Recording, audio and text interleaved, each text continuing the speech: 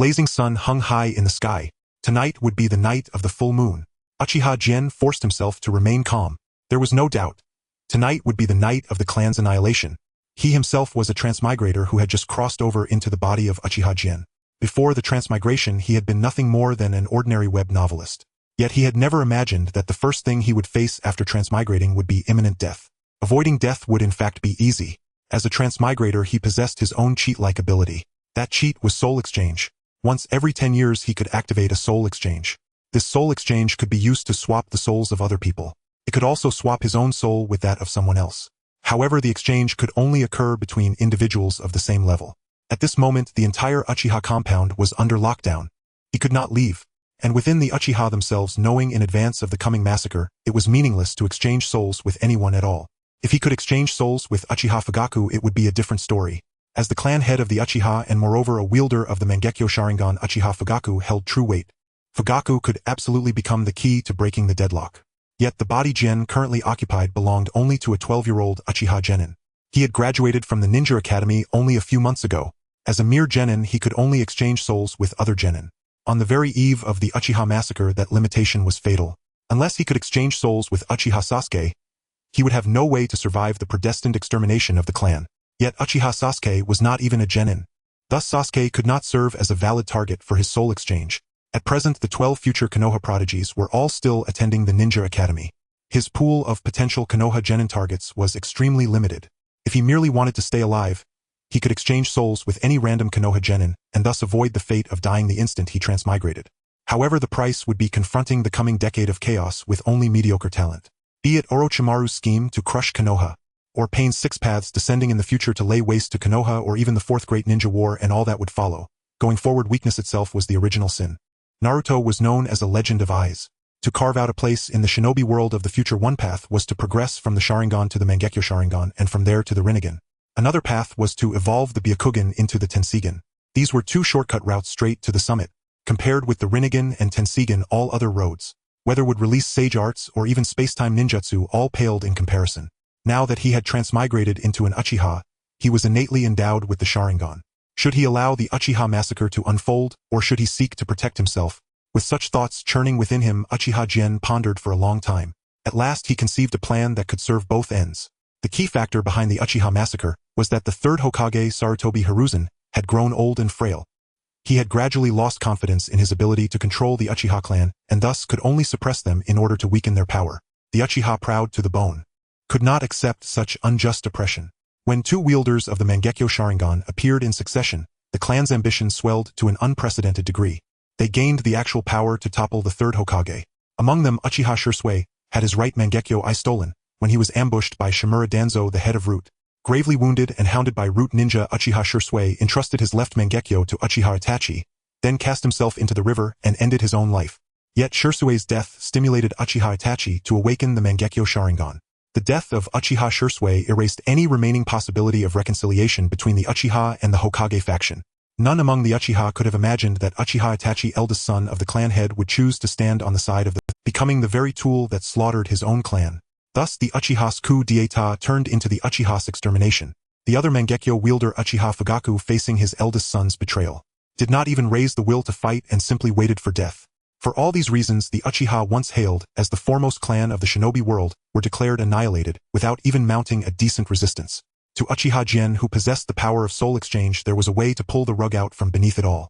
That was to swap the souls of Uchiha Fugaku and Sarutobi Hiruzen. Since Sarutobi Hiruzen had chosen to wipe out the Uchiha clan when he could no longer control them, why not simply make Sarutobi Hiruzen himself the Uchiha clan head? In that case, Sarutobi Hiruzen would hardly massacre himself. As an old fox who had held Konoha in his grasp for decades, if he became the Uchiha clan head, he would surely be able to defuse the crisis of the Uchiha massacre. This was not merely a stratagem of intellect. It was also overwhelming might. A Sarutobi Hiruzen in possession of the Mangekyo Sharingan would by no means sit and wait for death. With this in mind, a translucent window appeared before Uchiha Jin's eyes. Within it, the portraits and names of Uchiha Fugaku and Sarutobi Hiruzen were clearly displayed. As Uchiha Jin steeled his resolve, the positions of the two portraits shifted, trading places, signifying that their souls had likewise been exchanged.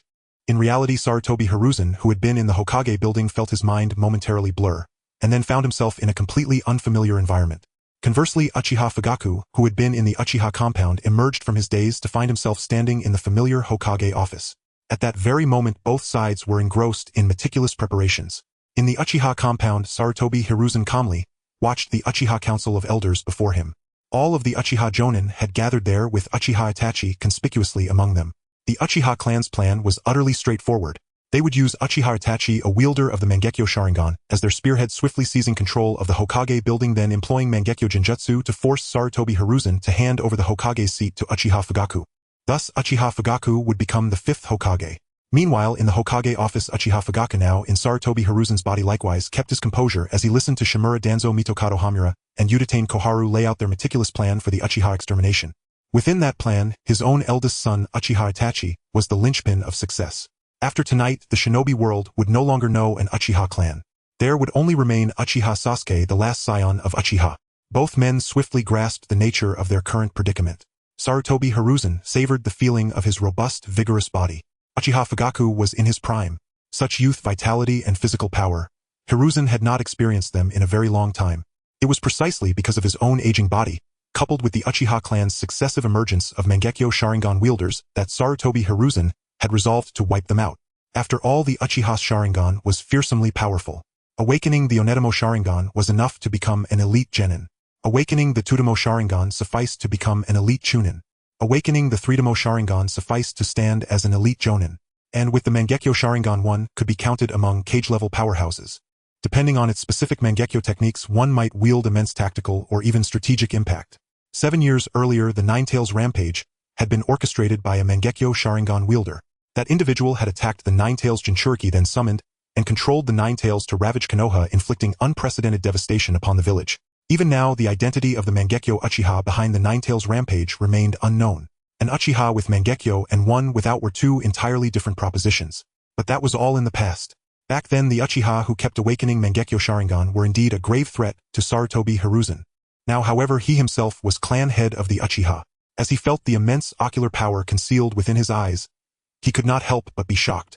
Never in his wildest imaginings had Sarutobi Hiruzen expected that Uchiha Fugaku himself was a Mangekyo Sharingan wielder.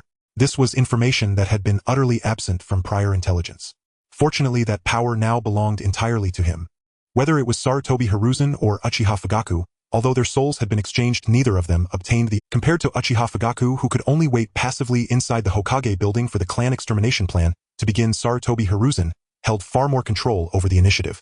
Because Sarutobi Hiruzen received intelligence from Uchiha Itachi, the information of the Uchiha clan was completely laid bare to Itachi. Even though some among the Uchiha were dissatisfied with Uchiha Itachi's seemingly indecisive attitude, they had not yet grown paranoid enough to imagine that he would betray his own clan. After all, he was the eldest son of the clan head Uchiha Fugaku, and also the one within the clan who had awakened the Mangekyo Sharingan. He was virtually destined to become the next head of the Uchiha clan in the future. Once the coup succeeded and Uchiha Fugaku became the 5th Hokage, Uchiha Itachi would be the 6th Hokage. At the same time, he was also the key to the Uchiha coup. Whether his Mangekyo Sharingan was used to break through the defenses of the Hokage building, to defeat the 3rd Hokage Sarutobi Hiruzen, or even to control him, it was of paramount importance. Thus, when it came to Uchiha Itachi, the Uchiha clan's intelligence was completely unguarded. Naturally, the movements of the Uchiha clan were thus transparently visible in one direction to Sarutobi Hiruzen. As for why Uchiha Itachi remained so loyal to Sarutobi Hiruzen and to Konoha, to the point of being willing to betray his own clan, this stemmed both from Itachi's own will and from factors related to Sarutobi Hiruzen. The reason was simple. Sarutobi Hiruzen had used Uchiha Shursue's Kotoamatsukami ocular technique on Uchiha Itachi. Although Uchiha Shursue's right Mangekyo bearing Kotoamatsukami had fallen into Shimura Danzo's hands. Anyone thinking it through would understand that Sarutobi Hiruzen could not possibly allow a Mangekyo Sharingan capable of silently rewriting others' wills to simply fall into Shimura Danzo's grasp. Especially when Shimura Danzo had always coveted his position as Hokage, eyeing it like a tiger stalking its prey. Thus, in truth, Uchiha Shursue's right Mangekyo bearing Kotoamatsukami had been kept in Sarutobi Hiruzen's hands all along.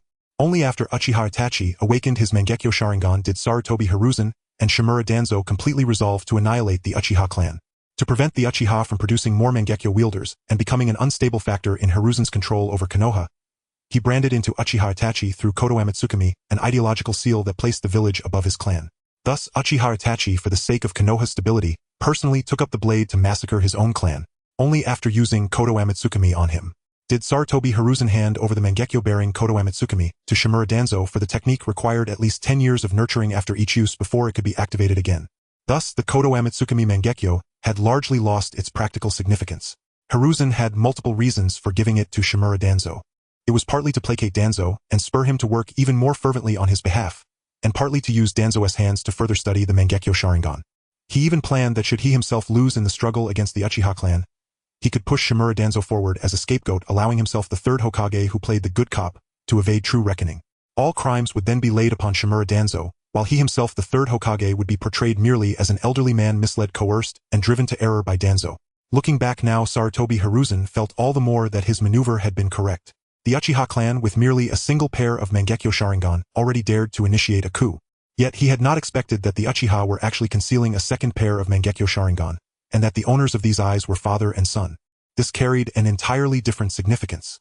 Regarding the Uchiha clan, the second Hokage Senju Tobarama had conducted extremely in-depth research. Naturally, the third Hokage Sarutobi Hiruzen inherited those research findings as well. He had always regarded the Uchiha with profound wariness. What he feared most was the clan's Mangekyo. Once Uchiha Madara had used the Mangekyo Sharingan to dominate the shinobi world, standing as an equal to the god of shinobi Senju Hashirama. Though Uchiha Madara was ultimately killed by Senju Hashirama, Hashirama himself died a few years later. A lone Mangekyo Sharingan was terrifying. Yet not enough to truly make Sarutobi Hiruzen quake in fear, because the Mangekyo Sharingan had a fatal weakness: ocular power. Frequent use of Mangekyo techniques would cause the Mangekyo Sharingan to go blind rapidly. In the past, the Uchiha clan had produced many powerful shinobi who awakened the Mangekyo Sharingan. Yet they still could not defeat the Senju clan precisely because of this limitation. No matter how peerlessly gifted you were, once you lost the Mangekyo Sharingan, you would be stripped of your sharpest edge. However, this constraint was broken in Uchiha Madara's case, for he awakened the eternal Mangekyo Sharingan. The method of awakening it was to fuse the Mangekyo Sharingan of one's close blood relative. The Mangekyo Sharingan was already exceedingly difficult to awaken, let alone requiring both close relatives of the same generation to awaken it at the same time. Thus, even knowing the conditions for the eternal Mangekyo Sharingan, it was still nearly impossible to replicate. Once the eternal Mangekyo Sharingan was awakened, ocular power would no longer constrain the Mangekyo. Not only could its techniques be unleashed without restraint, even Susanoo would undergo a qualitative transformation, expanding from a mere few tens of meters tall into a colossal Susanoo hundreds of meters high, becoming a true god of war. And the current Uchiha clan without doubt now fulfilled these conditions. Uchiha Fugaku had awakened the Mangekyo Sharingan, yet this fact was unknown even to Uchiha Itachi. In Sarutobi Hiruzen's mind, this could only mean that Uchiha Fugaku possessed a deeply hidden and calculating mind, wary even of his most trusted eldest son Uchiha Itachi. The reason for such guardedness was also clear. It was all for the sake of the eternal Mangekyo Sharingan. There could only ever be a single pair of eternal Mangekyo. It was obvious that Uchiha Fugaku intended, after using his eldest son Uchiha Itachi, to seize the Hokage's seat, to then take Uchiha Itachi's Mangekyo Sharingan for himself, thereby achieving his own eternal Mangekyo Sharingan. Such was the scheme that unfolded within Sarutobi Hiruzen's mind regarding Uchiha Fugaku. Although in the past Uchiha Fugaku had consistently appeared outwardly forceful yet inwardly weak and indecisive, judging others by himself, Hiruzen did not truly believe Fugaku was a useless coward. A coward could never awaken the Mangekyo Sharingan. Moreover, when it came to the Uchiha-ku, Uchiha Fugaku's stance was without doubt one of support. Or, at the very least, he did not oppose it. From the discussions of the Uchiha present at the scene, it was apparent that they had no clear understanding of the consequences of a failed coup aside from Uchiha Itachi. Every Uchiha present believed that even if the coup failed, given Sarutobi Hiruzen's long-displayed indecisive nature, the worst possible outcome for the Uchiha clan would be the execution of only those shinobi directly involved in the coup. For such a price, the Uchiha were willing to take the gamble.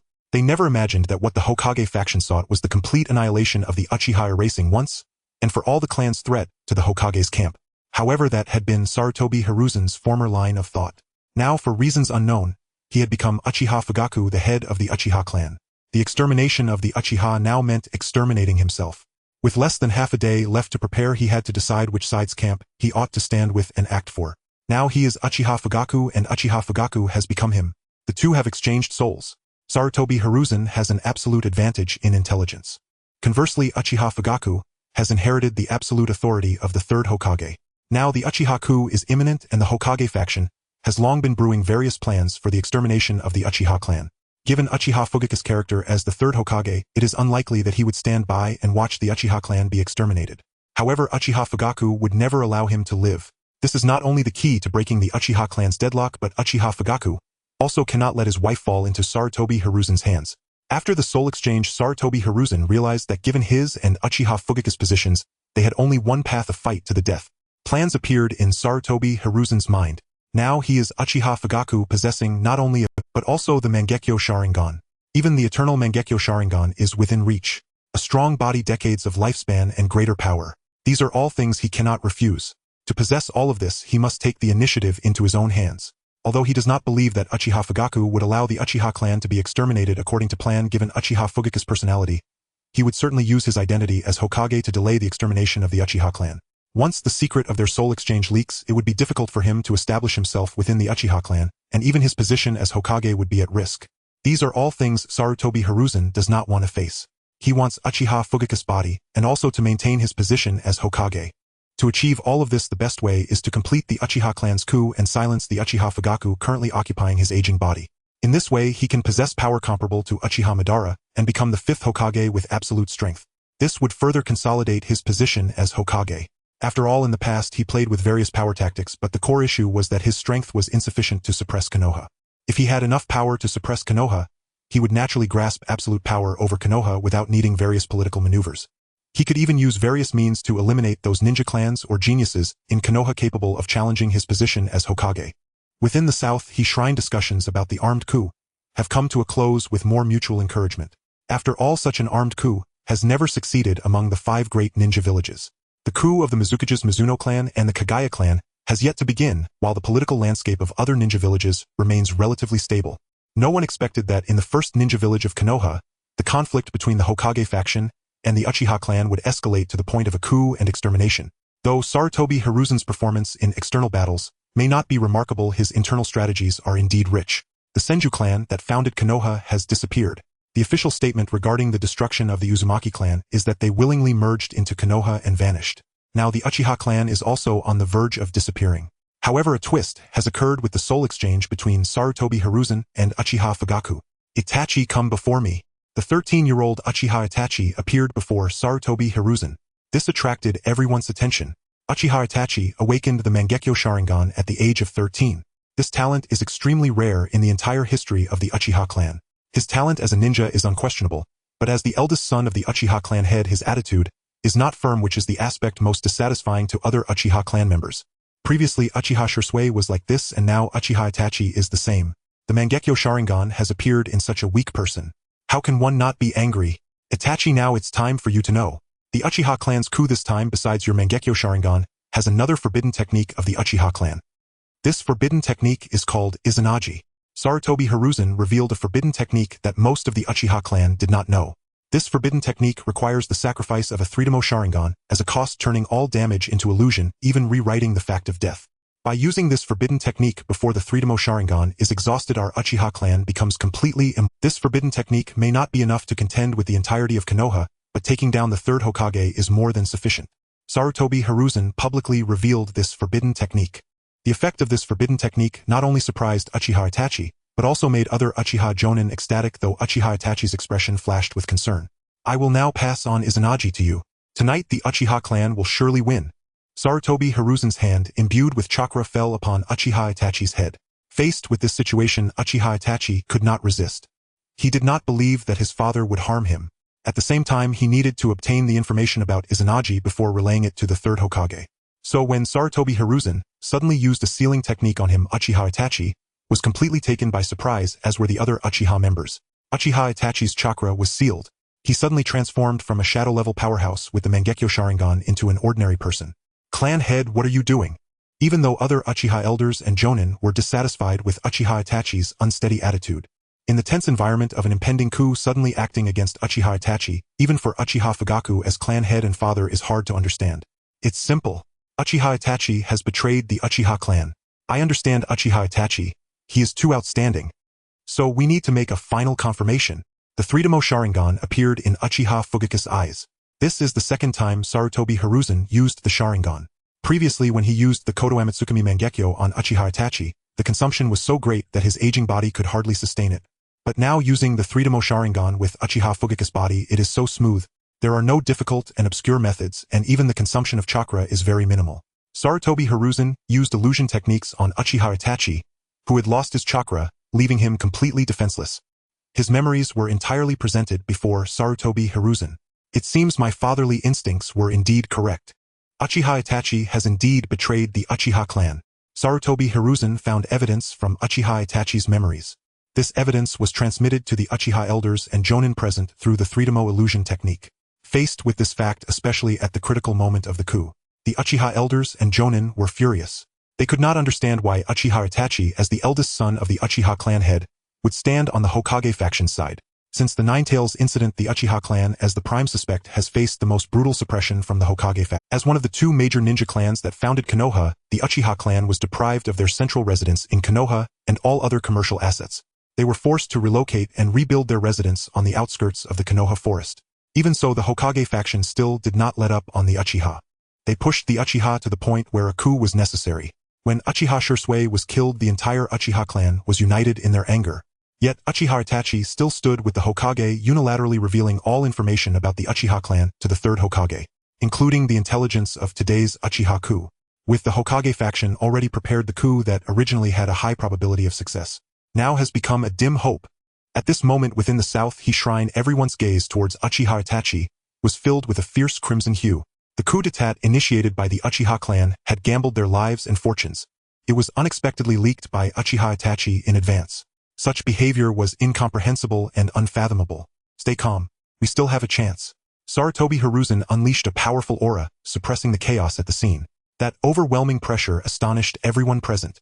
If Sarutobi Hiruzen had always presented himself as a good-natured person, it was due to his own insufficient strength, unable to dominate everything. Then Uchiha Fugaku, possessing the Mangekyo Sharingan, had concealed his true power, all along advocating for reason and gaining the collective respect of the Uchiha clan through just actions. However, not many truly respected Uchiha Fugaku from a standpoint of strength. The power he had previously demonstrated was merely that of an elite jonin. In the Uchiha clan, as long as one activated the 3-Demo Sharingan, they were considered elite jonin. Yet now Uchiha Fugaku's displayed pressure was undoubtedly that of a cage level, as the clan leader Uchiha Fugaku had surprisingly concealed his strength in the past. In a clan known for its flamboyant personalities, hiding one's power was a highly contemptible act. But now, after Uchiha Fugaku revealed his cage-level pressure, it brought the Uchiha members whose coup had been exposed from chaos to calm. I will use his Mangekyo Sharingan. Then control the Ninetales Jinchuriki. This is our only chance to break through. Let Konoha experience another Ninetales disturbance. Sarutobi Hiruzen articulated his plan. When this plan was announced, the expressions of the Uchiha present suddenly ignited with fervor. Uchiha Itachi indeed betrayed the Uchiha clan, but his Mangekyo Sharingan still existed. As long as clan leader Uchiha Fugaku could obtain Uchiha Itachi's Mangekyo Sharingan, and then control the Ninetales Jinchuriki with the powerful force of the Ninetales, it would be enough to render all preparations of the Hokage faction worthless. Clan leader, do you know who the Ninetales Jinchuriki is? Indeed. Although as an anime viewer anyone knows that Uzumaki Naruto is the Ninetales Jinchuriki in the real ninja world, any Jinchuriki is the most classified intelligence of a ninja village. The Uchiha clan was unaware that Uzumaki Naruto was the Ninetales Jinchuriki. Otherwise, at the critical moment of the coup, they would not have overlooked the idea of kidnapping the Ninetales Jinchuriki as a trump card. But the Uchiha clan was not clear. Sarutobi Hiruzen, as the third Hokage, was very much aware that Uzumaki Naruto had been under his surveillance and guidance. All suppression against Uzumaki Naruto was actually under the control of Sarutobi Hiruzen. He intended to completely seize the Ninetales Jinchuriki from body to emotions, as one of his greatest trump cards as Hokage.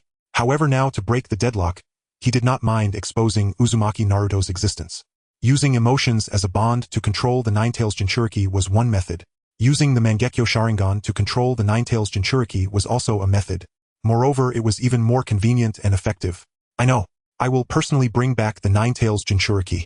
As long as we have the Ninetales, the preparations of the Hokage faction will be utterly crushed. The explosive emergence of clan leader Uchiha Fugaku at this critical moment gave the exposed Uchiha clan a renewed sense of assurance.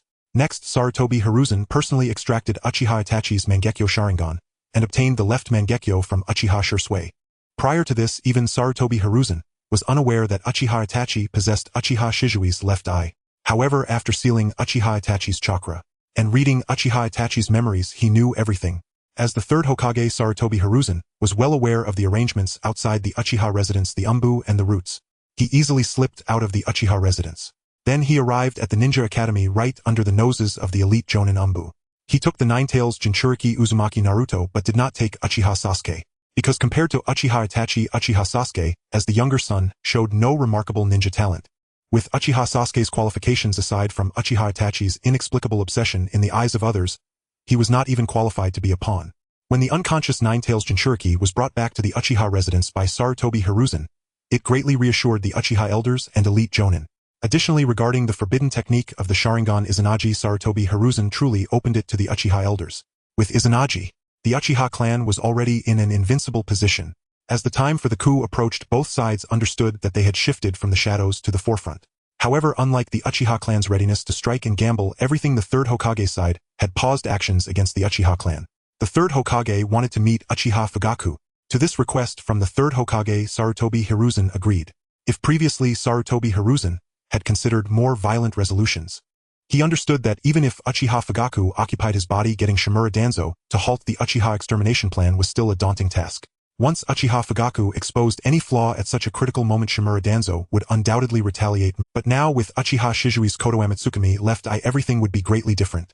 His plan shifted from killing Uchiha Fugaku, who controlled Sarutobi Hiruzen, to controlling Uchiha Fugaku with Kotoamatsukami. In this way, he could smoothly transition the power of Hokage. Although to attain the position of Hokage, Sarutobi Hiruzen could resolutely decide to exterminate the Uchiha clan. However, from the moment he occupied Uchiha Fugaku's identity, the Uchiha clan transformed from a threat into an ally. The extermination of the Uchiha clan indeed carried the risk of igniting the Fourth Great Ninja War. After all, Konoha had been on a downhill slope since the Third Great Ninja War. The Nine-Tails disturbance, the deaths of the Fourth Hokage, and his wife, the departure of Tsunade, the defection of Orochimaru, and Jiraiya's long absence from the village. 4 years ago, the village of Kumogakure attempted to seize Konoha's Byakugan bloodline through extremely shameless means. After failing to capture Hinata Hyuga, the heiress of the Hyuga clan, they even threatened war to force Konoha to surrender the head of the Hyuga clan, Hayashi Hyuga. Although ultimately, under Sarutobi Hiruzen's strategies, they surrendered the corpse of Hayashi Hyuga. But the humiliation of that moment lingered in Sarutobi Hiruzen's mind. If the Uchiha clan were to be exterminated, Konoha, with its greatly diminished strength, would inevitably face various tests from the other 4 major ninja villages. The risk of igniting the Fourth Great Ninja War was undeniable, and with Konoha's current strength, it was absolutely incapable of withstanding the siege from other ninja villages in the Fourth Great Ninja War. Therefore, in a situation where choices existed, the Uchiha clan was naturally best preserved. The premise being that they would not threaten Sarutobi Hiruzen's position as Hokage. He had calculated the disappearance of both the Senju clan and the Uzumaki clan, let alone that of a single Uchiha clan. Fortunately, he had now become Uchiha Fugaku, and soon would be the second person to possess the eternal Mangekyo Sharingan. He would suppress the ninja world like the former demonic figure Uchiha Madara, and in this era there would be no second ninja god Senju Hashirama. Of course, Sarutobi Hiruzen does not know. Although there is no second Senju Hashirama in this era, there is Nagato with the Rinnegan. This information is known to Shimura Danzo. However, he did not share it with Sarutobi Hiruzen. This request for a meeting was entirely predictable for Sarutobi Hiruzen. This was expected. After he took away the Nine-Tails Jinchuriki, it was no longer up to Shimura Danzo. If we talk about the Uchiha clan's extermination, Konoha could barely withstand it, but the current Konoha would absolutely not survive a second Nine-Tails incident, or even the death of the Nine-Tails Jinchuriki. Losing the deterrent of the Nine-Tails, the Fourth Great Ninja War would inevitably break out. Thus, outside the Uchiha compound, the Uchiha clan and the Hokage faction met. Originally, he wanted to rely on Uchiha Itachi to carry out an inside-outside strategy, at the lowest possible cost, to exterminate the Uchiha clan. However, this changed with Uchiha Itachi being captured. Moreover, he lost his Mangekyo Sharingan, turning it into an illusion. Now, with both the Uchiha clan and the Hokage faction fully aware, they did not want things to escalate completely. Fortunately, Sarutobi Hiruzen, leveraging his intelligence advantage, stabilized the situation skillfully. He did not reveal any information regarding the Uchiha extermination. Once the Uchiha clan realizes that the consequence of their failed coup is extermination, there would be no so-called peace talks, but rather a mutually destructive struggle with the Hokage faction. Under the hidden agendas of both sides, Sarutobi Hiruzen and Uchiha Fugaku met for the first time after their souls had swapped. However, at the very moment of their meeting, Sarutobi Hiruzen unceremoniously activated the left eye of the Kotoamatsukami technique. Then, under the influence of the Kotoamatsukami, Uchiha Fugaku immediately killed Shimura Danzo. Shimura Danzo must die. Or more accurately, Shimura Danzo, who knows about the Kotoamatsukami, must die. Currently, only 3 people are aware of Uchiha Shizui's Kotoamatsukami. They are Sarutobi Hiruzen, Shimura Danzo, and Uchiha Itachi, until Uchiha Shizui's death. Even Uchiha Fugaku himself does not know about Uchiha Shizui's Mangekyo techniques. Uchiha Shirsue, in order to demonstrate his sincerity to Sarutobi Hiruzen and Shimura Danzo, revealed his Kotoamatsukami. This not only cost him his life, but also pushed the Uchiha clan into an abyss from which there is no return, and thoroughly cemented Sarutobi Hiruzen and Shimura Danzo's determination to exterminate the Uchiha. Now that Uchiha Itachi has been captured by Sarutobi Hiruzen, as long as he eliminates the only other person who knows about the Kotoamatsukami Shimura Danzo, then the Kotoamatsukami will not leak. He can completely control Uchiha Fugaku, thus ensuring a smooth transition of power in Konoha. In the past, he needed to keep Shimura Danzo alive because of his own insufficient strength. He needed one to play the villain and the other to play the hero. But now he no longer needs that. Next, not only can he obtain the eternal Mangekyo Sharingan, but he can also acquire a pair of Kotoamatsukami Mangekyo Sharingan, even if he can use it only once every 10 years. The strategic significance of the Kotoamatsukami Mangekyo Sharingan is undoubtedly undeniable. The third Hokage suddenly ambushed Shimura Danzo, and with a single blow it was a killing move. This undoubtedly shocked everyone. When Sarutobi Hiruzen used the Kotoamatsukami Mangekyo Sharingan, he deliberately used contact lenses for concealment. Even if someone suspects that Uchiha Fugaku used an illusion, nobody believes that Uchiha Fugaku's illusion could easily control the third Hokage. If the illusion were truly that invincible, then the Uchiha clan wouldn't need a coup. They could just use illusions to rule the ninja world. However, all of this depends on their ignorance of the existence of the Kotoamatsukami. Uchiha Fugaku. The Uchiha clan and Konoha have reached this point today. This is something no one wants to see. Shimura Danzo killed Uchiha Shirsue and seized Uchiha Shizui's Mangekyo Sharingan. Now I personally kill Shimura Danzo and hand over his Mangekyo Sharingan belonging to Uchiha Shirsue. You hand over the Nine-Tails Jinchuriki. This is my sincerity. Otherwise the Uchiha clan will be irreparably doomed. Facing Sarutobi Hiruzen's control, Uchiha Fugaku provided a reasonable justification for killing Shimura Danzo. The mysterious death of Uchiha Shirsue has always been an unsolved case in Konoha. Now this unsolved case has been confirmed by the third Hokage himself. This undoubtedly provided a great psychological shock to the Umbu present. After all, taking action against fellow village ninjas is something that can be done, but should never be spoken of. Once Orochimaru conducted human experiments using Konoha ninjas. After being discovered, he could only choose to defect. Now, in order to appease the Uchiha clan, the seemingly kind third Hokage actually killed Shimura Danzo himself, completely stripping Shimura Danzo of his posthumous reputation.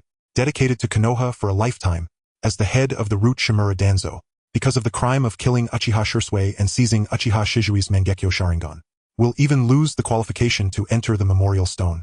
Mito Gaiden and Uchiha Kyuka were likewise shocked by the third Hokage's action of killing Shimura Danzo. However, using Shimura Danzo's life to appease the Uchiha clan in exchange for the Nine-Tails Jinchuriki, the two, after careful consideration, could only express support. As for opposing and complaining, that can be discussed behind the scenes, but must not erupt into conflict in front of the Uchiha clan. In response to the goodwill offered by the third Hokage, Sarutobi Hiruzen, who achieved his goal, had the Uchiha ninjas take back Shimura Danzo's body. He then publicly revealed the right eye of Shimura Danzo, which had been covered by gauze. Shimura Danzo's right eye was a 3-demo Sharingan. However, after Sarutobi Hiruzen personally infused the right eye of Shimura Danzo with Mangekyo power, Shimura Danzo's right eye transformed from a 3-demo into a Mangekyo Sharingan. In Konoha, the last deceased owner of a Mangekyo Sharingan was none other than Uchiha Shirsue, who died mysteriously and lost both his eyes. The unsolved case of Uchiha Shizui's mysterious death has now been thoroughly classified. With the appearance of Uchiha Shizui's Mangekyo Sharingan in Shimura Danzo's right eye, where is Uchiha Shizui's left eye? The Uchiha elder angrily questioned. The third Hokage across from him remained silent. Hand over the Nine-Tails Jinchuriki. This is also the sincerity of our Uchiha clan. We Uchiha clan have no intention of betraying Konoha. All of this is a forced counterattack caused by Shimura Danzo killing Uchiha Shirsue and maliciously suppressing the Uchiha clan. Sarutobi Hiruzen easily attributed this impending coup entirely to Shimura Danzo. A premeditated coup and a publicly visible coup discovered afterward are two entirely different matters. The Uchiha clan was willing to accept Sarutobi Hiruzen's explanation. Since the third Hokage has shown ample sincerity, the Uchiha clan is also unwilling to conduct a forced coup under the premise of losing their advantage. The Uchiha clan indeed lost the initiative, and the Nine-Tails Jinchuriki, but the Hokage faction also lost Shimura Danzo. In return, the Uchiha clan obtained 2 pairs of Mangekyo Sharingan, namely Uchiha Shizui's and Uchiha Itachi's Mangekyo Sharingan. This was enough to pose sufficient deterrence to the third Hokage. as both sides completed the exchange of Shimura Danzo's body and the Nine-Tails Jinchuriki. This conflict was dissolved into nothingness by Sarutobi Hiruzen, without the constraint of Shimura Danzo. Sarutobi Hiruzen was finally able to proceed with the transfer of Hokage power. Most of the villagers of Konoha and the Uchiha clan were unaware of what had transpired at this crossroads capable of altering the future of the ninja world. The ninja school continued its normal classes. The villagers of Konoha went about their daily work. Even with Naruto Uzumaki missing, everything seemed to go on as usual except for those in the higher echelons of the Hokage faction and the Umbu. Most people believed that Naruto Uzumaki was simply playing hide and seek again. The Uchiha clan felt the same way. The Uchiha youths, including Sasuke Uchiha, were still attending the ninja school. The Konoha police department maintained order in the village as per usual. To prevent the Hokage faction from discovering the Uchiha clan's coup, both sides worked hard to maintain the facade of peace, especially after the raid on the Hokage building. Only the Uchiha clan's upper ninjas and a few middle ninjas were necessary. However, this covert confrontation took a completely different turn with the soul exchange between Sarutobi Hiruzen and Uchiha Fugaku. As night fell, a full moon hung in the sky. Uchiha Itachi sat quietly at home, his expression calm under the dim light. He was staring intently at the scroll before him. This scroll was merely an ordinary technique scroll for the body replacement technique, a signature ninjutsu for graduates of the ninja school. However, if someone were to observe Uchiha Itachi closely, they would notice that he appeared to be seriously studying the body replacement technique scroll. In truth, he was lost in thought. His eyes lacked focus, completely in a daze. Yet within this daze there lingered a profound fear. He indeed had exchanged souls with Sarutobi Hiruzen and Uchiha Fugaku, but at this moment he felt a tinge of regret. At the moment he awakened his powers, he had been proud and ambitious. As a transmigrator, the Sharingan Rinnegan and being the Jinchuriki of the Ten Tails seemed perfectly tailored for him. He did not want to become Hashirama Senju, nor did he wish to become Madara Uchiha. Even if his strength could suppress the ninja world, he could not escape the fate of mortality. A century later, he would ultimately return to dust. He aspired to achieve the bloodline limit and attain an immortality akin to Kagaya Otsutsuki. Thus, he could not easily abandon his Uchiha lineage. This was his path to ascendancy and an attempt to change the fate of the Uchiha clan's annihilation through the soul exchange. But as night descended, faced with the undeniable truth of being unable to control his own fate, left to passively await life or death, an uncontrollable fear began to take root within him. He did not want to die, especially not just after having transmigrated. He felt a tinge of regret. Rather than gamble on an uncertain future, he could have chosen a safer option for survival. Yet it was too late for regret. Time passed ever so slowly. Every sound from outside seemed amplified. The sensation of death loomed over him constantly. As the clock ticked closer to 10 at night, Uchiha Itachi extinguished the lights according to his Buddhist habits and lay on the hard bed. As a ninja, even for just a day, he realized the harsh realities of being a ninja. There was no trace of youth as depicted in stories. As a ninja, one must always remain calm and avoid indulgence. Only by maintaining a clear mind could one sustain the efficiency of their training and stabilize their chakra refinement in times of crisis. This would maximize their advantages and help identify the weaknesses of their opponents. Moreover, due to the nature of ninja missions requiring them to endure hardships, pleasure was not advocated for ninjas. It easily became their weakness. Seeking indulgence could lead to being targeted by poison. Desiring wealth could lead to being bought off and becoming a traitor. Seeking beauty not only harms the body but could also become a fatal weakness. Unless one possessed the strength and experience of a legendary ninja like Jiraiya, countless ninjas die each year due to the lure of beauty. Even as a Uchiha ninja under such ninja education, Itachi possessed very little money. This was partly due to his status as an orphan. Having just become a genin, he could only take on ordinary drank missions. Drank missions were notorious for their low pay and high tasks. As a genin, he could only earn a meager living. Furthermore, even this little income had to be shared with the Hokage building. Then a portion would go to the Uchiha clan, another share to his supervising ninja, leaving him with limited money to cover his daily expenses. After becoming a genin, he was already an independent Uchiha. He had to take responsibility for his food, clothing, and living arrangements with no support from the Uchiha clan. Due to the ninja code, his living quarters were exceedingly simple. There was hardly any proper furniture in the room, only basic shelter from the wind and rain. Unlike modern preferences for soft bedding, ninjas generally accustomed themselves to hard wooden boards, incorporating this into their daily training. After all, when ninjas are out in the field, they often sleep on the ground and must remain vigilant, only able to enter limited shallow sleep, to avoid being caught off guard and losing their lives during surprise attacks. They are ninjas and their opponents are typically other ninjas. Ninjas understand ninjas best. Any oversight could result in fatal consequences. Cultivating a ninja is no easy task, hence the need to maximize their survival rate. Although many ninjas perished during war, their survival rate could still be considerably assured during peacetime. Regarding these common-sense notions of being a ninja, Uchiha Itachi, newly transmigrated, needed to adapt despite the significant conflicts between many ninja rules and his modern worldview. He had not even taken off his ninja uniform, nor changed into pajamas lying on the hard wooden board. Uchiha Itachi found it impossible to sleep. The shadow of death loomed over him at all times, listening to the ticking of the clock in the dark. His senses were heightened infinitely as the Uchiha compound grew silent with the passing of time. It was eerily quiet with not even the sound of insects. This was due to the presence of insect-controlling ninjas. Any ninja compound would ensure maximum cleanliness. Such cleanliness meant no foreign objects or odors could exist. Thus, if anything unusual occurred, ninjas accustomed to this clean environment could react immediately. Such a profound silence could never exist in modern environments. The quieter it became, the more it sparked Uchiha Itachi's fear. Unlike the ignorance of other Uchiha clan members, he was acutely aware that tonight was the night of the clan's massacre. If the fate of the Uchiha clan's extermination could not be rewritten, then Uchiha Itachi, with his Mangekyo Sharingan, possessed the strength to silently carry out the slaughter of the Uchiha clan in the dark. Uchiha Itachi could hear his own heartbeat clearly. The heartbeat often ignored in daily life now resonated like a grand bell. Its thump shook his eardrums. His perception of time stretched infinitely. Never before had Itachi felt time flow so slowly. The inexplicable sensation of life and death was terrifying. At this moment he even felt an impulse that if Uchiha Itachi were to truly come for the massacre, it would at least provide him with a definitive understanding, rather than face the unknown fear. As the first light of dawn began to appear through the window, morning had arrived. The anticipated massacre and death did not come to Uchiha Itachi. This meant that his attempt to exchange souls with Sarutobi Hiruzen and Uchiha Fugaku had borne fruit. In the dim light, Uchiha Itachi himself was unaware that his eyes had already turned a crimson red without him realizing. In the endless fear of distorted temporal perception, he activated the Onetamo Sharingan of the Uchiha clan. Not dead. Uchiha looked at the pale light coming through the window, overwhelmed with joy deep within. He hadn't slept a wink last night. At this moment he felt an endless void within his body. This void even caused him to momentarily black out. He nearly fell asleep on the spot. With the quality of a ninja, one might think that staying up for a night would be manageable. Yet even 3 days and nights without rest should not lead to such a condition. However, Uchiha quickly realized the reason for this situation. It was chakra. His chakra had unknowingly been completely depleted. Even for the Uchiha clan this was concerning.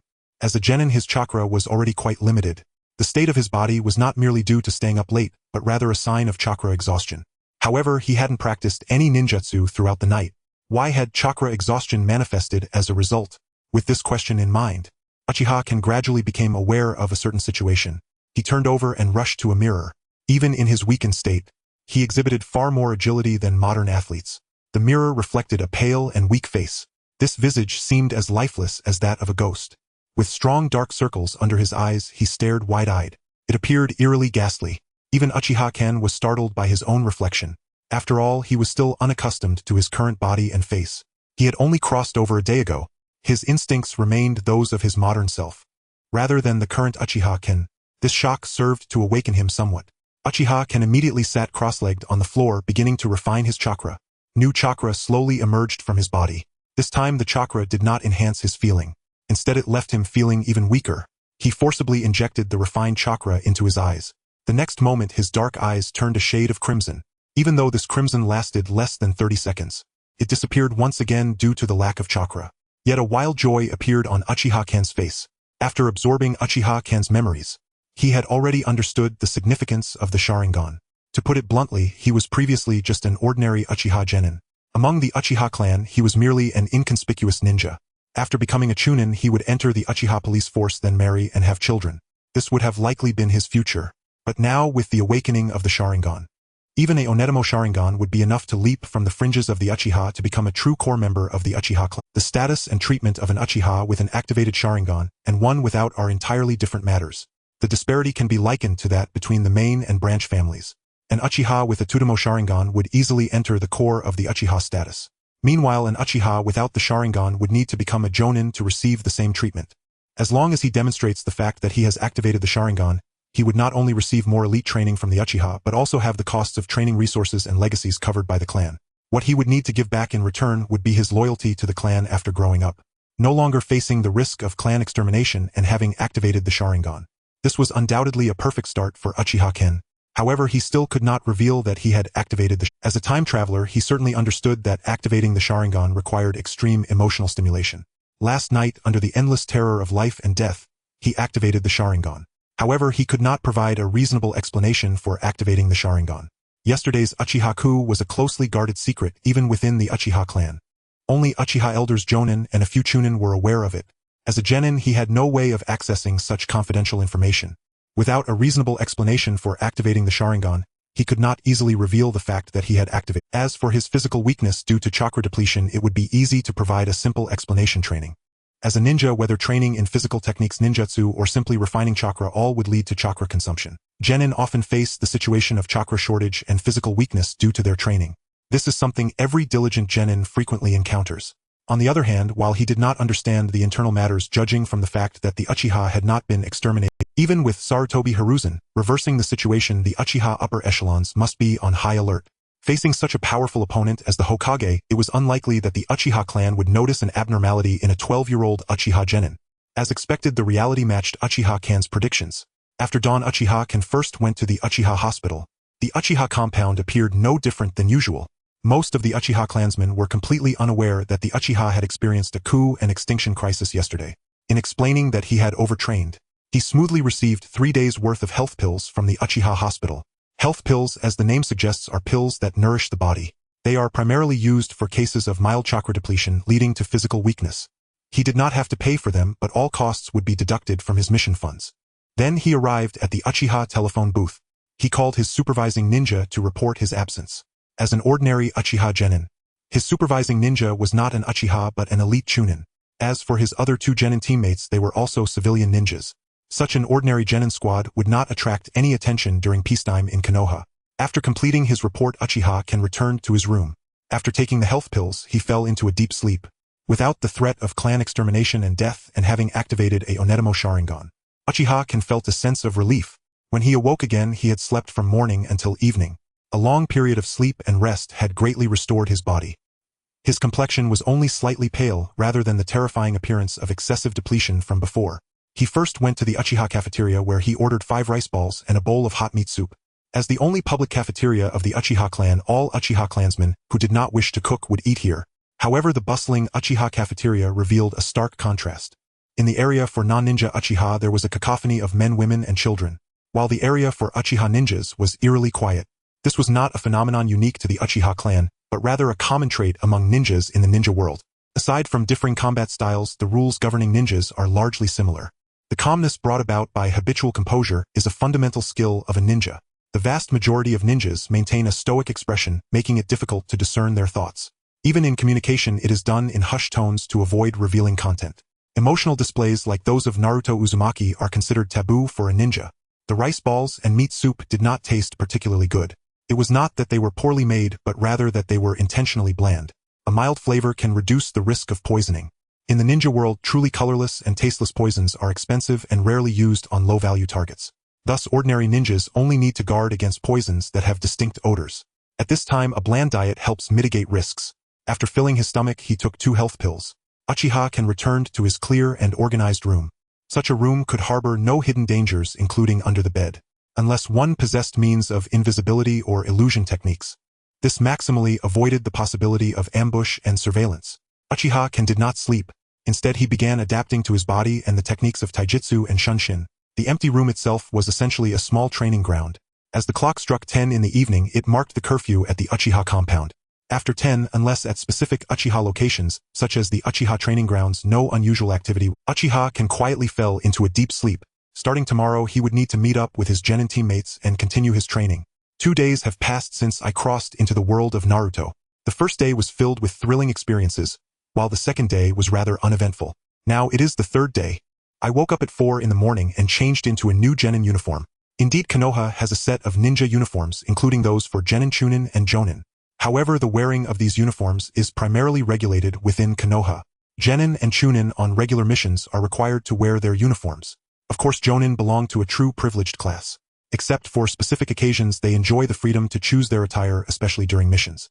Ninjas can also select their outfits based on actual circumstances. As ninjas, countless codes of conduct are foundational principles that every ninja must memorize and practice.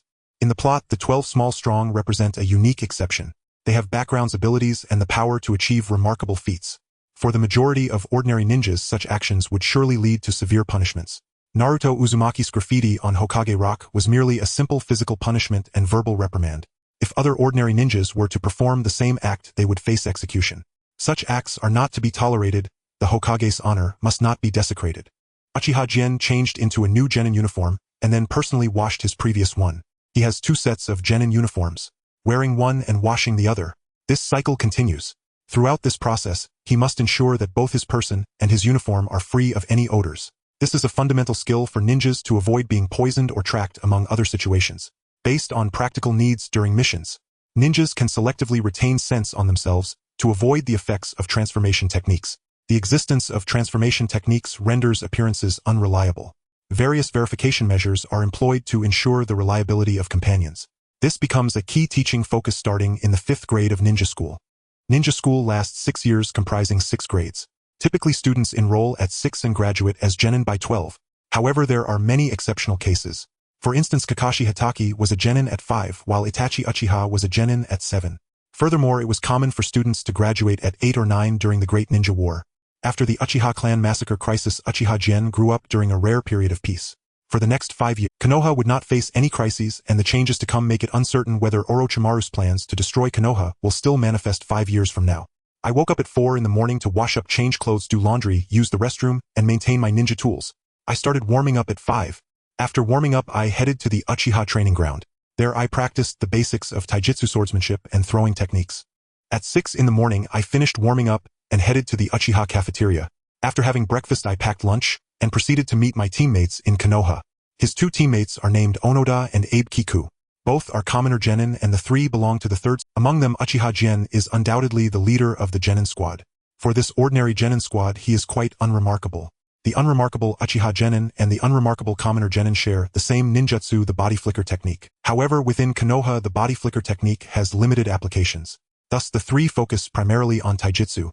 Even in taijutsu, Uchiha Gen is considered relatively skilled, while the other 2 can only be deemed average. Currently, the third squad primarily adapts to the processes of ninja missions and fosters teamwork among ninjas. Onoda and Abe Kiku both wear expressionless faces. However, given that they arrive together, they should be intentionally cultivating their relationship. As commoner genin, their options are quite limited. Forming a romantic relationship as soon as possible is the best choice to face the risks of future ninja missions together. After all, Uchiha Gen's future is practically predetermined. He will become a member of the Konoha police force, a position that commoner ninjas can only aspire to. Thus, Uchiha Gen will inevitably leave the third squad in the near future. Without his protection, the 2 will have to rely on each other to increase their survival rates as genin. No instructions were needed. The 3 began training at the public training ground in Konoha, with 40 minutes of individual practice, followed by 40 minutes of cooperative practice. As genin, mutual cooperation is crucial. It not only significantly enhances their combat power, but also maximizes their survival rates. Until 9 in the morning, the third squad headed to the Hokage building. The guiding ninja was already waiting there, named Yamada Ken. He is an elite chunin in his 20s who survived the brutal Third Shinobi World War. He excels in throwing weapons and setting traps. This is one of the few paths available to commoner ninjas. After all, they lack heritage. Even in taijutsu, which is their strong suit, they would be easily crushed by clan ninjas. As for ninjutsu, the disparity is even greater. They compensate for the lack of foundation and combat power with traps and weapons. Therefore, achieving counterkills is an excellent strategic direction for commoner ninjas. The guiding ninja for their third squad is just such an elite chunin. By utilizing trap-setting techniques, he killed many Iwagakure ninjas during the Third Shinobi World War, thus earning the qualification of elite chunin. Under Yamada Ken's guidance, the third squad received a task to collect herbs. This task was issued by the Nara clan with the benefit of learning about herbs and a relatively higher reward. Uchiha Gen did not oppose this task, and the third squad arrived at Nara Herb Mountain. Although many medicinal materials can be cultivated, some herbs have special environmental requirements for growth, and wild ones tend to be more effective. Thus, the Nara clan issues herb collection tasks year-round. However, only ninjas with some connection to the Nara clan can undertake them. A herb booklet was handed over to the third squad by a Nara ninja. After providing instructions on the precautions for herb collection and giving some insect repellent, the next steps were left to the third squad's discretion. Nara Herb Mountain poses some danger to ordinary people, as there are many poisonous insects and ferocious beasts in the ninja world jungle. However, they pose limited threats to ninjas. The herb booklet only contains detailed illustrations and names of the herbs with no descriptions of their effects, only the prices for collection. This allows the third squad to clearly understand their potential earnings from herb collection. Yamada Ken promised that after completing 10 herb collection tasks, he would teach them techniques for throwing weapons or setting traps. Onoda and Abe Kiku were pleasantly surprised by Yamada Ken's promise. Not only were they amazed by the lucrative rewards of the herb collection task, but they were also excited about Yamada Ken's teachings. Opportunities for commoner ninjas to gain such knowledge are rare. The best chance comes during the guiding ninja phase. Guiding ninjas typically teach genin classes for only 1 year. After that, whether they still recognize the relationship as teacher and student remains uncertain. If one cannot acquire knowledge from their guiding ninja, it becomes even more difficult later on. Now there is an opportunity to gain knowledge from a chunin. However, Uchiha Jin remained calm. Whether it be throwing weapons or setting traps, the Uchiha clan's heritage far exceeds that of an elite chunin like Yamada Ken. What he seeks now is to adapt to his new life as a ninja after crossing over, and then to pursue the ultimate power. The life of a ninja is extremely monotonous and regular. The reward for the herb gathering task is 3 times higher than before when clearing garbage weeds or river paths. Even so, after sharing profits with the Hokage building guiding the ninjas and the Uchiha clan, he himself is left with very. On the contrary, both Koyota and Abe Kiku experienced an immediate increase in income due to not being part of the ninja clan's profit sharing. After traversing among the Uchiha for a week, Uchiha Fugaku succeeded Shimura Danzo as the new leader of the route. However, he could only establish the route originally belonging to Shimura Danzo was merged into the Umbu. After the Uchiha clan took control of the Konoha police department, they finally gained the power to influence the Umbu. Meanwhile, the third Hokage Sarutobi Hiruzen took Uchiha Fugaku's second son Uchiha Sasuke as his direct disciple, while Uchiha Fugaku took Sarutobi Hiruzen's newly born grandson Sarutobi Konohamaru as his direct disciple. In a short time, the Uchiha clan and the Hokage faction quickly shifted from being at each other's throats to close cooperation. This signal undoubtedly elevated the Uchiha clan's status in Konoha. Not long after Uchiha Fugaku publicly displayed his Mangekyo Sharingan. Although he was aware of the underlying truth, the Mangekyo Sharingan actually belonged to his eldest son Uchiha Itachi. However, most people did not realize this. With the activation of his Mangekyo Sharingan, Uchiha Fugaku undoubtedly qualified for the election of the 5th Hokage. The aging 3rd Hokage compromised with the Uchiha clan at the cost of personally killing Shimura Danzo. This became an inherent understanding in Konoha. They naturally did not know that Sarutobi Hiruzen and Uchiha Fugaku had exchanged souls. The current Sarutobi Hiruzen used the Kotoamatsukami to control the Uchiha Fugaku occupying his body. Controlling Mido Gaiden and Tojo Koharu with the Mangekyo Sharingan, he revealed his identity to the son of the Umbu captain Sarutobi Shinosuke and Nara Shikaku. Thus he swiftly shifted and solidified his power under the identity of the Uchiha clan leader. A month after traversing among the Uchiha, the 3rd Hokage publicly revoked the accusations against the Uchiha clan regarding the Nine-Tails incident. This restored the Uchiha clan's reputation and returned their assets in Konoha. The Uchiha clan returned from the edges of the Konoha forest to its center. Regarding the Uchiha clan's strong return, not only did they gain the support of the 3rd Hokage, but even the Ino Shikacho trio did not oppose it. Uchiha ninjas now had new options. Besides joining the Konoha police department, they could also choose to join. However, all of this had little to do with Uchiha Ken. After a month of integration, he had adapted very well to his life as a genin. Moreover, he did not reveal that he had activated a Tomo Sharingan. With his ordinary ninja qualifications, he did not meet the entry threshold for either the Konoha Police Department or the New Route, even as an Uchiha member. Regardless of whether it was the Konoha Police Department or the New Route, his strength as a genin did not reach the minimum requirement, which was a chunin. 3 months after traversing among the Uchiha, the Konoha Police Department, previously controlled by the Uchiha, opened its membership criteria to others no longer limited to Uchiha chunins. After passing assessments, other Konoha chunins could also become members of the Konoha Police Department. This happened because on one hand, most elite Uchiha ninjas joined the New Route. This led to a significant personnel shortage in the Konoha Police Department. On the other hand, Sarutobi Hiruzen needed to change the Uchiha clan's image in Konoha. By sacrificing some benefits of the Konoha Police Department, he sought to win the support of other Konoha ninjas, thus allowing him to rightfully become the 5th Hokage. It was also after the Uchiha clan opened the Konoha Police Department's authority that news of the 5th Hokage election began to circulate in Konoha. Such a significant piece of news could not have spread widely without the permission of the 3rd Hokage. Now in Konoha, there were candidates with strength and prestige vying for the position of the 5th Hokage. The only one with the Mangekyo Sharingan was Uchiha Fugaku. The 3rd Hokage was paving the way for Uchiha Fugaku to become the 5th Hokage. This was an obvious situation. Uchiha Ken unilaterally withdrew from the 3rd team, taking this opportunity to enter the Konoha hospital. He obtained a training opportunity for medical ninjas at the Konoha hospital, which was impossible in the past due to the influence of the 2nd Hokage and the malicious distortion by the 3rd Hokage. There was a general rift between the Uchiha clan and Konoha ninjas. Except during the Ninja World War, Uchiha ninjas were confined to the Konoha Police Department.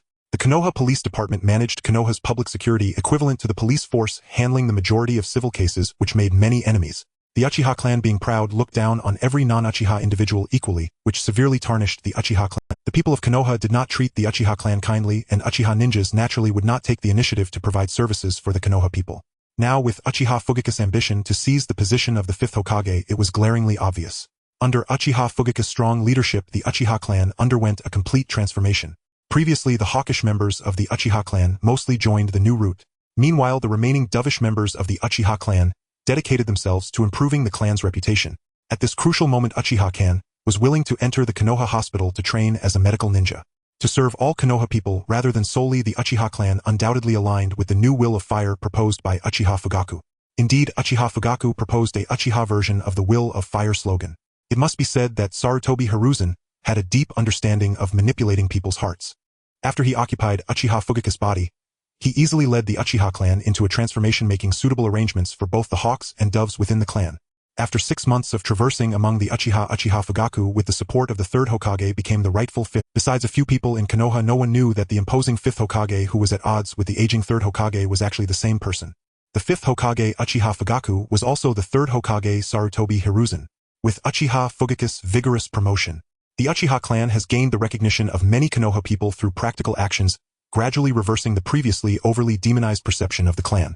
Compared to the aging 3rd Hokage, the current 5th Hokage is undoubtedly more recognized by the people of Konoha in turn. This was evident when Uchiha Fugaku publicly demonstrated his towering Mangekyo Susanoo, assuring that with his power a second Nine-Tails incident would never occur. This greatly comforted the hearts of Konoha citizens who were affected by the Nine-Tails incident 8 years ago.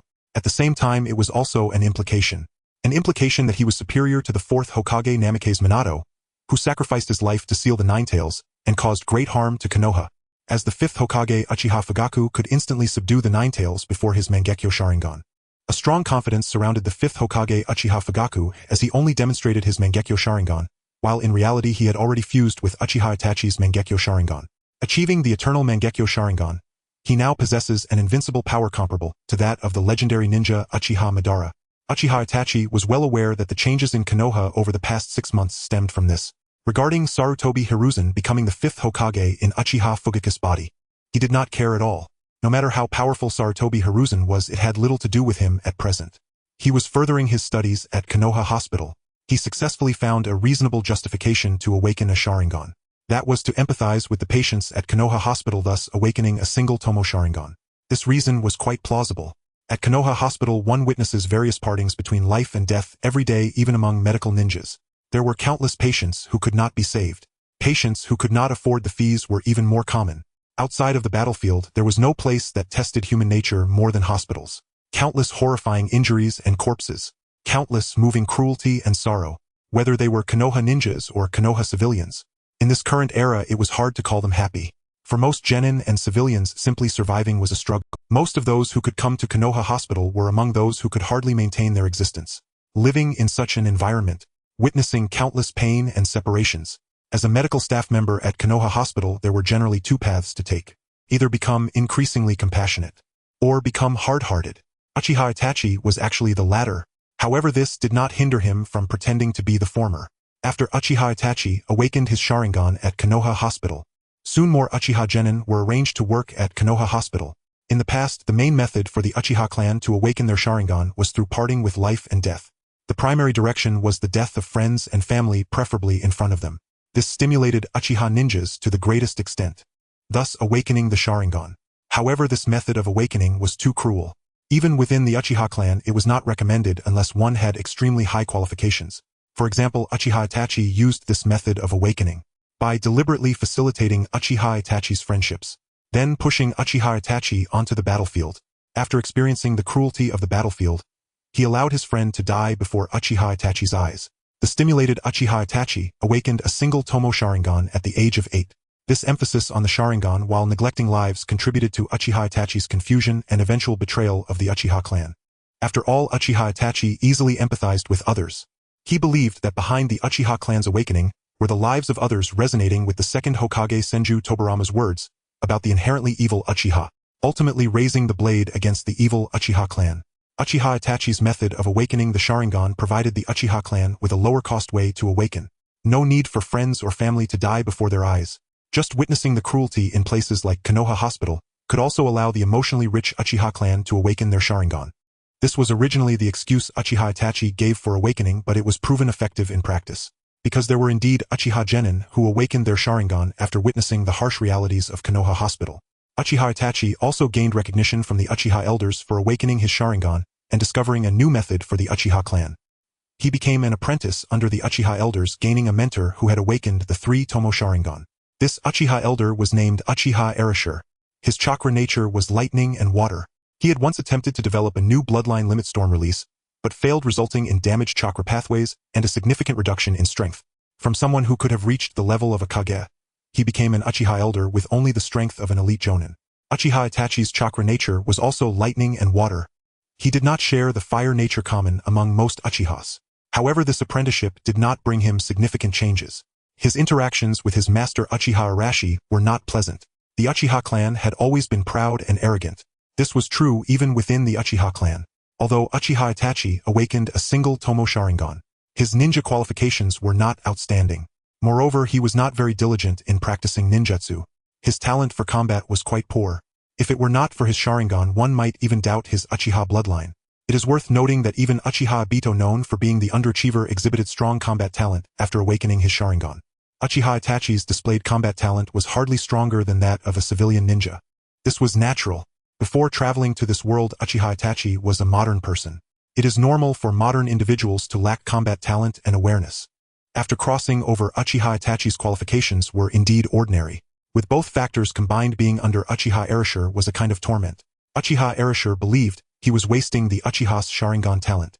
Uchiha Itachi also held little regard for ordinary ninjutsu. After all, in the eyes of ordinary people, the powerful 5-element ninjutsu was nothing compared to the Mangekyo Sharingan, Rinnegan, and Tenseigan, as well as sealing techniques, tailed beasts, and sage techniques. Uchiha Itachi's apprenticeship under Uchiha Erashur was never aimed at enhancing combat ability. He simply wanted a support, nothing more. Therefore, their master-disciple relationship was declared broken after just a month and a half. It did not lead to a complete falling out, but both had grown weary of each other. Uchiha Itachi returned to Konoha Hospital once more. His plan was simple. That was to major in medical ninjutsu and minor in sealing techniques, thus embarking on a path similar to Orochimaru's, utilizing the power of biochemical technology to achieve breakthroughs in strength and immortality. His time was limited. Although Sarutobi Hiruzen in the identity of Uchiha Fugaku became the 5th Hokage, this might prevent Orochimaru's plan to destroy Konoha from being executed 4 years later. The powerful Konoha was enough to deter the 4th Kazekage Raza of Tsunegakure from attacking Konoha. However, the invasion of Konoha by Pain of the Akatsuki was inevitable 8 years later. And the subsequent 4th Great Ninja War was also unavoidable. The Akatsuki's leader Pain sought to collect the 9-tailed beasts. Thus, attacking Konoha to capture the 9 tails Jinchuriki Uzumaki Naruto was inevitable. And Uchiha Obito's desire to become the 10 tails Jinchuriki and subsequently activate the infinite Tsukuyomi to instigate the 4th Great Ninja War was equally unavoidable. In such circumstances, he had only 8 years left. In just 8 years, he wanted to acquire the strength to protect himself under Uchiha Madara and Kagaya Otsutsuki. Time was indeed pressing. He had no time to waste training lightning and water release with his master Uchiha Arashi or inherit his will. Trying to merge lightning and water release to create a new bloodline limit storm release. Even if he succeeded in creating storm release, what would it matter? Having storm release would only equate to cage-level strength. Yet cage-level strength was hardly sufficient when facing Pain Uchiha Obito, Uchiha Madara, or Kagaya Otsutsuki. Their goals were different. The inevitable breakdown of the master-disciple relationship between Uchiha Itachi and his master Uchiha Erashur was unavoidable. At present, the two were merely maintaining a superficial title. Internally, their mutual disdain was Uchiha Itachi's ideal state. Currently, Uchiha Itachi's proficiency in medical ninjutsu remained relatively low. He could already use medical ninjutsu to treat external injuries and perform some not overly difficult surgeries. Uchiha Itachi is now 13 years old. Uchiha Sasuke and Naruto Uzumaki are 8. Since his reincarnation, he has seen Uchiha Sasuke from a distance several times.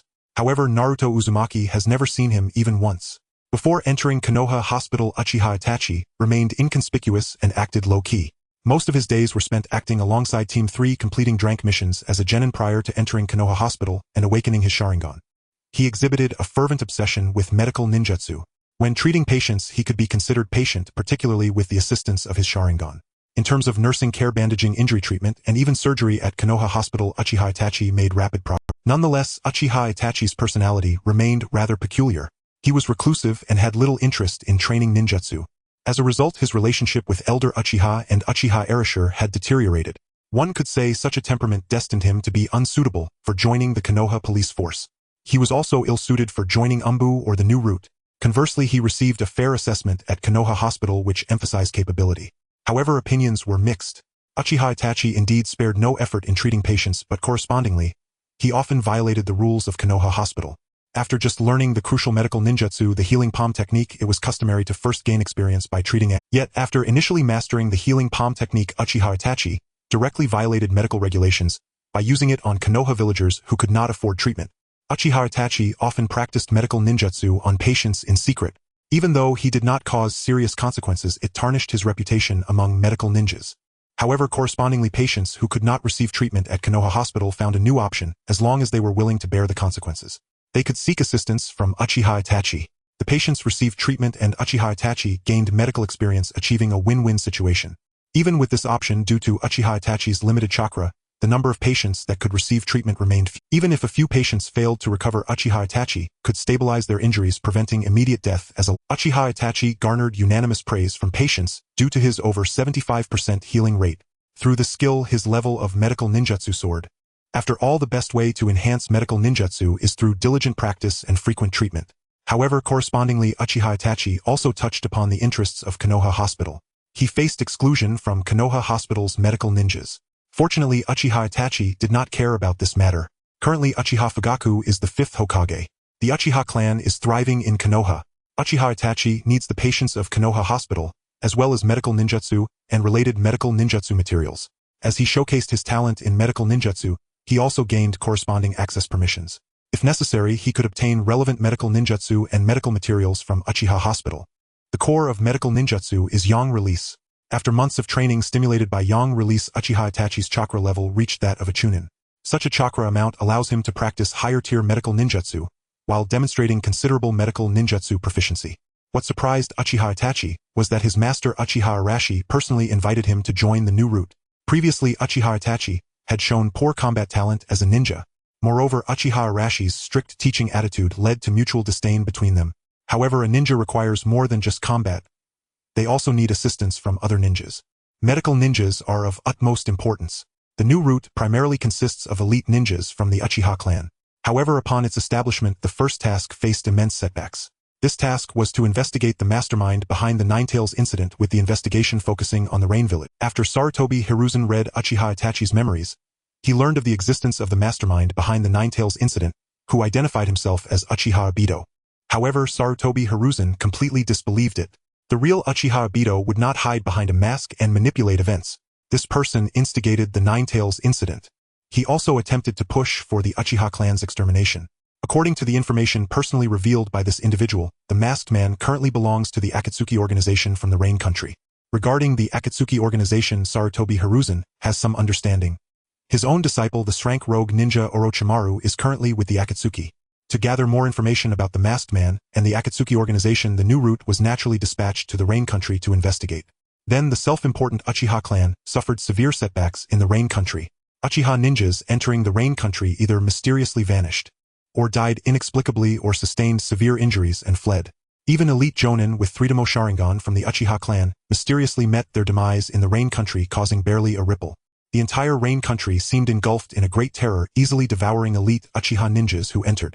The failure of the Rain Country mission greatly impacted the confidence of the Uchiha clan and raised the danger level of the Rain Country within Konoha to the highest. For even other 4 major ninja villages, the danger level is nowhere near as absurd as that of the Rain Country. The newly formed route faced heavy losses, striking a blow to Uchiha arrogance. Originally, the new route was supposed to be primarily composed of the Uchiha clan, but it began accepting the inclusion of other Umbu members. The new route faced a transformation right from the start. Shimura Danzo could treat route members as tools to sacrifice at will, but the new route cannot afford to do so. Under such circumstances, the knowledgeable medical ninja Uchiha Itachi caught the eye of the new route. Since he had conflicts with orthodox medical ninjas, he was just right for the perilous new route where Uchiha Itachi would treat the Uchiha ninjas of the new route. This could also soothe the sentiments of Uchiha members in the new route.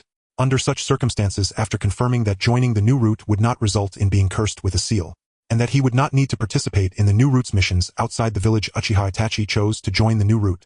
With the new route, he could obtain higher permissions and access more information regarding medical ninjutsu and biochemical experiments, including the medical ninjutsu. He fervently desired to eliminate rejection reactions. and the medical ninjutsu for absorbing chakra. Due to their uniqueness, even medical ninjas need to undergo rigorous tests to practice these two types of medical ninjutsu. And now with his identity as an Uchiha ninja and a member of the new root, the barriers that ordinary people find difficult to cross are completely open to him. After all, no one would think that Uchiha Itachi, who has awakened his Sharingan, would spy on the Sharingan of other Uchiha ninjas. The medical ninjutsu that eliminates rejection reactions is called Hwayoung technique. Rather than being a mere technique, it is more accurately a transformation of the nature of yang release chakra. The transformation of chakra's nature is nearly the threshold for a jonin. Generally speaking, only by mastering the transformation of chakra's nature can one attain jonin-level strength. Only by mastering the transformation of yang release chakra can one use it to erase the rejection reactions of organs. This allows organs with different genetic characteristics to be transformed into universally transplantable organs without rejection. Only by mastering the transformation of yang release can one achieve this. This mastery enables the practice of a rank medical ninjutsu, allowing one to become a true medical master. Undoubtedly, it established a new foundation. Having distanced himself from the Konoha police force, he truly witnessed the brutal reality of the Uchiha clan prioritizing more than just combat power. He began to emphasize the cultivation of medical ninjas and provided them with the utmost treatment from the very start, including for the medical ninjutsu that absorbs chakra. Normal medical ninjutsu generally has two methods. One method involves injecting one's own yang release chakra into the patient to treat wounds. The other method stimulates the patient's own body cells to heal through yang release chakra. By reversing medical ninjutsu, one can absorb the chakra of ninjas for their own use. In urgent situations on the battlefield, using such methods is understandable. By supplying medical ninjas with more chakra, they can treat more injured individuals. However, in times of peace, extracting chakra from other ninjas to supply oneself is strictly prohibited, but in the new foundation such restrictions do not apply. This is not only because the new foundation has the same level of authority as the Umbu, but also because whether it be the Konoha police force, the Umbu, or the new foundation all have corresponding ninja prisons. It is completely acceptable to extract chakra from ninjas in prison to supply medical ninjas for their training. One of the key factors limiting the growth of the Uchiha clan is chakra. With the option to extract chakra, the constraints on the Uchiha's growth have been greatly alleviated. With sufficient chakra, he naturally practiced the shadow clone technique and a rank ninjutsu capable of enhancing training and learning. With the ability at hand, he was sure to master it. Alongside his mastery of the shadow clone technique, a new discovery emerged for the Uchiha clan which should have been dormant for a decade. His powerful soul exchange ability allows for the unconditional exchange of souls between two individuals, even with the souls of shadow-level powerhouses. Aside from the restriction of being in the same realm, there are no other conditions. Such a strategically valuable ability far surpasses Orochimaru's reanimation jutsu. Although Orochimaru's reanimation jutsu possesses the ability of body snatching and rebirth, it requires a high degree of compatibility with the body. Finding a body that matches one's soul is not easy. A body with insufficient compatibility will suffer greatly in strength even after reincarnation. Moreover, it requires reincarnation again after 3 years. The demand for compatibility is elusive, and insufficient compatibility necessitates the 3-year reincarnation limitation. Additionally, frequent reincarnation weakens the soul, significantly reducing its resistance to genjutsu. These are the costs of reanimation jutsu. As for Orochimaru's complete resolution of the shortcomings of reanimation jutsu, that was after the 4th great ninja. After a soul exchange, there are no side effects except for the lack of inherited body memories. Everything else is perfect, even with the 10-year cooling period. It can be said that through soul exchange alone, the Uchiha clan can achieve a form of immortality in the ninja world, though such immortality is that of the weak. Without sufficient strength, even if one can gain a new life through continuous soul exchanges, facing Pain, the leader of the Akatsuki organization, poses a serious threat. Pain attempts to unleash a devastating strike against the 5 great nations with the 10 tails to establish a deterrent peace, along with Uchiha Obito, Uchiha Madara, and Kagaya Otsutsuki's infinite Tsukuyomi, covering the ninja world. In addition to this, the Otsutsuki clan's Shin Otsutsuki on the moon attempts to annihilate the world, along with the impending arrival of the Otsutsuki expedition team in the Boruto series. Even the slightest ripple could turn the concept of soul exchange into a farce. After all, if the world is destroyed, where could one go to exchange souls?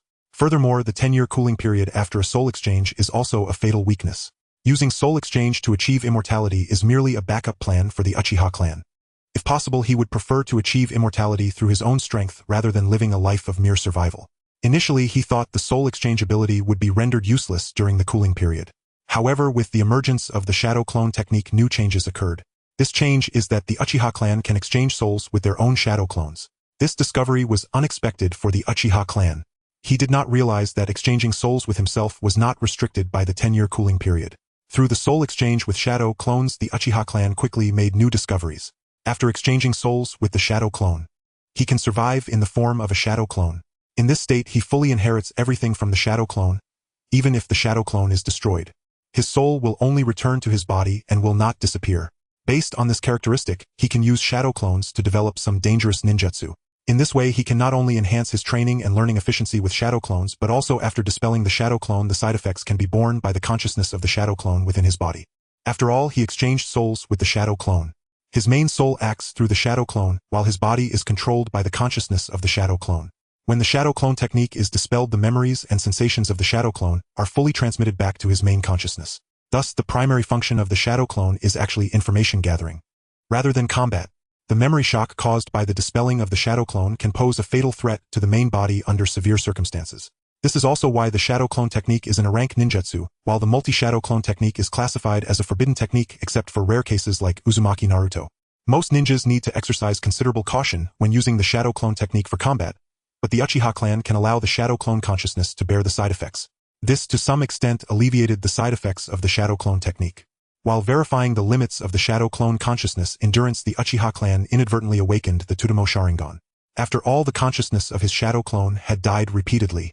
The emotional stimuli caused by this repeated death are not felt by his main soul. However, his body experiences real mental stimuli each time the shadow clone's consciousness disappears, successfully awakening the Tsutomu Sharingan. This was an unexpected joy for the Uchiha clan, providing him with a stable method to activate the Sharingan. This method is sufficient for him to unlock the Tsutomu Sharingan. As for the activation of the Mangekyo Sharingan, it might not provide enough stimulation. The Onetamo Sharingan significantly enhances dynamic vision and the ability to replicate techniques. The Tsutomu Sharingan further possesses the characteristic of perceiving chakra. As for casting genjutsu and replicating ninjutsu, that is the characteristic of the Tsutomu Sharingan. The activation of the Tsutomu Sharingan aids him in mastering ninjutsu more rapidly, and the ability to exchange souls with clones leads to a comprehensive enhancement of his abilities. This applies to research, learning, and combat aspects alike. However, for the Uchiha clan, at present the enhancement in combat holds little significance. Leveraging the ability of shadow clones to master the transformation of yang release chakra takes precedence above all else. The mastery of the shadow clone technique propelled Uchiha's training into the fast lane. However, the difficulty of grasping the nature transformation of yang release chakra remained beyond imagination. From this perspective, the same 13-year-old No-Era Rin was able to transplant Uchiha Obito's left Sharingan to Hitaki Kakashi on the battlefield. It can be seen that No-Era Rin is also a genius, particularly in the field of medical ninjutsu, mastering the nature transformation of yang release chakra at only 13. She could eliminate organ rejection between different individuals, and could even host a tailed beast as a Jinchuriki. Unfortunately, in Uchiha Madara's plan, No-Era Rin became a target destined for death. In this regard, Uchiha Madara indeed achieved his purpose, the death of No-Era Rin. Her death not only triggered Uchiha Obito and Hitaki Kakashi to awaken their Mangekyo Sharingan, but it also plunged Uchiha Obito into complete despair, causing him to fall and become Uchiha Madara's agent. This created even more significant tragedies. Correspondingly, Uchiha was confirmed to be unable to achieve a breakthrough in the nature transformation of yang release chakra in the short term. He then began a deep development of sealing techniques, lightning release, and the shadow clone technique. The Tsutomu Sharingan allowed him to perceive energy. This enabled him to relatively easily enter the realm of sealing techniques. His pursuit of lightning release was not merely for combat power. It was more to compensate for his chakra deficiency. At the new base, due to the presence of numerous ninja prisoners, he could directly absorb chakra from the prisoners. However, he could not remain in the new base indefinitely. With the nature transformation of yang release chakra stalled, he attempted to master the nature transformation of lightning release chakra. Compared to yang release chakra's transformation, lightning release was much easier. This is because lightning release has an advantage that is difficult for other chakra natures to match: electricity. Although the ninja world is overall quite backward, each ninja village is the most technologically advanced area in the ninja world, equipped with electrical appliances, such as light bulbs, refrigerators, and washing machines. With electrical appliances, there is naturally a complete electrical system. The 5 elemental natures are fire, wind, lightning, earth, and water alongside other chakra natures. Neither fire, wind, earth, nor water can be directly transformed from nature into chakra for human absorption, but only by electrically stimulating the human body. Electricity can partially replace lightning release chakra for ninja use. However, the current chakra storage capabilities in the ninja world are still quite primitive. Lightning release ninjas cannot create a power line on themselves during battle, preventing the advantages of electricity from being maximally displayed. Uchiha constantly electrified himself and his shadow clones while maintaining 8 shadow clones to practice the nature transformation of lightning release chakra. Even so, it took him 3 months to master the nature transformation of lightning release chakra and activate his Tsutomu Sharingan. Uchiha's method of electrifying himself to master the nature transformation of lightning release chakra and unlock the Tsutomu Sharingan was immediately adopted by the Uchiha clan. The Uchiha clan's lightning release ninjas greatly accelerated their mastery of lightning release chakra's nature, through this method, significantly increasing the probability of Uchiha clan producing lightning-release Jonin. Simultaneously using electric current to awaken the Sharingan and enhance its power also proved effective, improving the probability of the Uchiha clan awakening their Sharingan. Regarding these developments, Uchiha himself did not mind. After mastering the nature transformation of lightning-release chakra, he was not in a hurry to enhance his combat power. The nature transformation of lightning-release chakra, combined with the 3-Demo Sharingan, granted him Jonin-level combat power, but his initial intention in practicing lightning release was not solely for combat strength. It was more about chakra. Yes, still about chakra. The lack of chakra had always troubled Uchiha. With sufficient chakra, he could separate more shadow clones. After mastering the nature transformation of lightning release chakra, he invested more energy into the development of shadow clones. The shadow clone technique creates real clones that completely replicate the original. They can replicate everything, including memories, ninjutsu, and bloodline techniques. Upon dispelling, all sensations experienced by the shadow clones return to the original body. This makes shadow clones the best ninjutsu for gathering intelligence. However, the limitation of shadow clones forcibly separating half of the original's chakra means that each clone reduces the original's chakra amount by half. Uchiha attempted to lift the restriction of the shadow clone technique that forced the original to lose half its chakra, allowing the shadow clones to freely allocate chakra. Another primary reason he mastered the nature transformation of lightning release chakra was due to chakra. The chakra that returns to the original body upon dispelling shadow clones includes not just sensations but also chakra. In the future, Uzumaki Naruto would use the shadow clone technique to refine sage chakra, continuously acquiring sage chakra through dispelling shadow clones. This would significantly extend the duration of his sage mode. Uchiha aimed to replicate this, but at present he had yet to find a way to cultivate sage powers. He simply attempted to transform his shadow clones into lightning release shadow clones, allowing them to continuously absorb. Then he would convert this electricity into lightning release chakra. Ultimately, the lightning release chakra would completely fill the shadow clones. When chakra is needed, he could dispel the shadow clones, allowing the original to gain a large amount of lightning release chakra. He could indirectly acquire nearly unlimited lightning release chakra. With almost infinite lightning release chakra, he could produce more shadow clones, creating a positive feedback loop. Additionally, since lightning release shadow clones are nearly entirely composed of lightning release energy, they can be sealed away using the sealing lightning technique. This allows for them to be summoned as needed. Uchiha's plan achieved complete success and became widespread among Uchiha lightning release Jonin. Originally focused on fire release, Uchiha ninjas now rose to prominence as lightning release ninjas due to Uchiha's influence. When Uchiha turned 14 with the joint efforts of numerous shadow clones, he successfully mastered the nature transformation of yang release chakra. He successfully entered the ranks of medical masters. Only by mastering the nature transformation of yang release chakra could he qualify to intervene in the taboo studies in the field of medicine. It was also in this year that Uchiha Fugaku, the 5th Hokage, took Uzumaki Naruto as his disciple, firmly grasping the Nine-Tails Jinchuriki in his hands.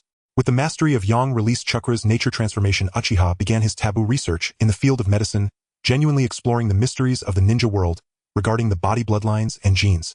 2 years after his crossing, Uchiha Jin finally began to pursue his goals, leveraging the unique characteristics of the shadow clone technique. A day for Uchiha Jin equates to 30 days for others. Indeed, now Uchiha Jin maintains the activity of 30 shadow clones every day, and this is just the number of activities. If we include the simple absorption of electricity and the transformation of thunder release chakra by the shadow clones, the number would rise to 50. This means he has 30 times the training, learning, and research efficiency of other ninjas. However, the way he counters the side effects of the shadow clones is by exchanging souls with them. This somewhat limits the efficiency of acquiring knowledge. Yet this issue was completely resolved after Uchiha Jin learned the heart projection technique from the Yamashiro clan, allowing him to absorb memories from the shadow clones without hassle. The heart projection technique enables the user to project their spirit into the target's body, thereby controlling the target's actions. It is important to note that the heart projection technique only projects the spirit, not the soul. If it were to project the soul, that would be the forbidden technique known as soul transformation. However, after the death of Kato Danzo, no one in Konoha can master the soul transformation technique. This has been the case for a long time. The Yamashiro clan has always used the heart projection technique to control their opponents, forming the renowned trio of Inoshikacho with the Nara and Akimichi clans. And in Uchiha Jin's hands, the heart projection technique is applied to the shadow clones, allowing him to obtain the training results of the shadow clones by reading their memories. After all, training with shadow clones has another drawback. That is, if the shadow clones stay in the outside world for too long, those with excessive memories will strongly impact the consciousness of the original body upon return. This could lead to severe consequences for the original body. This directly limits the time that shadow clones can remain in the outside world. Uchiha Jin uses the consciousness of the shadow clones to counteract the side effects of the memories returning. As a trade-off, this approach does not allow him to acquire the memories of the shadow clones. Now that he has mastered the heart projection technique, he can allow the shadow clones to exist virtually indefinitely in the outside world, greatly enhancing their value, and his original body can access the training results of the shadow clones anytime and anywhere through the heart projection technique, maximizing the effectiveness of the shadow clones. As for biochemical research, Uchiha Gen himself only possesses high school-level biological knowledge, but this is sufficient as the ninja world lacks a systematic knowledge structure. This situation arises naturally to prevent knowledge from leaking out, because in the ninja world, knowledge is power. The basic jutsu mastered by a genin coming out of the ninja school is the body replacement technique. Other skills include basic physical techniques, basic sword techniques, basic throwing techniques, basic trap setting, and so on. On the battlefield, such genin are merely cannon fodder. Even the basic skills of ninjas, such as tree climbing and water walking, are secret techniques for most civilian ninjas. The related knowledge is even more tightly sealed. Ordinary ninjas can only acquire fragmented jutsu and knowledge. These jutsu and knowledge cannot form a system and can only circulate passively within the community. Moreover, due to ninjas' need for survival, they excessively pursue jutsu and related knowledge to enhance their power. The investment in research and development of jutsu and knowledge is severely insufficient. All these factors have resulted in a significant knowledge barrier between jutsu and knowledge. To obtain systematic knowledge in the ninja world, one must either become a high-ranking official in a ninja village to integrate jutsu and related knowledge, or become a member of the Uchiha or Hyuga clans, because the Uchiha clan's Sharingan and the Hyuga clan's Byakugan both have the ability to see through jutsu and secret techniques. The hidden jutsu treasures possessed by the Uchiha and Hyuga clans are likely unparalleled in the ninja world. Currently, Uchiha Gen just happens to possess such an identity background. Although the soul of the fifth Hokage is Sarutobi Hiruzen, his identity is that of Uchiha Fugaku. Uchiha Gen has displayed considerable talent as a medical ninja, successfully unlocking the three-tomo Sharingan, and ignoring the side effects of shadow clones. He has also innovatively proposed two methods to increase the probability of awakening the Sharingan. Using electricity to assist in mastering the nature transformation of Thunder Release Chakra, he developed the Thunder Release Shadow Clone, a type of energy-storing clone, allowing Thunder Release Jonin to possess an astonishing reserve of Thunder Release Chakra. Can be said, Uchiha Gen's performance in medical ninjutsu can only be described as excellent. He is already a qualified medical jonin. However, he has also demonstrated strong talent in developing the Sharingan ninjutsu and shadow clones. After all, every development result by Uchiha Gen can be applied to the Uchiha clan, brought significant enhancements to their strength.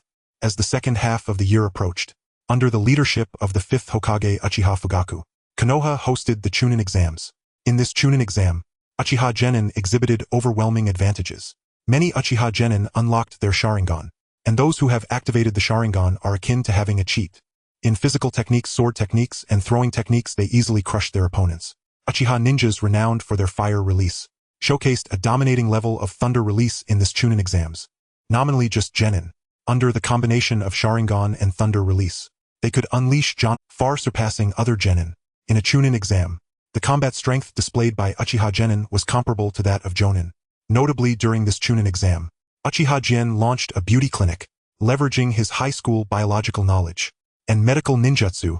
The beauty projects he offered included cosmetic surgery, skin whitening, hair dyeing, liposuction, and hair restoration, etc., utilizing precious medical ninjutsu resources for such trivial pursuits. At first, including the fifth Hokage, many Uchiha were unable to comprehend. However, as the beauty clinic brought enormous economic benefits through its exaggerated cosmetic effects, all opposition vanished. Thus, a new category of beauty ninjutsu emerged in the ninja world. Uchiha Gen became the founder of this beauty ninjutsu school. As for why he opened a beauty clinic, the reason is simple. He needs money. Although at the new route, his research can receive support from the new route. But the support from the new route is limited. The budget from the new route cannot be freely allocated. It can only be used for reasonable research. Some expensive research equipment cannot solely rely on the limited budget and funding from the new route. To achieve a degree of research freedom, it is best for him to have his own source of income. This is also the reason for opening the beauty clinic. And taking advantage of the Chunin exams, a large influx of travelers gathered in Konoha. This made the beauty clinic an instant success, generating substantial income. After gaining significant revenue from the beauty clinic, Uchiha Gen could finally establish his own cutting-edge laboratory. By relinquishing 40 of the beauty ninjutsu and beauty clinic shares, Uchiha Gen successfully acquired some research equipment and related research materials from the old route. The first project he set up in the laboratory was to clone himself. Cloning oneself. This is the idea that Uchiha Gen discovered when he learned about the soul exchange ability.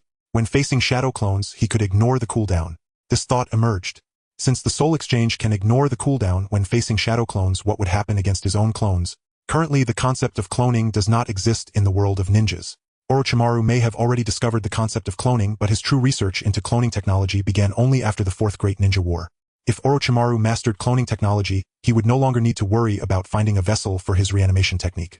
After all, it would be a matter of compatibility. What kind of body could compare to one's own clone? Because of Uchiha Kan's intervention, the Uchiha clan was not exterminated, and naturally Itachi Uchiha did not defect. If Itachi Uchiha had not defeated Orochimaru with a single glance, Orochimaru would not have defected from the Akatsuki organization, leading to a life of hiding. Orochimaru's existence may not necessarily be a good thing for the Akatsuki organization, as he holds no loyalty. Orochimaru would go to great lengths for a pair of Mangekyo Sharingan, keeping a close watch on Itachi Uchiha and Sasuke Uchiha, employing various means. Uchiha Kan does not believe that Orochimaru would give up his covetousness for Pain's Rinnegan. However, currently Orochimaru is cut off from information even as a medical ninja in the new route. Yet he cannot use this to gather intelligence. This is a basic rule for ninjas. However, this is not important to Uchiha Kan. As long as he becomes powerful, any crisis will be easily resolved. Although he only has high school-level biological knowledge, he possesses Jonin-level medical ninjutsu. With access to advanced research equipment and a wealth of research materials from the old route, Uchiha Kan began his first cloning research when he turned 15. Although the technology and knowledge in the ninja world are not systematic, the presence of chakra allows for achievements that many technologies find difficult to accomplish. The so-called cloning, according to Uchiha Kan's understanding, involves transferring the nucleus of a biological cell to an egg cell to develop it into an individual. Though the individuals cultivated in this manner may not fully resemble the original, after screening a high degree of similarity is still possible. As for the technology that theoretically does not require an egg cell and can generate an individual from any cell that remains within the realm of science fiction or fantasy. In fantasy, it would be akin to blood resurrection. Uchiha Kan is not greedy. He only needs to achieve the more probable former. Originally, Uchiha Kan thought that the technology in the ninja world was backward, yet having computers and advanced research equipment seemed unreasonable. However, through practice, he began to understand the situation, because those high technologies are completely different from what he understands as high technology. Modern high technology often relies on incredibly complex processing. From various optical instruments to chip manufacturing and even computer screens, it is the same. To complete such high-tech devices in modern times, it requires an enormous investment in education, research, and industry conditions that are not met in the ninja world. The ninja world has managed to develop high technology with a very small population, not relying on technology itself, but rather on a unique ability inherent to the ninja world. That is the sealing technique and barrier technique. The electric lights, refrigerators, microwaves, and telephones in the ninja world are not much different in function from modern ones. However, starting from televisions and computers, it completely takes another route. The core of televisions and computers is the sealing technique and barrier technique. Screens are projections of barrier techniques. Even the high-tech equipment of the old route, especially various high-performance microscopes, achieves the effects of modern optical microscopes through sealing and barrier techniques. Correspondingly, the theoretical artificial womb in modern times can also be realized in the ninja world by utilizing nutrient solutions infused with yang-release chakra. It can be said that in the ninja world, chakra ninjutsu, sealing techniques and barrier techniques have largely replaced technology. Before Uchiha Kan's powerful three-tomo Sharingan, the problems of cloning technology appear trivial. His powerful insight and the qualities of a ninja enable him to manually extract and implant nuclei. The existence of yang-release chakra also maximally ensures the integrity, health, and survival of the nucleus. What was originally thought to be highly difficult operation.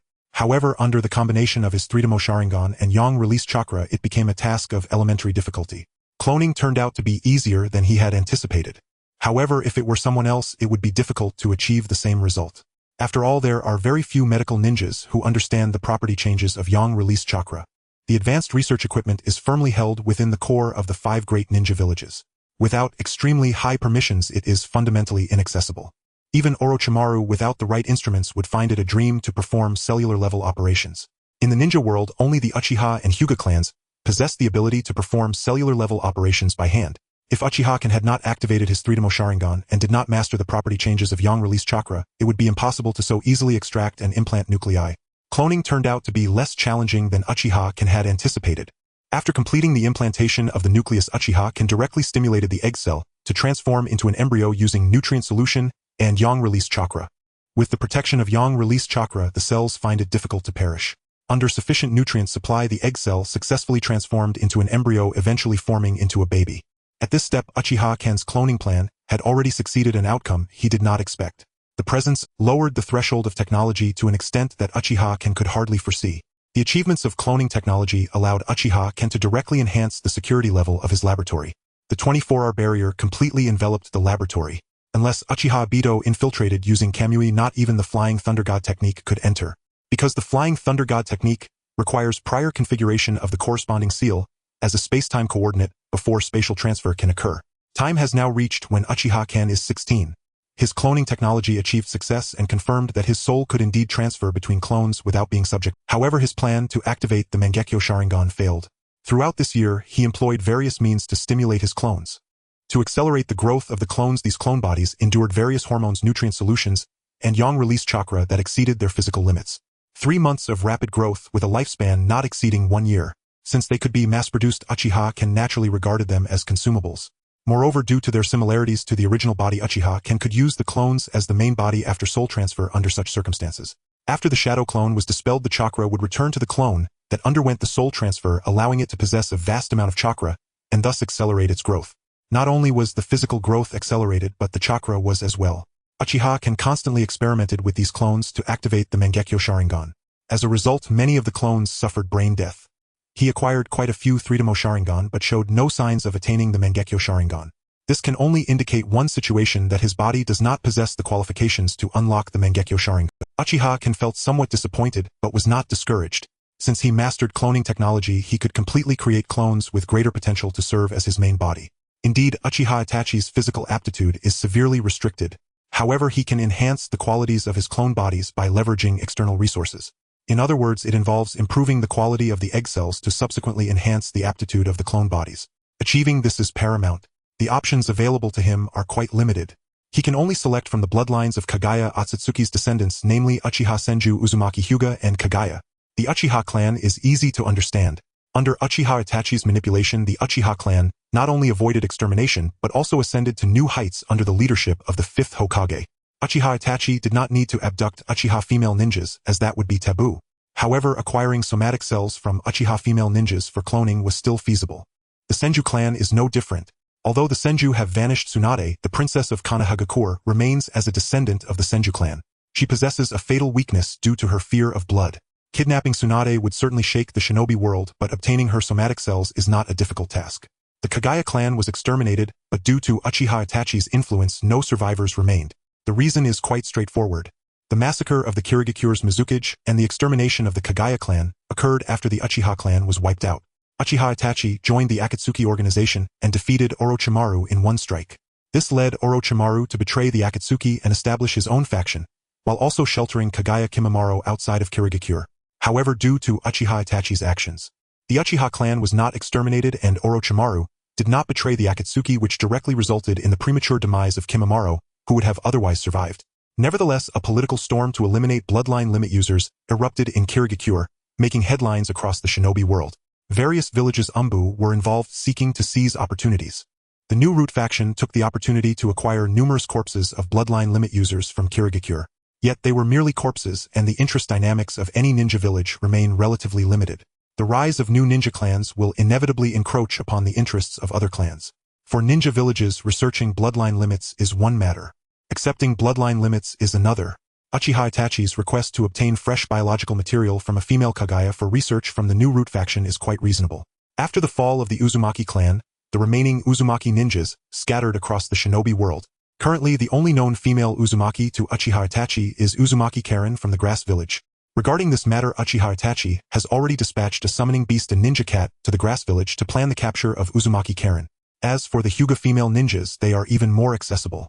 Uchiha Itachi directly acquired somatic cells from Hyuga Hinata for cloning. Before the knowledge of cloning technology spread, no one would have imagined this. Just a small amount of living tissue was sufficient to clone a complete individual, turning the secrecy of bloodline limits into a farce. This was when Uchiha Itachi reached the age of 17. That is to say, this year when the Konoha 9 graduated from the Ninja Academy at the age of 12, Uchiha Itachi remained completely indifferent to this. Currently, Uchiha Itachi is the deputy director of the New Root. Even if Uchiha Itachi betrayed the Uchiha clan after Uchiha Fugaku became the 5th Hokage, he was still retained. Uchiha Itachi lost his Mangekyo Sharingan but had transplanted a Threedomo Sharingan. With the Threedomo Sharingan, Uchiha Itachi's strength surpassed that of elite Jonin. If one were to categorize Uchiha Itachi's strength, it would be at the level of a Quasi-Kage. Above elite Jonin but below that of a Kage. At the age of 18, Uchiha Itachi exhibited such strength while serving as the deputy director of the new route. Both in terms of strength and capability he is more than adequate. Meanwhile, Uchiha Sasuke and Uzumaki Naruto, under the teachings of the Fifth Hokage, have become the twin stars of Konoha. Uchiha Sasuke successfully awakened his Sharingan under the current of electric stimulation and progressed to the 3-Demo Sharingan. The sight of a 12-year-old with a 3-Demo Sharingan highlights Uchiha Sasuke's talent. In the past, his talent was greatly underestimated. Ultimately, under the guidance of the Fifth Hokage, he has shown brilliantly. As for Uzumaki Naruto, he is even more extraordinary. At the age of 12, Uzumaki Naruto, through his talent that disregards the side effects of shadow clone technique, became a true all-round ninja under the tutelage of the Fifth Hokage. The level of training he received far surpasses that of his younger brother Uchiha Sasuke. This is naturally because the Fifth Hokage has the eternal Mangekyo Sharingan. He completely controls the Nine Tails within Uzumaki Naruto, which has also comprehensively shaped Naruto's personality and thought processes. Today, Uzumaki Naruto is less a Uzumaki and more like Sarutobi Naruto. He shares a good relationship with Sarutobi Konohamaru. Moreover, he has also developed a good relationship with a female ninja named Sarutobi Kinomoto. The two have grown up together as childhood friends and will inevitably discuss marriage in the future. It can be said that under the encouragement of the Fifth Hokage, Uzumaki Naruto and the Sarutobi clan have become deeply intertwined. The likelihood of Naruto becoming the Sixth Hokage is very high, rather than Uchiha Sasuke. On the surface, this is the Fifth Hokage's intentional balancing of the Uchiha and Sarutobi clans, but only a few are aware of this. Currently, the Fifth Hokage Uchiha Fugaku is actually the former Third Hokage Sarutobi Hiruzen. Among those who know this secret, there are no Uchiha members except for Uchiha Itachi. Under the control of the eternal Mangekyo Sharingan, Uzumaki Naruto can completely control the Nine Tails within him. This equates to another level of perfect Jinchuriki, with the Nine Tails providing an incredible amount of chakra coupled with the reasonable training Naruto has received. He can maintain the training and learning efficiency of hundreds of shadow clones at any time. At just 12 years old, having just graduated from the Ninja Academy, Uzumaki Naruto is undoubtedly a cage-level powerhouse. One could argue that Uzumaki Naruto's strength is the undisputed number one for his age throughout the history of the shinobi. Perhaps to build momentum for Uzumaki Naruto and Uchiha Sasuke, this year's Chunin exam in Konoha is also unprecedented in scale, led by the Fifth Hokage. Konoha is exhibiting a thriving trend, suppressing other ninja villages to the point of breathlessness. However, as always, this has nothing to do with Uchiha Itachi. In pursuit of more research equipment materials and funding, Uchiha Itachi has traded away all shares of the beauty hospital he established. The renowned beauty hospital in the shinobi world is no longer associated with Uchiha Itachi. In his eyes, there is only strength. He has a premonition that something significant might happen during this year's Chunin exam. Over the years, Konoha has not given up its targeting of the Akatsuki organization. Soon after the new root faction was established, a large number of Uchiha ninjas went missing in the Land of Rain. After years of investigation, intelligence regarding the Akatsuki has been clarified. Numerous rank rogue ninjas indeed exceed the scope of routine handling. However, Konoha's inability to deal with the Akatsuki does not mean they cannot handle the Land of Rain and the Rain Village. The Land of Fire has implemented strict sanctions against the Land of Rain. The new root faction does not let any Rain Village ninja go unnoticed. Both sides have developed a deep-seated grudge. This is no longer about Orochimaru launching the Konoha collapse plan, but rather the Akatsuki will not miss the opportunity to deliver a fatal blow to Konoha during its bustling moments. This year's Chunin exam, being meticulously prepared by the Fifth Hokage, undoubtedly presents such an opportunity. Uchiha Jien looked at the newly cultivated batch of clones. He began the attempt to awaken the Mangekyo Sharingan. This batch of clones was created using Uzumaki Karen as the base. It has been proven that a high-quality base can indeed enhance the qualifications of the clones. Among the 5 clones born in this batch, one has successfully awakened the Mangekyo Sharingan. Even the other failed specimens did not die. Instead, they awakened the Tomo Sharingan. The lifespan of the clones was also extended from 1 year to 3 years. 5 years after his crossing, the Mangekyo Sharingan was successfully cultivated. However, he currently possesses only 1 pair of Mangekyo Sharingan. He still needed another pair of Mangekyo Sharingan to achieve the eternal Mangekyo Sharingan. As for the techniques associated with this pair of Mangekyo Sharingan, they are pain sharing and pain reversal. The methods used by Uchiha Jien to activate the Mangekyo can be seen from the techniques of the Mangekyo Sharingan. It revolves around extreme pain. Such attempts would be unimaginable even for the most insane members of the Uchiha clan. Only Uchiha Jien with a batch of clones would be so reckless with lives. Therefore, before he had obtained a large number of brain-dead clones, it wasn't until he used Uzumaki Karen as the base that he finally obtained a clone that successfully activated the Mangekyo Sharingan. The consciousness of the shadow clone that bore the pain on his behalf naturally disappeared, as well leaving behind only the blank clone body for Uchiha Jien to experience the power of the Mangekyo Sharingan. The power of the Mangekyo Sharingan completely surpasses that of the Tomo Sharingan. All functions of the Sharingan, dynamic vision, body duplication, energy, insight, ninjutsu replication, and genjutsu, have been significantly enhanced. With the enhancement of ocular power, the Mangekyo Genjutsu can easily overwhelm the genjutsu of the Tomo Sharingan. The abilities relied upon by Uchiha ninjas with the Tomo Sharingan are fully crushed by the Mangekyo. One could say that the Mangekyo Sharingan is the nemesis of all non-Mangekyo Uchiha. If it weren't for Uchiha Gen exchanging souls with Sarutobi Hiruzen and Uchiha Fugaku, the Uchiha clan's extermination would have been prevented. Otherwise, under the initial sight of slaughter, Uchiha Itachi, possessing the Mangekyo Sharingan, could have slaughtered the Tomo Uchiha like dogs. The massacre of the Uchiha clan would not have been a difficult task for Uchiha Itachi. The efficiency of a ninja's slaughter is beyond imagination. With the help of Uchiha Obito Root and the Umbu, Uchiha Itachi indeed possessed the ability to annihilate the Uchiha clan. As for his Mangekyo techniques, they were equally devastating to the vast majority of ninjas. With pain sharing and pain reversal, as long as Uchiha Gen activates this pair of techniques, the target will be forced to feel the immense pain that was enough to cause brain death when the Uchiha clone activated the Mangekyo Sharingan. What's even more wonderful is that pain sharing is unilateral. Only the target will feel the extreme pain, while Uchiha Gen, the caster of the Mangekyo techniques, will not be affected. At the same time, the pain he experiences can also be inflicted upon the target. Theoretically, he can completely cast pain reversal upon himself, thus making the target experience double the pain. Uchiha Gen is very pleased with such a cruel technique. In the midst of life and death battles, such pain, even if it cannot cause brain death to the target, is enough to create a momentary daze that can determine the outcome. He has now cultivated clones of Tsunade Uzumaki Karen, Kagaya Hinata, and Uchiha Mikoto. Before the Chunin exam, he could use these clones as a base to cultivate a new batch of Uchiha Gen clones. If the Akatsuki organization truly attacks Konoha during the Chunin exam, then he needs to be fully prepared. Uchiha Gen attacked his master Uchiha Arashi using Mangekyo Genjutsu to extract the forbidden Sharingan technique Izanagi from his memories.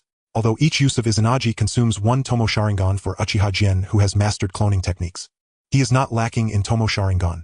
With Izanagi, his deficiency in combat talent can be compensated. Even if he suffers a fatal injury, he can trigger Izanagi to turn his damage into an illusion. Immediately after he attacked Hatake Kakashi, he seized Kakashi's left Sharingan, which is the only publicly known Tomo Sharingan. Now the Uchiha clan no longer cares about the leakage of this Sharingan, because the Uchiha clan is now exceptionally powerful. The awakening rate of the Sharingan has significantly increased along with a considerable number of Tomo Sharingan. Naturally, they do not care about the leakage of a single Tomo Sharingan, even viewing it as a symbol of friendship between the Uchiha clan and Konoha ninjas. However, no one knows that Kakashi's left eye Sharingan is not just a Tomo Sharingan but a Mangekyo Sharingan.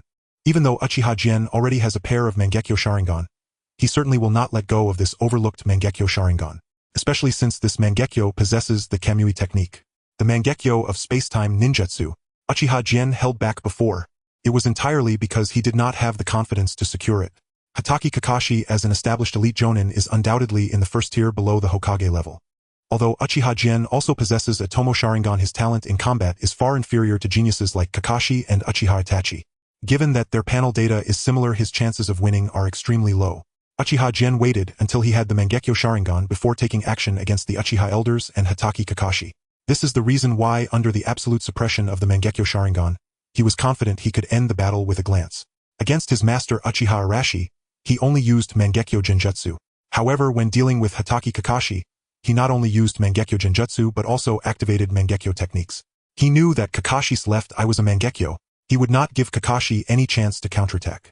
Overnight, Uchiha elders and Hatake Kakashi were. It can be confirmed that the attacker of the two was a Mangekyo possessor. After all, the traces of the Mangekyo Genjutsu and Mangekyo techniques could not be concealed by Uchiha Gen's ability. A mysterious Mangekyo Uchiha appeared. The opponent was not even the masked man from the Akatsuki organization who possesses space-time ninjutsu.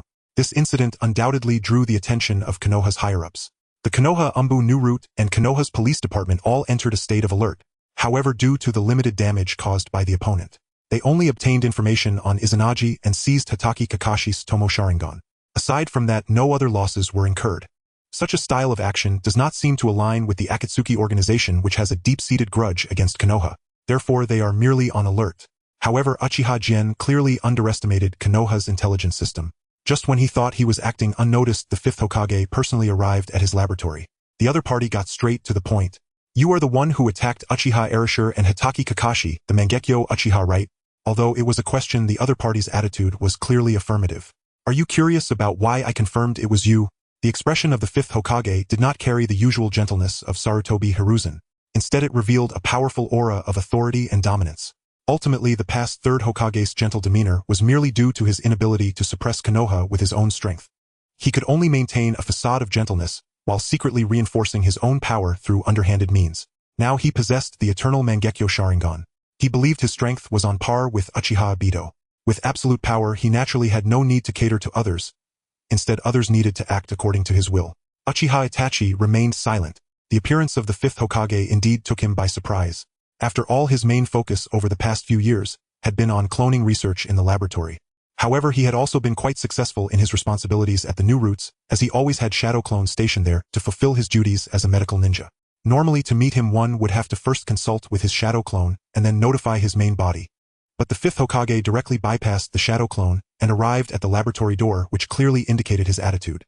Simply judging from the imposing expression of the fifth Hokage, no one would believe that this fifth Hokage was actually the former third Hokage Sarutobi Hiruzen. Seeing that Uchiha Itachi had not responded, the fifth Hokage revealed the reason. Because the entire Uchiha clan is under my surveillance, and you are the only exception. To awaken the Mangekyo Sharingan within 3 years of researching medical ninjutsu. Indeed, you possess great talent in research. Upon hearing the fifth Hokage's reasoning, Uchiha Itachi understood. He knew the true identity of the fifth Hokage. After all, his soul was the one that had been exchanged with Uchiha Itachi. The fifth Hokage could pinpoint him not because he had let something slip, but simply because he had used the process of elimination. When all other Uchihas were unable to awaken the Mangekyo Sharingan. Having kept his true body hidden and invested heavily in secret research in the laboratory, Uchiha Itachi became the only possibility. Over the past few years, the fifth Hokage had indeed allowed his research to proceed unimpeded. Even though he had invested significantly, most of this investment was covered by Uchiha Itachi's shares in a beauty clinic. At the same time, the number of human subjects he used was not large, only some female ninja death row inmates. However, the fifth Hokage did not expect that Uchiha Itachi would present him with such a surprise. With Uchiha Itachi's method of emotional resonance from the Konoha hospital to awaken the eyes and the electrical stimulation method to open the eyes, he now found that even awakening the Mangekyo Sharingan could be achieved through his research. After becoming the head of the Uchiha clan, and the fifth Hokage Sarutobi Hiruzen fully learned about all the legacies of the Uchiha clan. Thus, he was aware of the difficulty in awakening the Mangekyo Sharingan. Even though this generation of the Uchiha clan had produced Uchiha Fugaku, Uchiha Shursue, Uchiha Itachi, and Masked Man, the four holders of the Mangekyo. In reality, the difficulty in awakening the Mangekyo Sharingan is immense. It is not uncommon for 2 or 3 decades to pass without a new pair being born. Let alone the fact that awakening the Mangekyo Sharingan requires not only stimulation but also innate talent. Those without sufficient talent can never awaken the Mangekyo Sharingan, no matter how much stimulation they receive.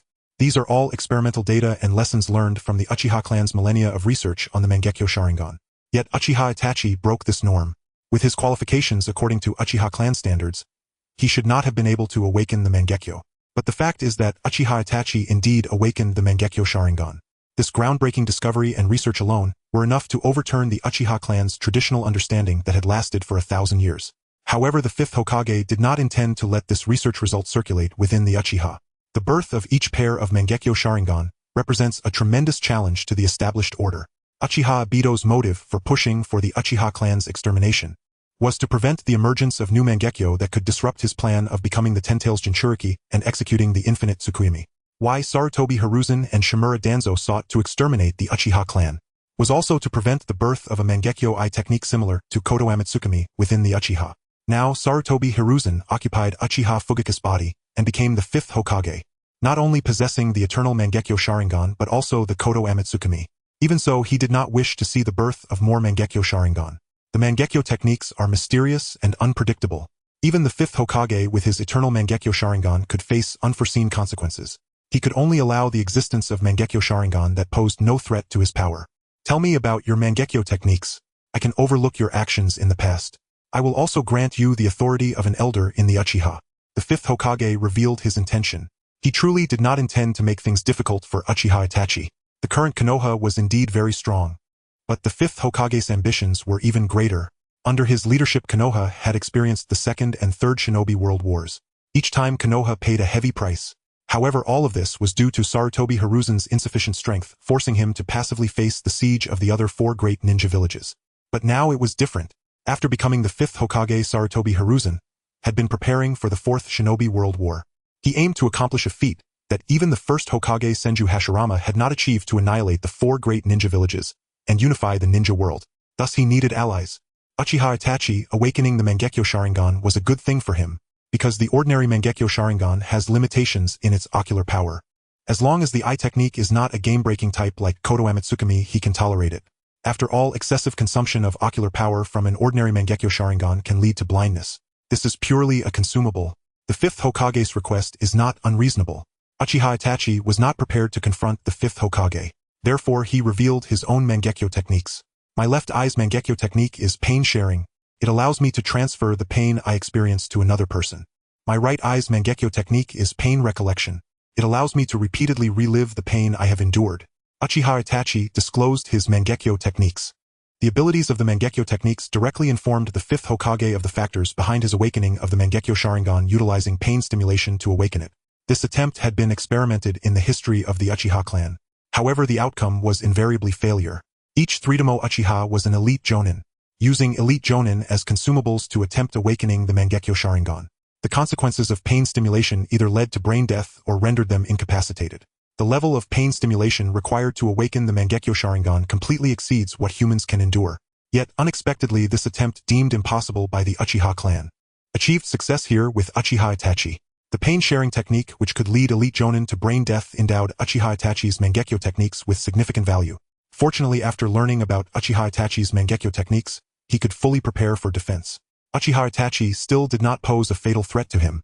Upon realizing this, the fifth Hokage breathed a sigh of relief. The fifth Hokage did not intend to pursue the actions of Uchiha Itachi. Even though he attacked one of the Uchiha elders, his master Uchiha Erasure, such behavior would be deemed rebellious in the ninja world. However, it was well known that Uchiha Itachi had a strained relationship with his master Uchiha Erasure. Moreover, his attack on Uchiha Erasure was merely to obtain information regarding the forbidden technique Izanagi. As for the Threedomo Sharingan he took from Hatake Kakashi to the fifth Hokage, it was simply Uchiha Itachi's preparation to activate Izanagi. Regarding Hatake Kakashi losing his left eye's Threedomo Sharingan, the fifth Hokage compensated with another by sacrificing one Threedomo Sharingan, he could acquire an elite jonin. From the perspective of the Hokage, this was a very lucrative deal. Moreover, due to this Threedomo Sharingan, Hatake Kakashi effectively pledged his loyalty to the fifth Hokage. As the disciple of the fourth Hokage Hatake Kakashi, after the fourth Hokage's death, he served the third Hokage. It was only after the fifth Hokage took office that he realized the third Hokage was actually the fifth Hokage. Hatake Kakashi had always been compliant yet discreet towards the fifth Hokage. The previous third Hokage had become the leader of the new root organization. However, the third Hokage had become somewhat of a mascot. Essentially, he did not handle affairs.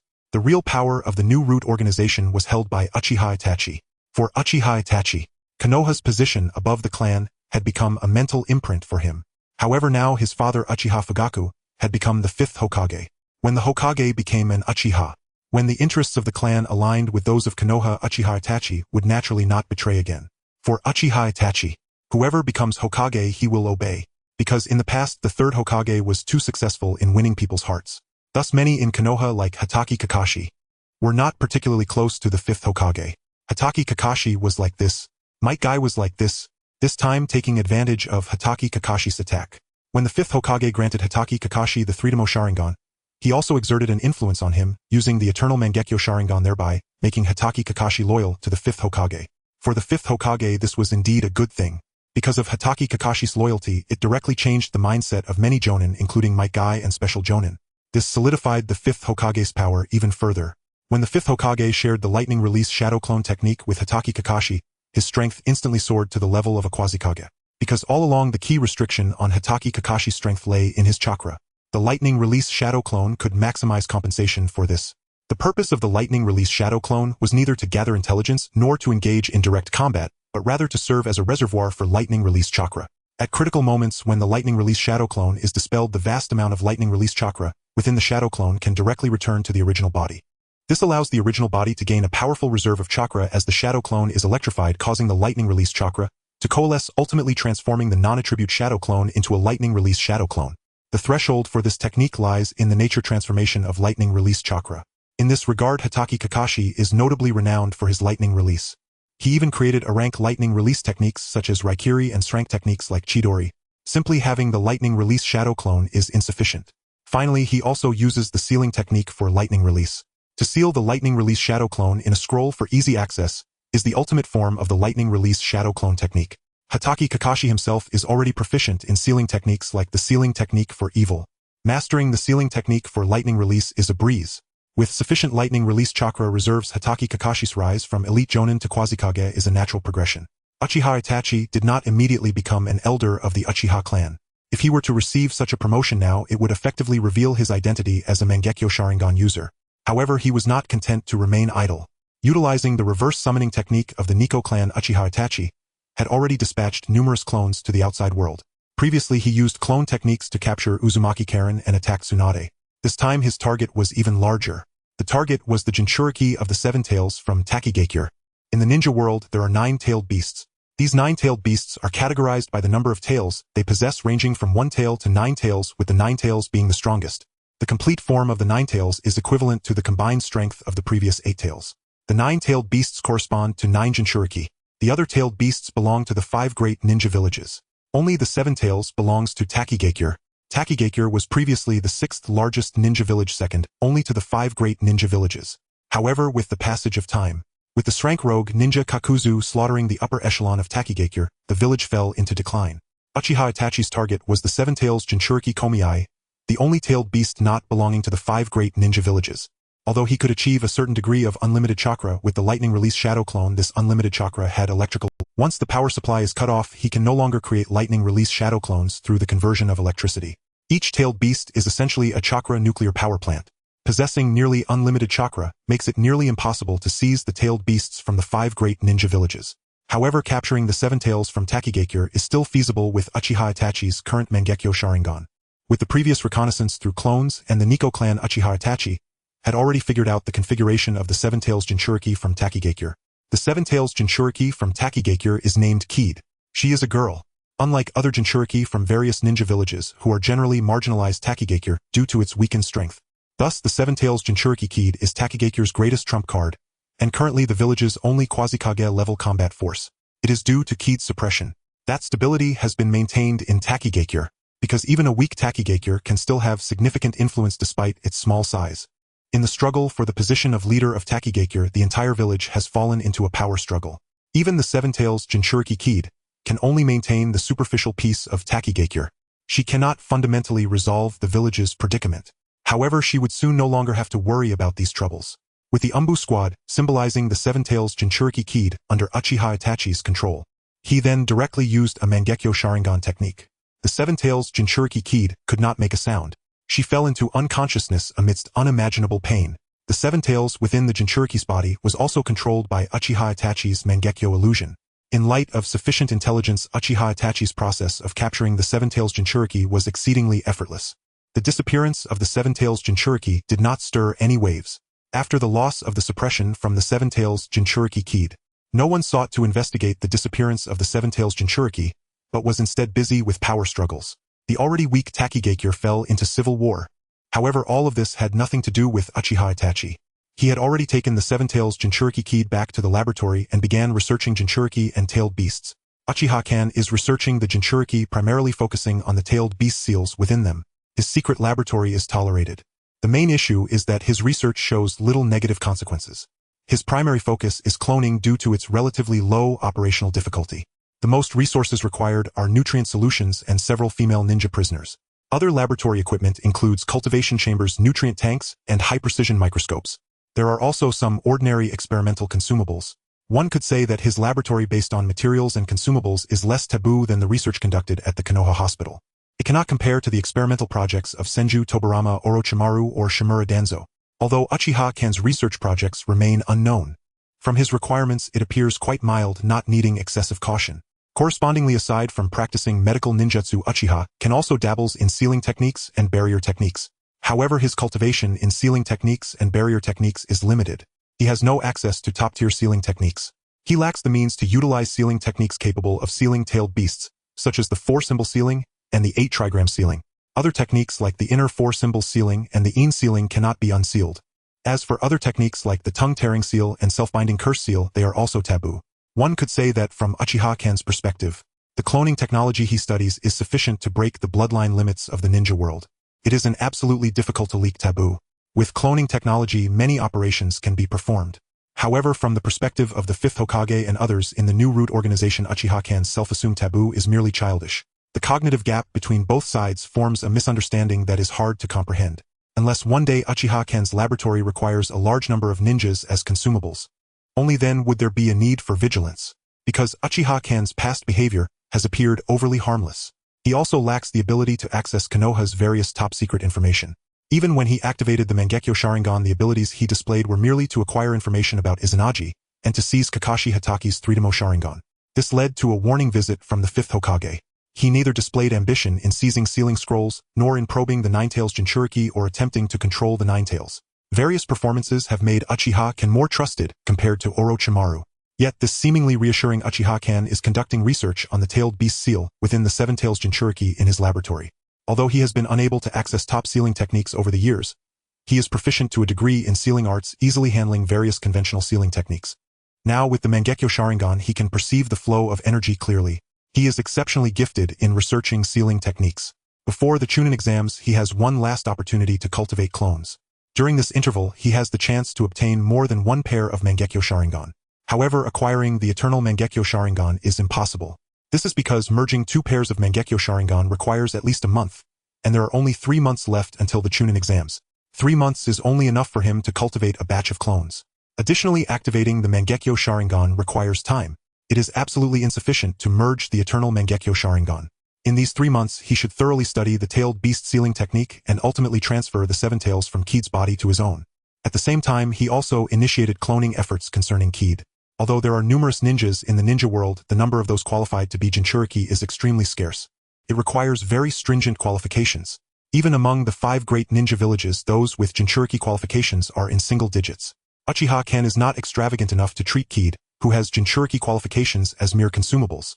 Just as Uchiha Kan is conducting research on sealing techniques and tailed beasts, using the Seven Tails Jinchuriki, Keed, as a breakthrough, Team 7 becomes a legendary genin team in Konoha. Under the Fifth Hokage's intentional arrangement, Naruto, Uzumaki, Sasuke, Uchiha, and Sakura Haruno form Team 7. The nurtured Naruto Uzumaki becomes the undisputed leader of Team 7. At 12 years old, he is a shadow-level powerhouse unprecedented in the history of the ninja world, even more exaggerated than the sage of the Six Paths Senju Hashirama and the ninja world Ajura Uchiha Madara. As for the guiding ninja of Team 7, it is none other than the Fifth Hokage himself. With Naruto Uzumaki, he single-handedly swept through numerous Drank missions in Konoha. Hundreds of shadow clones easily broke the record for Drank missions among Konoha's genin teams. Meanwhile, Sasuke Uchiha, the 12-year-old elite jonin, also overwhelmed another genius, Kakashi Hatake.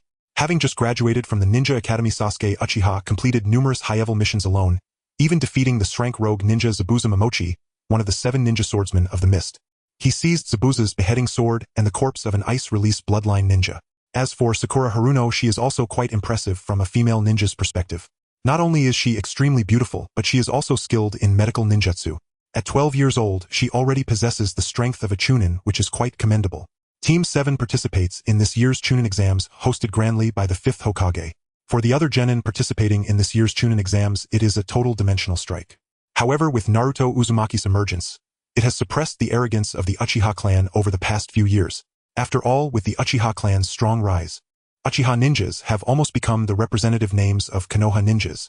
Compared to Uchiha ninjas, other ninjas immediately appear dim and unremarkable.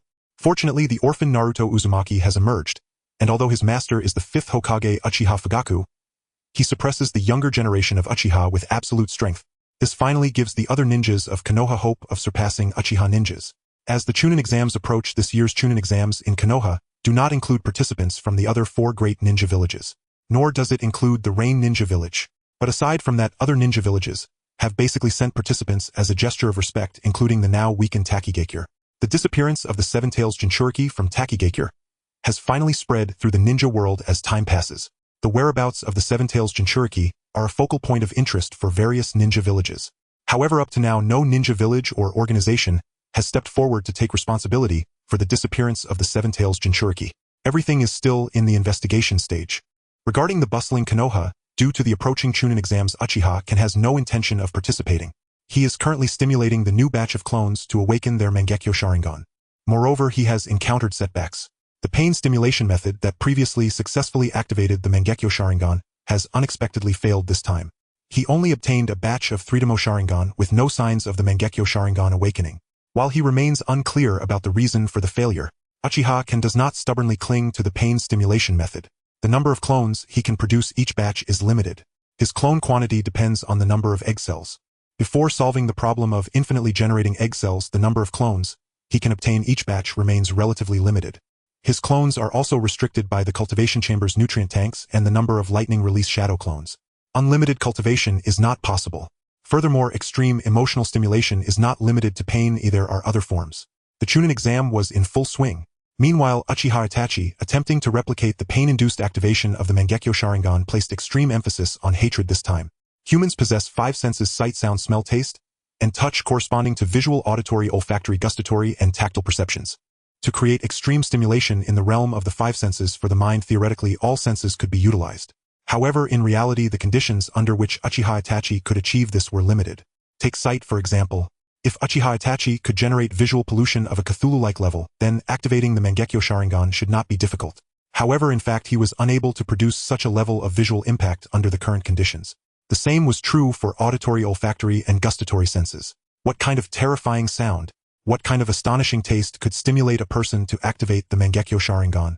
Regardless, Uchiha Itachi could not achieve this at present. The only possibility lay in touch. There are many kinds of touch, among which pain is undoubtedly the most direct form of stimulation. Indeed, he had activated a pair of Mangekyo Sharingan through pain. He had attempted to activate the Mangekyo Sharingan in the same manner again, but he encountered failure. Since the 5-sense stimulation plan had failed, he could only turn to emotional stimulation. Human emotions are vast, commonly represented by the 7 emotions and 6 desires.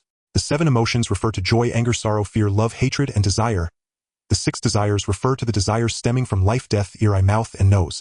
To stimulate the activation of the Mangekyo Sharingan, ordinary emotional stimulation would certainly not suffice. Among all emotions, hatred and anger were the most pronounced. Although many works depict love as the resolution, Uchiha Itachi could not imagine what kind of affection could reach the level required to activate the Mangekyo Sharingan. The same applied to other emotions like sorrow, fear, and hatred. There is no greater sorrow than the death of the heart. Yet even then it was still insufficient to activate the Mangekyo Sharingan. Only extreme hatred and extreme anger theoretically have no upper limit. Uchiha Itachi, whether before or after his reincarnation, life had its ups and downs, but it had not reached the point of being unlivable. Before reincarnation he was just like cattle or horses with no hope for the future. After reincarnation his goal was to become the strongest and attain immortality. He also saw hope for realization, which made it difficult for him to evoke endless hatred and anger. However, this was somewhat challenging for him. Yet this is the shinobi world. With his current Mangekyo Sharingan, everything was completely different. The operations that were difficult with the previous 3-demo Sharingan now had the conditions for execution with the current Mangekyo Sharingan. That was genjutsu with the Sharingan. The one enduring the extreme pain was his shadow clone, not his true self. When Uchiha Itachi cast the Mangekyo Genjutsu on his shadow clone, he constructed various hellish illusions for the shadow clone. Some shadow clones experienced floods, fleeing famine, and the despair of cannibalism. Some shadow clones experienced the extreme hatred and anger of cities being slaughtered by foreign races. Others were lost in the confusion between reality and the other world.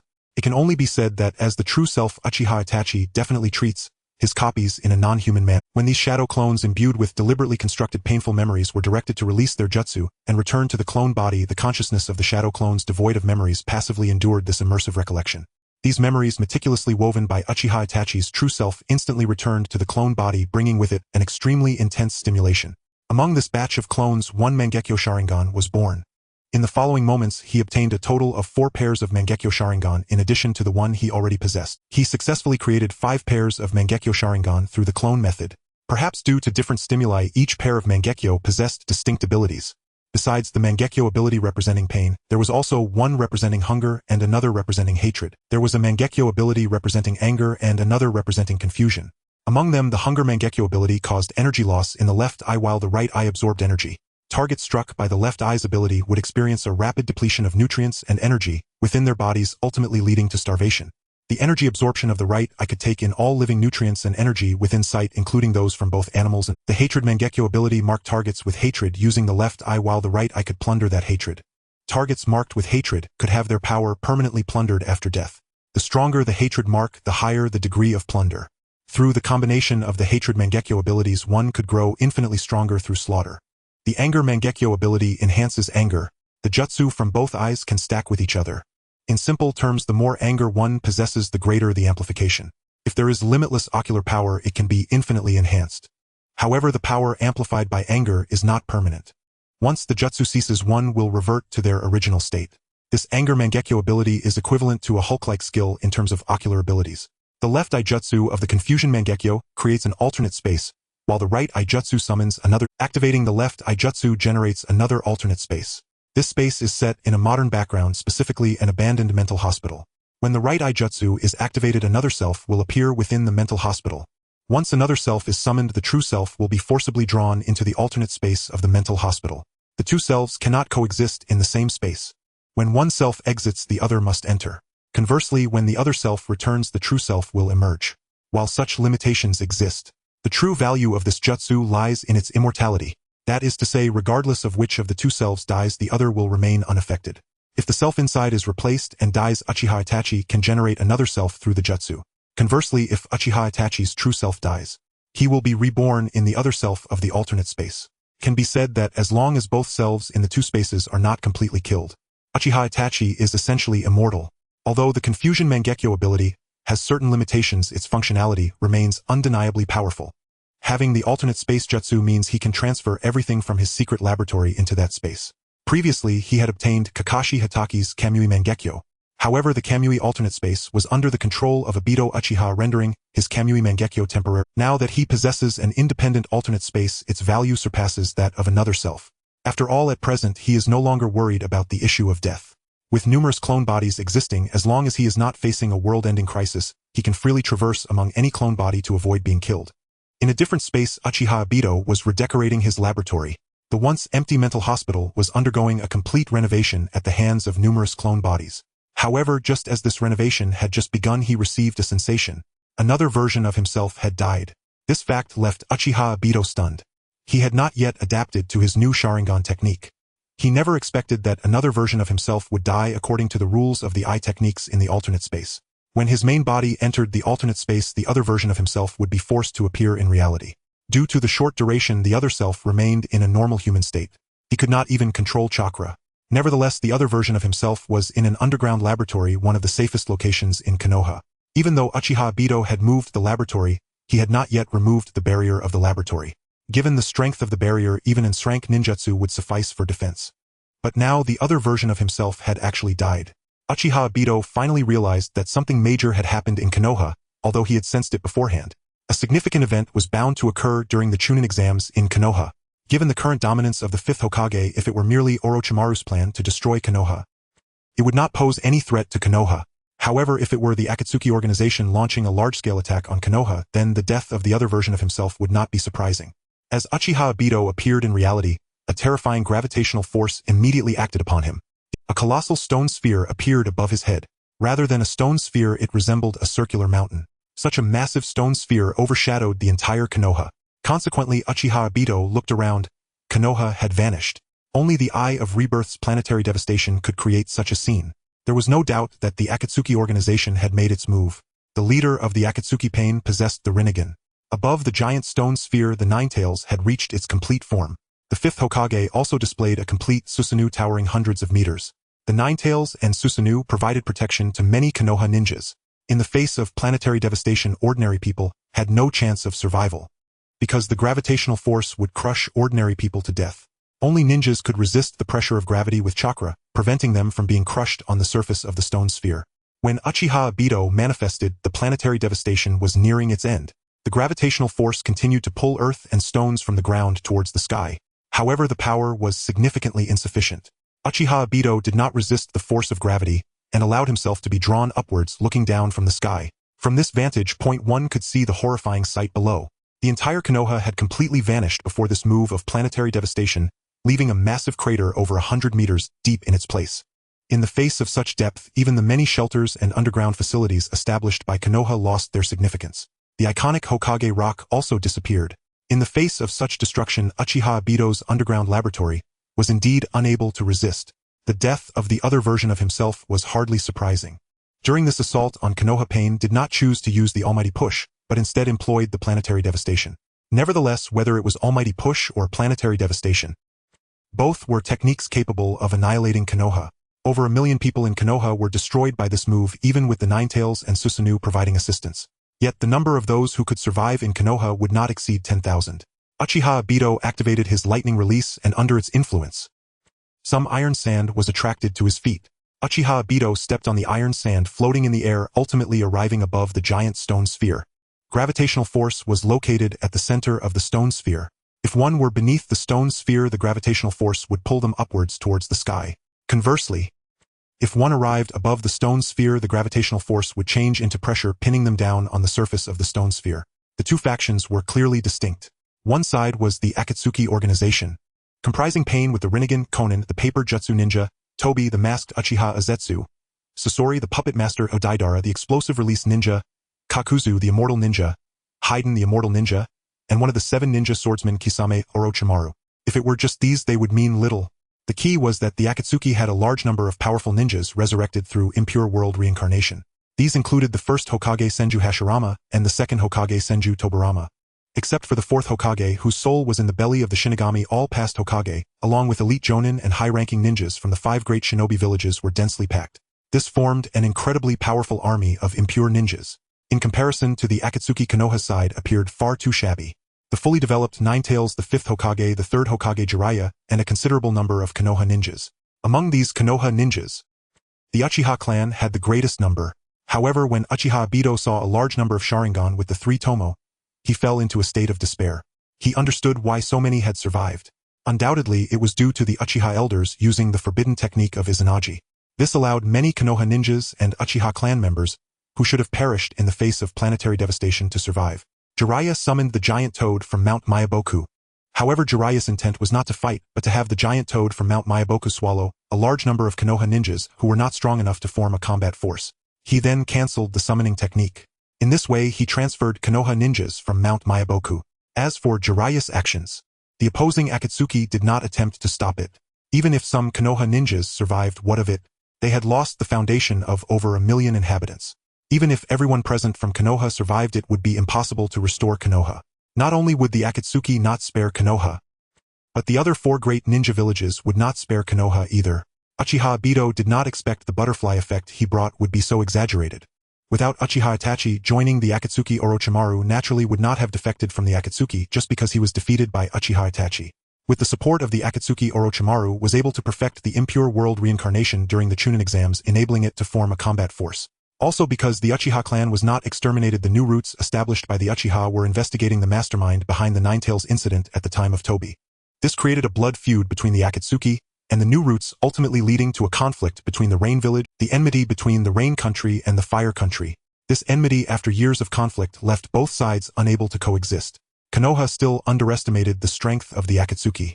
Nor did they expect the Akatsuki's revenge to be so thorough, erasing Konoha from the map. The appearance of Uchiha Obito attracted the attention of both sides. At this moment, he did not hide his Manjikyu Sharingan. Upon seeing his appearance, the Uchiha side could not help but show signs of joy.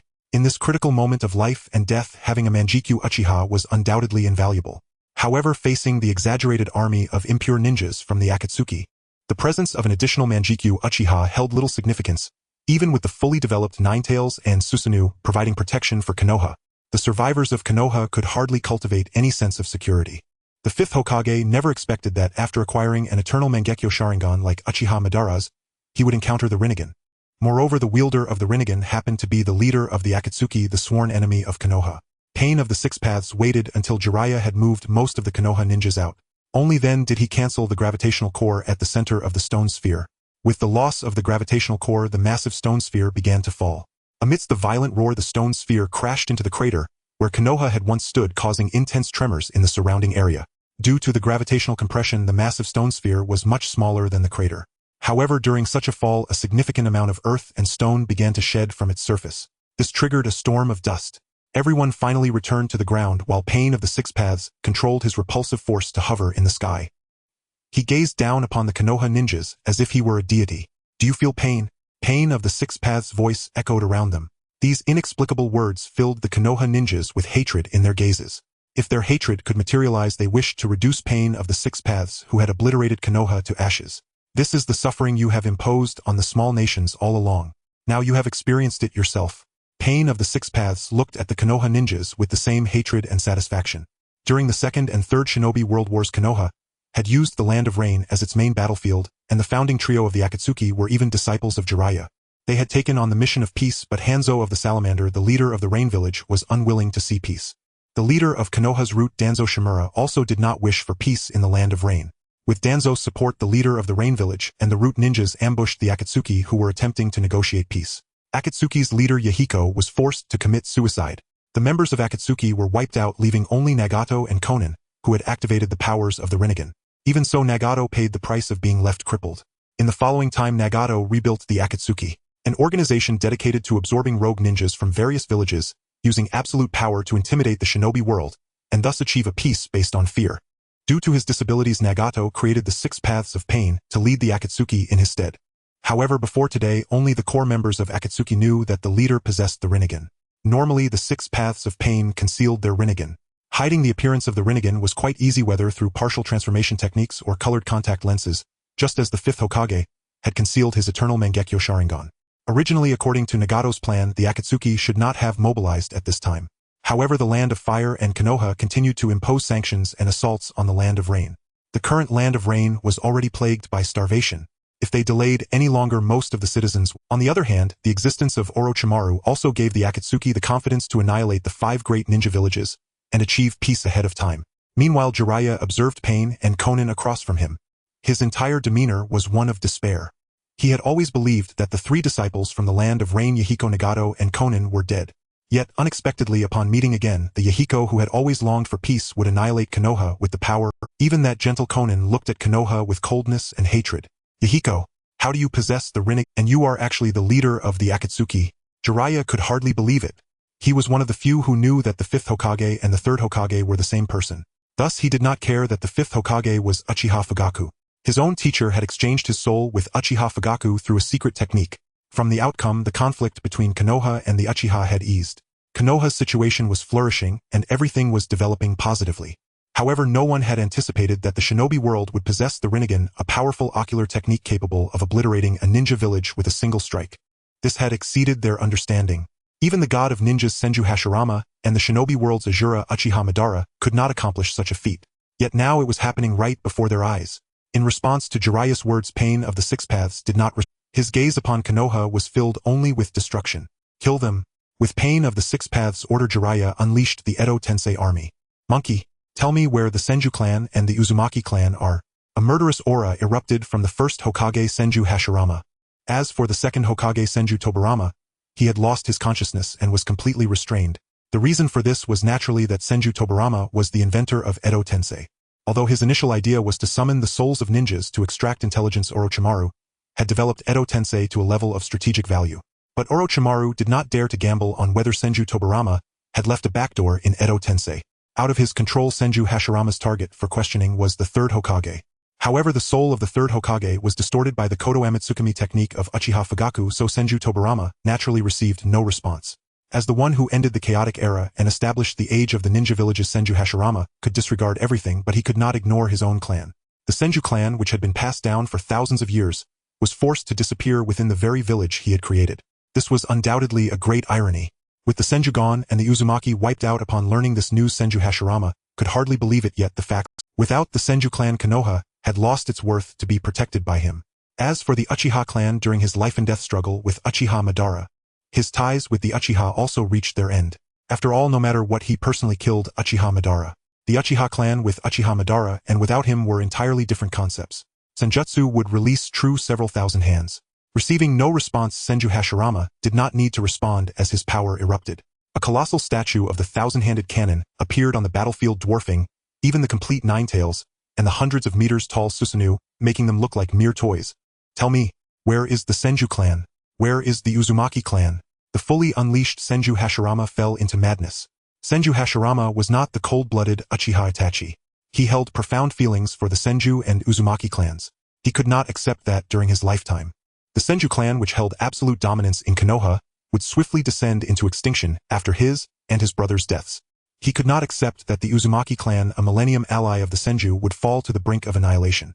Had he known this would be the outcome, then what was the meaning of establishing Konoha? Sarutobi Hiruzen gazed at the manifestation of the Senju cannon, which was equivalent to a significant portion of Konoha. He was engulfed in disbelief after acquiring the body of Uchiha Fugaku. With the eternal Mangekyo Sharingan in his possession, he believed himself capable of dominating the ninja world. Yet the harsh reality before him struck him with a series of blows. In the present world of the Rinnegan, a single strike shattered Konoha, the village he had sworn to protect. Senju Hashirama, who had been dead for many years, was resurrected through impure world reincarnation. The power displayed was enough to crush his complete Susanoo. He could not fathom how Uchiha Madara, who had also possessed the eternal Mangekyo Sharingan, had once stood against Senju Hashirama. Even with the complete Ninetales added to the mix, there was no chance of resistance against the Senju cannon. Sarutobi Hiruzen could hardly imagine such a scenario.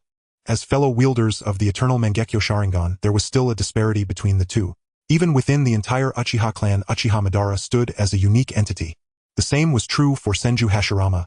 Faced with the Senju cannon, the Konoha ninjas could not even muster the will to resist. All that remained was despair. In light of this dire situation, Uchiha intervened using the Mangekyo Genjutsu to control Might Guy, then performing an eye transplant on him in front of everyone. He transplanted 2 Three-Demo Sharingan into Might Guy. 8 gates formation. Open. Visible chakra erupted from Might Guy's body. In a very short time he reached the 8th gate, known as the Death Gate. As a forbidden technique of taijutsu, the 8 gates consisted of 8 levels, each activation exponentially increasing the user's power. With the 7th gate open, his power was comparable to that of a Kage. When all 8 gates were opened, his strength was enough to temporarily suppress the Jinchuriki of the Ten Tails. However, the opening of the final gate, the Death Gate, also meant that after a brief surge of power he would succumb to death. The entirety of Konoha now faced this fate.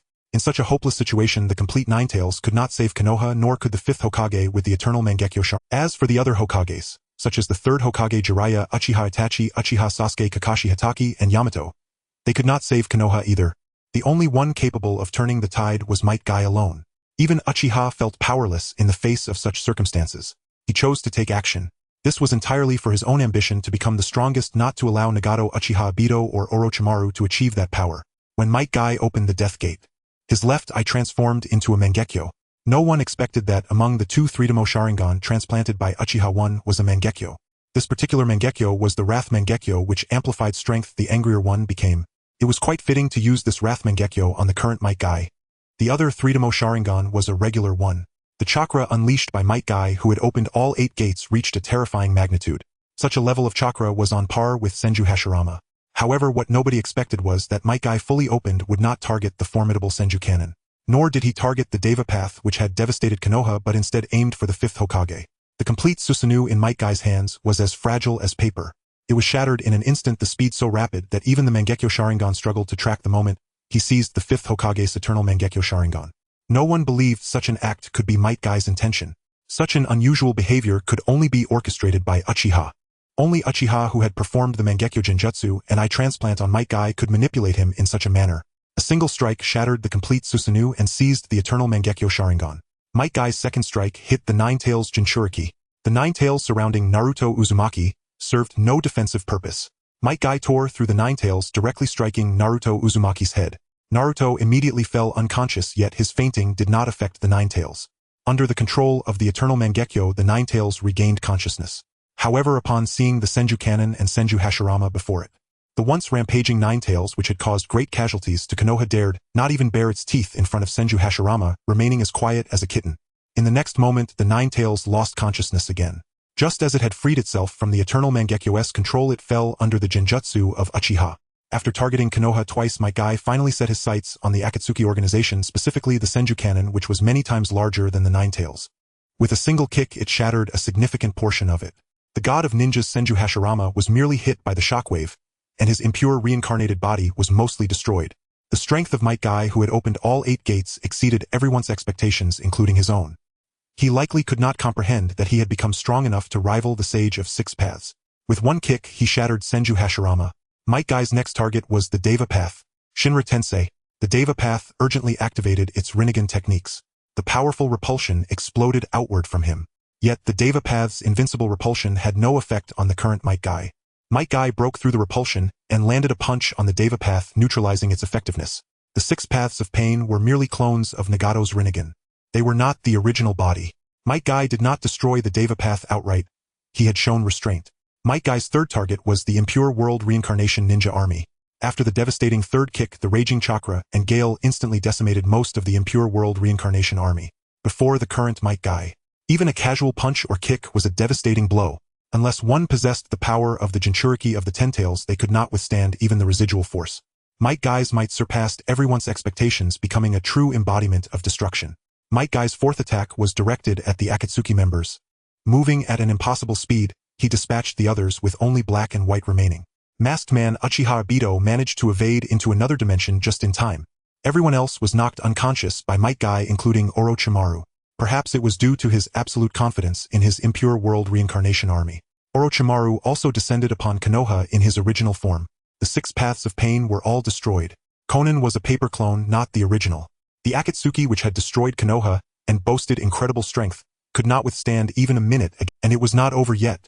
Might Guy transformed into the harbinger of destruction. He unleashed punches and kicks around the Konoha crater, each strike accompanied by massive chakra and air blasts forming terrifying fissures spanning kilometers. Under such overwhelming strikes, a single blow finally met a barrier. Shinra Tensei. A new Shinra Tensei erupted. Might Guy's indiscriminate attacks finally forced Nagato, hiding near Konoha, to reveal himself. Nagato could indeed control the 6 paths of pain to act in his stead. However, such control had distance limitations. If Nagato wanted to act against Konoha, he could not be too far away or his chakra control would falter. Nagato's original body was compelled to appear, marking the end of the Akatsuki's ambush on Konoha. The crippled Nagato was forced to reveal himself. Under the amplification of the angered kaleidoscope Sharingan, Might Guy has undoubtedly reached the level of the 6 paths. To speak frankly, even if Uchiha Obito in the Ten Tails Jinchuriki state appeared at this moment, he would undoubtedly be kicked to death by Might Guy. Not merely injured, but having reached the level of 6 paths solely through physical techniques. In the entire ninja world, only Might Guy amplified by the kaleidoscope Sharingan stands at this level. Time is running out. Even from a great distance, Might Guy instantly appeared in front of Nagato. Nagato could only once again confront him with the Rinnegan's ocular technique, but it had no effect. Previously, the Shinra Tensei of Nagato's Deva Path was ineffective. The Shinra Tensei of his original body was the same. The powerful repulsive force was easily shattered by Might Guy, who activated the kaleidoscope Sharingan. A flash of blood appeared. One of Nagato's Rinnegan was seized by Might Guy. Then Konan, who was beside Nagato, was knocked out by Might Guy. Summoning technique. Might Guy performed the summoning technique. The next moment, Uchiha Itachi appeared in front of Nagato. Might Guy formed another hand seal. Izanagi. One of his eyes, the 3-Demo Sharingan, became a consumable. The effects of the 8 gates on Might Guy disappeared. Instead, Might Guy without the 8 gates appeared. Utilizing Izanagi, he could convert damage into an illusion. Uchiha Itachi used the 3-Demo Sharingan to eliminate the side effects of the 8 gates on Might Guy, effectively turning a one-time use of the 8 gates into a reusable technique. With just one 3-Demo Sharingan, he could briefly create a powerhouse at the level of 6 paths. One must admit such an exchange is quite profitable. Uchiha Itachi launched an illusion against Nagato. The Rinnegan is the ultimate form of the Sharingan. With the power of the Rinnegan, it is immune to any type of kaleidoscope illusion. The kaleidoscope Sharingan is an exception. However, Uchiha Itachi's intention in casting the illusion was not to control Nagato, but to convey some secret knowledge to him. For instance, the Rinnegan is the ultimate form of the Sharingan. There is no such thing as the Rinnegan awakening naturally, as well as the forbidden technique of the Sharingan Izanagi. You have been used. Uchiha Itachi explained this fact. The moment Nagato realized the truth about the Rinnegan, he naturally understood this point. Since the Rinnegan can only evolve from the Sharingan, his Rinnegan with 2 eyes could not possibly belong to him, but must have been implanted by someone else. His seemingly normal life was actually designed by others, including the tragedies of his life. From the death of his parents to the encounters with Yahiko and Konan, and the establishment of the Akatsuki organization, Yahiko's death, Nagato's life flashed before his eyes like a film reel. How much of this life truly belonged to him, and how much was designed by the mysterious existence that granted him he was unsure. The Nagato who had always insisted on his own will found his once steadfast resolve collapsing upon learning the truth. Because he was uncertain, even the will he thought was intimidating had some truth and some illusion. Your Rinnegan belongs to Uchiha Obito. You are a tool used by Uchiha Obito to collect tailed beasts, revive the Ten Tails, and ultimately resurrect Uchiha Obito. That masked man is another agent designated by Uchiha Obito, used to guide and supervise you on the path to collecting tailed beasts and reviving the Ten Tails. Uchiha Itachi laid it all bare. Use the Rinnegan to cast Izanagi and restore Konoha. I can spare your life and Konan's. At the same time, lift the sanctions and attacks on the Land of Rain and the Rain Village. After today, I will be the 6th Hokage. Uchiha Itachi needed Konoha. He had just mastered the ability to mass-produce Kaleidoscope Sharingan. Even with Might Guy as a powerful weapon, he himself did not possess even the eternal Kaleidoscope Sharingan, let alone the Rinnegan or the Tensigan.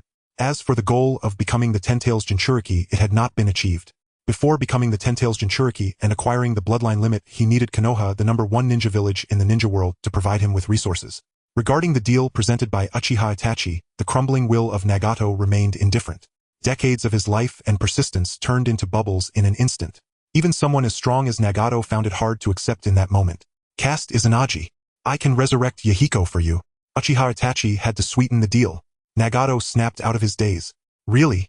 What Nagato desired was a true resurrection. Not the kind of undead ninja revived through Edo Tensei.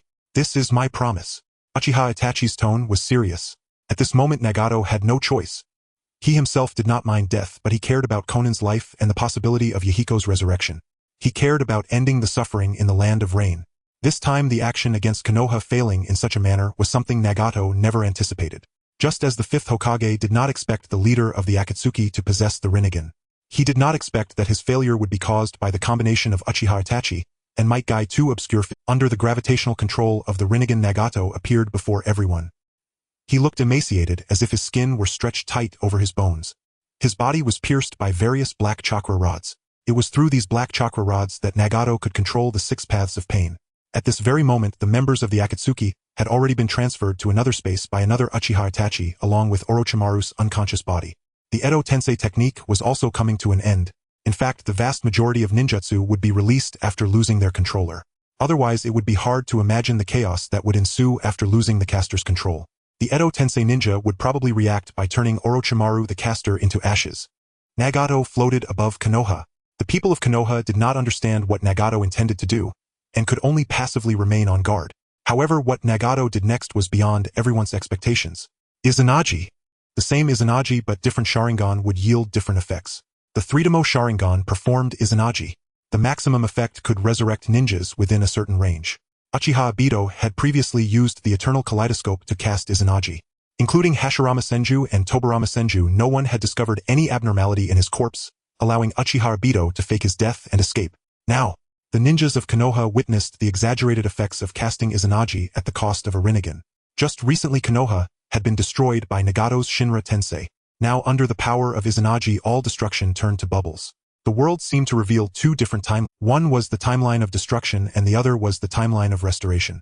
Ultimately the timeline of destruction vanished and the intact Konoha was preserved. However, this was not a time-related ability but an extremely exaggerated illusion technique that produced effects similar to time abilities. The mythical ability once again refreshed the understanding of the ninjas of Konoha. Previously Nagato had destroyed Konoha in one strike, yet now he saved Konoha at the cost of a Rinnegan. After completing Izanagi, Nagato fell from the sky. He had already lost 1 Rinnegan. Now due to the effect of Izanagi, his other Rinnegan also lost its function. Nagato was now completely blind, yet he did not fall to his. The figure caught Nagato and then disappeared. The effect of Izanagi activated at the cost of the reincarnation eye was surprisingly powerful. Not only were the deceased citizens of Konoha fully restored, but even the Konoha that had been destroyed by the god of earth was completely reinstated. The entire Konoha was restored to just before Nagato unleashed the god of earth. This was during the final battle phase of the Chunin exams. Naruto Uzumaki vs. Sasuke Uchiha. As a result, with the activation of the god of earth, the bustling Konoha was utterly annihilated in a very short time. Once restored, Konoha quickly fell into chaos. The reason was simple. Although Nagato used Izanagi to restore Konoha, the memories of everyone's death remained intact. The entire village of Konoha had experienced death. The fear that accompanied death was hard to ignore even after being resurrected. Many people fell into a state of shock, exhibiting uncontrollable hysterical behavior. In light of this situation, the 5th Hokage, having lost the Eternal Mangekyo Sharingan, took action. Equipping himself with a regular Mangekyo Sharingan, the 5th Hokage began to issue commands, calmly directing the ninjas to maintain order in Konoha. This sudden clash with the Akatsuki organization caught everyone off guard. Yet everyone understood that after today Konoha would undergo significant changes. The exposure of the 5th Hokage's Eternal Mangekyo Sharingan meant that in the face of an Akatsuki attack, he could not mount any substantial resistance. The restoration of Konoha now relied heavily on Uchiha Itachi's heroic efforts. He had not only captured a significant portion of the Akatsuki members, but also the Nine-Tails Jinchuriki, Naruto Uzumaki, and Might Guy. Even though Uchiha Itachi was still merely a Mangekyo Sharingan user, the power he possessed was enough to destroy Konoha. Faced with such strength, the 5th Hokage, who had lost his Eternal Mangekyo Sharingan, found the foundation of his authority crumbling. After all, since the establishment of the ninja village system, the leader of a village often represented the strongest. This had seen many fluctuations during the Third Hokage's tenure. For the third Hokage, the disappearance of the Senju clan and the extinction of the Uzumaki clan posed a severe threat, as Uchiha Itachi had just revealed his potential. Plans to exterminate the Uchiha clan were set in motion, involving others like Kakashi Hatake Dan, Kato Rope Tree Senju Tsunade, Orochimaru, and Minato Namikaze. It can be said that all the Konoha ninjas who posed a threat to the third Hokage ultimately faced a grim fate, either suicide, death, fleeing, or betrayal. Hiruzen Sarutobi thought he possessed the eternal Mangekyo Sharingan enough to suppress Konoha and even the ninja world. However, this attack revealed otherwise. Times had changed. The power he relied on, the reincarnation I Might Guy and the resurrected Senju Hashirama, were all ineffective against such overwhelming force. The Chunin exams were abruptly halted. Compared to the hysteria of ordinary Konoha citizens, the ninjas were more resilient, even having experienced death. Most ninjas still took action, quickly suppressing the chaos caused by ordinary people. Suppressing it, although theoretically large-scale genjutsu could also calm Konoha citizens. However, the ninjas skilled in large-scale genjutsu were extremely rare elites even in Konoha, thus facing the panicking villagers. The best method was to knock them out. As for whether any side effects would remain after the knockout, that was entirely overlooked. Thanks to the efforts of Konoha ninjas, the chaotic village finally saw peace before night fell. Meanwhile, within the Hokage Tower, Uchiha Itachi appeared at this location. The fifth Hokage had long been waiting here, perhaps due to a lack of confidence. The third Hokage Jiraiya, Kakashi Hatake, and many Uchiha elders were also present.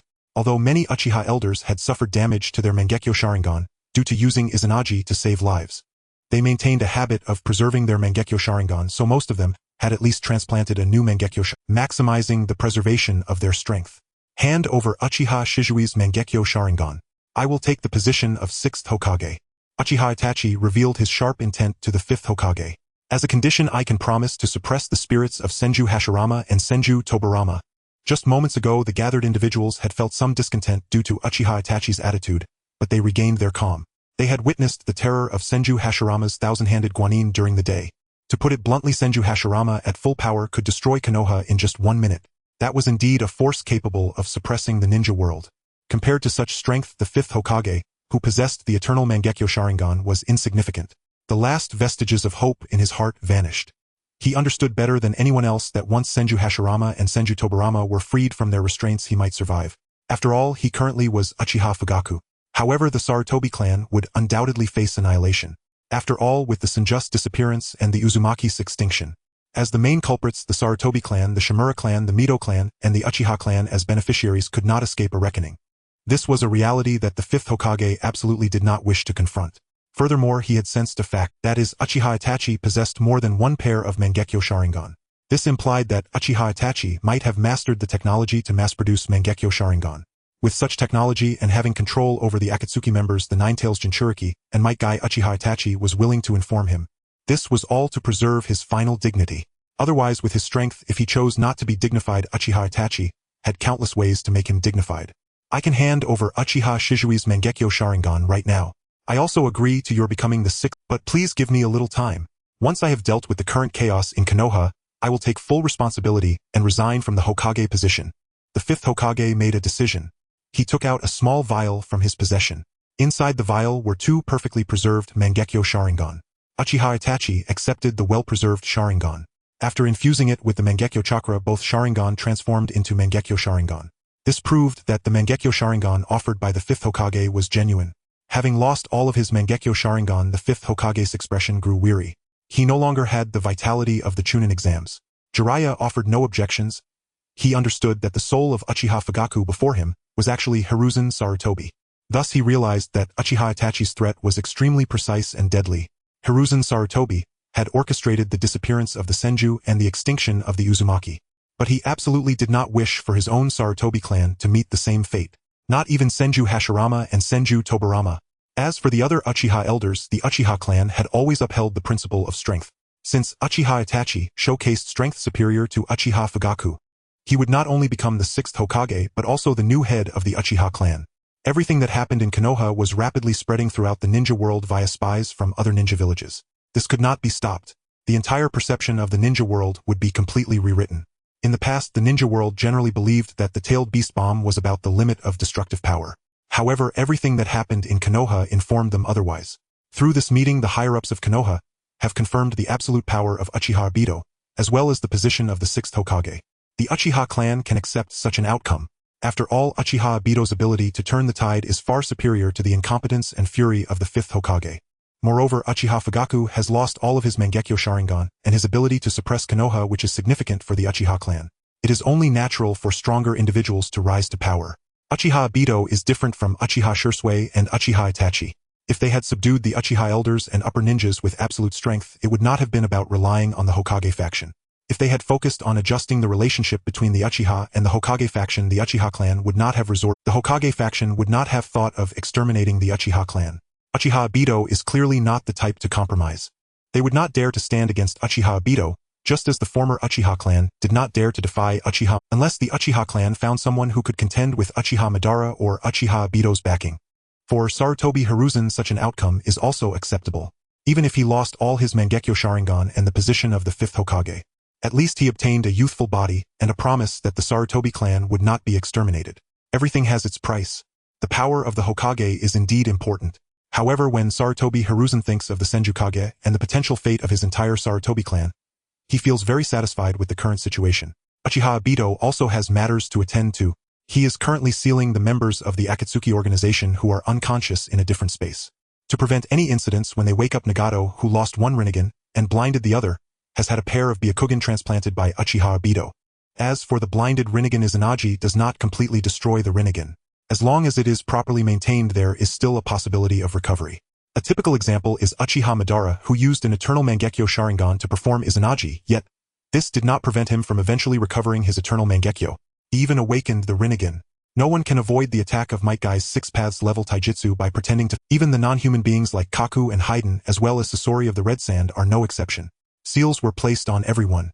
Additionally, Uchiha Obito's clone is conducting a 24-hour tight surveillance to ensure that no one encounters any, because his next focus is not on studying the Akatsuki members, but rather on smoothly managing the power of Regarding Uchiha Obito becoming the 6th Hokage in the face of his absolute strength, it has already become a foregone conclusion. However, due to Uchiha Obito's previous low profile, being Hokage is not merely about strength. It also involves balancing various powers within Konoha. In this regard, Sarutobi Hiruzen has done quite well effectively balancing the power of various ninja villages. However, Uchiha Obito quickly reassured Konoha's higher-ups, including Sarutobi Hiruzen, that he is going to become the 6th Hokage. What he values is not the power of the 6th Hokage, but the resources that can be controlled as Hokage, such as sealing scrolls, experimental data research equipment researchers, and power supply, among others. Uchiha Obito does not care for power, he cares for strength. In a world like the ninja world, having strength means having everything. Thus, after Uchiha Obito expressed what he truly desired, the higher-ups of Konoha cooperated remarkably well. The sealing scrolls that Uchiha Obito had longed for were handed to him before he became the 6th Hokage. In return, Uchiha Obito appointed the 5th Hokage as an elder of Konoha, fully empowering him to assist Uchiha Obito in handling various affairs of Konoha. One could say that the 5th Hokage lost the title of Hokage, yet in terms of power there was not much loss. Everyone was quite satisfied with such an outcome. With the free time he gained, Uchiha Obito finally had the opportunity to deal with the last member of the Akatsuki organization, Uchiha Obito. Uchiha Obito possesses the Kamui Mangekyo Sharingan, allowing him to hide and enter different spaces at will, making it difficult for anyone to deal with him. However, Uchiha Obito has another Kamui Mangekyo Sharingan that can enter Uchiha Obito's different space. Uchiha Obito remains unaware of this. When Uchiha Obito activated the Kamui Mangekyo and entered the different Kamui space. After some time, Uchiha Obito was not present in the different space, and Uchiha Obito did not mind. He has plenty of time and can afford to wait. After a while, the Ten-Tailed shell was absorbed into the different space by Uchiha Obito. Clearly, Uchiha Obito understands the consequences of losing Nagato and the Rinnegan, so he chose to transfer the Ten-Tailed shell at the first opportunity. The Ten-Tailed shell is key to all his and Uchiha Madara's plans. Only by resurrecting the Ten-Tailed shell can he become the Ten-Tail's Jinchuriki. This is essential for launching the infinite Tsukuyomi and creating a world where everyone's wishes come true. However, Uchiha Obito never expected the existence of someone like Uchiha Obito, a time traveler. All his plans have been seen through by Uchiha Obito. Even the Kamui space he thought was foolproof has been ambushed in advance. To prevent Uchiha Obito from escaping, Uchiha Obito directly launched a pain perception technique. Against him, an overwhelming sensation of pain that could kill elite Jonin engulfed Uchiha Obito. In the next moment, Uchiha Obito's right eye was seized by Uchiha Obito, causing him to lose his Kamui Mangekyo, leaving him with significantly fewer means. He was directly subdued by Uchiha Obito.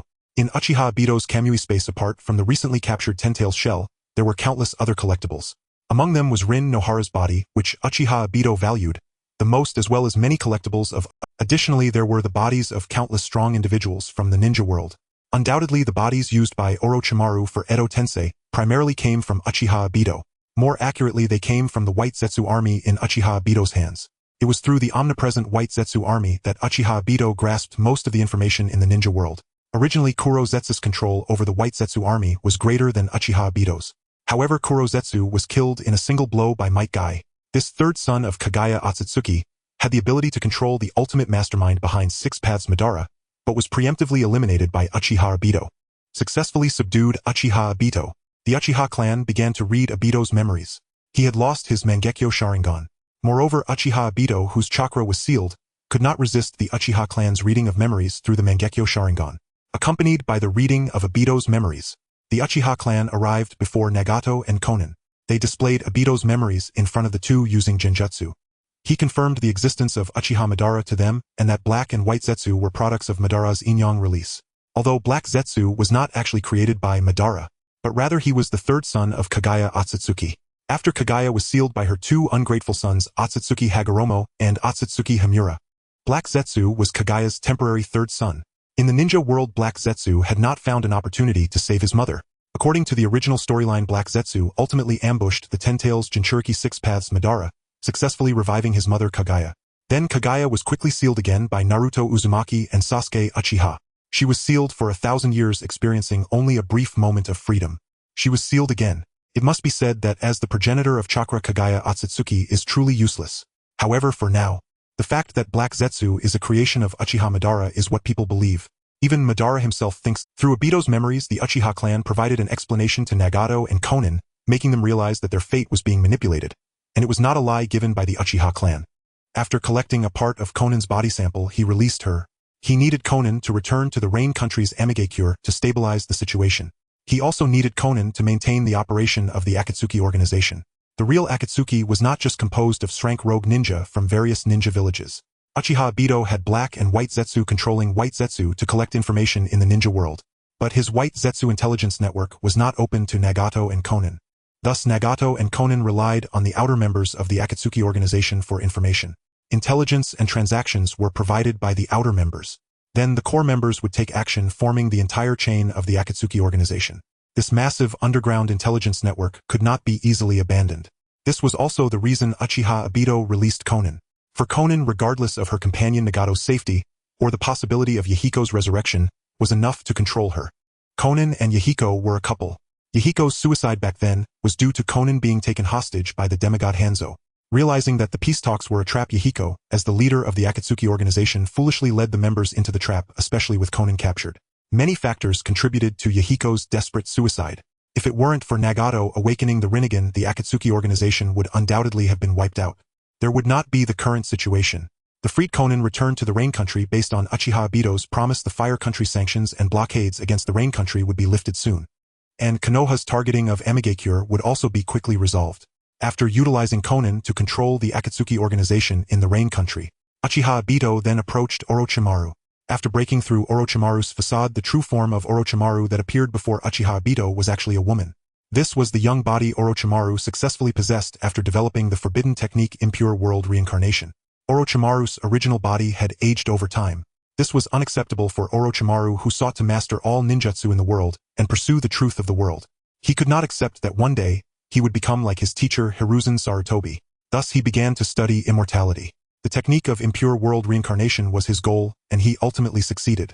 In Orochimaru's vision, as long as he had a suitable body, he could achieve immortality through continuous possession. But he did not expect that with each possession his soul's strength would continuously diminish.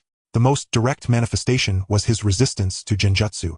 What Uchiha Obito did not expect was that when he lost the ability to read Orochimaru's memories with his Mangekyo Sharingan, he actually discovered that Orochimaru had already been controlled by the Mangekyo Sharingan.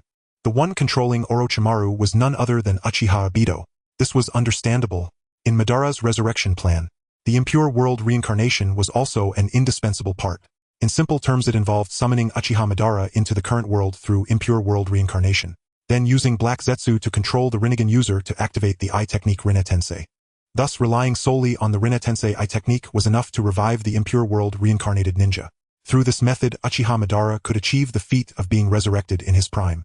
Not only living another life but also becoming the Ten Tails Jinchuriki casting Infinite Tsukuyomi, completing the piece that Uchiha Madara envisioned. completely ending the millennium-long chaos in the ninja world. Therefore Uchiha Obito controlled Orochimaru, who mastered the impure world reincarnation with his Mangekyo Sharingan. This was still understandable. However, now Uchiha Obito's Kamui Mangekyo Sharingan was in his hands. He did not erase Obito's Mangekyo Genjutsu. Instead, he used the Kamui Mangekyo Sharingan to further strengthen the Genjutsu on Orochimaru. With the Kamui Mangekyo, Uchiha Obito read Orochimaru's memories. He easily grasped all of Orochimaru's lifelong knowledge. Uchiha Obito obtained the remains of Uchiha Shisui from the hands of the Uchiha elders. Then he performed impure world reincarnation using Black Zetsu as a sacrifice. Soon Uchiha Shisui's soul was summoned from the Pure Land to the current world. To prevent Uchiha Shisui from breaking free from control, Uchiha Obito did not grant him the ability to think independently. Immediately thereafter, Uchiha Obito controlled Uchiha Shisui to use the Kotoamatsukami eye technique on Orochimaru. Compared to controlling through Mangekyo Genjutsu, Uchiha Obito preferred modification control at the level of will. Although Uchiha Shisui had lost both of his Mangekyo eyes in life, after impure world reincarnation, his Mangekyo still existed. Moreover, it was not affected by the 10-year cooldown of Kotoamatsukami in reality. He could still use the Kotoamatsukami eye technique twice. Uchiha Obito used one Kotoamatsukami on Orochimaru. Then he used another Kotoamatsukami on Hyuga Hayashi. Without a doubt, Uchiha Obito valued the Rinnegan, but he also valued the Tensigan. Additionally, the reason he used Kotoamatsukami to control Hyuga Hayashi was due to the caged bird curse mark of the Hyuga clan. The Hyuga clan prevents the Byakugan from leaking using the caged bird curse mark. As long as the caged bird curse mark is applied, the lives of the branch family are completely in the hands of the main family. This caged bird curse mark is so tyrannical that it is even engraved upon the soul. Not even impure world reincarnation can escape the caged bird curse mark. This is precisely what Uchiha Obito wanted. It can be said that when it comes to controlling others with curse marks, the caged bird curse mark is unparalleled in the ninja world, with no precedent of being lifted. Hayashi Hyuga was utterly powerless against the Tsukuyomi divine eye technique. Even as his Byakugan revealed that Itachi Uchiha had cast a Genjutsu upon him, resistance was impossible. He could only endure. Not only was Itachi Uchiha himself a Mangekyo Sharingan wielder of extraordinary prowess, but he stood flanked by Naruto Uzumaki and Might Guy, two forces whose presence rendered defiance unthinkable. Soon Hayashi's expression shifted from vigilance to reverent submission. His will had been fully subjugated at the deepest level of consciousness. As for Shisui Uchiha, he willingly entered his own casket to be sealed away. Itachi Uchiha then began siphoning Hayashi's memories, unveiling the Hyuga clan's most closely guarded secrets. Among them was the caged bird curse seal, a forbidden technique whose activation hinged entirely upon the Byakugan. This posed no obstacle for Itachi Uchiha. He implanted a pair of Byakugan into Orochimaru's eyes, after which Hayashi himself inscribed the caged bird curse seal upon Orochimaru. Thus, through the triple-layered dominion of Mangekyo Genjutsu, the Tsukuyomi divine eye technique, and the caged bird curse seal, Orochimaru's capacity for betrayal was reduced to near zero. Next, Itachi Uchiha commanded Hayashi to convene the Hyuga main family, and then launched a surprise assault, branding the caged bird curse seal upon the foreheads of every single member. That included Hayashi himself as well as Hinata Hyuga and Hanabi Hyuga. Such totality was inevitable. The caged bird curse seal possessed no known method of removal. Once imposed, it endured beyond death itself. With no path to liberation, Itachi Uchiha chose instead to brand the entire Hyuga clan, ensuring absolute control over their Kekkei Genkai. This measure also prevented the dispersion of Byakugan eyes beyond the clan. Mist Village had once acquired a single Byakugan, an occurrence Itachi Uchiha would never permit again. Even Naruto Uzumaki, the story's central figure, received a pair of transplanted Byakugan and bore the caged bird curse seal. Merely binding him with Mangekyo Genjutsu offered Itachi Uchiha insufficient assurance. Having completed these machinations, Konoha entered a new era, the transition of Hokage leadership. The fifth Hokage resigned in penance following the Chunin exams incident. Itachi Uchiha, credited with saving Konoha from annihilation, assumed the mantle of sixth Hokage. Yet this ascension brought no immediate transformation to Konoha's governance. Real authority remained largely in the hands of the former fifth Hokage. Itachi Uchiha cared little for political power. He coveted strength alone. He assigned Orochimaru to oversee Root's laboratory, directing research into curse seals and Kekkei Toda fusion, techniques capable of inducing partial sage mode and dramatically amplifying combat capability. The Heaven Curse Seal even held regenerative potential, enabling resurrection under certain conditions. Kekkei Toda fusion, meanwhile, represented the most direct path toward achieving the ultimate bloodline Kekkei Mora. 3 known methods could attain Kekkei Mora. The first was consuming the God Tree's fruit, a path taken by Kagaya Otsutsuki herself. The second was becoming the Ten-Tails Jinchuriki. The third, fusing all 7 chakra natures, remained the most elusive yet theoretically attainable. Both the God Tree fruit and the Ten-Tails were vanishingly rare. Thus, though fusing the 7 chakra natures appeared the most arduous path, it was also the most viable. For once mastered, it could be replicated, enabling countless others to achieve Kekkei Mora, rather than competing for singular irreplaceable artifacts or vessels. Tsunade's apprentice Kabuto Yakushi likewise underwent the dual procedure Byakugan transplantation, followed by the caged bird curse seal. Itachi Uchiha stationed him in Konoha Hospital's laboratory, tasking him with advancing sage art techniques and Kekkei Genkai transplantation, despite Itachi's own capacity to generate endless clones bearing inherited bloodlines. Yet, in the domain of Kekkei Genkai transplantation, Kabuto Yakushi remained unparalleled, even capable of integrating multiple Kekkei Genkai into a single body.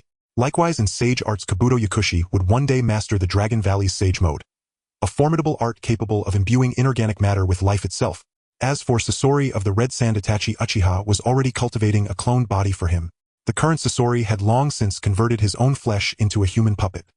His true form now resided within a pulsating mass of raw tissue, devoid of humanity and thus beyond reliable control. Itachi Uchiha intended to restore Sasori's human form, not merely for compassion but for precision. As history's greatest puppet master, Sasori was indispensable to Itachi's vision of industrializing the shinobi world. Konoha settled into a profound stillness, its peace mirrored across the entire shinobi world. This tranquility would endure until other villages devised countermeasures against techniques like Chibaku Tensei, the True Thousand-Hand Buddha, and Eight Gates Guy. A new consensus had emerged: Fire Country and Konoha were untouchable. And so too was the Akatsuki based in Rain Village. These two powers had become the shinobi world's unspoken taboos. Meanwhile, Itachi Uchiha expanded his cloning laboratories, bolstered by Konoha's full logistical and material support, and accelerated production of Mangekyo Sharingan eyes.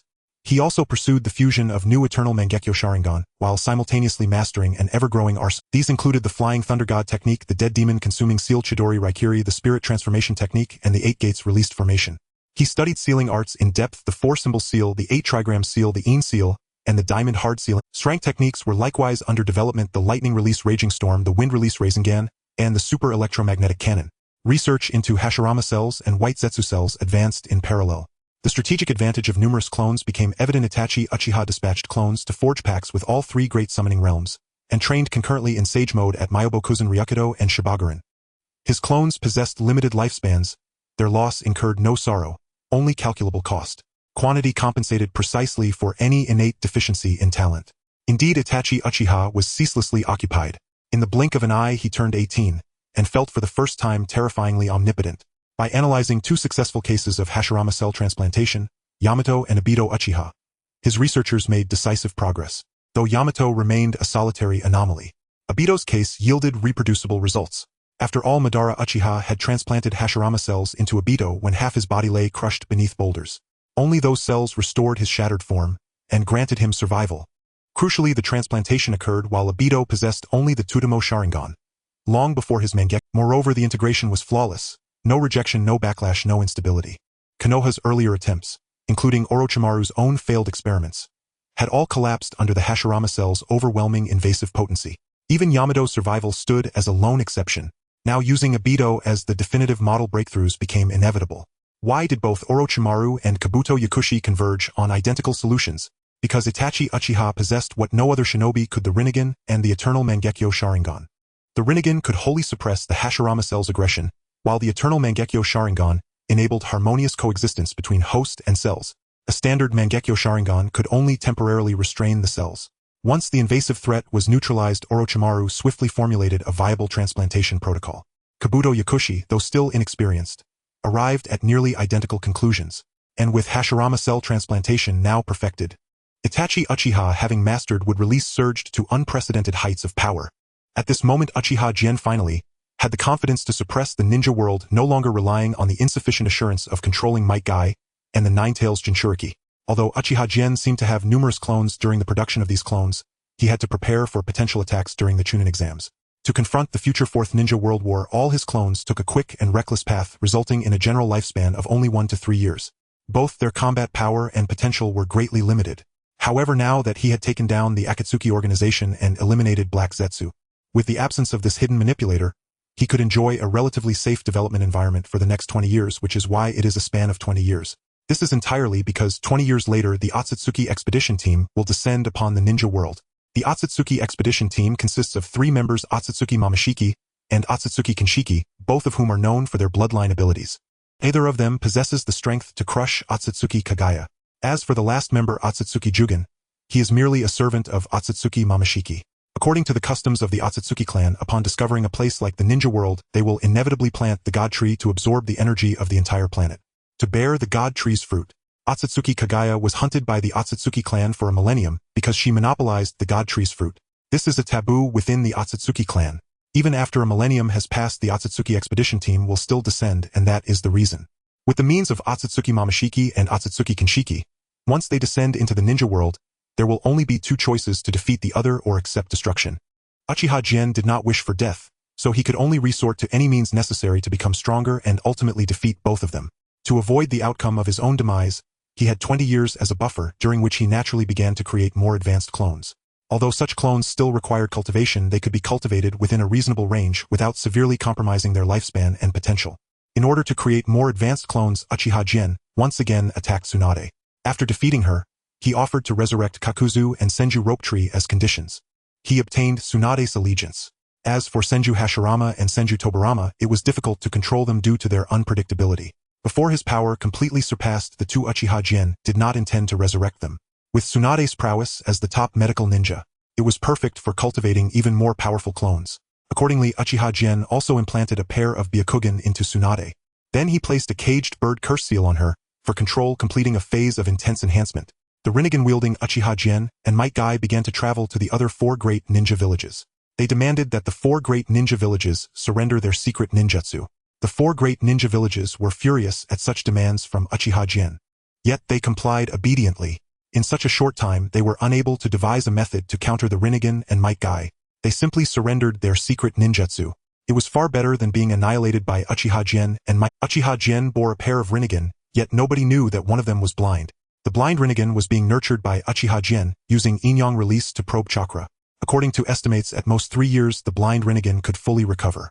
Others were unaware of this as far as the 4 great ninja villages were concerned. Whether it was the Earth Explosion Star or Might Guy, they far exceeded their capacity to respond, so they had no choice but to submit. Uchiha Jin made a trip to the 4 great ninja villages, obtaining their secret ninjutsu. The ninjutsu forbidden techniques and secret arts from each village greatly enriched Uchiha Jin and Konoha's ninjutsu collection. Thus, Uchiha Jin had new training goals: the water release and ninja blade forging of the Mist Hidden Village, the puppet technique and magnet release training of the Sand Hidden Village. Although the magnet release of the Sand Hidden Village is also a bloodline limit, it does not come from bloodline inheritance, but rather, since the Third Hokage, the Sand Hidden Village has explored a path for magnet release training. Whether it was the magnet release of the Third Hokage or the magnet release of the Fourth Hokage, both of their magnet releases were derived from training, while Gar's magnet release is more about inheritance. Because the Sand Hidden Village's magnet release relies more on training, the inheritance of their magnet release is not stable. The Third Hokage's magnet release manipulates iron sand. The Fourth Hokage's magnet release manipulates gold dust. Gar's magnet release manipulates sand. Although they all utilize magnet release, the effects displayed are vastly different. The Cloud Hidden Village has lightning release body techniques and storm release.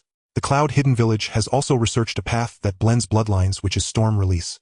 It was born from the ultimate development of lightning release and water release.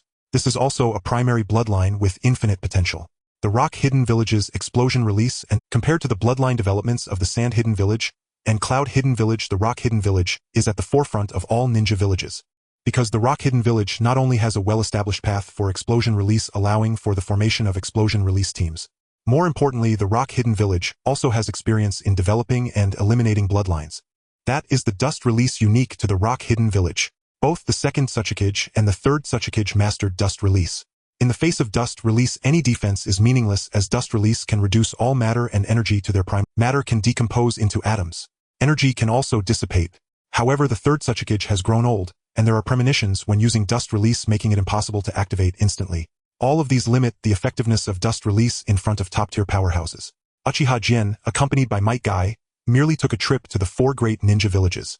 The result was something that had not been seen in the previous 3 ninja world wars. He demonstrated through action what it means to be the god of ninja in a new era. There was no need for war, merely his existence was enough to make the other ninja villages submit. After displaying absolute power, Uchiha Jin finally began the transformation of the ninja world. The starting point of this transformation is the Ninja Primary School, Ninja Middle School, Ninja High School, and Ninja University, as well as Vocational Primary School, Vocational Middle School, Vocational High School, and Vocational University. His goal was no longer to cultivate mass-production killing machines but rather to attempt to nurture a batch of producers and build a modern civilization with ninja world characteristics. Unlike modern society where industrial technology is the primary productive force, in the ninja world chakra is the primary productive force. How to combine chakra to create a productive force unique to the ninja world is the key focus Uchiha Jin needs to explore. Fortunately, he now has 19 years. The ninja school and vocational school, established by Uchiha Shin, has garnered significant attention in Konoha. This is not merely a move by the sixth Hokage, the god of ninjas. Everyone must give face. Furthermore, the educational philosophy, teaching mode, and fee structure of the ninja school and vocational school are completely different from the current traditional practices in the ninja world. The ninja school and vocational school were chosen by Uchiha Shin to be located at the old site of the Uchiha clan, on the outskirts of Konoha after the Uchiha clan moved back to the center of Konoha. That area had fallen into disuse. Now it has been revitalized, reshaped by Uchiha Shin, using wood release, presenting a scene reminiscent of a modern university. The vocational school primarily targets ordinary people, allowing them to study for free. Everything is free, including tuition, accommodation, textbook costs, and uniform expenses. All expenses are waived. Ordinary people here receive systematic education from literacy in elementary school to enlightenment in middle school, vocational choices in high school, and further studies in university. This constitutes a complete educational chain, nurturing ordinary individuals in the ninja world into modern industrial talents. However, Uchiha Shin currently struggles to find enough qualified teachers. After extensive planning, the middle school curriculum is relatively complete, but the high school and university levels lack professionalism due to insufficient accumulation. Even so, every beginning is difficult. Due to the free nature of the school, the vocational school quickly filled its spots, contrasting starkly with the ninja school's lackluster enrollment. The ninja school is comparatively bleak. Under the current training model of the ninja villages, most ninjas are unable to accept Uchiha Shin's production-oriented training philosophy. For ninjas, a training philosophy centered around killing and combat has deeply ingrained itself in their hearts. Uchiha Shin is indifferent to this. Since he cannot recruit enough students from within the ninja village, he can recruit outside the ninja village. Becoming a ninja requires ninja qualifications. In the past, most ninjas in the ninja village were tested and recruited locally, with only a small number being absorbed from outside with ninja qualifications. For instance, Yakushi Kabuto is of such a type. Uchiha Shin directly recruits students from the Land of Fire and the Land of Rain, using food supplies as an incentive for recruitment. Soon, young recruits with ninja qualifications who started as blank slates are successfully recruited to receive entirely different elite education. They are all personally taught by Uchiha Shin, who instills in them the noble ideals of serving the people, the nation, civilization, and the vast universe. Furthermore, he uses the Mangekyo Sharingan to deepen these ideals, imprinting ideological steel stamps in each. Uchiha Shin takes this matter seriously because ninjas are special. Without ideological constraints, once a ninja with immense power grows up, they can easily go astray. Absolute power leads to absolute corruption. To prevent such occurrences, Uchiha Shin places great importance on the education of ninja students. In the future, these students who possess great power and productivity are expected to become the backbone of the ninja world's development, supporting the future growth of the entire ninja realm. In Uchiha Shin's view, the importance of the ninja philosophy far exceeds that of mere ability. Currently, his energy is primarily focused on three aspects. These are the laboratory, cultivation, and teaching. His disregard for qualification stems from the research associated with Orochimaru and Yakushi Kabuto. Bloodline transplantation will be popularized under Uchiha Shin. Even the worst qualifications can undergo transformative changes with various bloodline transplants. As time progresses, the school established by Uchiha Shin is expanding at an incredible rate, all because of the combination of the school and factory. In the technologically backward ninja world, it has evolved into a combination of a school and an industrial park. With the restoration of the body of Sasori of the Red Sand by Uchiha Shin, he controls it using the Byakugan and the caged bird seal. Sasori became the most perfect practitioner of the modern industrial plan proposed by Uchiha Shin. Initially, Sasori only controlled a puppet of the Third Hokage. However, after Uchiha Shin began mass-producing Third Hokage clones. With the assistance of numerous magnet-release bloodline ninjas, Uchiha Shin developed vast agricultural bases using 100,000 white zetsu. The crops produced by Uchiha Shin are shaking the food order that has existed in the ninja world for thousands of years. Under the influence of wood release, conventional agricultural methods cannot compare in terms of yield or quality. In the face of a ninja's abilities, ordinary people have no chance of competing.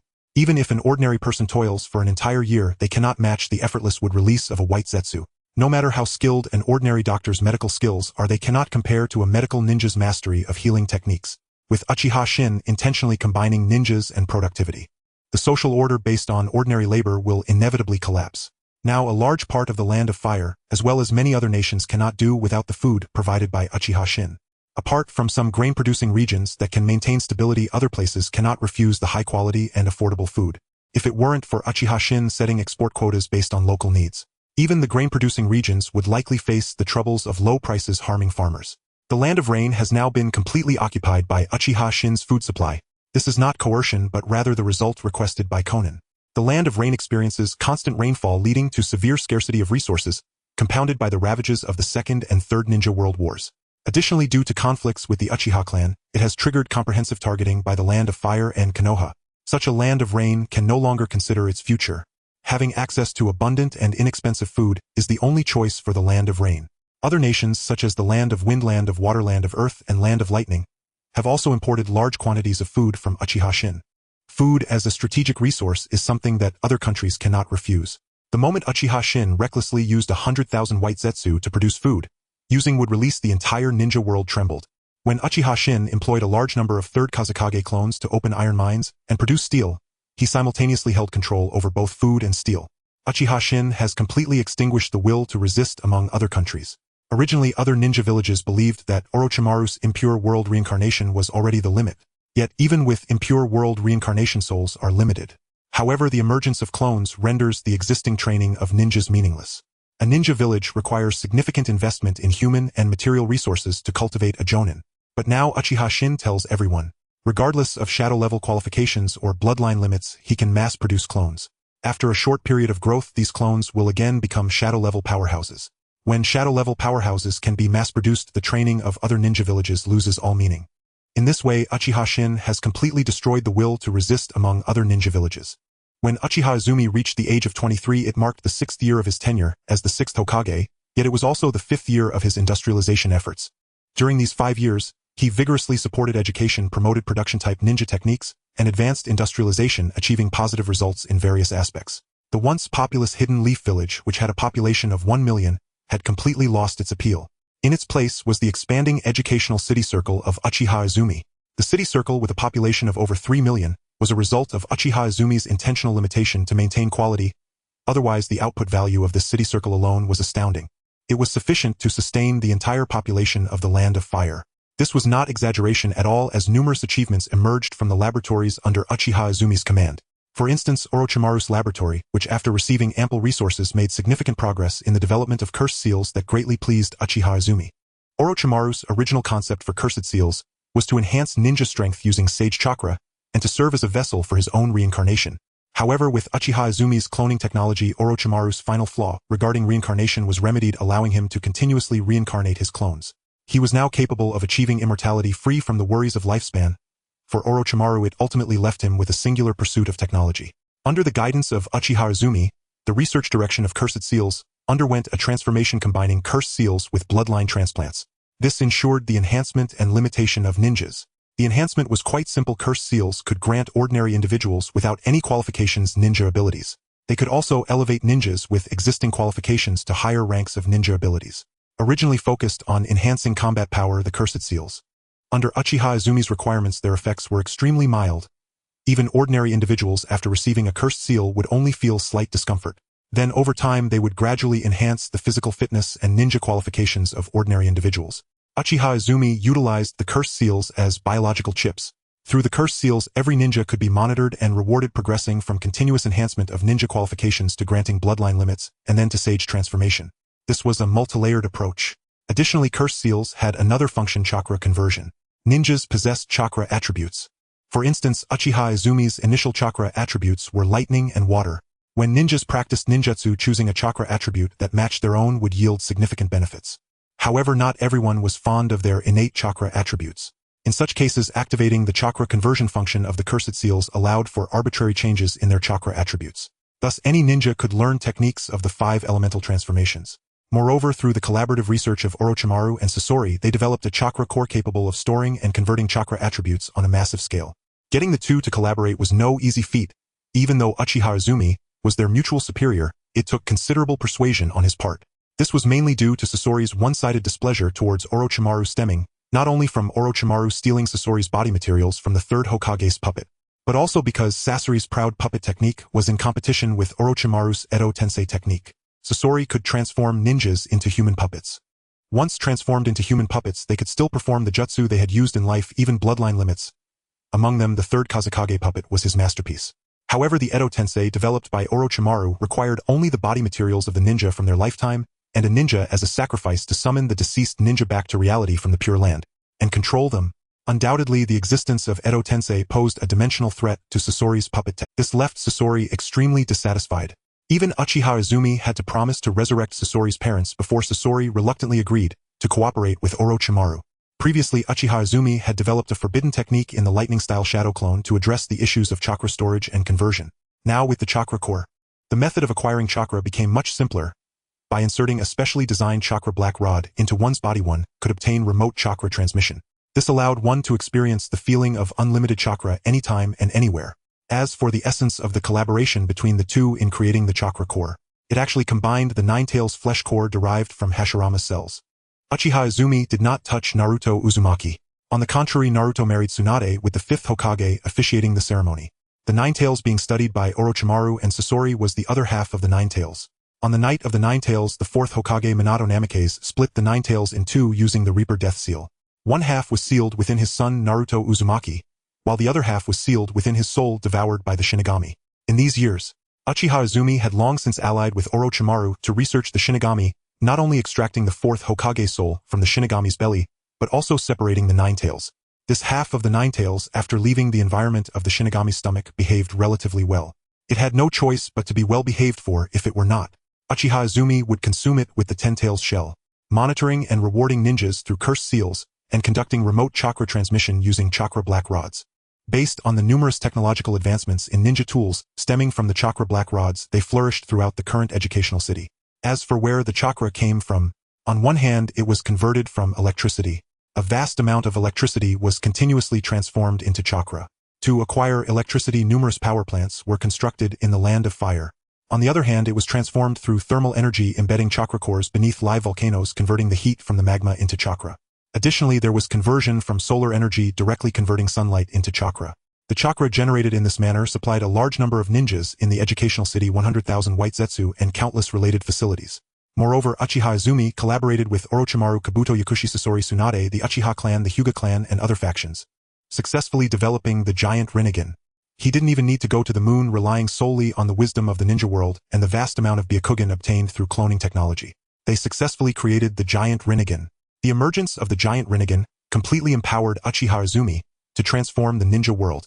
Moreover, through the power infusion of the giant Rinnegan, Hinata Hyuga successfully activated the Byakugan. As the Byakugan was generated, the caged bird cursed seal naturally dissipated, marking the limit of its control over a person. As a result, Hinata became a guardian ninja for Uchiha Izumi. In contrast, Karen Uzumaki and the former host of the Seven Tails Fu were also guardian ninjas for Uchiha Izumi. Currently, Karen's eyes were eternally activated Sharingan, bearing the responsibility of enabling Uchiha Izumi to awaken the Rinnegan. Fu was similarly tasked, having had the Seven Tails Komi extracted from her body.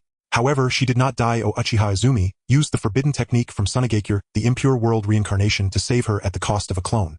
Additionally, there were clones of Tsunade, Kagaya, and Mizuki. Uchiha Izumi dared to allow technology to spread fundamentally because he possessed absolute power. The power of the giant reincarnation far surpasses that of a normal Rinnegan, or even the reincarnation itself resting in the hands of Nagato. It can obliterate a city with a population of 1 million in a single strike wielded by Uchiha Obito, capable of destroying a city with 10 million inhabitants. This is also the limit achievable only in the hands of the Ten-Tails Jinchuriki, where the power of the Rinnegan can be maximized sufficient to annihilate an entire continent or create a moon. Indeed, the moon in the ninja world was not always there. It was created 1,000 years ago by the sage of 6 paths Otsutsuki Kagaya using the Rinnegan. The purpose was to seal the Ten-Tails body, and Otsutsuki Kagaya, the brother of the sage of 6 paths, and the ancestor of the Hyuga clan Otsutsuki Himura. They chose to establish a stable ecosystem on the moon, leading to the emergence of the Otsutsuki clan on the moon, which eventually dwindled due to internal strife. Now only one member of the Otsutsuki clan is likely left. The moon also harbors a giant reincarnation. Once a member of the Otsutsuki clan dies, countless Byakugan will have been absorbed into the giant reincarnation over hundreds. This has resulted in the supreme power of the giant reincarnation The Rinnegan, controlled by the Ten-Tails Jinchuriki, can destroy continents and create moons. This should have been the strength unique to bloodline limits, but the emergence of the giant reincarnation has broken that norm, allowing it to transcend bloodline boundaries. It can also annihilate continents and destroy moons, making the existence of the giant reincarnation at least equivalent to half a bloodline limit. In terms of destructive power, it is not much different from bloodline limits, though there exists a distinction in realms. With the giant reincarnation Uchiha can fundamentally alter the ninja world alone. The current state of the ninja world is such that only the Land of Fire remains relatively normal. This is due to the events 1,000 years ago when Otsutsuki Kagaya and her two sons Otsutsuki Hagoromo and Otsutsuki Himura waged battles that devastated the tectonic plates of the entire ninja world. Ultimately, to seal Otsutsuki Kagaya, they even created a moon using the Rinnegan. Such events are the reason the ninja world consists of only one ninja continent. Even so, the Land of Fire was affected the least, while the Land of Water comprises entirely of offshore islands and most of the Land of Wind is desert. The majority of the Land of Earth consists of rocky wastelands, while the Land of Lightning is dominated by complex towering hills. The environments of the other four nations are generally harsh and resource-poor. This is also the reason why during every Ninja World War Konoha faces assaults from the other four major ninja villages, as they all covet the fertile land of the Land of Fire. Now with the giant reincarnation eye, Uchiha can use it to transform the continent, thereby altering the climate and environment. This fundamentally addresses the survival issues of the populace in various regions. Additionally, he can use the giant reincarnation eye to elevate land and create new living spaces. Beyond just land, the giant reincarnation eye has many uses, such as constructing underground cities, floating cities, underwater cities, and even space cities. These are all achievable by the giant reincarnation eye. Aside from it, Uchiha has also created the giant using the same method as the giant reincarnation eye, centered around the eternal Mangekyo Sharingan and filled with the three. Thus the giant Sharingan was born. This giant Sharingan does not possess the abilities of the Rinnegan O, however, based on the core eternal Mangekyo Sharingan. It can still perform Mangekyo techniques. The core of the giant Sharingan created by Uchiha consists of two eternal Mangekyo, namely Tsukuyomi and Kage Shuriken. By leveraging Tsukuyomi, the giant Sharingan gains unparalleled illusion capabilities, able to construct numerous Tsukuyomi worlds. These Tsukuyomi worlds are nearly indistinguishable from the real world, and the flow of time can also be freely adjusted, with the most exaggerated time flow being 1 second in reality, equating to 72 hours in the Tsukuyomi space. Uchiha's Academy City has developed to such an extent in just 5 years. The role of the giant Sharingan is even greater than that of the giant reincarnation eye. By constructing an Academy City in the Tsukuyomi space that is even more exaggerated and sci-fi than reality, and then casting illusions on the students. This allows them to enter the Tsukuyomi space for learning.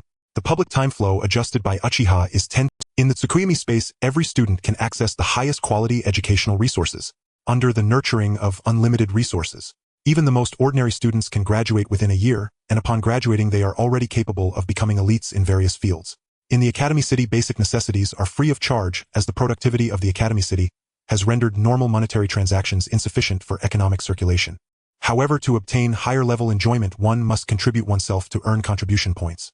Whether seeking higher ninja qualifications, wanting bloodline limits, or desiring sage mode, or even wishing for infinite chakra immersive experiences in the Tsukuyomi space or receiving clone reincarnation treatment. All these higher-level enjoyments require contribution points to incentivize the residents of the Academy City to progress. The current Academy City is not only a city of education, but also a city of research, industry, agriculture, and as for the other core of the giant Sharingan Kage Shuriken, it primarily serves to maintain the loyalty of the Academy City's residents toward Uchiha. Subtly, it ensures that the residents of the Academy City do not harbor rebellious thoughts against Uchiha. As more giant reincarnation eyes and giant Sharingans are produced, Uchiha finally began the annexation of the entire ninja world.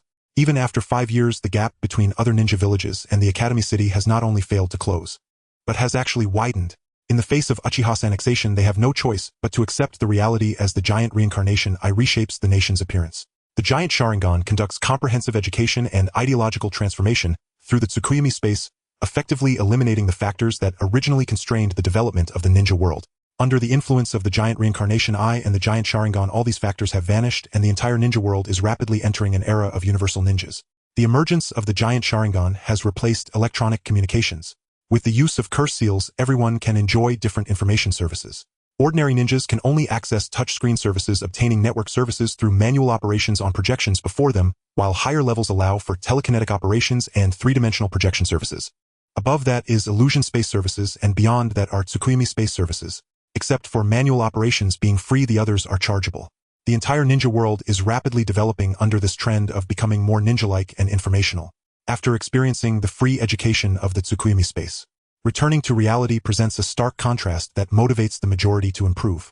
Even those who choose to remain idle still provide value to Uchiha. The value here is not merely material or chakra, but rather the value of faith and emotional significance, collecting the faith of the populace through the giant Sharingan.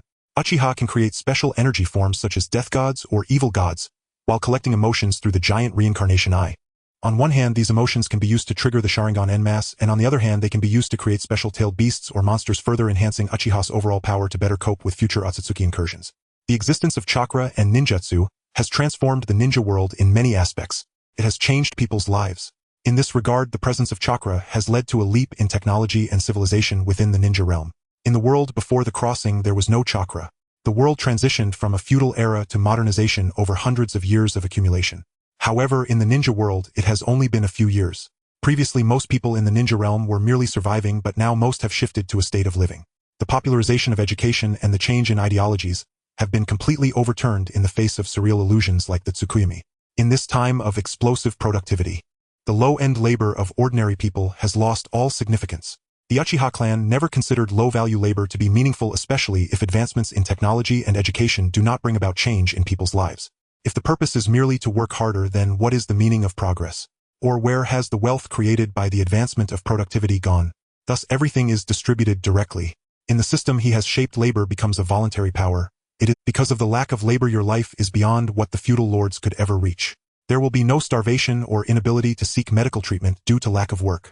Correspondingly, the income from labor will also be contribution points, serving as a reward for contributions to humanity rather than mere money. Ordinary money has lost its significance in the face of today's productivity. The economy itself has become meaningless due to the severe overabundance of all forms of productivity. According to normal economic laws, this inevitably leads to an economic crisis. Thus, basic living materials are distributed and produced as needed, controlled by big data. Even if some degree of scarcity occurs, it can be quickly compensated by production. Currently, a vast number of robots are spread across every aspect of the ninja world. These robots provide comprehensive services to human society. And these robots are not simple, they possess life and intelligence. In modern times, these robots are considered cutting-edge technology. However, in today's ninja world, they have been mass-produced. The essence of these robots is that they are puppets. Designed by Sasori of the Red Sand, the key lies in the materials used for their manufacture. Very advanced technology has been employed in these robots. The core consists of chakra black rods and life materials. The life materials primarily come from Kyo's forbidden technique, which allows for the reincarnation of the deceased. This is combined with the Ryuchi Cave's sage art of inorganic reincarnation. Kyo's forbidden technique can resurrect the dead, but its main function is to bestow life upon puppets. Correspondingly, the sage art of inorganic reincarnation also possesses the ability to give life to inorganic matter. By combining the two, life materials were successfully created. Through chakra black rods, remote chakra transmission is conducted, and with life materials at the core, living puppets are produced. However, these puppets lack intelligence. However, as long as they undergo training in the Tsukuyomi space, they can achieve robots with limited intelligence. The Uchiha clan cannot endow these life robots with true wisdom. Their original intention in creating life robots was to replace low-end labor, thereby liberating humanity from millennia. To truly bestow human significance upon them. Survival is not the purpose of humanity. Living is. Most life robots are essentially NP-level intelligences in the Tsukuyomi space. Of course, humans educated through the Tsukuyomi space generally possess higher literacy. In the functioning of society, they continuously engage in morally questionable behaviors.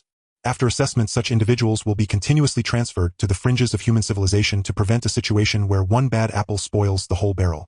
Thus, even the NP-level intelligence of life robots will generally not encounter malicious destruction or humiliation. This is not absolute, but it can be largely guaranteed. Naturally, there are combat robots with shadow-level prowess. These robots also possess life. Moreover, they have advanced intelligence and rights. They are used to address certain crises in the ninja world. When Uchiha came to the age of 28, after 2 5-year plans, the ninja world has completely transformed in appearance, leaping from the primitive feudal era to a near-future visage. Thanks to Uchiha's prenatalist policy, towering megacities have sprung up.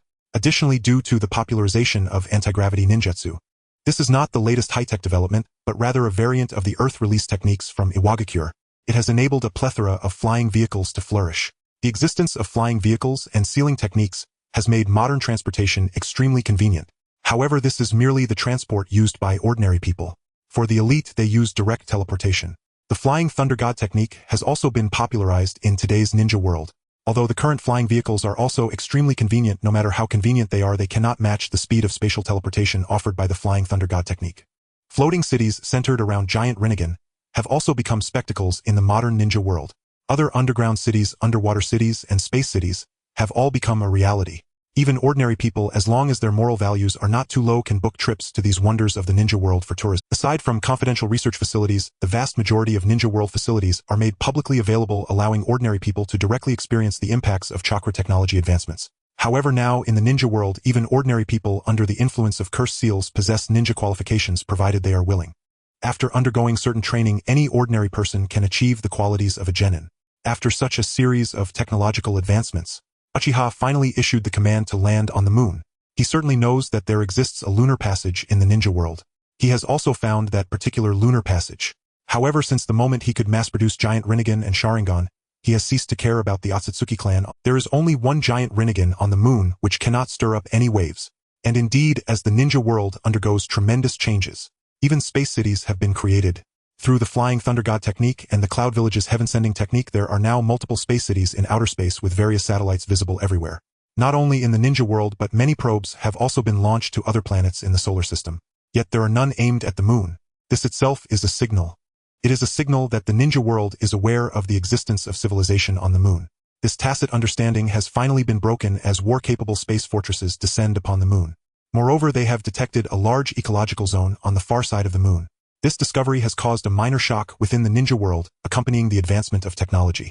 The ninja world has already discovered the abnormalities of its own planet, and has technically verified that a divine war that destroyed the continent occurred 1,000 years ago. The myths regarding the goddess of the moon and the sage of six paths are not merely myths. It has been confirmed that 1,000 years ago there was no moon in the ninja world. The current moon was created by the sage of six paths. Now, with the discovery of the ecological zone on the far side of the moon, unknown civilized cities have been found within that ecological zone. The myths of 1,000 years ago have once again entered reality. Faced with the imposing space fortress, Otsutsuki Shuren complied obediently. For years, he had been observing the developments in the ninja world through the giant Rinnegan on the moon. He understood all too well that he did not possess the ability to resist. Indeed, there was a giant Rinnegan on the moon, but in the ninja world, the number of giant Rinnegan that had been publicly exposed was already close to 100. There was an absolute disparity in strength between both sides. Otsutsuki Shuren's original plan was to use the giant Rinnegan to drive the moon to destroy the ninja world. Then, based on the destruction of the ninja world, he aimed to procreate a new race with the Byakugan princess Hinata Hyuga, replacing the old races of the ninja world. However, his plan was declared a failure the moment the giant Rinnegan appeared in the ninja world. There was a response between the giant Rinnegan. When Otsutsuki Shuren realized that the giant Rinnegan had appeared in the ninja world, he lost the ability to annihilate it.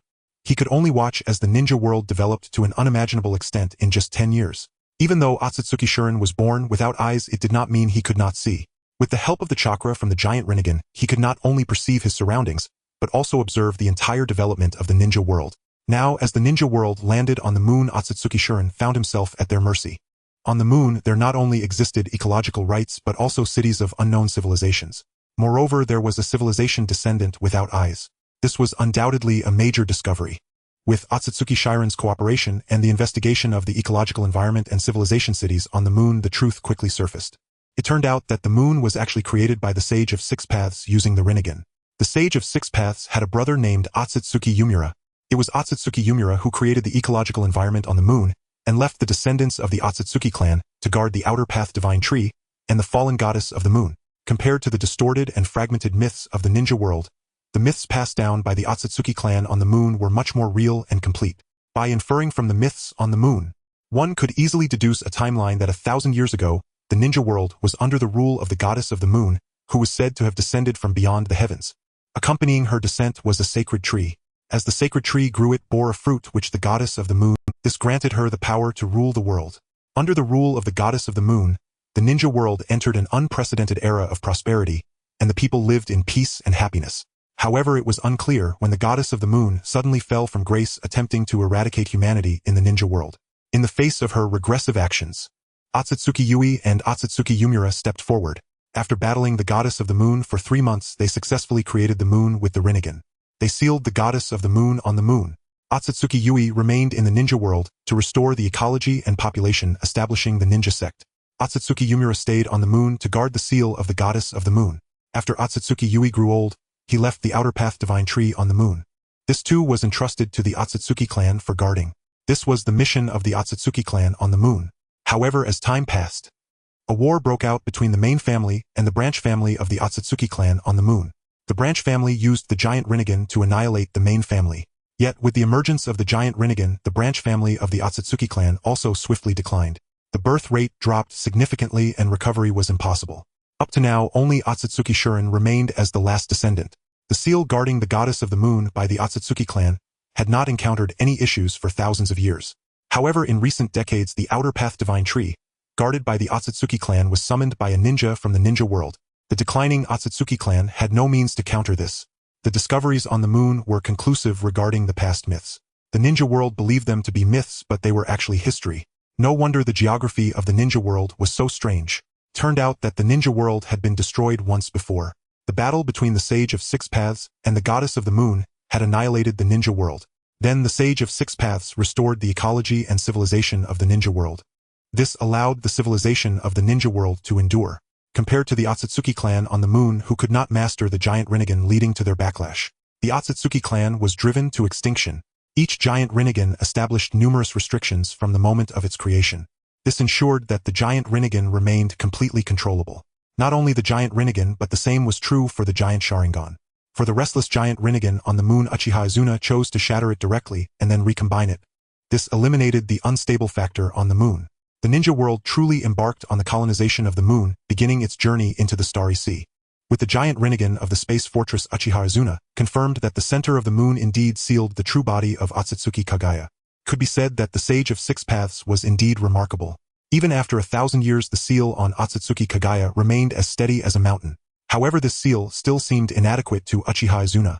This could be seen from how Korezetsu was able to use techniques to allow Otsutsuki Kagaya to directly possess the Ten Tails Jinchuriki.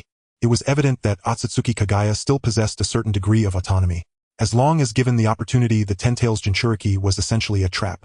Becoming the Ten Tails Jinchuriki indeed could achieve the power of a bloodline limit.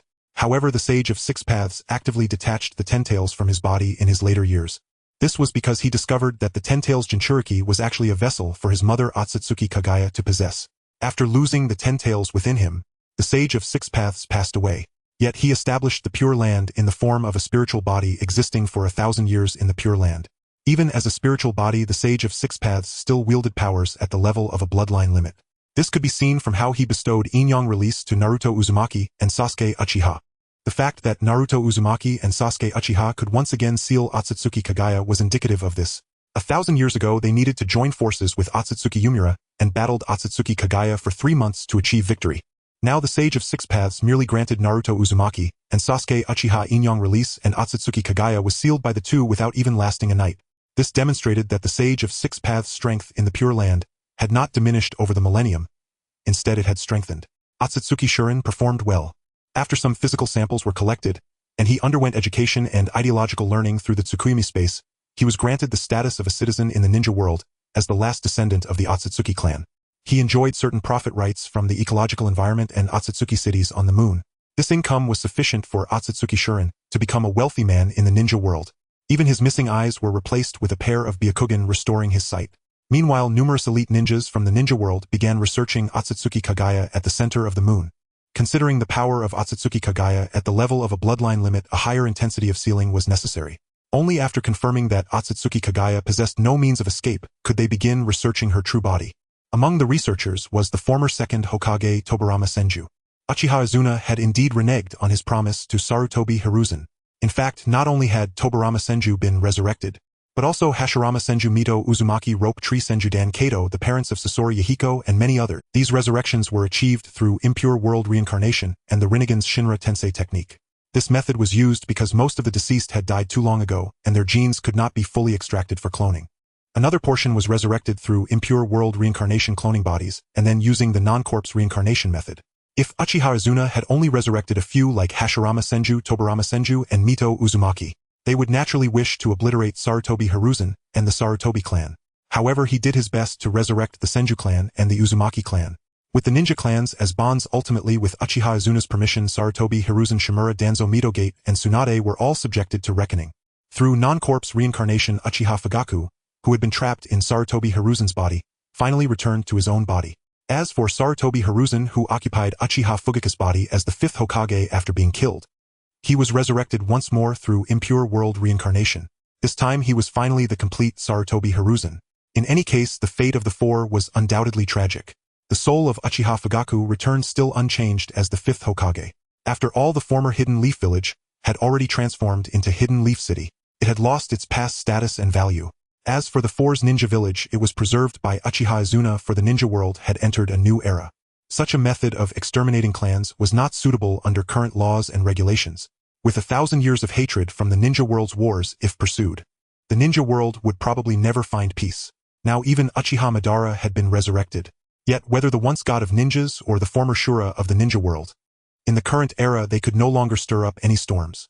In order to maximize the seal on Otsutsuki Kagaya, a group of sealing experts first studied the sealing methods of the Sage of Six Paths. It must be said that the Sage of Six Paths sealing approach is exceptionally ingenious. In fact, for any seal the primary consideration is energy. Seals also consume energy. Without sufficient energy to maintain them, seals will become ineffective over time. As for the method of extracting energy from the seal target to strengthen the seal, this is very suitable for tailed beasts. However, it cannot be applied to Otsutsuki Kagaya because at the time, the Sage of Six Paths was not yet the Jinchuriki of the Ten Tails. He only became the Ten Tails Jinchuriki after defeating his mother Otsutsuki Kagaya alongside his brother. Defeating Otsutsuki Kagaya is one thing while killing her is another. In summary, the Sage of Six Paths chose to seal his mother rather than kill her. From the Sage of Six Paths method of sealing Otsutsuki Kagaya by creating the moon, it is clear that he never considered giving his mother a chance to escape. This is because the moon seal is a permanent seal. To break the seal on Otsutsuki Kagaya, one must possess the power to destroy the moon. The key to maintaining the sealing energy is actually the moon's gravitational pull. It relies on the gravitational force at the moon's center and the tidal force generated as the moon orbits the Earth. By converting gravitational and tidal forces into energy, the seal on Otsutsuki Kagaya remains stable even after 1,000 years. The seal on Otsutsuki Kagaya remains incredibly strong, resting in a stable slumber at the center of the moon. If it were not for the threat posed by the Otsutsuki hunting team, Uchiha would not have recklessly attempted to study Otsutsuki Kagaya. However, as the progenitor of chakra, she inherently possesses unparalleled research value. Thus, Uchiha mobilized 2 giant Rinnegan and 2 giant Sharingan to apply a planetary-level seal on both the soul and body of Otsutsuki Kagaya. They then extracted her from the center of the moon and began careful research on her as the source of chakra in the ninja world. As the only known bloodline limit in the ninja world, and one achieved through consuming the fruit of the god tree, the research value of Otsutsuki Kagaya is simply immeasurable. It is sufficient to break through many current bottlenecks in ninjutsu research. First, there is body technique. Previously, while body techniques were a required subject for ninjas, the powerful body techniques in the ninja world are quite few. The most famous is the Hyuga's gentle fist technique, while the other powerful body techniques are basically only 3. These are the 8 gates of might represented by Might Guy, the strength of 100 seal represented by Tsunade, and the lightning release body technique represented by the 4th Hokage. Among these, the 8 gates technique has the highest potential. Once opened, it can unleash a power that suppresses bloodline limits at the cost of death. However, this cost was broken by Uchiha using the Sharingan forbidden technique Izanagi, allowing the 8 gates to be opened at the cost of just 1 3-demo Sharingan. Yet, even though the 8 gates can unleash such power after years of research, it still does not allow pure physical attributes to reach the level of bloodline limits. However, from Otsutsuki Kagaya, a method was found to achieve bloodline-level physical attributes without the cost of. This is because Otsutsuki Kagaya's body already possesses body techniques at the level of bloodline limits known as the 80 Gods Vacuum Attack.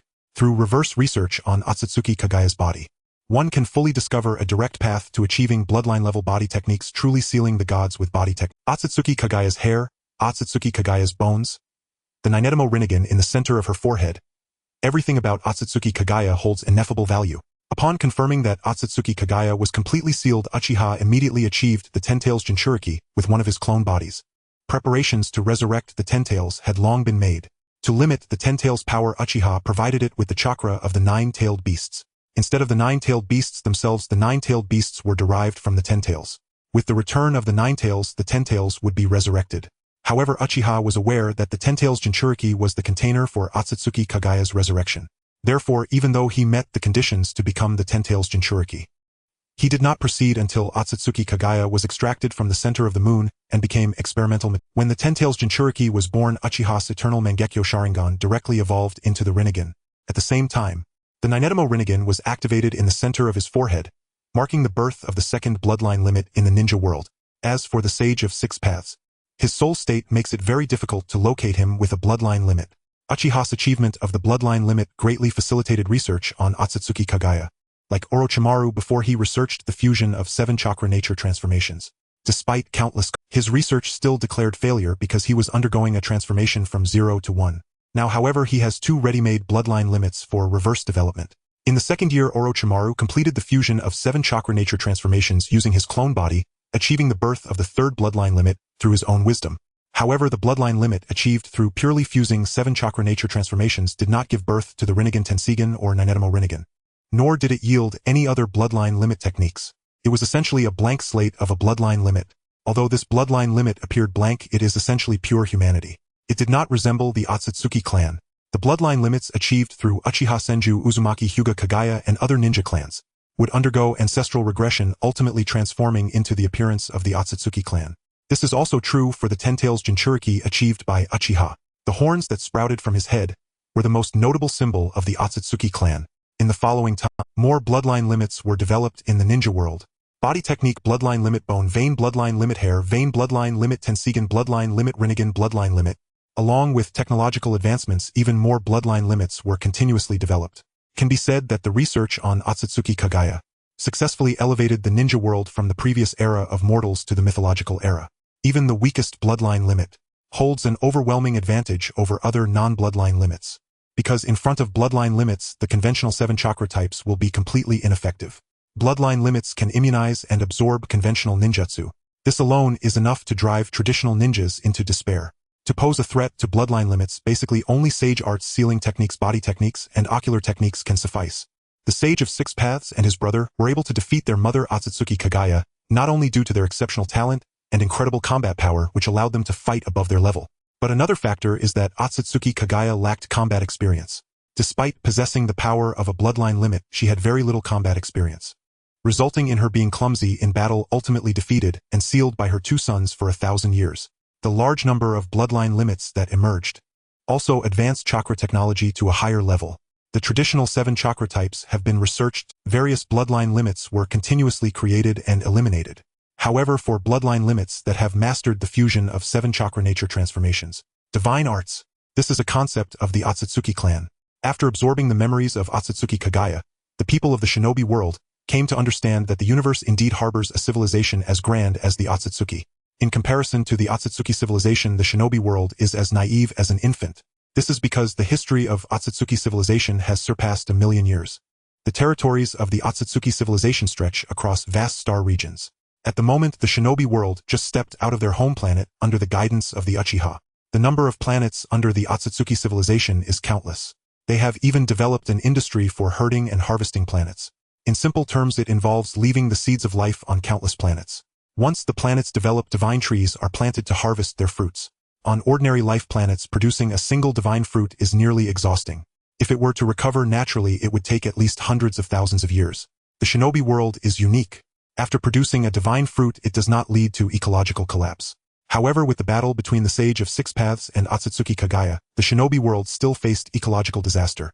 The current shinobi world is absolutely incapable of supporting the production of another divine fruit, using the galaxy as a pasture. This is the method of the Otsutsuki civilization.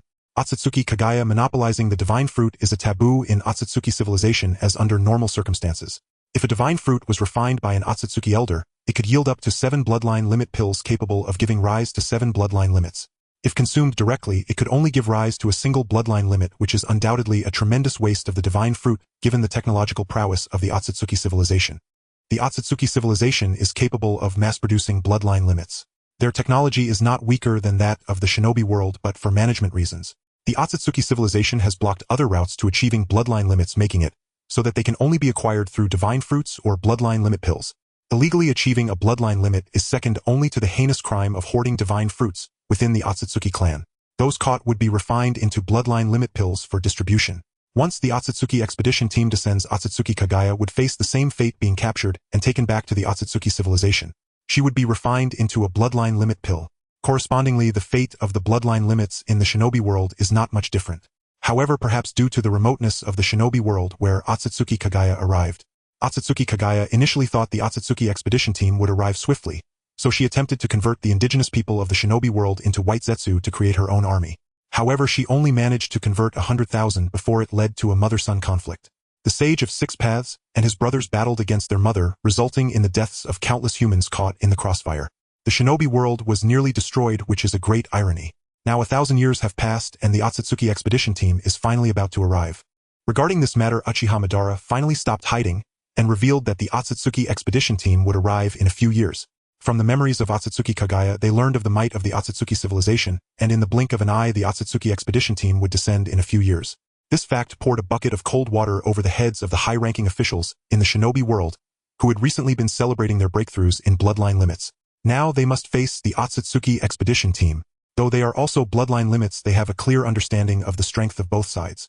The gap in civilization between the two sides is simply too vast to the point where they dare not harbor any hopes of luck. The more knowledgeable one is the more aware they become of their own ignorance. Those who happen to know this truth are the elite of the shinobi world. Therefore, they have no optimism. They are not overly pessimistic either. The current generation of high-ranking officials in the shinobi world has generally experienced blood and fire. Even if the enemy is incredibly powerful, they still have the courage to take action. Moreover, given the consistent behavior of the Otsutsuki civilization, once the shinobi world is discovered, there is no possibility of peaceful coexistence. To counter the impending Otsutsuki expedition team, the shinobi world must develop divine arts. Divine arts are a concept of the Otsutsuki clan. They are essentially the ultimate techniques of the bloodline limits. The power of divine arts generally surpasses any other type of ninjutsu, including body techniques and ninjutsu at the bloodline limit level. In battles of bloodline limits, only techniques of the same bloodline limit can inflict sufficient damage. However, such damage is often difficult to deliver a fatal blow to a bloodline limit. Each bloodline limit masters the ultimate yin-yang release. Their resistance and recovery capabilities are extraordinarily strong.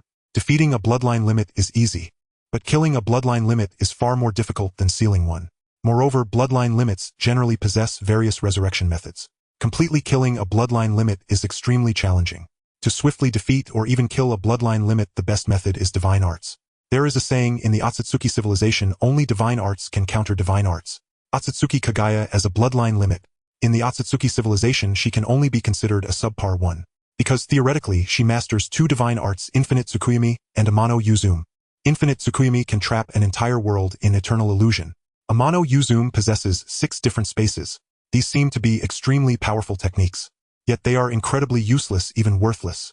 This is because Otsutsuki Kagaya's two divine arts target entities below the bloodline limits. They hardly have any effect on bloodline limits. Infinite Tsukuyomi is ineffective against bloodline limits, and Amano Yuzume spaces can even allow the Sharingan to be transferred at will. One can only say that they are utterly useless.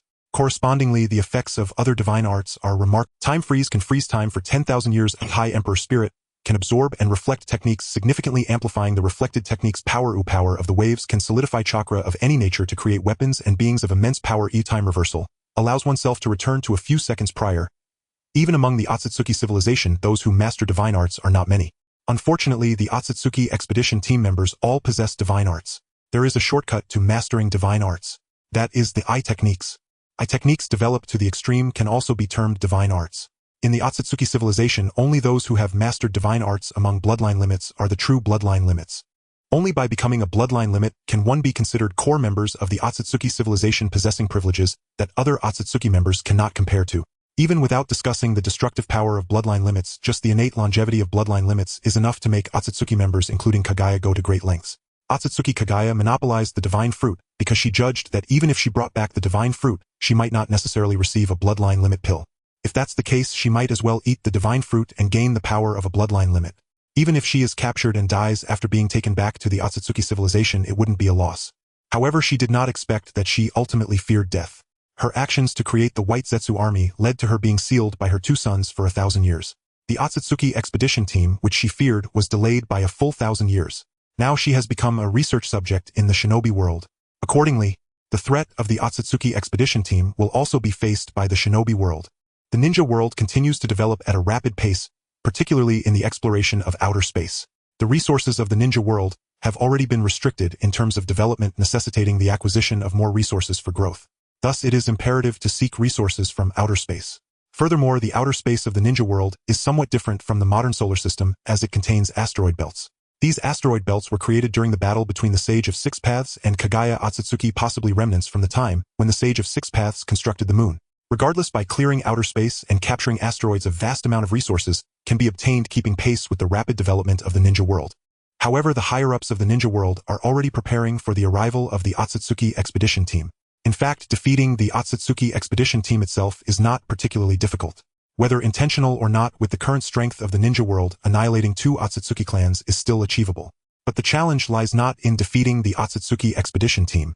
Rather, it is ensuring that information from the ninja world does not leak out. It should be noted that the Otsutsuki expedition team has been delayed by 1,000 years. This delay is not due to the Otsutsuki expedition team traveling through the cosmos for 1,000 years, but simply because Kagaya Otsutsuki was overlooked for various reasons. It is important to know that Kagaya had already taken precautions against the expedition team 1,000 years ago. This implies that once the Otsutsuki civilization takes notice, In a relatively short period, it would be sufficient to send the bloodline limits to distant star systems for combat. This is evidenced by the fact that the large astronomical exploration equipment established by the Ninja World has not detected any trace of the Otsutsuki expedition team. The Otsutsuki expedition team did not arrive in the Ninja World through interstellar travel. Instead, they were directly transferred to the star system where the Ninja World is located. Such methods have far exceeded the Ninja World's imagination. The Otsutsuki civilization has monitoring methods for every bloodline limit. If Kagaya secretly consumes the fruit of the divine tree, records will immediately be generated within the Otsutsuki civilization, and they will be aware of any occurrences involving the Otsutsuki expedition team. By then, the Ninja World will not be facing just 2 Otsutsuki bloodlines, but rather an army of bloodline limits led by the Otsutsuki elders. Throughout the time that the Otsutsuki civilization has roamed the universe, no other civilization has ever been a match for them. After all, when facing other civilizations, they invariably lead with bloodline limits, providing no opportunity for other civilizations to grow stronger through battle. They will cleanse other civilizations with absolute superiority. This ensures that no threat can be posed to the Otsutsuki civilization. Confronting such a powerful Otsutsuki civilization the moment one becomes an opponent, it is quite despairing. After all, compared to the Otsutsuki expedition team, the true terror lies within the Otsutsuki civilization backing them. However, the Uchiha clan does possess a solution. That is their ability to exchange souls. As long as they can exchange the soul of an Otsutsuki expedition team member, they would be able to transmit false information about the Ninja World, while posing as the Otsutsuki expedition team, thereby safeguarding the Ninja World. However, regarding this trump card of theirs, Uchiha has not disclosed it. While most people in the Ninja World remain unaware, the entire high-ranking officials of the Ninja World have already begun military preparations. They are adopting the highest level of preparedness to respond to the impending Otsutsuki expedition team. A multitude of plans have undergone rigorous verification and simulation. Yet regardless of the simulations conducted, the Ninja World has uncovered a harsh reality. Defeating the Otsutsuki expedition team is easy. However, preventing the Ninja World from entering the view of the Otsutsuki civilization is exceedingly difficult. Nevertheless, the Ninja World has found a workaround. That is to hide the current civilization of the Ninja World beneath the earth, disguising it as a lifeless planet. Additionally, after modifying Kagaya's memory, they plan to hand her over. Thus, when the Otsutsuki expedition team obtains Kagaya, if they are sufficiently careless, they will not discover the hidden civilization of the Ninja World and will return directly to the Otsutsuki civilization. Can be said that Kagaya must be handed over. She has already been recorded within the Otsutsuki civilization, and the expedition team has come because of her. Should their operation fail, a stronger expedition team will inevitably be dispatched to capture Kagaya. The only difference lies in how Kagaya returns to the Otsutsuki civilization. Engaging with the Otsutsuki expedition team is deemed a last resort. Thus, the development of the Ninja World has reached a point of upheaval. Under the might of numerous bloodline limits and the colossal power of the Rinnegan, the entire ecological system of the Ninja World has undergone a dramatic shift. Not only human civilization, but even the entire ecosystem has been relocated underground. In a short time from land to sea, even the atmospheric concentration has been thoroughly altered. All satellites and space cities in outer space have also been retrieved. Deep within the earth of the Ninja World, countless seals have been disguised to ensure that even with the eye power, they would not see the ecosystem hidden beneath, but rather a completely lifeless underground structure with only the lunar ecosystem retaining vitality. The original lunar ecosystem has been transformed into a celestial palace that aligns with Kagaya's aesthetic. For Kagaya, who has been thoroughly studied, she no longer holds much value. According to the Ninja World's plan, if the Otsutsuki expedition team can quietly take Kagaya away, then it would naturally be a win-win situation. However, if the situation changes, and the Otsutsuki expedition team discovers the underground ecosystem and the civilization of the ninja, then even if they are discovered by the Otsutsuki civilization, they must not remain passive. After eliminating the Otsutsuki expedition team, they can disperse and escape the Ninja World through a different space. Every bloodline limit can construct a different, then use this space to take a portion of the Ninja World's population to flee. Thus, even if the Otsutsuki civilization arrives, capturing the scattered Ninja World civilization would still present a significant, as long as one bloodline limit from the Ninja World successfully escapes.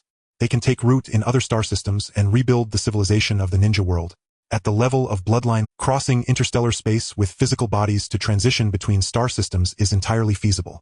This is also the last resort for the Ninja World, unless absolutely necessary. No one wishes to leave their homeland, let alone abandon their mother star. 3 years after the silence of the Ninja World, the Otsutsuki expedition team, foretold by Uchiha, appeared directly in the star system amid spatial fluctuations.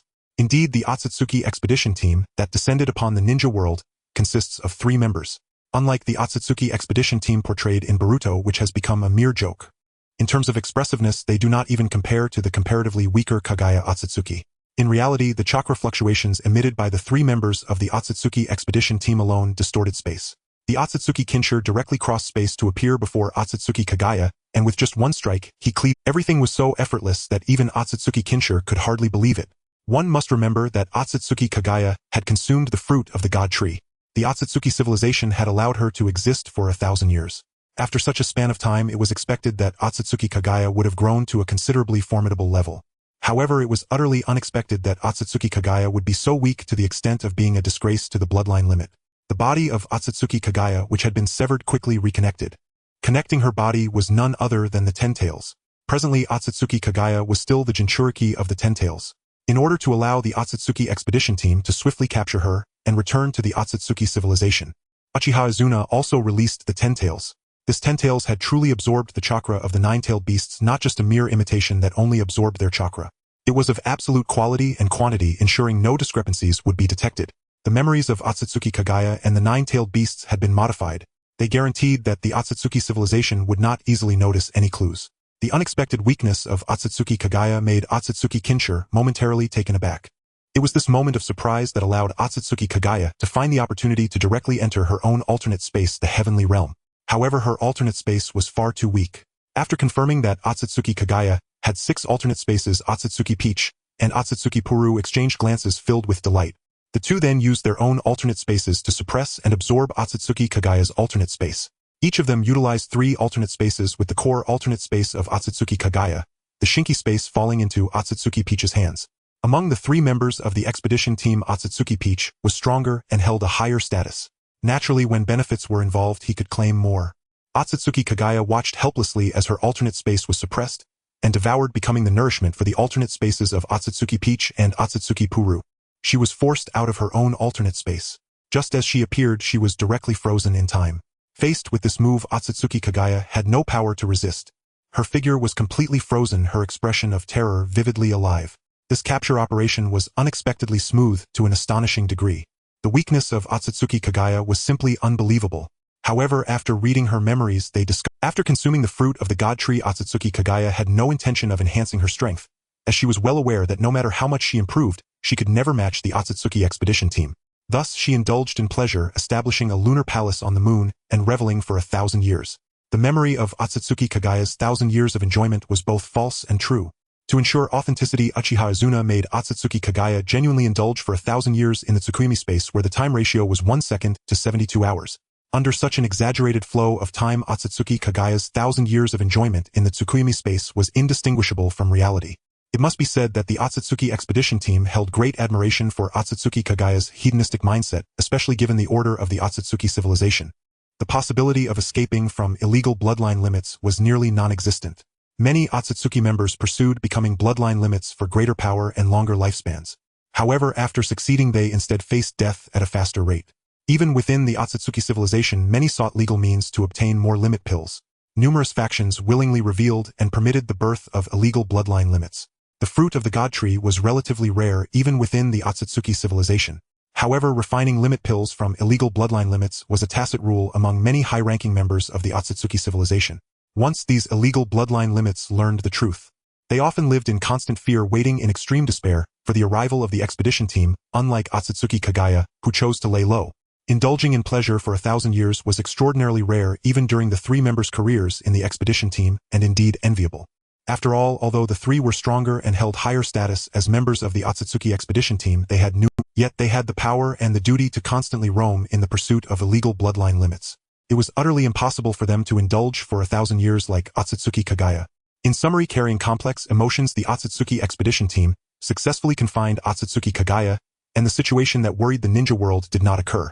After successfully capturing the target Otsutsuki Kagaya, the Otsutsuki expedition team swept through the entire solar system with their immensely powerful Byakugan. Upon confirming that there were no other life planets within the solar system, the Otsutsuki expedition team executed a space technique and vanished from the solar system. Before leaving, Otsutsuki Peach planted a sapling of the god tree in the ninja world. This sapling mainly served to restore planetary ecology. Even after maturation, it would not bear the fruit of the god tree. 1,000 years passed, and the Otsutsuki civilization strengthened their efforts to restore life planets. They no longer focused solely on harvesting as they did in the past. After all, the predecessors felled the trees, leaving the descendants exposed to the sun. Now the scarcity of god tree fruits within the Otsutsuki civilization had risen several levels. Consequently, in order to obtain more limit pills and secure more bloodline limit slots, an increasing number of illegal bloodline limits were deliberately tolerated, nurtured, and harvested within the Otsutsuki civilization. Not all illegal bloodline limits were merely fodder. Coupled with the internal power struggles within the Otsutsuki civilization, many factions chose to support illegal bloodline limits in causing disturbances and renegotiating power distribution. This kept the Otsutsuki civilization in a state of turmoil for the past 1,000 years, and was the reason Otsutsuki Kagaya, compared to the internal unrest, the handling of Otsutsuki Kagaya was continuously postponed, ultimately delaying for 1,000 years to prevent the emergence of more illegal bloodline limits. To avoid greater scale disturbances, the Otsutsuki civilization relaxed restrictions on the god tree, which could either destroy or restore life planets. The Otsutsuki civilization is currently undergoing a new round of land reclamation, planting god tree saplings on planets suitable for life development. This method promotes the birth and development of life, preparing for the future harvest of god tree fruits. Moreover, once a god tree sapling is planted, it signifies that the corresponding star system is claimed. No other Otsutsuki bloodline limits would intervene. However, transforming a lifeless habitable planet into one capable of nurturing god tree fruits would take several thousand to tens of thousands of years. This duration is exceedingly long for ordinary civilizations, yet acceptable for bloodline limits who are nearly immortal. However, the ninja world remained blissfully unaware of these intricacies. Regarding the current situation, the ninja world felt mixed emotions. The good news was that the Otsutsuki expedition team had not discovered the underground ecosystem hidden deep within the ninja world. The concern was that Otsutsuki Peach had planted a god tree sapling in the ninja world. To break the current situation is no easy task. The divine tree sapling not only grows rapidly, but also spreads outwards at an astonishing speed. Moreover, it possesses an exceptionally strong sense of perception. The divine tree is not merely a plant. It can also embody animals and microbial life. The divine tree is the Tentails, and the Tentails is the divine tree. The two can transform into one another, and White Zetsu is also derived from the divine tree. White Zetsu is a composite entity of animals, plants, and microbes. Once the divine tree matures, it can swiftly monitor the entire planet. This is also the reason why Otsutsuki Momoshiki did not thoroughly inspect the ninja world. There was no need. If a hidden civilization existed, it would be suppressed by the divine tree. As for attempting to take action against the divine tree being discovered by, it would be tantamount to being discovered by Otsutsuki Momoshiki. At worst, he could just run again. Otsutsuki Momoshiki holds absolute confidence in the technology of the divine tree, and does not believe that a peripheral planet like the ninja world could possess a means to counter it. Even Otsutsuki Kagaya would be unable to do so. Naturally, the ninja world has also become aware of this intelligence. Time is running short for the ninja world.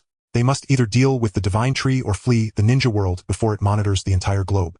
With the current technological strength of the ninja world, fleeing is not an issue. The problem lies in what to do after escaping. Should they remain in the current solar system for furtive development or migrate to other star systems for interstellar colonization? These are significant questions. Of course, resolving the divine tree sapling would be the best outcome. However, the ninja world does not have complete confidence in this. Uchiha Obito, however, has a method to address this. This solution still stems from his soul exchange ability, which he previously used as a trump card against the Otsutsuki expedition. Fortunately, this trump card has not yet been used. The 10-year cooldown after a single use is too devastating and cannot be activated lightly. With 1,000,000 years of technological accumulation from the Otsutsuki civilization, he cannot guarantee that after exchanging souls, the Otsutsuki expedition members would lack means to detect and balance the soul. After all, the Otsutsuki civilization possesses exceedingly sophisticated resurrection methods known as contracts. During the resurrection process, they can achieve a complete transformation from body to soul, entirely reverting the target to their past self as an Otsutsuki, while fully inheriting their strength, abilities, genes, and more. Such methods are currently beyond the capabilities of the ninja world. Although the previous resurrection methods seemed comprehensive, they are limited to non-bloodline limit individuals. If a bloodline limit individual is resurrected, they will lose their bloodline limit powers. To regain their bloodline limit, they must undergo training once again. However, the Otsutsuki clan's resurrection can retain the powers of the bloodline limit, highlighting the significant technological gap between the two.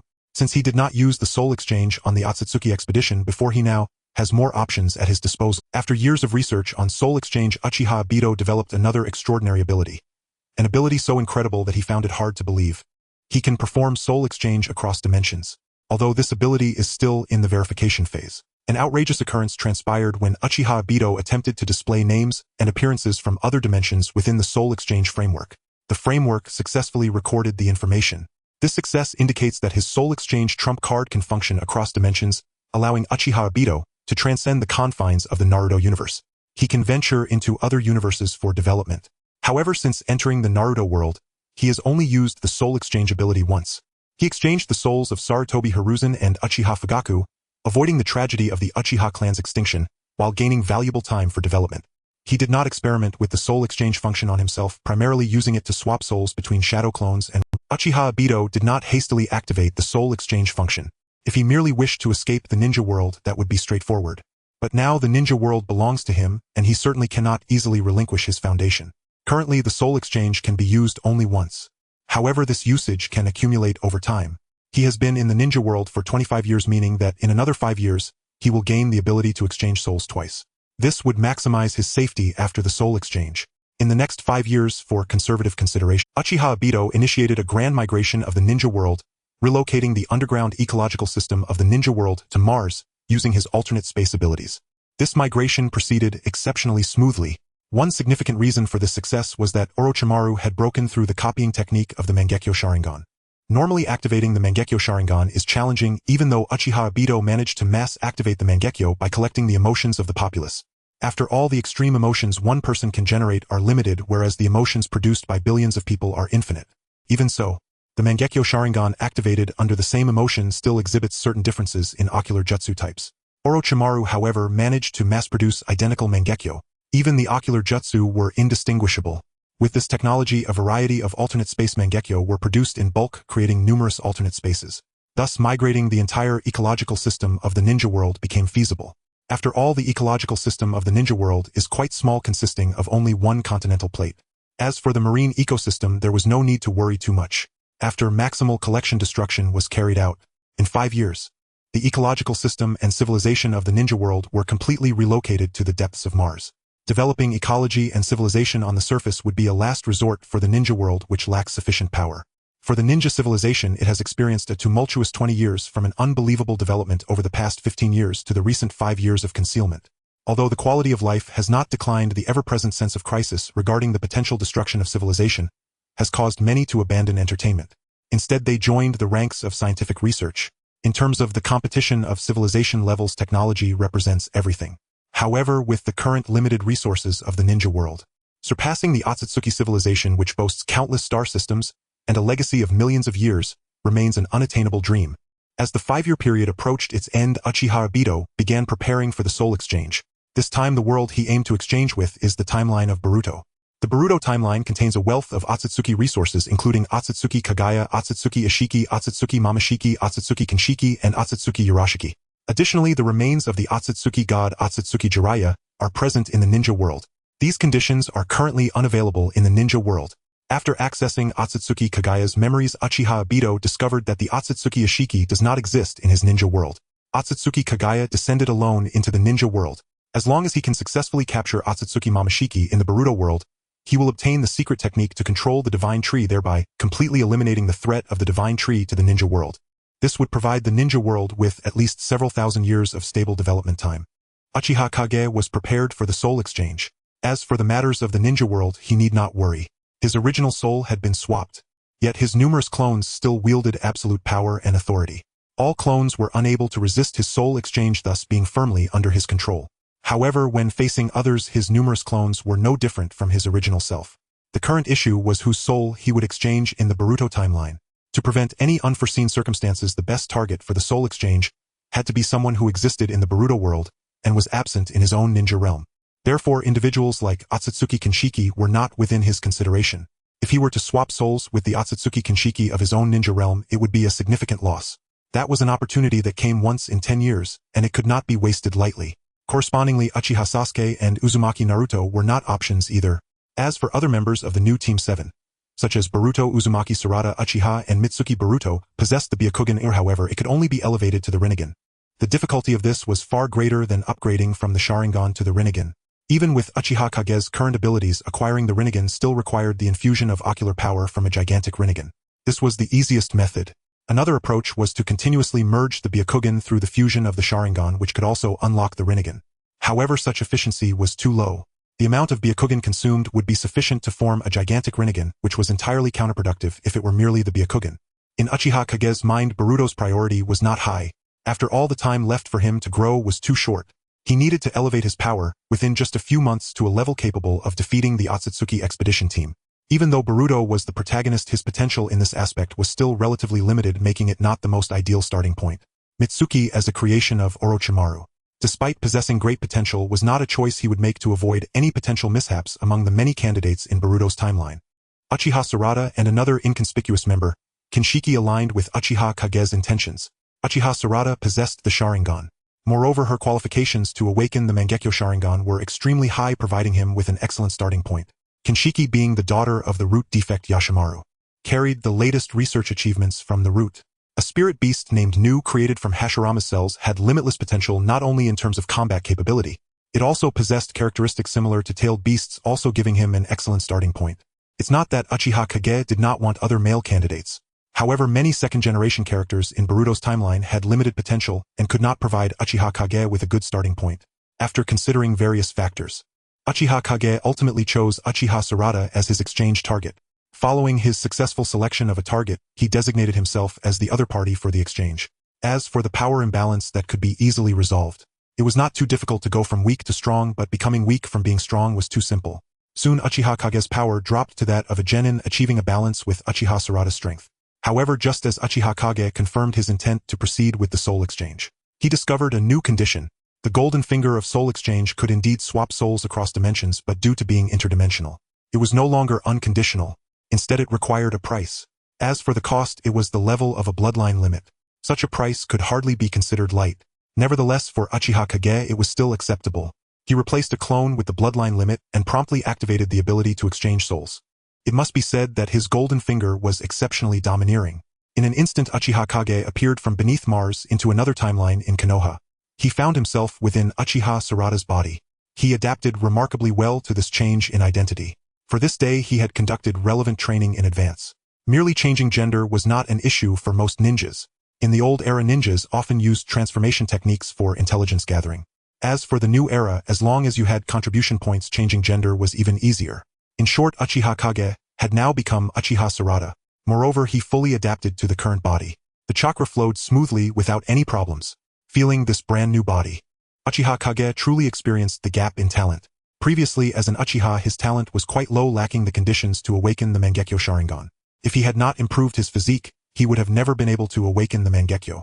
Correspondingly, Uchiha Sarada, despite having only half Uchiha bloodline, was far stronger in terms of talent than he was at the outset. Uchiha Kage adapted to his new body, being the daughter of Uchiha Sasuke and Haruno Sakura. Uchiha Sarada had a very high starting point. However, currently she had mastered more skills from her mother. As for Uchiha Sasuke, Uchiha Sarada had never met her father, leading her to begin questioning her origins. Uchiha Kage continuously stimulated the potential of this body. In a very short time, he successfully awakened the 3 Tomo Sharingan. Moreover, he also mastered the property changes of lightning release and fire release chakra. Due to the soul exchange, even though he lost his strength, the knowledge he possessed along with the level of the bloodline limit remained.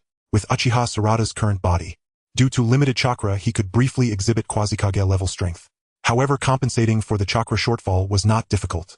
Uchiha Kage directly attacked Kinshiki, the class leader, and then transferred the spirit beast Nu from Kinshiki to Uchiha Kage, absorbed the Hashirama cells from the spirit beast Nu, thus achieving a symbiotic relationship with it. The spirit beast Nu could invoke negative emotions within the human heart. Then it could absorb chakra filled with negative energy to enhance its power. The same spirit beast could mean entirely different concepts in the hands of different people.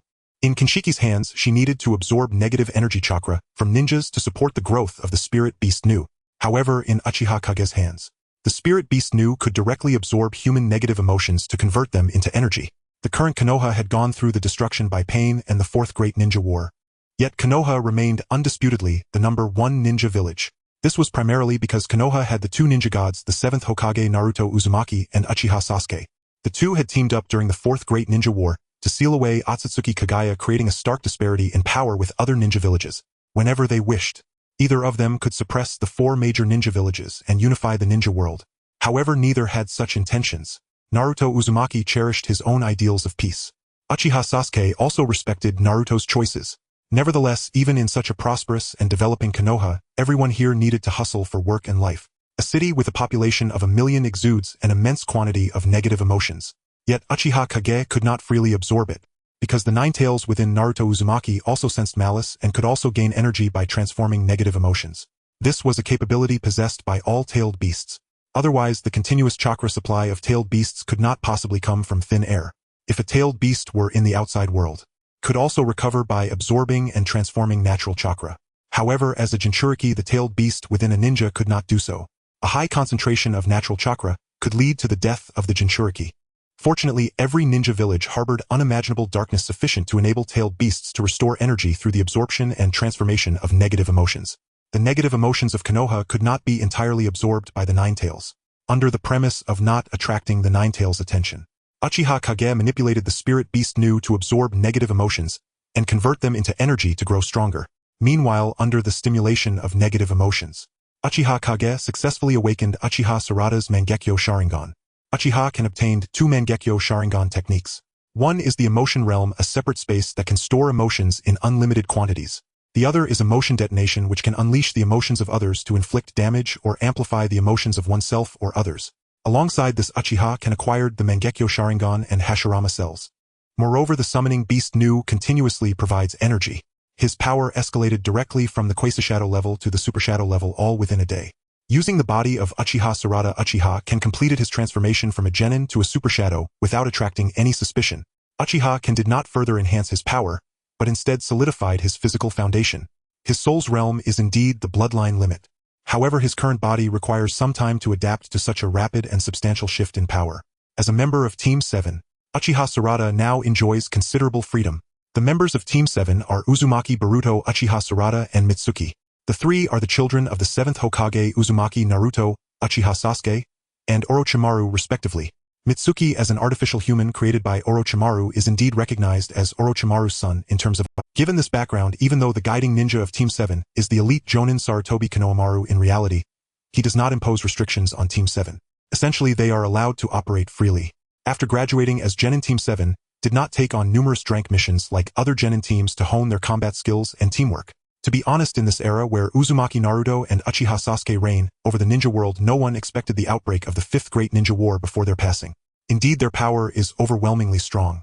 Additionally, due to their influence, the various ninja villages collectively relaxed their restrictions on technology. In the past, the various ninja villages could divert social conflicts through ninja warfare. However, that method no longer works.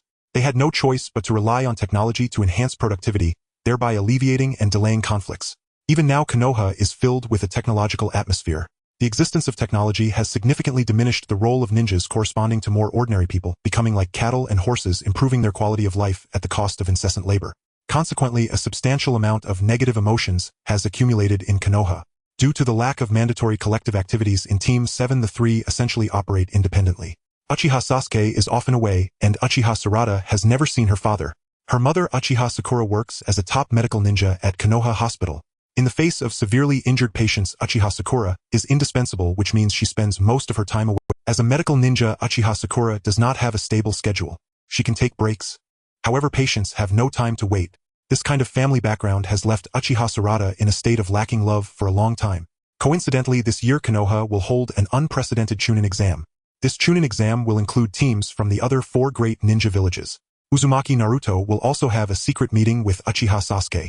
Thus, under Uzumaki Naruto's intentional arrangement, he revealed the news of his meeting with Uchiha Sasuke to Uchiha Sarada. He attempted to facilitate a reunion between them. Uchiha can naturally understood Uzumaki Naruto's intentions, and then brought along Uchiha Sarada's best friend. Akiyama Chocho, the daughter of Akimichi Choji, set out to follow the 7th Hokage Uzumaki Naruto, with the naive curiosity typical of a 12-year-old genin. Such behavior is acceptable as the current ninja world is generally in a period of peace. Even beyond the ninja village's dangers are seldom encountered. As a Konoha ninja, this is even more true. As long as one wears the Konoha forehead protector, the entire ninja world will give them face. Uchiha can chose to act alongside Akiyama Chocho, intentionally amplifying their target, thereby setting a trap. As for the target being baited, it is this experimental subject of Orochimaru in the ninja world, Uchiha Shin. His physique is unique, naturally devoid of rejection responses. He can have any bloodline limit transplanted onto him. Because Orochimaru researched Uchiha bloodline using his body, Shin obtained Uchiha lineage and Sharingan. From then on he adopted Uchiha as his surname, thus acquiring the name Uchiha Shin. Because Orochimaru's attempt to seize Uchiha Sasuke failed, he experienced a period of hiding. Uchiha Shin seized this opportunity not only to escape Orochimaru's control, but also to acquire cloning techniques from. After years of lurking and research, Uchiha Shin achieved considerable results in cloning. He can mass-produce his own clones. This in itself is not remarkable. However, he can make his clones universally awaken the Mangekyo Sharingan, and this Mangekyo technique is identical to Uchiha Shin's original. This is quite extraordinary. Additionally, Uchiha Shin has created another type of Mangekyo, which possesses powerful surveillance and teleportation abilities. In the form of a cyclopean figure, it provides Uchiha Shin with intelligence and transport services. Even Uchiha Sasuke and Uzumaki Naruto cannot escape its surveillance. These demonstrate Uchiha Shin's talent in scientific research. Now, with Uchiha Shin's power expanding, he even harbors the thought of inheriting and promoting the Uchiha clan. As long as he kills Uchiha Sasuke and Uchiha Sarada, he will be the only Uchiha in the ninja world. Uchiha Kan's target for baiting is the Uchiha Shin faction. Previously, Uchiha Shin's attack on Uchiha Sasuke failed. This time Uchiha Kan brazenly walked out of Konoha with Akiyama Chocho. He lured Uchiha Shin to appear. Uchiha Kan's attempt achieved complete success, as he used Shadow Clone to deal with Akiyama Chocho. As the daughter of the Akimichi clan, Akiyama Chocho is plump and talkative. This complements the past Uchiha Sarada, and the two are quite compatible in personality. The seemingly aloof Uchiha Sarada actually longs for family, friends, and excitement deep down. However, for Uchiha Kan now, it is a torment. Fortunately, he did not have to wait long. Soon after, the cyclopean figure activated its Mangekyo technique. It transported the youthful Uchiha Shin over. However, just as he appeared, he was captured by Uchiha Kan, who had already laid in ambush. Uchiha Shin can evade the perceptions of Uchiha Sasuke and Uzumaki Naruto, but cannot escape Uchiha Kan's perception. This is because Uzumaki Naruto's perception relies on malice, while Uchiha Kan's perception relies on emotions. As long as the other party possesses emotions, they cannot escape Uchiha Kan's awareness. Using emotions to control the cyclopean figure and Uchiha Shin, he then manipulated the figure to activate the Mangekyo technique, transporting all three to Uchiha Shin's secret base. Here not only is Uchiha Shin's original body present, but also a large number of Uchiha Shin clones. These Uchiha Shin have various forms. However, they share a common feature: they all possess the Mangekyo Sharingan. A multitude of Uchiha Shin appeared at the scene. Uchiha opened his Mangekyo Sharingan immediately. An alternate space known as the Realm of Emotions rapidly expanded. All Uchiha Shin were drawn into it. Within the alternate space of the Realm of Emotions, even those with intelligence and transportation capabilities could not break through. Even with the same spacetime abilities, there exists the notion of ability coverage. In the face of more powerful spacetime capabilities, the techniques akin to Shinjutsu of the Mangekyo Sharingan were rendered ineffective. Even though Uchiha Shin possessed Mangekyo Sharingan, they had a strong resistance to illusions. Yet, under the onslaught of overwhelming emotions, their resistance was swiftly dismantled. Ultimately, they were successfully controlled by Uchiha. After all, the individual strength of dozens of Uchiha Shin was no match for the emotional energy of 100,000 people from Konoha. How could they resist the emotional energy of 1,000,000 people from Konoha? In an instant, dozens of Mangekyo Uchiha Shin became his subordinates. As for requiring more Mangekyo Sharingan, Uchiha discovered the origins of the numerous Mangekyo Sharingan among Uchiha Shin by reading their memories. What appeared to be all Mangekyo Uchiha Shin on site was in fact due to the elimination of other clones that could not activate the Mangekyo Sharingan. Only clones that activated the Mangekyo Sharingan had the right to survive. As for how to create the same Mangekyo techniques, it was because Uchiha Shin replicated the pain he faced when activating his Mangekyo Sharingan onto the other clones. Due to having the same genes, the same chakra, and the same painful experiences, he used this shared pain as a stimulus. Thus, they obtained the same Mangekyo Sharingan. As for the Mangekyo Shin with transportation abilities, it was because the essence of the Mangekyo Shin was actually a genetic modification of Uchiha Ibito. Because of Uchiha Shin's unique constitution that did not have rejection reactions, he first integrated Uchiha Ibito's genes into his own body. Then he cultivated a unique Shinjutsu Mangekyo individual using his own body. To prevent the Shinjutsu Mangekyo individual from defecting, he restricted them to the peculiar form of a Shin. Not only did he impose physical restrictions but also mental ones, cultivating the Shin into a perfect tool. In fact, Uchiha Shin's personality was overly distorted to the extent that even his clones did not fully trust him. Given an opportunity, the clones would turn on the original. This opportunity would soon arise when he attacked Uchiha Sasuke and along with the attack on Uzumaki Naruto and Uchiha Sakura, it brought about his own demise. However, Uchiha's premature arrival allowed Uchiha Shin a chance to survive as a tool. After controlling Uchiha Shin, Uchiha quickly began to clone himself using Uchiha Shin's base. It must be said Uchiha Shin's body possessed immense research value. His cells exhibited no rejection, moreover they could differentiate into any type of cell. This allowed Uchiha Shin to clone without the need for instead of being mere clones, Uchiha Shin's other selves were more akin to splitting from the cellular level. Rather than being cloned, they grew and split like white zetsu. Quite absurd. He left shadow clones at this secret base to maintain control. Uchiha then used Shinjutsu to transport back to his previous location, and exchanged with his shadow clone free from Uchiha Shin's interference. Very smoothly Uchiha followed behind Uzumaki Naruto, and met with Uchiha Sasuke, who was soon joined by Uchiha Sakura. Having completed the tracking, there was no scene where Uchiha Sasuke mistakenly drew his sword against his daughter. In the ninja world where Uchiha was present, Uzumaki Naruto married Sarutobi Konohamaru, while Uchiha Sasuke also married another Uchiha clan member. In this more orthodox timeline, Uzumaki Naruto married Hyuga Hinata, while Uchiha Sasuke wed Haruno, yet their married lives were far from ideal. Uzumaki Naruto's management skills were not high. As the 7th Hokage, he struggled significantly, having to handle everything personally. Even with thousands of shadow clones to assist, he remained too busy to attend to his family. Hyuga Hinata was gentle and understanding. However, their son, Uzumaki Boruto, developed a strong rift with his father as a result. As for Uchiha Sasuke, he was no better. Years spent away from home meant that Haruno Sakura was left alone, focusing all her energy on medical duties. In Uchiha Sarada's memories, there was no image of her father. Uchiha had no true thoughts of recognizing Uchiha Sasuke and Haruno Sakura as parents. Of course, he did not express this overtly. He merely exhibited some emotional distance, a common trait among the Uchiha clan. This would not raise suspicion. Returning to Konoha at this moment, the entire ninja world was warming up for the upcoming Chunin exams in Konoha. This year's Chunin exams were unprecedented in scale, with all 5 great ninja villages participating, marking the first such event since the establishment of the ninja village system. Organized personally by the 7th Hokage Uzumaki Naruto, Uchiha Sasuke would also make an appearance at the ninja world was giving considerable face to the combination of Uzumaki Naruto and Uchiha Sasuke. Yet, as the Chunin exams approached, a significant event occurred.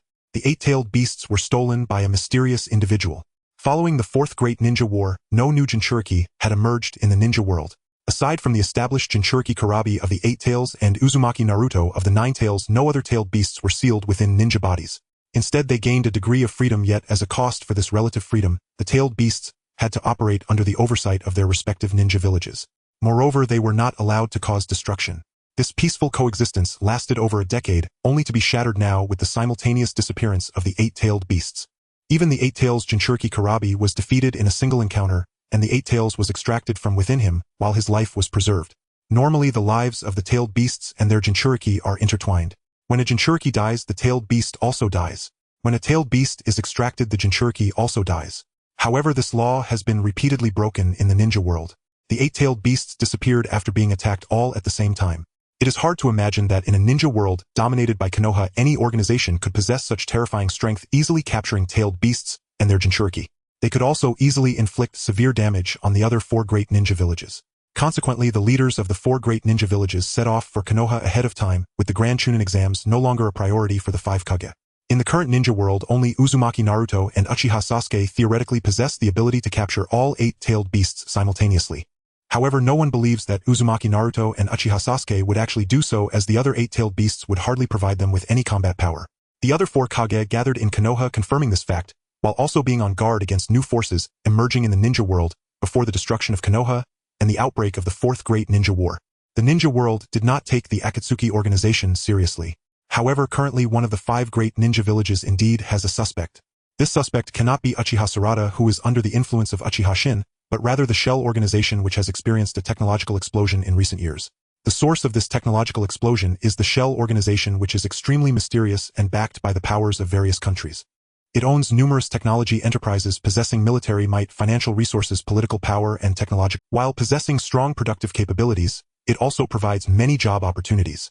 Such a super enterprise would make even the ninja villages hesitant to take action. Over the years, these technology enterprises have formed a force known as the Shell organization, collaborating extensively with one another. If it is the Shell organization, then capturing all 8-tailed beasts is entirely within their capabilities. If the disappearance of the tailed beasts is indeed due to the Shell organization's actions, then this time the 5 Kage summit would require Uzumaki Naruto and Uchiha Sasuke to take action, with all 5 great ninja villages joining forces, re-establishing the significance of the ninja villages and ninjas. If the Shell organization is left unchecked, the order of the ninja world will be completely overturned. Technology is indeed important, but it must be controlled by the ninja villages to align with their interests. Uchiha Shin obtained the physical bodies of Uzumaki Kushina and Uzumaki Mito, performing the impure world reincarnation on them, and soon their impure world bodies appeared before him. However, both had their consciousness restricted, unable to think. Uchiha Shin's purpose in summoning them was solely to access the 9 tails chakra within them. As the previous tailed beast Jinchuriki, even in death their souls permanently retained a portion of the tailed beast's chakra. After extracting all of the 9 tails chakra from them, Uchiha Shin released the impure world reincarnation and immediately activated his Rinnegan using a clone. As for where the Rinnegan came from, it's simple. Uchiha Shin first fused his Sharingan from the Uchiha clan into an Eternal Mangekyo Sharingan. Then using the Eternal Mangekyo Sharingan he fused to create the Rinnegan. Only Uchiha Shin could accomplish. With no time to waste, he had no choice but to rapidly cultivate the Rinnegan in order to enhance his strength.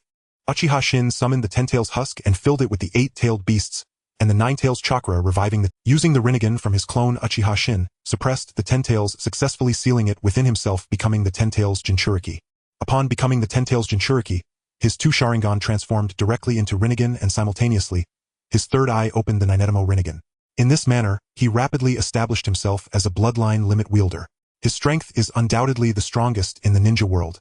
Even the leader of the shell organization Shin Uchiha would not be his match. In this ninja world, Otsutsuki Kagaya is merely a servant of Otsutsuki Shin. Her status is equivalent to that of Otsutsuki Kinshiki in Otsutsuki Momoshiki's eyes. A tool for sacrificing to the divine tree or to her master. The divine tree requires the sacrifice of a member of the Otsutsuki clan to bear its fruit. Otsutsuki Kagaya with her incredible control attacked Otsutsuki Shin, designating her master as the sacrificial. However, Otsutsuki Kagaya did not expect that Otsutsuki Shin had not died. He was absorbed by the divine tree up to his lower half.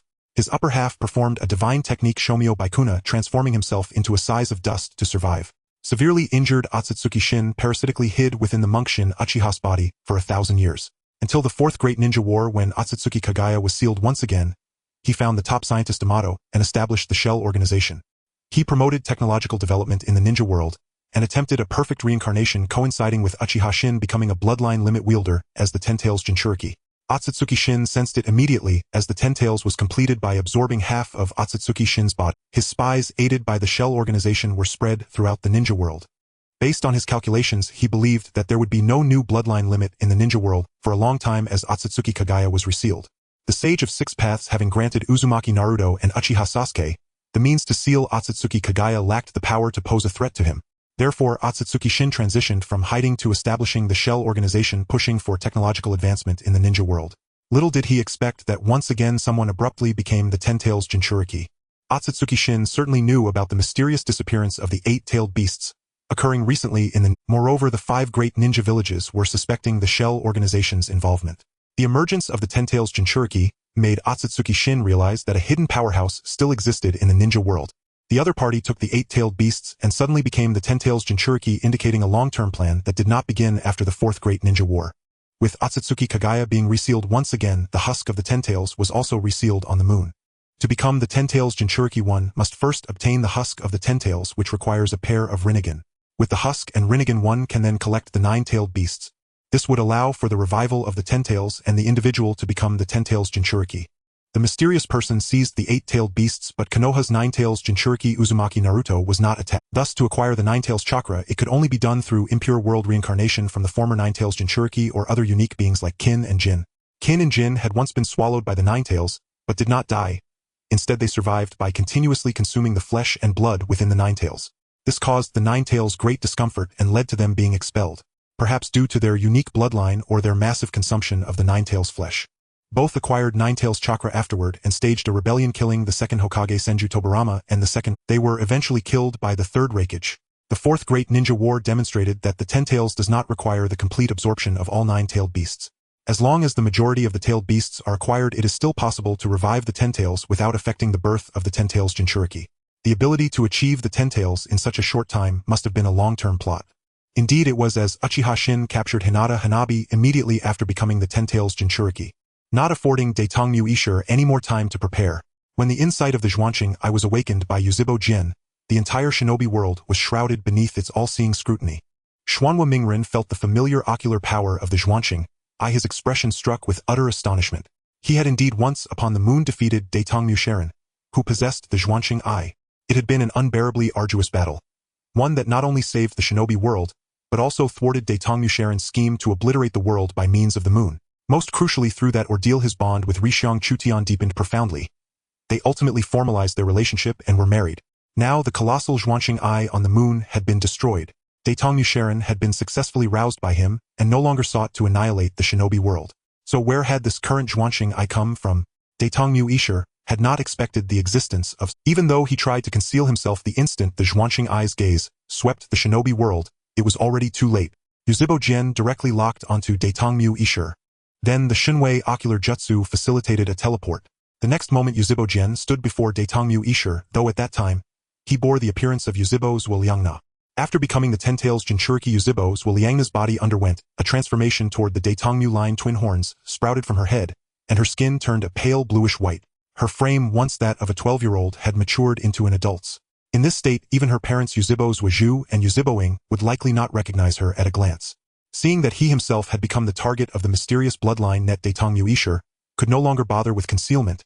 In an instant, he activated the oathmark upon his body. Under the oathmark's influence, his original human form in the blink of an eye was transformed into a Daitongmu body.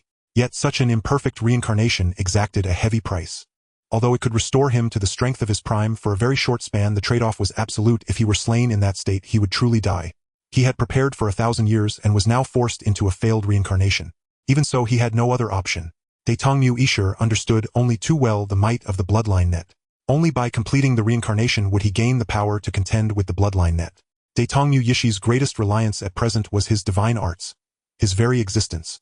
Even within Daitongmu civilization, he was regarded as a prodigy capable of cultivating the divine arts without a bloodline net vessel. Yet even such a genius met his downfall at the hands of the very Daitongmu Hui he once despised. The divine art he mastered was called Heian, at once a dojutsu and a divine technique. It could reduce himself and other objects to infinitesimal size regardless of volume. The shrunken items could be preserved within a time-stilled extra-dimensional space. Once the divine art was undone, the objects would return to their normal size. With this ability, Daitongmu Ishur could unleash all manner of unfathomable assaults. Facing such a Daitongmu Ishur, Yuzhibo Jin kept a measured distance and then activated Tianji Yuzhong. As the Ten-Tails Jinchuriki, even with the Ninetamo Rinne Sharingan, one might expect the only conceivable technique to be the infinite Tsukuyami. But in another dimension, Yuzhibo Jin had already studied Daitongmu Hui exhaustively, and on the premise that Daitongmu Hui had been sealed a second time. He could use the Ninetamo Rinne Sharingan to seize control of Daitongmu Hui's extra-dimensional space, accompanied by fierce spatial turbulence. Daitongmu Ishur struck first. With a sweep of his hand, a lightning-fast chakra black rod materialized before Yuzhibo Jin. But Yuzhibo Jin, in the state of the Zhuanxing, I perceived Yishi's method. The rod reduced to the utmost was accelerated at the particle level, and then the dojutsu was released. Thus the spectacle of the chakra black rod, appearing out of thin air before Yuzhibo Jin, unfolded. Under such acceleration, its velocity reached hundreds of times the speed of sound. Before that strike, even the famed railgun was annihilated without leaving so much as dust. The two were in no way the chakra black rod instantaneously pierced through Yuzhibo Jin, yet there was no wound, because in that instant, he had activated the Shinwei ocular jutsu. His true body was already hidden within the extra-dimensional space. After the rod pierced Yuzhibo Jin, it plunged into the earth and immediately detonated in an explosion akin to nuclear fission. One could say that with this single maneuver, he could have raised the shinobi world. Any fragment of the chakra black rod could be accelerated by Daitongmu Ishur to the potency of the bloodline net, tantamount to a ten-tailed beast bomb, and Daitongmu Ishur had only this one chance to attack. Shortly after Yuzhibo Jin activated, he drew Daitongmu Ishur inside. The instant Ishur entered the extra-dimensional space, he tried to escape, yet then something odd occurred. No matter how he attempted spatial transfer, he merely emerged from one extra-dimensional space into another. This was easy to understand. Tianji Yuzhong contained as many as 6 extra-dimensional spaces. Yuzhibo Jin could alter their positions, thereby ensuring that wherever Daitongmu Ishur moved, he would fall into the next space. This was the technique Ishur feared most. In terms of combat power, Daitongmu Ishur was confident he could use divine arts to slay Daitongmu Hui. But he was utterly helpless against Daitongmu Hui's divine art Tianji Yuzhong. After initiating the reincarnation, Daitongmu Yishi's life would be measured in only 2 to 3 days. Yuzhibo Jin did not need to kill Daitongmu Ishur directly. He only needed to use Tianji Yuzhong to delay for 2 to 3 days until Ishur perished naturally. For a perfect reincarnation, Daitongmu Ishur had long sought a body with sufficient compatibility. Recently, he had finally found such a vessel. He had cultivated it to the brink of rebirth, but before he could begin the reincarnation, he was intercepted by Yuzhibo. Now trapped inside Tianji Yuzhong awaiting death, Daitongmu Ishur seethed with bitter reluctance yet was powerless. Meanwhile, having subdued Daitongmu Hui, Yuzhibo Jin immediately proceeded to his next destination. His next target was Ku Zuzi's core member Sunto Amaduo, perhaps the most brilliant scientist in the history of the shinobi world. Before Sunto Amaduo, even Dashuan paled for Dashuan's research, had a clear lineage traceable to the second Hokage Chensho Feijin. Even if Sunto Amaduo had acquired partial Daitongmu inheritance from Daitongmu Ishur, the fact that he could devise an artificial human fused with the Daitongmu deity corpse's genes placed him far beyond the realms Daitongmu Ishur could easily traverse. Yuzhibo Jin had no intention of letting this greatest scientist of the shinobi world go unchallenged. Not only Sunto Amajuo but other members of Kozuji and their critical assets would not be spared. In the face of an authentic bloodline net, Daitongmu Ishir could still leverage divine arts for some measure of resistance and might with fortune even counterkill. As for Kozuzi's members, they were utterly at his mercy. Even if their strength had generally reached Kage level or beyond, it made no difference. In a very short time, Kozuji was swept clean by Yuzhibo Jin. The horrifying explosion spawned by Daitongmu Yishi's attack naturally drew the shinobi world's attention. Yuzhibo's Waju wielding his Rinne Sharingan ocular jutsu Tian Sholi rushed to the scene with Xuanhua Mingren as swiftly as possible. There they sensed the Zhuanqing Eye's ocular power, the Ten-Tails Jinchuriki's chakra, the Shunwei ocular power, the Tianji Yuzhong ocular resonance, and another inscrutable ocular fluctuation. Faced with the situation here, Uchiha Sasuke and Uzumaki Naruto found themselves at a loss after a long time due to the residual ocular power and chakra at the scene. The two could easily determine that the strength of both combatants surpassed their own. The most powerful among them was undoubtedly the Ten-Tails Jinchuriki. The opponent effortlessly captured another wielder of ocular power within the celestial realm and then vanished. However, the strength of the mysterious ocular power's owner was equally astonishing. A single strike triggered a massive explosion comparable to that of the Ten-Tails tailed beast bomb.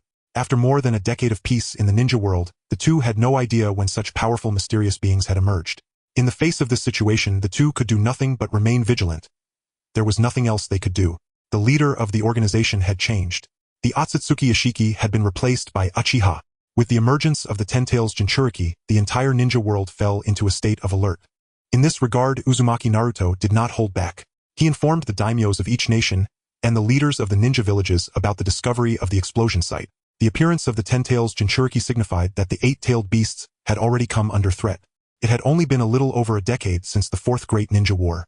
The higher-ups of the ninja world were naturally aware that the existence of the Ten-Tails Jinchuriki had exceeded their capacity to respond. Perhaps even Uzumaki Naruto and Uchiha Sasuke together would not be able to match the Ten-Tails Jinchuriki. The two had managed to defeat Otsutsuki Kagaya, but that was because she was significantly weaker.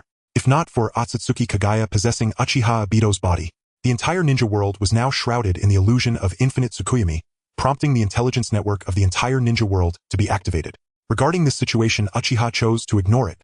Although the Otsutsuki extermination team had formally appeared during the Chunin exams, it was before the exams that Otsutsuki Urashiki had already begun hunting for Jinchuriki and chakra within the ninja world. Thus the time left for Uchiha was truly limited. Uchiha gathered all the scientists and laboratories of the organization, forming a larger-scale super laboratory. Every scientist inside had been controlled, especially Amato from the Sanzu.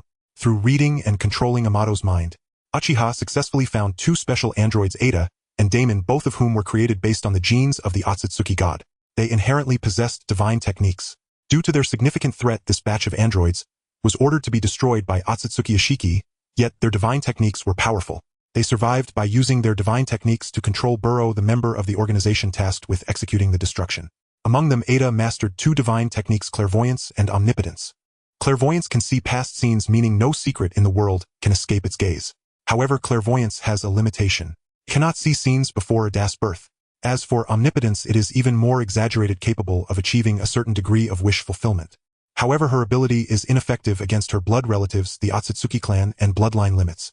As for Damon, he is Ada's brother. His divine technique is reflection, allowing him to reflect all attacks and killing intent, but it can only be activated when he physically touches the target. However, his physical skills are at the level of bloodline limits. It should be noted that neither Ada nor Damon have reached the level of bloodline limits. Yet due to their divine techniques and the genes of the Otsutsuki god, both attained combat power at the level of bloodline limits. Compared to Otsutsuki Ishiki's caution, for Uchiha, he completely disregarded taboos. After all, even if he stirred up great chaos in this ninja world, he could escape this time and space by exchanging souls. 3 days later, Otsutsuki Ishiki welcomed death in despair. After Otsutsuki Ishiki's death, Uchiha found another Ten-Tails within his alternate space, as well as many relics of Otsutsuki Ishiki. Among these relics was the body of the Otsutsuki god, who had transcended the current dimension after devouring countless divine tree fruits. After ascending to another dimension, his body was left in the current world.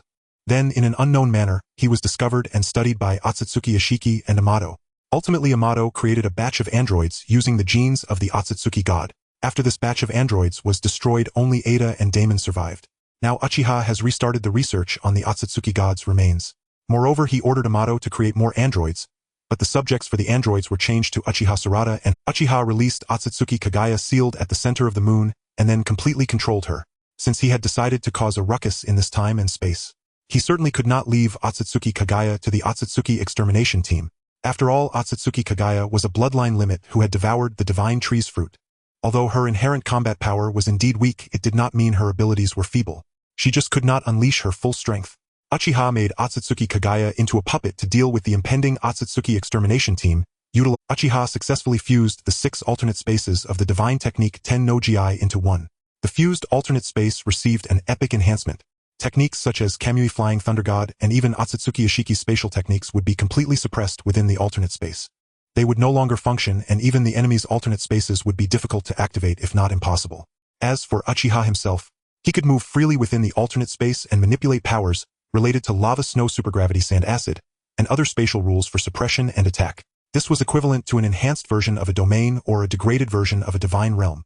However, even though this alternate space was so powerful, Uchiha did not believe his alternate space could compete with Otsutsuki Momoshiki and Otsutsuki Urashiki, because the development of Ten no Gi was still in its early stages for Uchiha. Yet for Otsutsuki Momoshiki and Otsutsuki Urashiki, even if their alternate spaces were initially far inferior to Ten no Gi, the profound heritage of the Otsutsuki civilization behind them and countless years of enhancements were enough to elevate their alternate spaces to a very high level. What Uchiha currently lacked the most was time. With the Chunin exams nearing, the Otsutsuki extermination team would soon appear in the solar system. Uchiha successfully found the Otsutsuki clan's treasure, the plow. This plow possessed an extremely exaggerated ability to traverse time, and it could also change the future by returning. As for why this treasure plow appeared in this ninja world, one could only attribute it to the relics of the Otsutsuki god. After all, even the body of the Otsutsuki god mysteriously appeared in the ninja world. Through the Otsutsuki Kagaya puppet, the treasure plow was activated.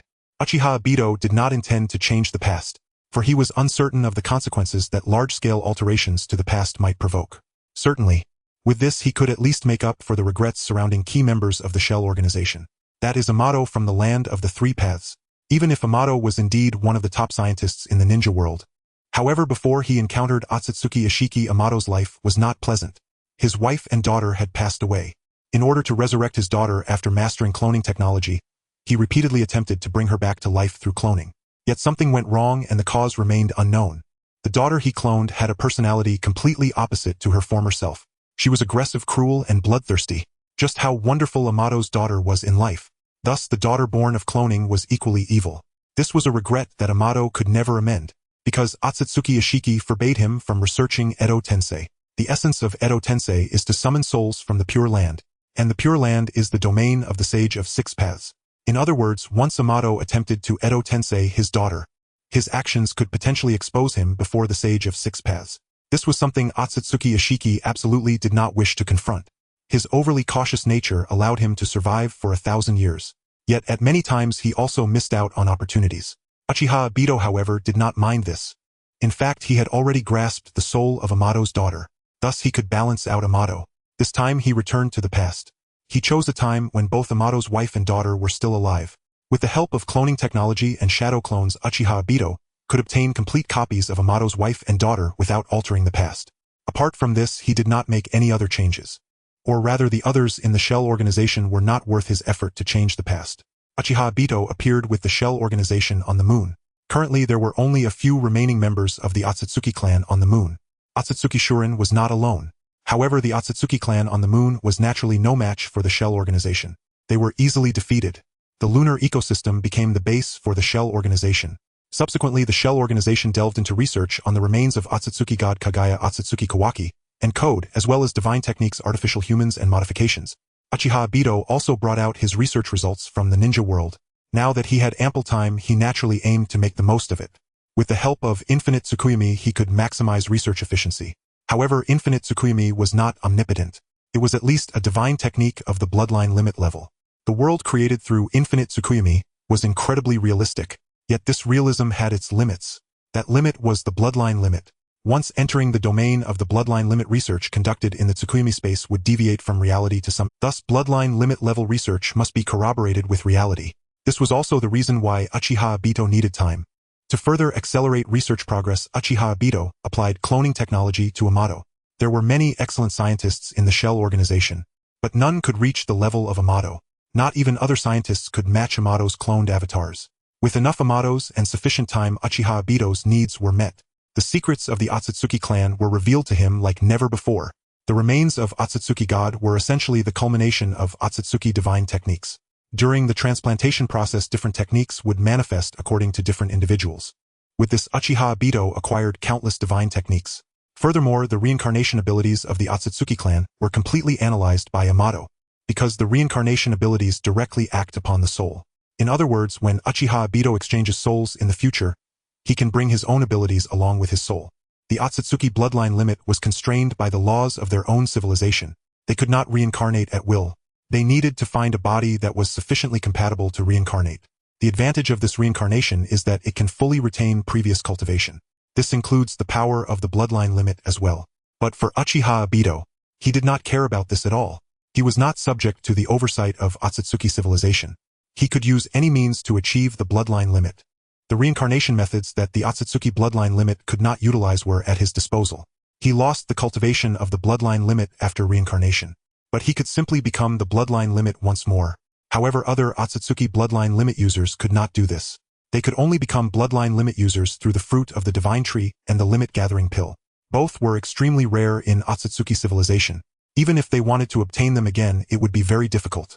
Imperfect reincarnation not only results in losing the cultivation of the bloodline limit, it could even damage the divine techniques that the Otsutsuki bloodline limit valued the most.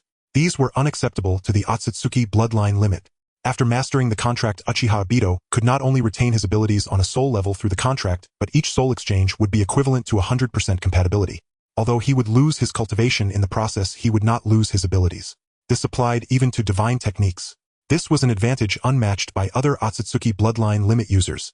Additionally, Yamato also utilized the second 10 tails of Otsutsuki Ishiki to successfully crack the divine tree. However, the greatest function of the cracked divine tree was not its combat power. Rather, it could infinitely grow divine tree fruits.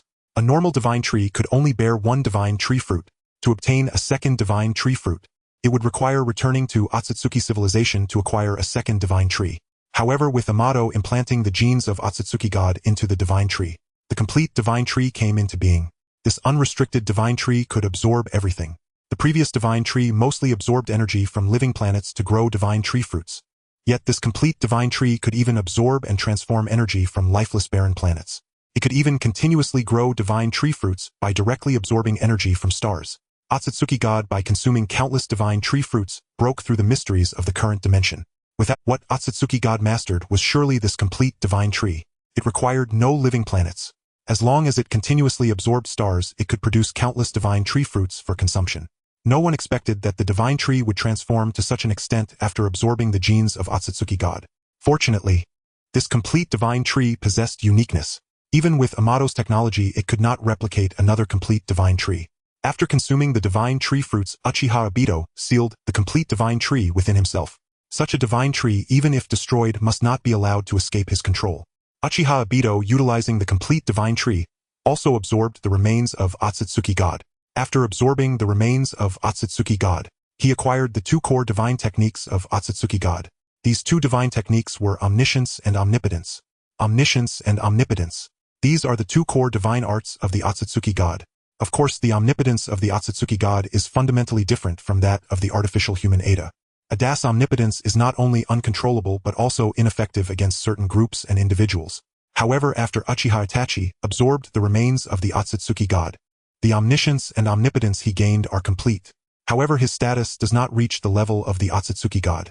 Correspondingly, as long as he continues to consume the fruit of the divine tree, then one day he too can reach the transcendent height of the Otsutsuki God. Having mastered omniscience and omnipotence, Uchiha Itachi would be equivalent to mastering all divine arts. Any ability he can comprehend, he can wield directly. Any technology he can understand can also be manifested directly. As for the abilities and technologies he cannot comprehend after expending sufficient energy, he can derive them directly through his omniscience. As a minor Otsutsuki God, Uchiha Itachi is quite satisfied with his own strength. He immediately erased all information about the Otsutsuki God. To avoid any potential risks, Yamato of the Sanzu path used the remains of the Otsutsuki God to find weaknesses against the abilities of the Otsutsuki God. Then he returned to the normal timeline with the Shell Organization. Uchiha Itachi still stationed the Shell Organization on the moon. By now, Uchiha Itachi's strength has completely surpassed that of the Otsutsuki expedition team. Due to the disappearance of the Ten Tails vessel and Otsutsuki Kagaya, Otsutsuki Shiren left the moon and moved to Konoha. This is partly because Konoha needs Otsutsuki Shiren's combat power for stability. On the other hand, it is because there is nothing left on the moon that requires Otsutsuki Shiren's supervision. When the three members of the Otsutsuki expedition team descended on the moon, they saw Otsutsuki Kagaya who had long been waiting for them on the moon. Immediately the three members of the Otsutsuki expedition team were suppressed by Otsutsuki Kagaya using the Heavenly Realm. At this time, the Heavenly Realm had evolved into a divine kingdom. In the Otsutsuki civilization, possessing a divine kingdom is also a capability of the Otsutsuki elders. This had completely exceeded the scope of what the Otsutsuki expedition team could handle. The three members of the Otsutsuki expedition team had just landed on the moon when they were captured by Otsutsuki Kagaya. The entire army was annihilated. However, before being swallowed by the divine kingdom, the three members of the Otsutsuki expedition team had already transmitted Otsutsuki Kagaya's strength back to the Otsutsuki civilization. This was entirely an act of self-preservation. Without the rescue of the Otsutsuki elders, the three members of the expedition team would likely face uncertain fates at the hands of Otsutsuki Kagaya. Every qualified Otsutsuki member understands that the methods of the Otsutsuki expedition team are brutal. Once caught by the expedition team, death is a luxury. Correspondingly, when the Otsutsuki expedition team falls into the hands of Otsutsuki criminals, they face the same brutality. Multiple chakra black rods formed from extreme yin-yang release pierced through the three members of the expedition team, nailing them in the divine kingdom. Then Uchiha Itachi began to extract their souls. Under normal circumstances, the Otsutsuki bloodline limit cannot have its memories read, because the curse is not just a reincarnation technique but also an encryption technique. Forcibly reading memories will cause the Otsutsuki bloodline to perish. This is also a method used by the Otsutsuki civilization to prevent information leakage.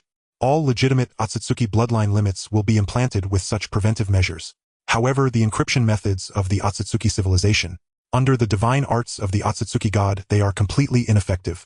Soon the memories of the three members of the Otsutsuki expedition team were read by Uchiha Itachi. This allowed him to witness the broader intelligence of the Otsutsuki civilization.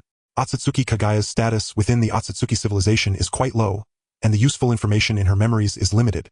In contrast, the three members of the Otsutsuki expedition team held higher status and had access to intelligence far beyond that of Otsutsuki Kagaya, giving Uchiha Itachi a deeper understanding of the Otsutsuki civilization. The reason it is deeper is simply because the Otsutsuki civilization is not entirely a centralized structure but rather resembles a feudal system. Due to the vast territory occupied by the Otsutsuki civilization, even they find it difficult to maintain complete jurisdiction.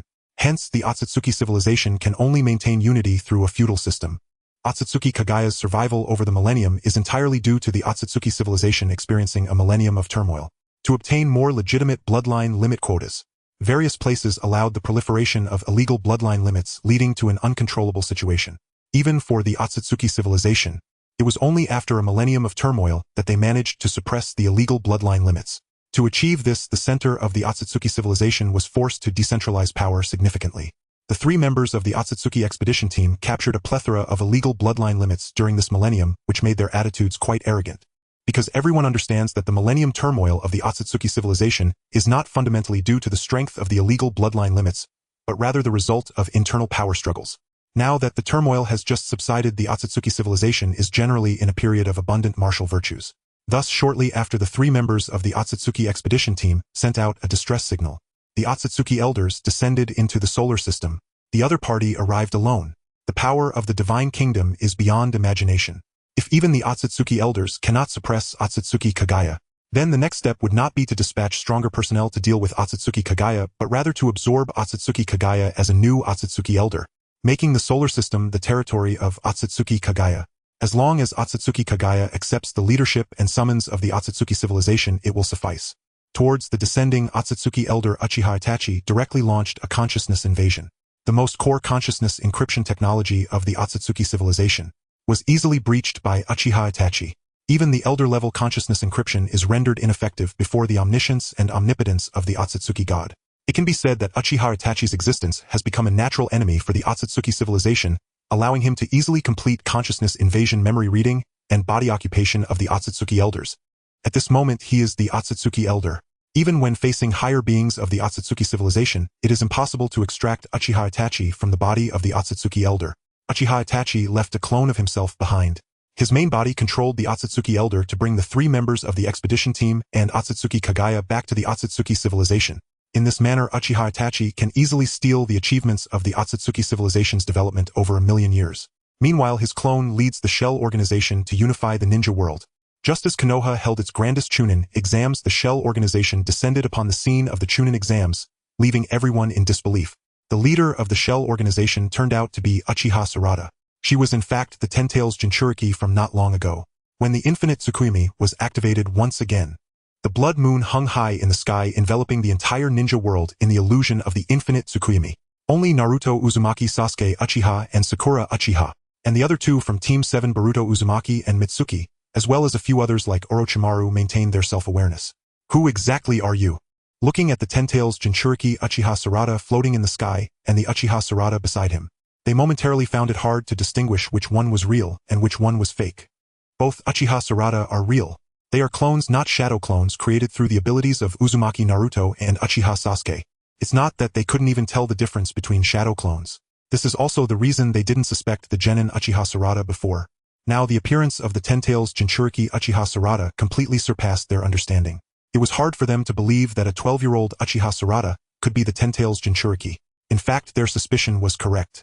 The normal Uchiha Sarada could not possess such power. What appeared before them was Uchiha Obito. I am indeed not Uchiha Sarada, but I can return you Uchiha Sarada. Before the onlookers could grasp what this meant, indeed another Uchiha Sarada appeared in Uchiha Obito's hand.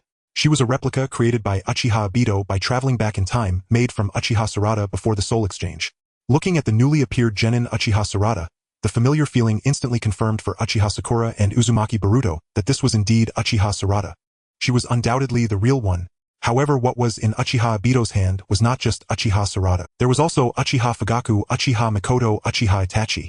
Alongside them were Namikaze Minato and Uzumaki Kushina. I possess the ability to travel back in time.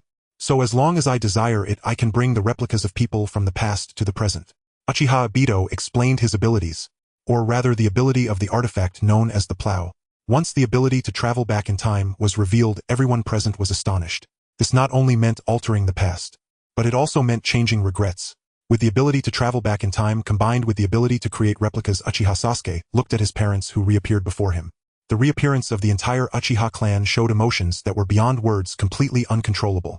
Uzumaki Naruto looked at his parents, equally moved. Even though Uzumaki Naruto was now older than his parents, in his heart parents would always be parents. He now understood that his parents loved him.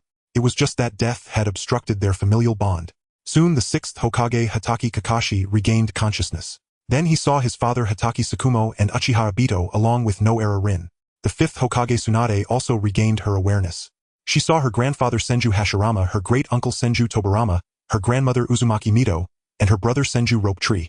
Additionally, she saw her parents and many members of the Senju clan. Others included Kato Dan and Jiraiya. Living beings appeared one after another before them. I will be the ruler of the ninja world, and grant true peace to the ninja world. For Uchiha Obito at this moment, even in the face of doubt in reality, he truly was bestowing benefits upon the ninja world. With his current strength, the ninja world could no longer provide him with more benefits. It was entirely a one-sided benefit he was giving to the ninja world. He unleashed infinite Tsukuyomi to re-educate and spread concepts throughout the ninja world, establishing the idea of making everyone realize that all are born equal. The only inequality was in abilities. The greater the ability, the greater the responsibility. Uchiha Obito granted everyone equal rights to education and work. In the space of Tsukuyomi, everyone had access to unlimited educational resources. Here, everyone's talent could be educated to its theoretical limit. Then, upon returning to reality, they could truly choose their own lives. Whether to choose work, serve humanity, earn contribution points, or pursue higher development. Or to choose to enjoy life, all of these options were available. While the people of the ninja world underwent transformations in infinite Tsukuyomi that could completely change their lives, the ninja world in reality was also undergoing tremendous changes. Uchiha Obito activated the omnipotent technique of infinite Tsukuyomi. A near-future social system was manifested by Uchiha Obito. This was the manifestation of personal power developed to its peak. It was also the reason why Uchiha Obito was unilaterally bestowing benefits upon the ninja world. At his level of strength, a single person's productivity surpassed that of the entire ninja world. In such a situation, he could act at will but chose to provide the ninja world with a fair system and developmental rights. This was rare throughout the entire universe. After all, even the Otsutsuki civilization essentially represented absolute power and exploitation. The Otsutsuki clan dominated everything. The development prospects for ordinary Otsutsuki members were extremely limited. Their very existence provided emotional value to the Otsutsuki clan. This was also the reason why, after the spread of the breakthrough routes for illegal clans, even with the Otsutsuki clan behind the scenes calculating the harvesting of illegal clan members to refine them into food, illegal clans still spread like wildfire throughout the entire Otsutsuki civilization, triggering a millennium of course, Uchiha Obito also set industry ceilings for the people of the ninja world. However, this industry ceiling depended on Uchiha Obito's own strength. With his current strength as a minor god of the Otsutsuki under the condition of resource allowance, he did not mind the people of the ninja world breaking through to the clan and even possessing their own divine realm through their own efforts. This was absolutely impossible in the Otsutsuki civilization. Uzumaki Naruto and Uchiha Sasuke made limited struggles, but were easily suppressed by Uchiha Obito. The gap in realms had reached a point that was fundamentally unbridgeable. With a single spatial fixation, Uzumaki Naruto and Uchiha Sasuke were completely frozen in place. The reason it was a spatial fixation was entirely to let the two recognize their strength. If it were a time freeze, their thoughts would also be frozen together. They would instead be unable to recognize the gap between them. Uchiha Obito, using the artifact that allows time travel, maximally replicated the past bloodlines and heroes of the ninja world, allowing them to continue serving in the new era. The exterminated Uchiha clan, the Kagaya clan, the Mizuki clan, etc., the vanished Senju and the eradicated Uzumaki were all replicated and restored by him. He did not change the past. He merely acquired the genes and memories of those from the past and nothing more. For such beings under the premise of the main body existing, there may still be contradictions with their true selves. But without the main body, they are the only true selves, both in terms of genes and memories. They are equivalent to their true selves. Uchiha Obito in the ninja world is developing this timeline's ninja world. As for the main body Uchiha Obito, he successfully infiltrated the Otsutsuki civilization. Moreover, he ensured the safety of Kagaya Otsutsuki, preventing her from becoming material for food. Just finished a millennium of turmoil, the Otsutsuki civilization did not lack food. What was lacking were members who recognized the Otsutsuki civilization. The millennium of turmoil significantly weakened the cohesion of the Otsutsuki civilization. Now Kagaya Otsutsuki, as an antique from a millennium ago, did not participate in the turmoil. In terms of cognition, she was more traditional than the new nobles of the Otsutsuki. Thus Kagaya Otsutsuki was approved as an elder of the Otsutsuki awaiting her punishment. She will serve the Otsutsuki civilization for a millennium to atone. A millennium later, she will officially become an elder of the Otsutsuki and no longer be in a state of awaiting punishment. As for Uchiha Obito, after completing this pursuit mission and recommending a Otsutsuki elder, he was credited accordingly. Thus Uchiha Obito successfully returned to the Otsutsuki civilization. Only by truly joining the Otsutsuki civilization can one realize how powerful it is. To put it simply, 2/3 of the Milky Way is under the influence of the Otsutsuki civilization. It is exaggerated to the extreme. As for the ninja world, it does not fall within the sphere of influence of the Otsutsuki civilization as it is too far from the center of the Milky Way. Even though the Otsutsuki civilization possesses interstellar teleportation technology, the energy consumed to teleport to the ninja world and back exceeds that of a bloodline limit. If Otsutsuki Kagaya had not monopolized a god tree fruit, the returns from alchemy would still have been somewhat beneficial. Otherwise, the Otsutsuki civilization would even be too lazy to send out an expeditionary force. If it were an illegal bloodline limit, the Otsutsuki civilization would not engage until the illegal bloodline limit had developed sufficiently to yield returns. It is extremely difficult for an illegal bloodline limit to break through the numerous barriers of the Otsutsuki civilization and reach beyond its sphere of influence. The current Otsutsuki civilization has experienced a millennium of turmoil and is in a state of rebuilding. Thus, the Uchiha clan has considerable operational space. For example, through lawful means, the ninja world could be integrated into the Otsutsuki civilization. The justification would be that the upper echelons of the ninja world are managed by the descendants of Otsutsuki Kagaya. Even if the bloodline is impure, the ninja world has an inextricable blood relationship with Otsutsuki Kagaya. Rather than annihilate it, it is better to cultivate it as a foundation for Otsutsuki Kagaya. Contributing to the Otsutsuki civilization with the endorsement of the Otsutsuki elder, the application for a mere remote planet's affiliation was quickly approved. Otsutsuki Kagaya became the nominal leader of the ninja world, and others were willing to give her face, as even the disgraced Otsutsuki elder was still an elder. Once the Divine Kingdom opens, the Otsutsuki bloodline limit without a Divine Kingdom can only wait in vain. The existence of the Divine Kingdom is a hallmark of strength even within the Otsutsuki civilization. It surpasses the vast majority of divine techniques, and the ninja world can also utilize the interstellar teleportation channels of the Otsutsuki civilization to travel there. However, the Uchiha clan did not immediately send personnel to the Otsutsuki civilization. They would wait until the development of the ninja world reached a bottleneck before seeking knowledge under the guise of service. The Uchiha clan continuously expanded their permissions and power within the Otsutsuki civilization through consciousness invasion. In the blink of an eye, 10 years had passed. The Uchiha clan's soul exchange ability gained another opportunity. In fact, the cooldown for the soul exchange can also be refreshed when returning to the past. However, once he gained omniscience, he realized that he could never activate it, for if he utilized the opportunity obtained from the past, it would mean he would be frozen in the past, effectively opening a parallel world unable to return to the future. And once he returned to the future, the exchange opportunities gained from the past would also disappear. The Uchiha clan exchanged souls once again. Both returned to their worlds. Then Uchiha Sarada was stunned. In another world, Uchiha Sarada achieved the bloodline limit in 10 years thanks to the permissions granted by Uchiha. In this ninja world, even though it had become incredibly powerful both in technology and strength, it was still forced to migrate from the ninja world to Mars when faced with the Otsutsuki civilization. They could only operate within the underground world of Mars, just to avoid being discovered by the god tree of the ninja world. In this world, all changes began when the Uchiha clan was not exterminated. In this world, Uchiha Sasuke did not marry Haruno Sakura, hence Uchiha Sarada was never born. Naruto Uzumaki also did not end up with Hinata Hyuga. Everyone familiar to her including Boruto Uzumaki, Chocho Akimichi, Shikadai Nara, and Inujin Yamanaka simply do not exist. However, Uchiha Sarada was not lonely as the technology in this ninja world was far more advanced than in her previous ninja world. With the permissions granted by Uchiha, she could learn anything she desired and experience the vast virtual worlds created by infinite Tsukuyomi. 10 years later, when she returned to her own world, she found her body was still the bloodline limit and the ninja world before her felt both strange and familiar. Strange because a decade had passed and her ninja world had developed to an incredible extent with herself becoming the leader of the ninja world. Familiar because the current ninja world bore a high degree of similarity to her previous one, except that her ninja world did not need to hide underground on Mars.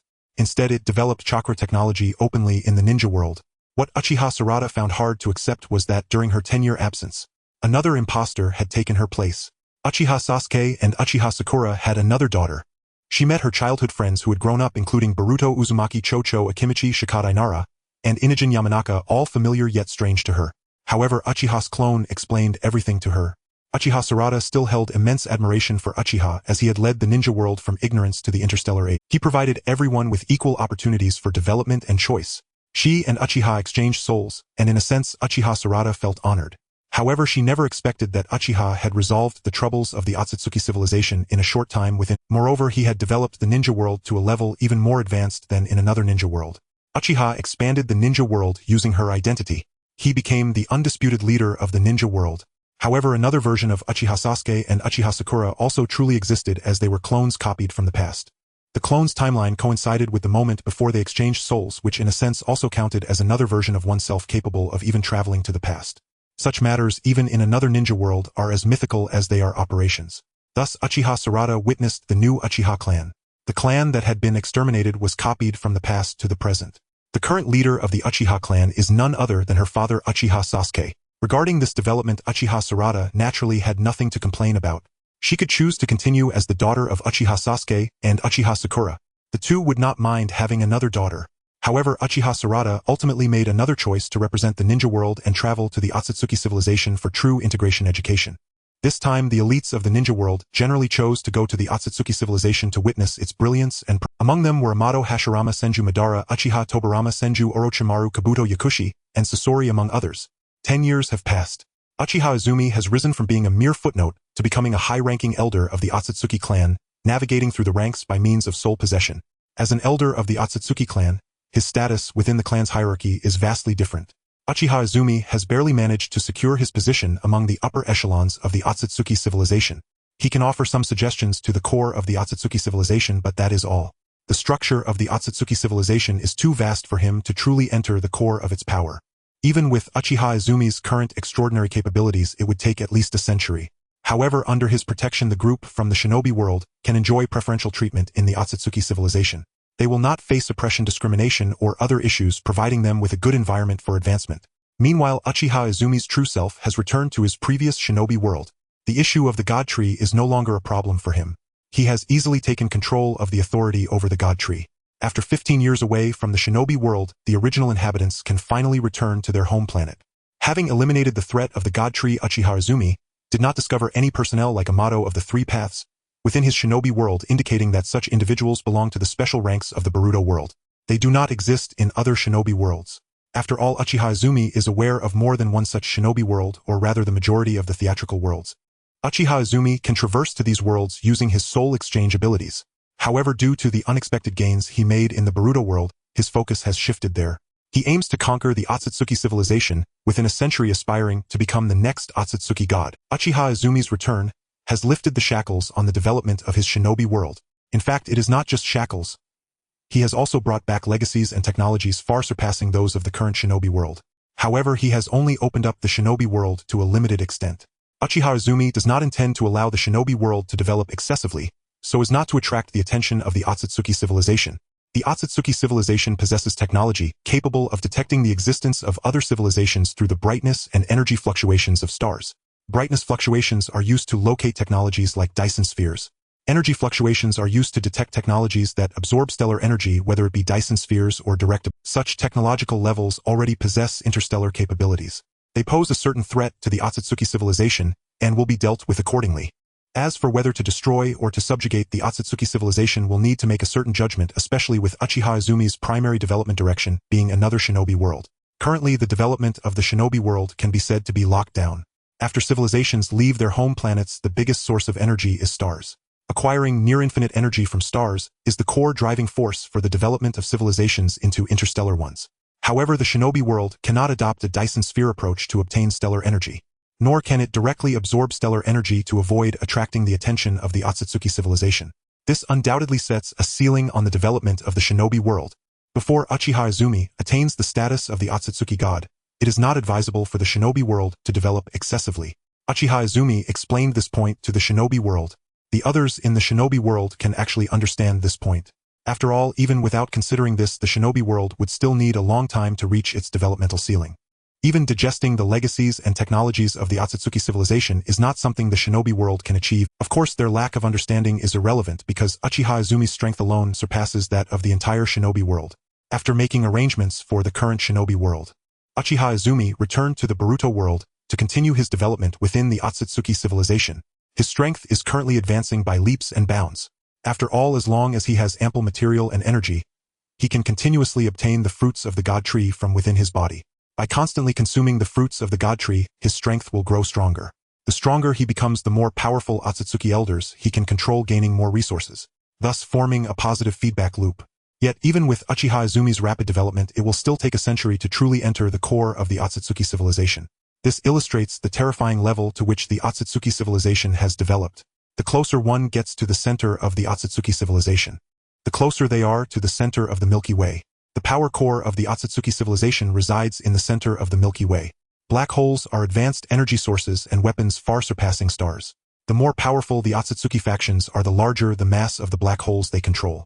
The Otsutsuki royal family controls the black hole at the center of the Milky Way, possessing the supreme authority to strike against other Otsutsuki factions. With the help of the black hole, they can launch galaxy-level strikes. Even Otsutsuki elders with divine realms remain insignificant in the face of the black hole's power. Thus, within the Otsutsuki civilization, the illegal bloodline gatherings that triggered a millennium of turmoil cannot pose a... Essentially, this is merely a conflict intentionally allowed between Otsutsuki factions to redivide interests. Only a faction possessing a black hole would initiate a rebellion. That would be a significant event. If the situation escalates to an uncontrollable level, the Otsutsuki royal family will unleash the black hole at the center of the Milky Way for annihilation. At that time, an entire star domain would be completely consumed, leaving nothing behind. Civilizations in other star domains would witness the vast starry sky being erased like an eraser. Such terror. This information is only available to Uchiha Izumi after entering the high ranks of the Otsutsuki. Other Otsutsuki elders do not even have the qualification to know. With the aid of the black hole at the center of the Milky Way, even if Uchiha Izumi becomes the Otsutsuki god, he must proceed with caution and cannot let himself be discovered by the Otsutsuki royal family. Otherwise, under mutual destruction, the black hole at the center of the Milky Way could be detonated by the Otsutsuki royal family, a force capable of erasing the Otsutsuki god. Correspondingly, the entire Milky Way would be annihilated. Currently, the Otsutsuki civilization has not decayed due to the transcendence of the Otsutsuki god. It can only be said that they are on a downward slope, still far from the point of no return. Thus, Uchiha Izumi needs to treat this matter with caution. In the blink of an eye, 70 years have passed. Uchiha Izumi has truly entered the core upper echelons of the Otsutsuki civilization, arriving at the central region of the Milky Way. It is no surprise that the Otsutsuki royal family is utilizing the black hole at the center of the Milky Way for cultivation, attempting to break through their strength to become another Otsutsuki god. The previous Otsutsuki god, Otsutsuki Shurji, walked the path of proving oneself through strength, achieving transcendence, and ultimately reaching beyond dimensions. However, this path can only be traversed by Otsutsuki Shurji, and only he could harvest countless god tree fruits to validate his path. With the current state of the Otsutsuki civilization, this path is a dead end. Even the Otsutsuki royal family does not possess a complete god tree. Without a complete god tree, the current god tree can only yield fruits by absorbing life planets. But in the current Milky Way, the Otsutsuki civilization occupies most of the life planets. To follow this path would be akin to self-destruction. Thus, the Otsutsuki civilization can only pursue the path to the divine realm. Through practicing divine techniques, refining rules, establishing divine realms, and continuously enhancing them until the divine realm becomes powerful enough to transcend. The Otsutsuki king, leveraging the black hole at the center of the Milky Way, has expanded his divine realm to the size of a star domain, drawing closer to true transcendence. Expand the divine realm to its utmost limit. Yet it remains merely a divine realm.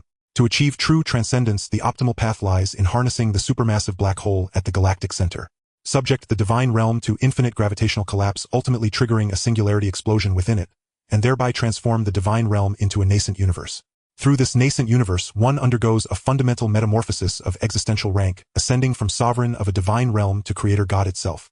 At this stage, true transcendence is realized. Before a nascent universe, even countless divine realms crumble into insignificance. A second path to transcendence discovered by the Otsutsuki royal house. Indeed, this path yields transcendence, but fundamentally relies on augmenting the self through the divine realm. It pales in comparison to the Otsutsuki god's path, infinite consumption of divine tree fruits culminating in absolute transcendence. For infinite ingestion of divine tree fruits directly fortifies the physical vessel itself. A single advantage that alone surpasses the ceiling of the divine realm path, no matter how vast or potent that realm may grow. Uchiha can launch a direct assault upon the core being. Even the elder Otsutsuki stood utterly powerless against him. 30 years passed.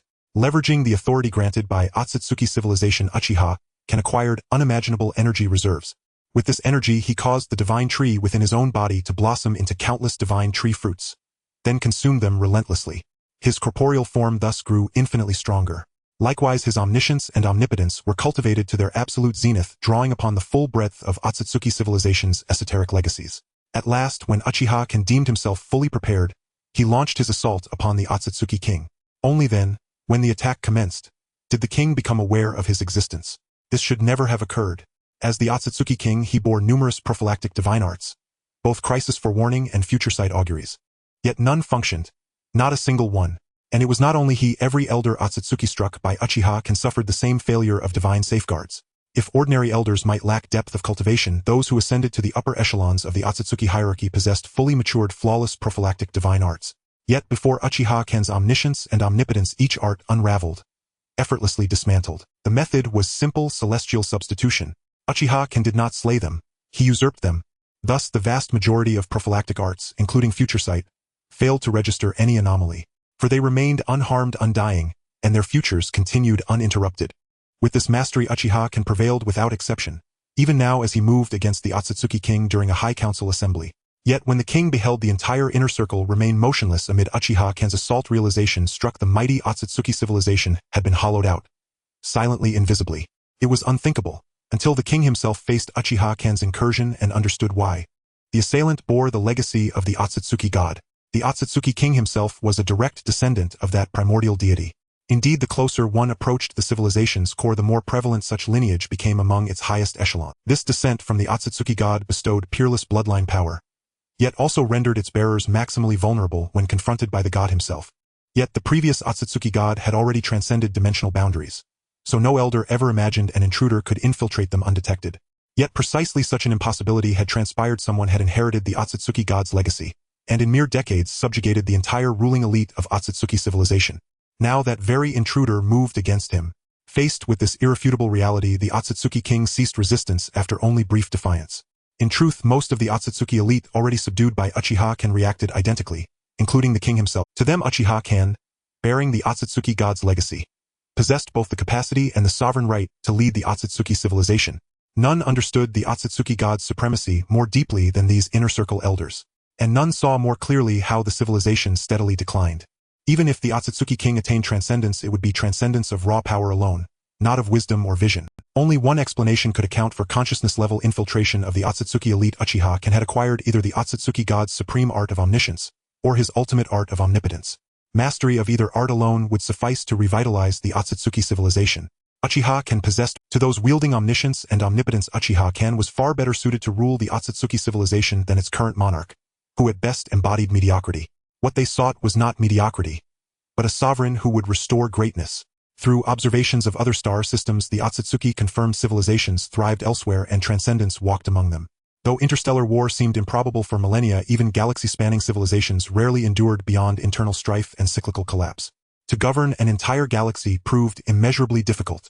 Already the Otsutsuki civilization had reached its limits within the Milky Way. The millennium-long civil unrest had indeed subsided, but only at the cost of decentralizing authority from the central seat. This concession secured temporary unity, but could not last. The inner circle had already foreseen the civilization's inevitable trajectory. The Otsutsuki model of expansion was inherently unsustainable. Even an entire galaxy could not indefinitely sustain such prodigious consumption. They were powerless to halt it, only to delay the inevitable. Then Uchiha Ken emerged. He offered the first glimmer of hope, for omniscience and omnipotence represent absolute capability. The power to reshape destiny itself. With the Otsutsuki King's surrender, Uchiha Ken completed his assimilation. After a century, he now held absolute dominion over the Otsutsuki civilization. He immediately absorbed the king's divine realm, then harnessed the titanic gravity of the galactic center black. Within his divine realm, he coalesced a singularity. When compressed to its absolute threshold, it detonated in a cataclysmic burst, shattering all pre-existing laws, tearing them apart and reweaving them as nourishment for the newborn nascent universe. Rules once forged artificially now reverted to primordial purity within the nascent universe. Uchiha Ken sensed deep in his soul a profound certainty. He could forge a primordial supreme treasure from the nascent universe's primal substance, and without hesitation he chose the perfected divine tree. Unleashing transcendental power at its peak, Uchiha Ken transplanted the perfected divine tree into the nascent universe, establishing it as the universe's sovereign anchor. Simultaneously, he commanded every subjugated Otsutsuki elder to jointly cast a summoning ritual encompassing the entire civilization. His target, the divine tree. As the perfected form, it wielded unquestionable sovereignty over all lesser divine trees. Every divine tree across the Otsutsuki civilization answered his call, drawn into the nascent universe. There, the perfected divine tree absorbed boundless primal essence and countless lesser trees. Thus it achieved primordial reversion. A primordial supreme treasure, a primordial sacred root, was born within the nascent universe. This was Uchiha Ken's resolution for the Otsutsuki civilization. The divine tree had propelled the Otsutsuki civilization to unprecedented growth, yet sowed within it an unprecedented curse. Meritocracy collapsed. Nepotism reigned. Even the most inept individual, upon consuming a single divine tree fruit, underwent instantaneous transformation, achieving the bloodline limit of Kagura. To Uchiha Ken, both divine tree fruits and Kagura pills were the civilization's twin poisons. Now the divine tree was resolved. Next came the prohibition of Kagura pills. The previous king of Otsutsuki could not fully manage the Otsutsuki civilization due to issues beyond reach, and he lacked the necessary strength, capability, and decisiveness to centralize power. He could only maintain a basic unity of the Otsutsuki civilization through a feudal system, but these were not problems for the Uchiha. A mere issue of bloodline was enough to bring the Otsutsuki civilization to its demise. As the god of the Otsutsuki, all bloodlines associated with the Otsutsuki civilization were fundamentally restricted by him. The current Otsutsuki civilization has developed based on the previous generation's Otsutsuki god, while Uchiha has acquired the inheritance of the Otsutsuki god. This means that all Otsutsuki members who have a bloodline connection with the previous Otsutsuki god are subject to Uchiha's control, and the use of life and death against them is not excessive. Of course, there are Otsutsuki members who have no connection to the previous Otsutsuki god, but they generally reside at the lower levels of the Otsutsuki civilization. The vast majority of the management of the Otsutsuki civilization is intricately connected to the previous Otsutsuki. Uchiha named himself Otsutsuki Uchiha and became the new supreme leader of the Otsutsuki civilization, while the previous king of Otsutsuki retained his throne. Uchiha is not a patient administrator. He only needs to provide a general direction. From now on, the Otsutsuki civilization will continue to have the king of Otsutsuki as the main administrator, but when Uchiha became the Otsutsuki god, he forcibly abolished the divine tree of the Otsutsuki civilization. He ensured that the divine tree's fruit would no longer serve as a shortcut for the Otsutsuki civilization to achieve bloodline collection. He then established contracts for the entire bloodline collection of the Otsutsuki civilization. The contract is essentially a variation of a covenant. Initially, it was promoted as a means to establish a more efficient communication method and enhance the governance efficiency of the Otsutsuki civilization. All bloodline collection members with the bloodline of the previous Otsutsuki god could not resist this contract and would be forcibly branded.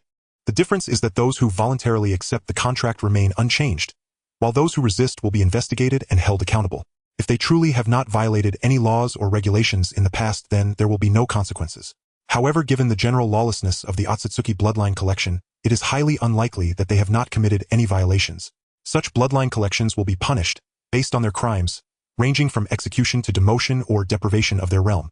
During this contract movement, the number of bloodline collections that died even exceeded that of the 1,000 years of turmoil. Yet with the Otsutsuki god suppressing them, he did not even need to act personally. He could mobilize the majority of the Otsutsuki bloodline collection to accomplish suppression with absolute military advantage. In the past, even the king of Otsutsuki possessed such authority and efficiency. But Uchiha achieved this. He could certainly do it. The upper echelons of the Otsutsuki civilization were entirely captured by him. In terms of both strength and power, he had an absolute advantage, spreading the contract across every bloodline collection within the Otsutsuki civilization using iron-fisted methods. With the contract as a constraint, the entire Otsutsuki civilization could be considered to have initially achieved great unification rather than being a scattered mess with each faction acting independently. The next steps were straightforward, focusing on the current laws of the Otsutsuki civilization to conduct a rectification movement, ensuring that the decrees of the Otsutsuki civilization could be conveyed to every corner of the Otsutsuki influence. Regions that failed to implement the measures faced another round of cleansing. In this series of purges, a vast number of old forces were eliminated. New era bloodline collections that passed the contract assessment rose to power, leading to a reshuffling of power within the Otsutsuki civilization. Next, Uchiha did not intend to act recklessly. His massive cleansing was already sufficient. The next few hundred years would be a period of adaptation and adjustment. He aimed to weaken and dismantle the previous factional forces of the Otsutsuki civilization, using more gentle means, thereby enhancing the cohesion of the Otsutsuki civilization. Only after this step was adequately handled would it be time to amend the new laws. Once the new laws were implemented, the final step would be to seal the bloodline collection of the divine tree. Governing a great nation is like cooking a small fish. Uchiha certainly understood this. If everything were done in one go, even if it were ultimately implemented, the Otsutsuki civilization would be nearly destroyed. He had now completed his transcendence, achieving true. With sufficient time to transform the Otsutsuki civilization, it would only be when the bloodline collection of the divine tree was completely sealed that fair and just governance could be implemented. At that time, the philosophy of the Otsutsuki civilization would be reshaped to align with Uchiha's expectations, and after promoting the completion of the contract brand, Uchiha entered a period of silence. The subsequent rectification movement was handled by the king of Otsutsuki. Uchiha set aside administrative matters to consolidate his transcendent realm. Regarding his small universe, he ultimately decided to develop it into a world tree model. Thus, the divine tree would serve as the absolute core of the small universe. The entire small universe took shape in the manner of heaven round and earth square, and at the center of this arrangement stood an unimaginably massive divine tree. As time progressed, a multitude of worlds appeared around the divine tree, with its roots connecting to the underworld and branches, forming the 33 heavens. Countless star systems revolved around the worlds above the divine tree, while various other beings emerged on the land and the divine tree itself. As the small universe evolved into a complete world, the rules birthed from it were all at Uchiha's disposal as the creator. He could freely wield the power of the small universe's rules, and he could also command the power of faith from the beings. It can be said that the stronger the small universe developed, the stronger his own power would become. However, no matter what power he possessed as the Otsutsuki god, he could only exert that power within the current universe. Although he had reached the transcendence realm theoretically, he could enter other dimensions. This method would be random. The omniscient and omnipotent abilities of the Otsutsuki god were limited to the current universe. Correspondingly, Uchiha's soul exchange ability is also transcending dimensions. With his transcendent strength, he could not interfere with the soul exchange ability. This means that as long as his soul leaves the current dimension, even if it merely returns to the previous ninja world, his power would be completely reset. He would revert from the Otsutsuki god back to a bloodline collection member. Of course, with the experience from another ninja world, he could become the Otsutsuki god faster in his own ninja world. But the fact is, even if he possessed omniscient and omnipotent divine arts, and the realm of the Otsutsuki god, the complete divine tree was unique. In his own ninja world, there was no body of Otsutsuki Kagaya, no complete divine tree. Even if he became the Otsutsuki god, his strength would still be significantly weaker than his counterpart in the Naruto world. Even without the complete divine tree, Uchiha can still confidently take down the Otsutsuki civilization. After all, both are parallel universes. Despite some differences in details, the overall distinction is minimal. Uchiha cannot bring the complete divine tree into his universe in a spiritual form. However, transferring his divine techniques and realm through contracts is not an issue. Uchiha activated his interstellar teleportation ability. He entered the realm of the Otsutsuki civilization. Next came the familiar routine. Omniscience and omnipotence are truly the nemeses of the Otsutsuki civilization. In terms of invasion, he faced no obstacles. This time Uchiha took merely 30 years to penetrate the core upper echelons of the Otsutsuki civilization. However, capturing the most powerful Otsutsuki king still remained beyond his grasp. The absence of the complete divine tree limited Uchiha's strength. Yet 70 years later, Uchiha successfully completed his invasion of the Otsutsuki king. The lack of the complete divine tree severely impacted his foundation. He could only absorb and integrate vast amounts of divine realms using the supermassive black hole at the center of the galaxy to open a small universe. This allowed him to successfully transcend. However, the innate matter he developed from the small universe did not produce a primordial spiritual root divine tree. Without the complete divine tree, the innate spiritual roots produced in this manner lacked the ability to stabilize the entire small universe. Ultimately, Uchiha chose to forge the Taiji diagram, This Taiji diagram was formed from the primordial Yin-Yang escape, perfectly aligning with the characteristics of the current universe used to stabilize the small universe. This was more than sufficient. Because there were no conditions for another ninja world, no remains or inheritance from the previous Otsutsuki gods, Uchiha aimed to reform the Otsutsuki civilization. He could only proceed gradually. Directly prohibiting the divine tree was absolutely unfeasible. The divine tree was the absolute core of the Otsutsuki civilization, relied upon to an extreme degree by the entire civilization. Even with his transcendence in this universe, Uchiha lacked the ability to command the divine tree and the Otsutsuki blood. Thus he could only infiltrate the Otsutsuki bloodline network quietly from top to bottom. Only by mastering a significant portion of the Otsutsuki bloodline network could his reforms proceed. As an immortal existence, the enlightened individuals of the Otsutsuki civilization could naturally see this. Currently, the Otsutsuki civilization's consumption of resources from the galaxy is entirely unsustainable. If this continues, perhaps in several tens of millions of years, the galaxy, which could originally last for over 100 billion years, would be entirely depleted by the Otsutsuki civilization. As for this outcome, the Otsutsuki civilization is aware but unwilling to make changes. No one is willing to voluntarily live frugally. As for the future, they will address the consequences when they arise. What Uchiha needs to do besides reshaping the Otsutsuki civilization's ideology is to apply brakes to the development model of the Otsutsuki civilization. Fairness and justice with talent as the sole criterion and sustainable development will be the core of the future Otsutsuki civilization. However, this is bound to be a lengthy process. Limited by his own strength, as well as the Otsutsuki civilization's overwhelmingly vast influence, he can only proceed gradually, unable to take the bold measures of another ninja world. This creates a significant disparity in progress between the two ninja worlds. Compared to the overall development of the Otsutsuki civilization, the ninja world limited to the solar system is insignificant. In the future, the ninja world will inevitably be integrated into the Otsutsuki civilization, thereby gaining the benefits of the Otsutsuki civilization's development. However, the timing is not suitable now. Within the Otsutsuki civilization, there is a pervasive feeling of supremacy. The foreign races within the Otsutsuki civilization are not much better than slaves. They are also akin to servants. Even within the Otsutsuki civilization, class struggles are exceedingly brutal. The upper class can take what they want from the lower class. Like the Otsutsuki Momo, a bloodline user, who can freely refine the servant Otsutsuki Kenjishi into pills to such behavior is rampant in today's Otsutsuki civilization. Completely reversing the prevailing atmosphere of the Otsutsuki civilization is a daunting task. Uchiha granted the core upper echelons the ability to form contracts. The core upper echelons could then impose contracts on higher tiers, and subsequently the higher tiers could impose contracts on lower levels. In this manner, layer by layer, as time passes, Uchiha can naturally gain control over the entire Otsutsuki bloodline. Due to the absence of the complete divine tree and the remains of the Otsutsuki god, every layer of contract imprint he exerts absolute control over the lower levels. In moments of thought, life and death can be determined. Correspondingly, Uchiha himself controls all the contract imprints. His insufficient power means he cannot use gentle means. He must ensure order stability through absolute control. This requires a lengthy period. Once the vast majority of the Otsutsuki bloodline network has been marked with contract imprints, Uchiha can steadily implement his policies. As everything falls into place, Uchiha left his clone to manage the Otsutsuki civilization and the ninja world. As for himself, he began a new round of soul exchanges. He had accumulated over 20 opportunities for exchanges, allowing him to return to his ninja world universe for a visit periodically. This time the universe chosen by Uchiha is the Star Iron universe. At his current level of cultivation, there are very few universes that could assist him. However, the Star Iron universe is undoubtedly one of them. Compared to having reached transcendence like the Otsutsuki god, the path ahead has vanished.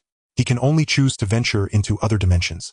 The Star Iron universe offers another option to carve out a destiny and achieve the title of Star God. The path of the Star God is undoubtedly to transcend beyond the Otsutsuki god. Uchiha intends to head to the Star Iron universe to find a way to carve out a destiny and become a Star God. As for the individual chosen by Uchiha for the exchange, it is none other than one of the Star Core Hunter's blade. His real name is Ing Xing. He was once a craftsman in the Zhu Ming Gong Zaosi, having earned the legendary title of 100 Crafts as a With his exceptional forging skills, he became a member of the 5 valiant warriors of the Immortal Ship. In the war, he achieved remarkable feats for the Immortal Ship. But all this fell apart with the death of Bai Heng, one of the 5 valiant warriors. The 5 valiant warriors were shattered, and he and Dragon Sovereign Danfeng tried to resurrect Bai Heng using the transformation method. Instead, they created a calamity dragon, triggering the chaos of the moon drinking. Even though the chaos was quelled, it came at a price. The Dragon Sovereign Danfeng was reborn after shedding his scales. Ing Xing received a sudden blessing from the bountiful decree, transforming from a human to an immortal being. In the countless killings by Jing Lu, his will collapsed, leaving only the desire for death. Eventually, even Jing Lu fell into the darkness of demonic influences. He broke free from the Immortal Ship and vanished without a trace. Only Jing Yuan remained among the 5 valiant warriors. Jing Yuan later became the general strategist of the Luo Fu immortal ship. After departing from the immortal ship Luo Fu Yingxing, was recruited by the Star Corps Hunters. Kafka, a member of the Star Corps Hunters, could soothe the turmoil within him using word spirits. With a certain degree of regained consciousness, he henceforth served the Star Corps Hunters and gained a high bounty during a series of actions. Currently his bounty stands at 8,300,000,000. Uchiha chose Blade as his exchange target partly because Blade is constantly seeking complete death as liberation. However, the blessing of bounty makes him an immortal. Or rather, in the terminology of the immortal ship, he is a bountiful being. Although the immortal ship and the fecundity are in a perpetual struggle from the perspective of Uchiha, he does not believe that the star gods embody a complete dichotomy of justice and evil. As a unique existence within the Star Iron universe, each star god theoretically spans the entirety of the universe in their destiny, given the current development of the Star Iron civilization. Throughout history, there have been 18 star gods. They are the Pioneer Star God Akivali, the Destruction Star God Nanak, the Hunting Star God Lon, the Wisdom Star God Bashazan, the Harmony Star God Shipei, the Void Star God Nine, the Preservation Star God Clipper, the Fecundity Star God Yaoshir, the Memory Star God Fuli, the Joy Star God Aha, the Mysterious Star God Misai, the Reproduction Star God Taizu Luasi, the Balance Star God Hu, the End Star God Moang, the Pure Star God Yaidelala, the Gluttony Star God Eabaluo, the Immortal Star God Long, and the Order Star God Tai. Among these 18 star gods, the Pioneer Star God Akivali, the Reproduction Star God Taizu Luasi, the Gluttony Star God Eabaluo, the Immortal Star God Long, and the Order Star God Tai have been confirmed to have fallen. The Void Star God Nine lacks self-awareness, thus can be considered non-existent. The Pure Star God Yaidelala is currently in a state of disappearance. The Hunting Star God Lon and the Fecundity Star God Yaoshir are in a state of mortal enmity. The Hunting Star God Lon, along with the universe's largest hunting force, the Immortal Ship Alliance, is relentlessly pursuing the fecundity forces across the universe. In this regard, most forces in the universe are in a supportive stance due to the universal locust plague, the antimatter legion, and the fecundity forces being deemed one of the 3 great disasters of the universe. The universal locust plague, once incited by the reproduction star god, affected a large portion of the Star River, causing immeasurable destruction. It was only quelled after the reproduction star god was eliminated. Yet even after the fall of the reproduction star god, the universal locust plague continues to erupt in the universe from time to time, causing immense destruction. Behind the antimatter legion is the destruction star god Nanak. To slow the rate of entropy increase, indiscriminate destruction is carried out in the universe. Countless civilizations have been obliterated at the hands of the antimatter legion. The fecundity forces are those who have received the blessings of the fecundity star god Yaoshir. The fecundity star god Yaoshir is exceptionally unique, while other star gods are generally extremely mysterious. They seldom reveal their existence. Only the fecundity star god Yaoshir, whose guiding principle is to fulfill the desires of all sentient beings, is the one most likely to respond. Including the current immortal ship, it too has once received a gift from the fecundity star god Yaoshir. However, receiving a gift from the Yaoshir is one matter. Whether one can accept the gift is another. If one can perfectly bear the gifts of the Yaoshir, theoretically, an entire race could achieve perfect longevity free from the sorrows of lifespan and illness. However, the gifts of the Yaoshir generally lead to disaster. If what is received is a perfect blessing, it results in wealth disparity, class stratification, and population explosion. Ultimately, this triggers brutal civil wars. The home planet of the immortal ship faced such a situation. If perfect blessings cannot be obtained, it will devolve into fecundity monstrosities. From body to spirit, distortions occur. Longevity naturally leads to population explosions and resource scarcity, compounded by the relatively easy interstellar travel within the Star Iron universe. The Pioneer Star God has laid out star tracks across the Star Iron universe, significantly reducing the cost of interactions between various star systems. Thus, the fecundity forces will frantically attack and plunder other planets, triggering widespread civilizational collapse. The immortal ship being a civilization that has received the blessings of fecundity quite perfectly. Consequently, it is regarded as the best source of nourishment by other fecundity forces. Consuming the people of the immortal ship not only grants longer lifespans but also bestows greater power. Ultimately, the immortal ship gave rise to the hunting star god Lon, transforming from prey into hunter, becoming the nightmare of the universe's fecundity forces. Theoretically, races that receive the blessings of fecundity are all longevity species. However, for intelligent beings, although the blessings of fecundity can solve physical longevity, they cannot achieve spiritual longevity. With the passage of time, regardless of whether they are the people of the immortal ship or the fecundity forces, the uncontrollable fecundity monstrosities must be eliminated. Only the fecundity envoys can maintain both physical and spiritual longevity without the troubles of devolving into fecundity monstrosities. The fecundity forces extend their lifespans significantly by consuming the people of the immortal ship. Thus, they avoid becoming mindless fecundity monstrosities. Therefore, the immortal ship alliance and the fecundity forces are natural mortal enemies. This conflict is not only between the star gods but also a preventative measure. Should the fecundity forces be allowed to develop, the immortal ship will undoubtedly become the primary target of attack for the fecundity forces, discarding the blessings of fecundity, like a tattered garment unable to escape. However, for Uchiha this presents an opportunity to analyze the power of fecundity and its path. When Uchiha successfully completes the exchange, at this moment he became the blade. The blade became his avatar. Naturally, Uchiha could not allow the blade to occupy his true body. Even shortly after the two exchanged souls, Uchiha noticed the emblem representing the blade on his golden finger. He immediately realized what had happened.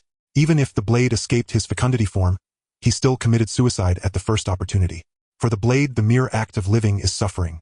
The only way for him to find relief is through death. Thus he chose to die. Regarding the blade's choice, Uchiha chose to respect it, for the fecundity form was profoundly painful for the blade. For Uchiha it is entirely manageable. After all, considering his soul's rank according to the classifications of the Star Iron universe, he belongs to the top-tier envoy realm, completely possessing the potential to become a star god.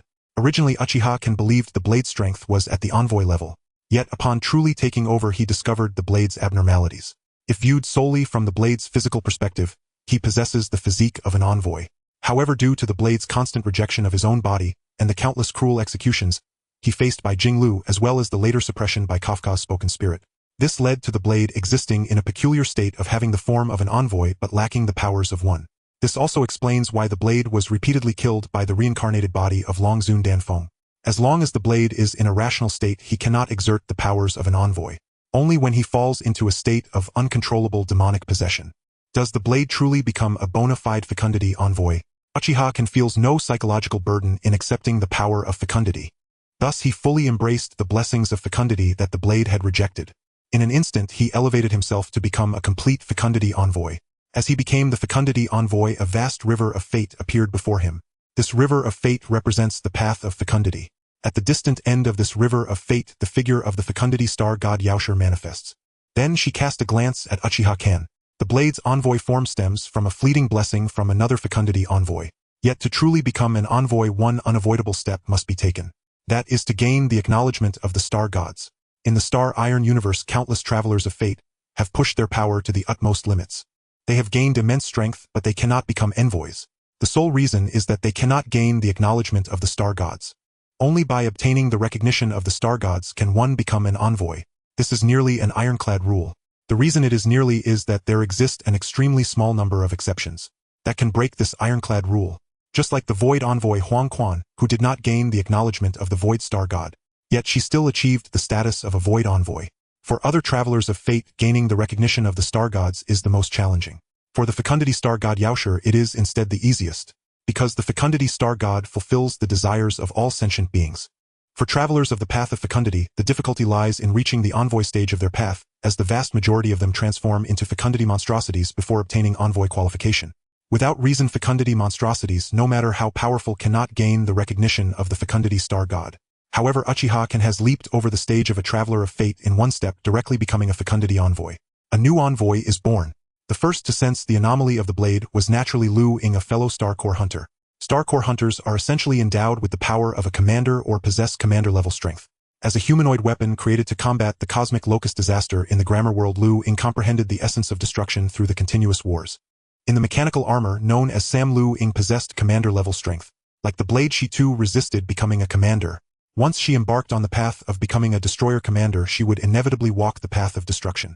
However, destruction was not what she desired. Moreover, when she was created, a deliberate infusion of entropy disease was implanted within her. This is considered a terminal illness in the Star Iron universe. It would gradually erase her traces from the world. Aside from herself, she would attract no attention from others. Lu Ying managed to endure. Aside from her iron will as a weapon, her qualification as a commander played a role, coupled with the strength of the Star Corps hunter. This allowed her to maintain her existence, while the Star Corps hunters sought the meaning of life. In a certain sense, Blade's situation was similar to Lu Ying's. Both were resisting becoming commanders. Blade resisted becoming a prosperity commander, while Lu Ying resisted becoming a destruction commander. But now, Blade unexpectedly became a prosperity commander without any warning. This fact nearly signified that Blade had completely fallen into chaos. Now was a crucial moment for the Star Corps hunters' actions.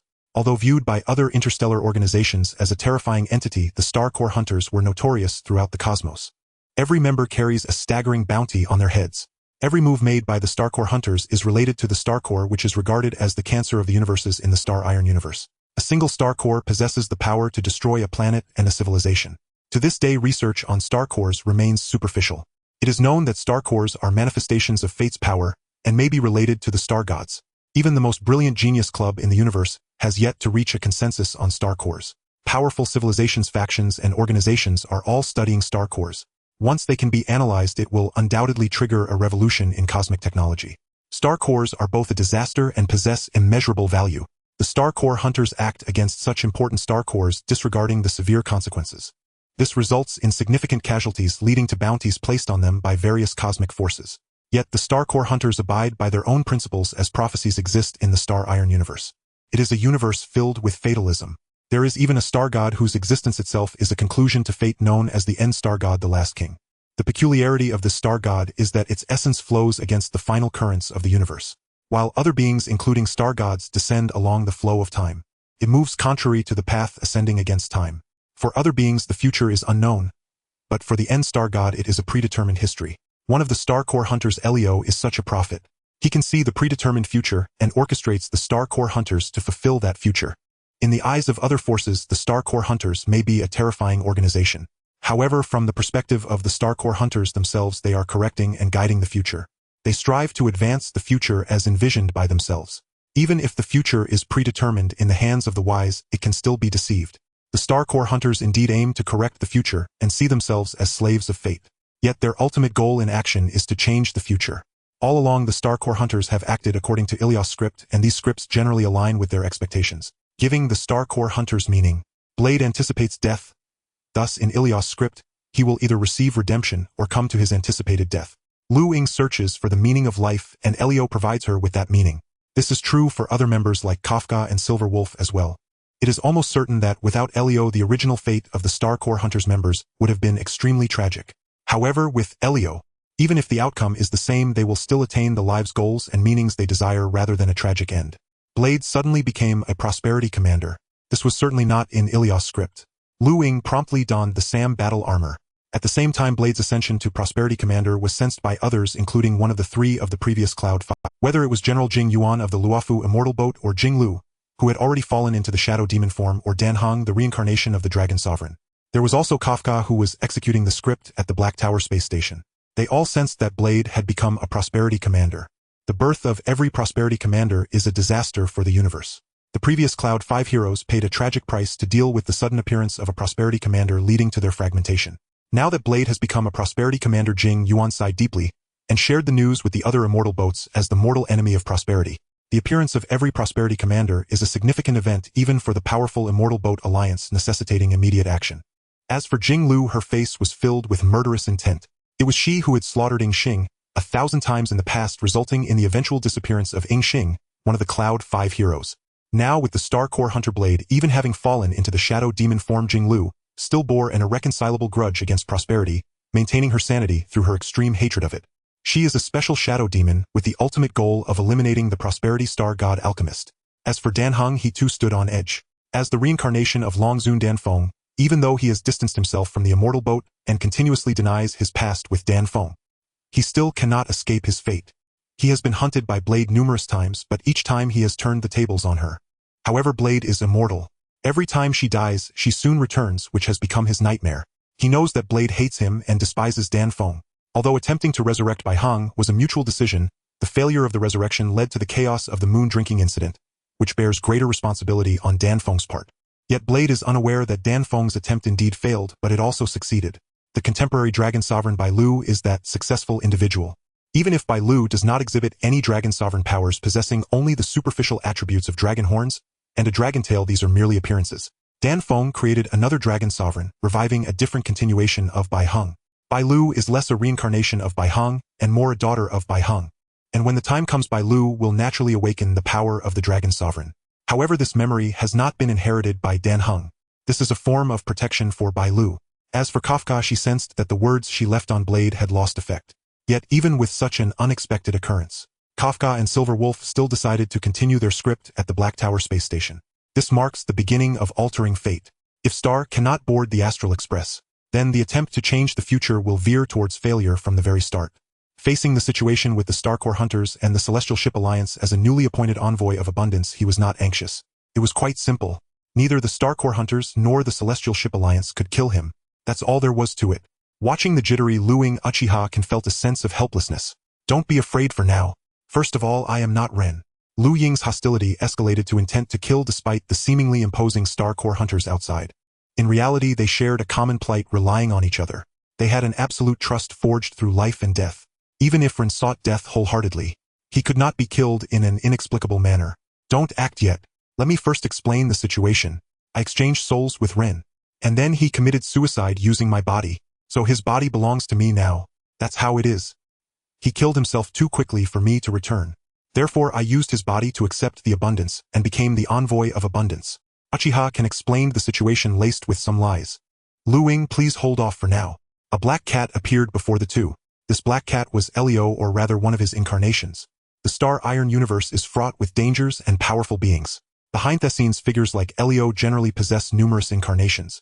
They would not be easily taken down and unexpectedly perish. Indeed, the aura of Ren has completely vanished. He fulfilled his own wish. Elio first set the tone for Ren's fate. The universe is not just about fighting and killing. It is about human relationships and social intricacies. Although Ren's death was not what the Star Corps Hunters desired, they also understood that Ren had always pursued death seeking liberation. Death was a form of redemption for Ren. Elio did not wish for Ren's disappearance to lead to enmity between the Star Corps Hunters and the current envoy of abundance. After all, being an envoy of abundance meant there was no physical distortion and no mental turmoil. This alone was enough to demonstrate the strength of the person before them. Can you tell me your name? True name?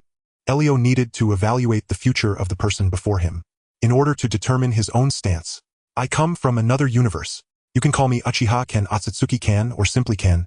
Regarding Uchiha-ken's origin from another universe, neither Elio nor Lu Ying was particularly surprised. After all, the Star Iron universe indeed has many beings and items from other universes. For instance, Walter Yong, the pioneer of the Astral Express, hails from the Collapse universe. Many curiosities in the Black Tower space station also come from other universes.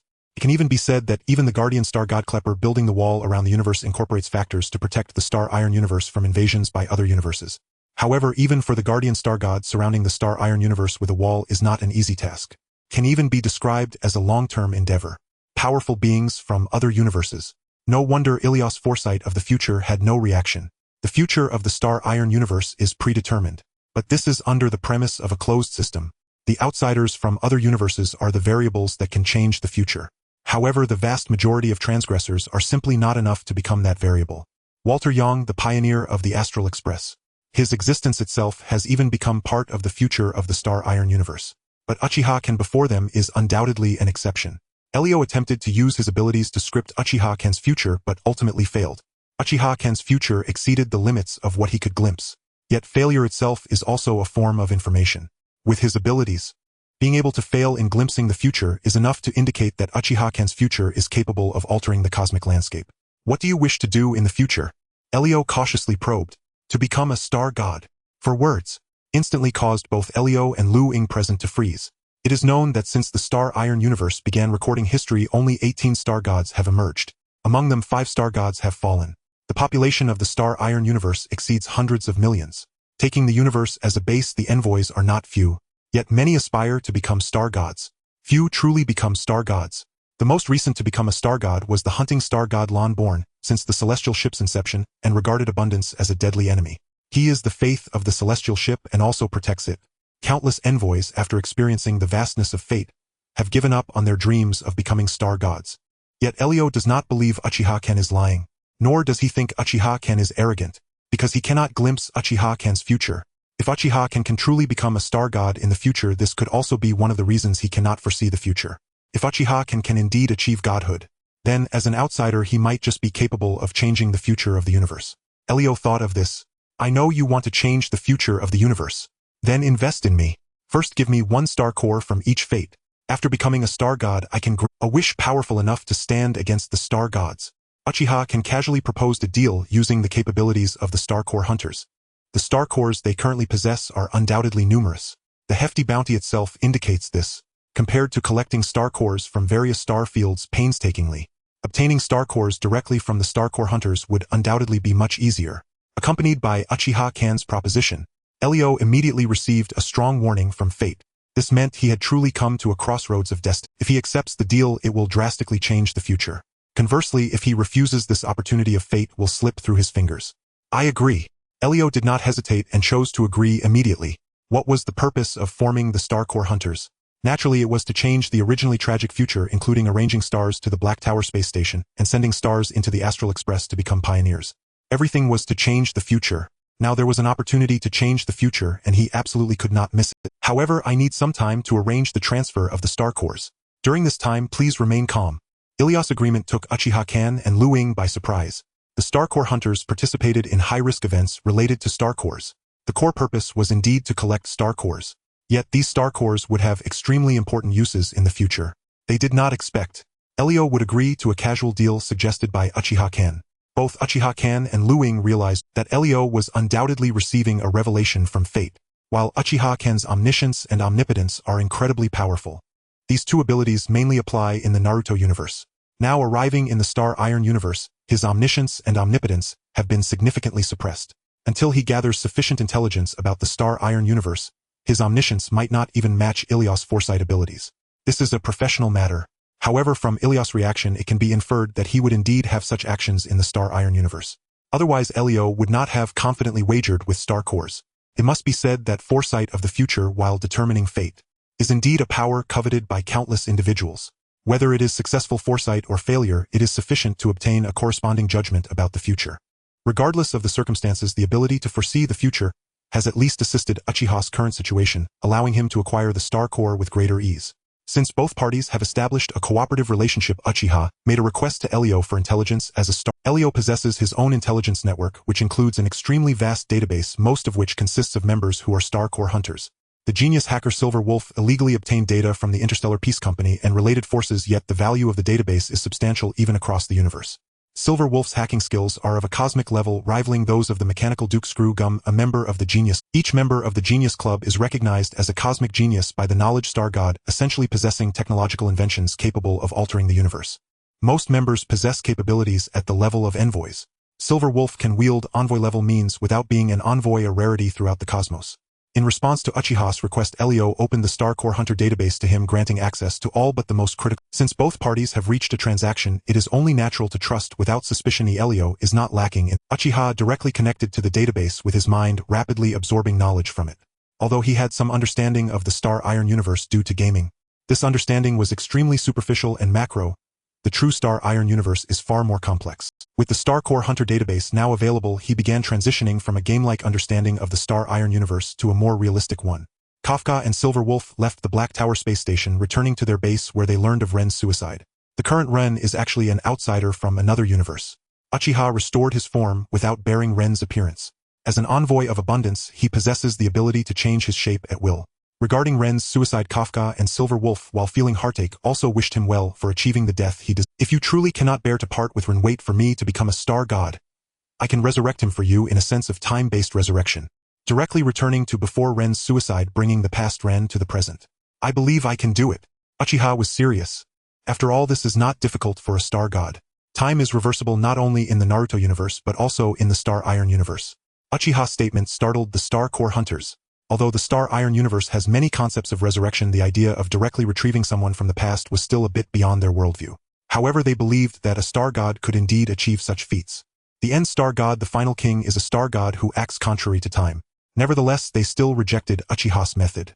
Because even if he did retrieve Ren from the past, Ren would still commit suicide, unless he could also bring by Hang back and eliminate the disastrous lunar disturbance that severely damaged the Luofu immortal boat. However, doing so would exceed the limits of causality that the Star Corps hunters could repay. Uchiha's remarks eased the conflict with the Star Corps hunters. Since they themselves rejected Ren's resurrection, they could only let go of his suicide. Although the Star Corps hunters had completed the arrangement of the stars, successfully leading the star to join the Star Dome train, becoming pioneers, and guiding the Pioneer Star along the script laid out. But to be honest, collaborating with Uchiha to alter the probability of the future far exceeds that of the Pioneer Star, even if there is a Destruction Star Corps within the Pioneer Star. This merely provides the Pioneer Star with the potential to become an envoy.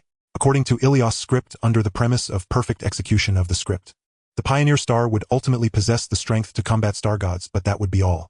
If Uchiha could achieve becoming a star god, then the Pioneer Star would not have to bear the burden of altering the future. As for the fluctuating light afflicted with entropy disorder, Uchiha has solutions. The simplest method is to have fluctuating light accept the blessing of abundance.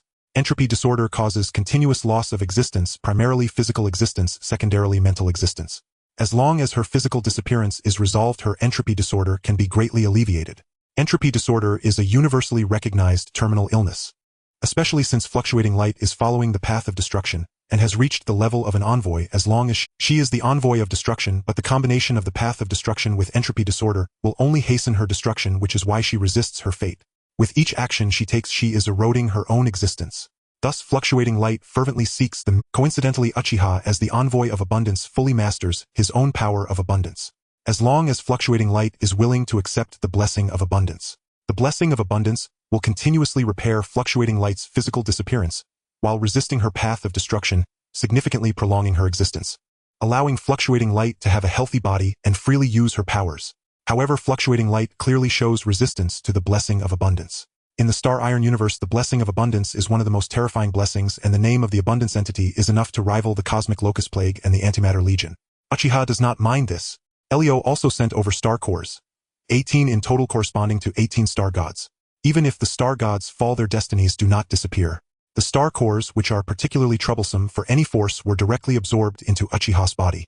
The star cores radiating terrifying energy fluctuations caused no ripples upon entering Uchiha's body.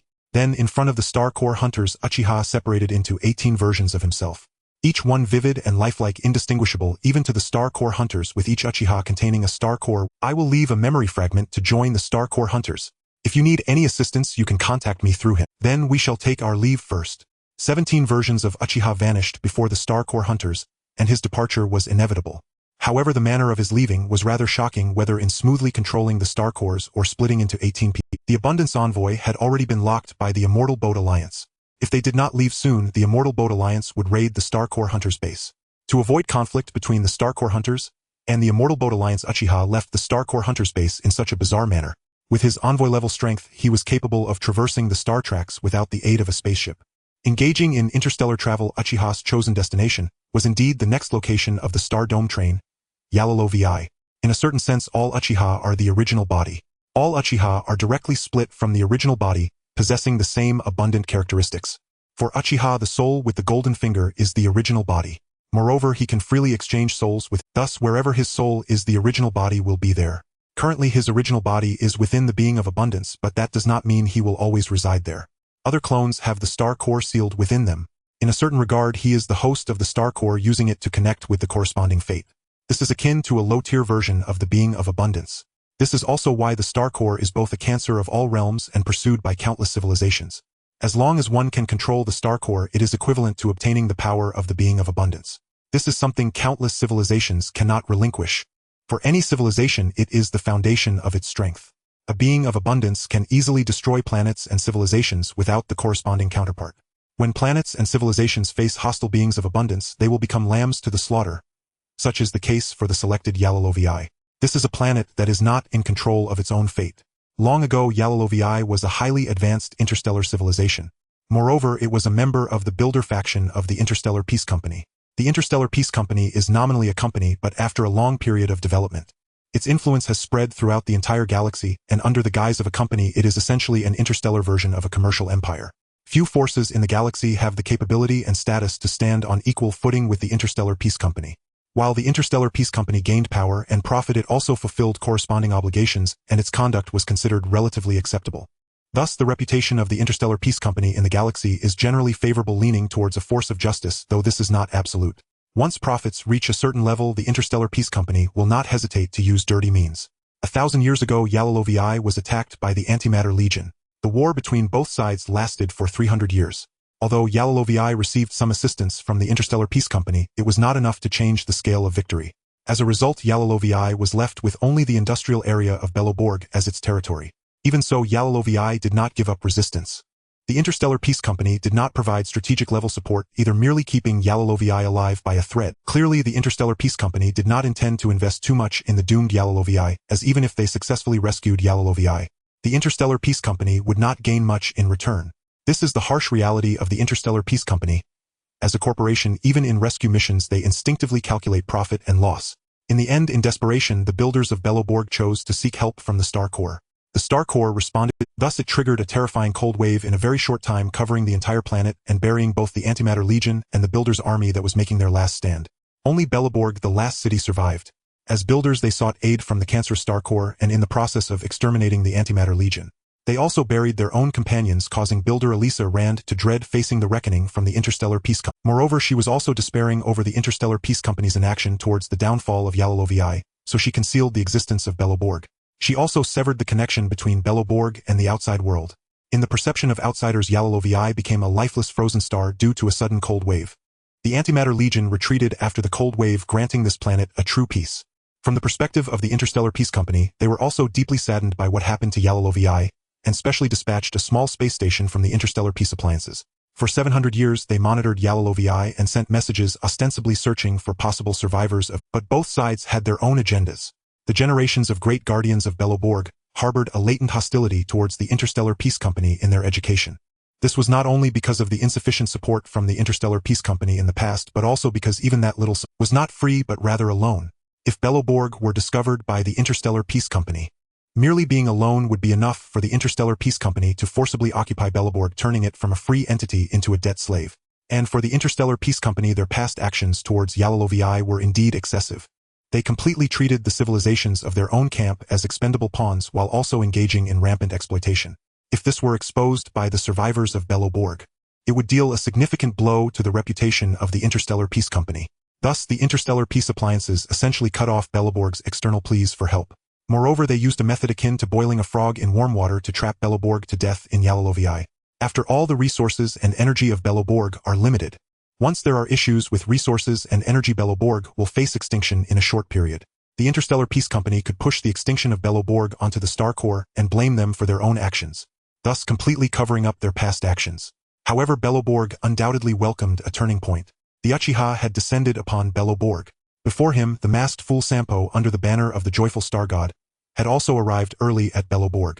Soon after, they repelled the attack of the Antimatter Legion at the Black Tower space station. They conducted resupply. The new members of the Pioneers would also descend upon Bellaborg. These were all turning points for Bellaborg. It should be noted that as a masked fool Sampo was witnessing the future of Bellaborg, while also in a live broadcast. Therefore, the actions of the Interstellar Peace Company in Bellaborg are destined to be hidden. It can be said that the Interstellar Peace Appliances did not discover Bellaborg. It is a complete lie. They simply chose to turn a blind eye. Bellaborg has now reached its limit due to a lack of resources and energy. The current Great Guardian Kokolia sealed off the lower district more than a decade ago. Bellaborg is divided into upper and lower districts. The lower district is located underground, where its main task is to excavate earth marrow.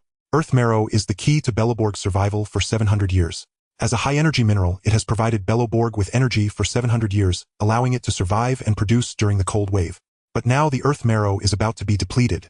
To conserve resources and energy, Kokolia has sealed off the lower district to maintain stability in the upper district. The lower district has completely become a slave to the upper district, desperately mining earth marrow but gaining little in return. Both sides are barely surviving. Only the upper district is somewhat dignified, while the lower district faces far harsher realities. In no more than a year, the Order of Bellaborg will collapse due to the depletion of earth marrow. Faced with such circumstances, Kokolia's choice is once again to unleash a cold wave using the Star Core, but this time the cold wave targets Bellaborg itself, to swiftly and painlessly end the civilization of Bellaborg, granting it a final semblance of dignity. If fortune smiles upon them, after the universe reaches its end, the Memory Star God will reshape the universe through memory. At that time, the Bellaborg destroyed by the Memory Star Core may welcome a new life. The arrival of Uchiha Madara at Yalalovi was undeniable. He did not hide at all. Thus, the diffusion accompanying the bountiful envoy's mission created a ripple. Whether it was the Immortal Vessel Alliance, the Interstellar Peace Company, the Black Tower Space Station, or the Starry Train, all received the message. Consequently, the gaze of numerous interstellar forces was concentrated on this frozen dead star Yalalovi. Under normal circumstances, bountiful envoys typically descend upon planets teeming with life. Such a bountiful envoy could swiftly rally a legion of prosperous citizens or a massive army of bountiful beings. However, this time it descended upon a frozen dead star, which undoubtedly hinted at something abnormal. Uchiha Madara paid no heed to the outside world's opinions. He didn't even care about the upper district of Bellaborg. Instead, he directly infiltrated the underground. He arrived in the lower district of Bellaborg. At this moment, Bellaborg was not only facing issues of resource and energy shortages. It was also troubled by rifts triggered by the stellar core. These rifts appeared in another space and manifested randomly. Once a rift appeared, monsters from the rift would continuously surge forth. This compelled Belloberg to maintain a large-scale Silvermond Iron Guard to combat and clear these rift monsters. In the upper district, the Silvermond Iron Guard suffered high casualty rates due to Kekolia's harsh orders for them to engage. This led to significant questioning of Kekolia the Great Guardian's reputation. The situation in the lower district was even more dire. Not only did they face a lack of supplies and harsh labor, but they also had to contend with rift monsters and crazed vagrants. In the lower district, apart from Panyan Town, and some large mines controlled by it, as well as the mechanical settlement protected by the robot Suero, other places were filled with chaos monsters and death. When Kekolia sealed off the lower district, all of the Silvermond Iron Guard were reassigned. The lower district managed to survive solely due to the grassroots organization known as Earthfire. The upper district of Belloberg could still maintain a semblance of calm on the surface. In contrast, the lower district was entirely struggling for survival. Uchiha Madara descended into the lower district, and then he publicly utilized with style in Panyan Town. In an instant, countless plants sprang forth from the dim Panyan Town. A dazzling array of fruits and vegetables spread across the town. For the people of Panyan Town, they had not encountered fresh plants for far too long, let alone such fresh fruits and vegetables. The entire population of Panyan Town instantly lost their sanity. They indulged in the fruits and vegetables that were everywhere. As food entered their mouths, a variety of flavors overwhelmed their taste buds. This was not an illusion. Thus the residents of Panyan Town fell into a deeper madness. It wasn't until everyone had eaten to their fill that the Earthfire members managed to maintain some semblance of order. Those who were not in the lower district could never imagine the preciousness of food here, let alone fresh fruits and vegetables, which were luxuries only the nobles could enjoy even in the upper district. Even though Belloberg stood on the brink of extinction, the order in the upper district was still firmly in the hands of the nobles, while the lower district was hanging by a thread. The Earthfire members, mostly resilient ordinary people, the majority being miners, pushed the nobles into the trash heap. The leader of Earthfire, Oleg, sought an audience with Uchiha Madara. For someone who could bring food to the lower district, their importance could not be overstated. Uchiha Madara's one use of wood style was enough to sustain Panyan Town for 2 months. This was under the premise of rationing. If they indulged recklessly, they would likely not last even a week, especially with Kekolia continuously reducing supply. The appearance of Uchiha Madara was nothing less than a savior for the lower district. "I am Uchiha Madara. I am a bountiful envoy." Uchiha Madara introduced himself. However, within Earthfire, only Natasha understood the significance of a bountiful envoy.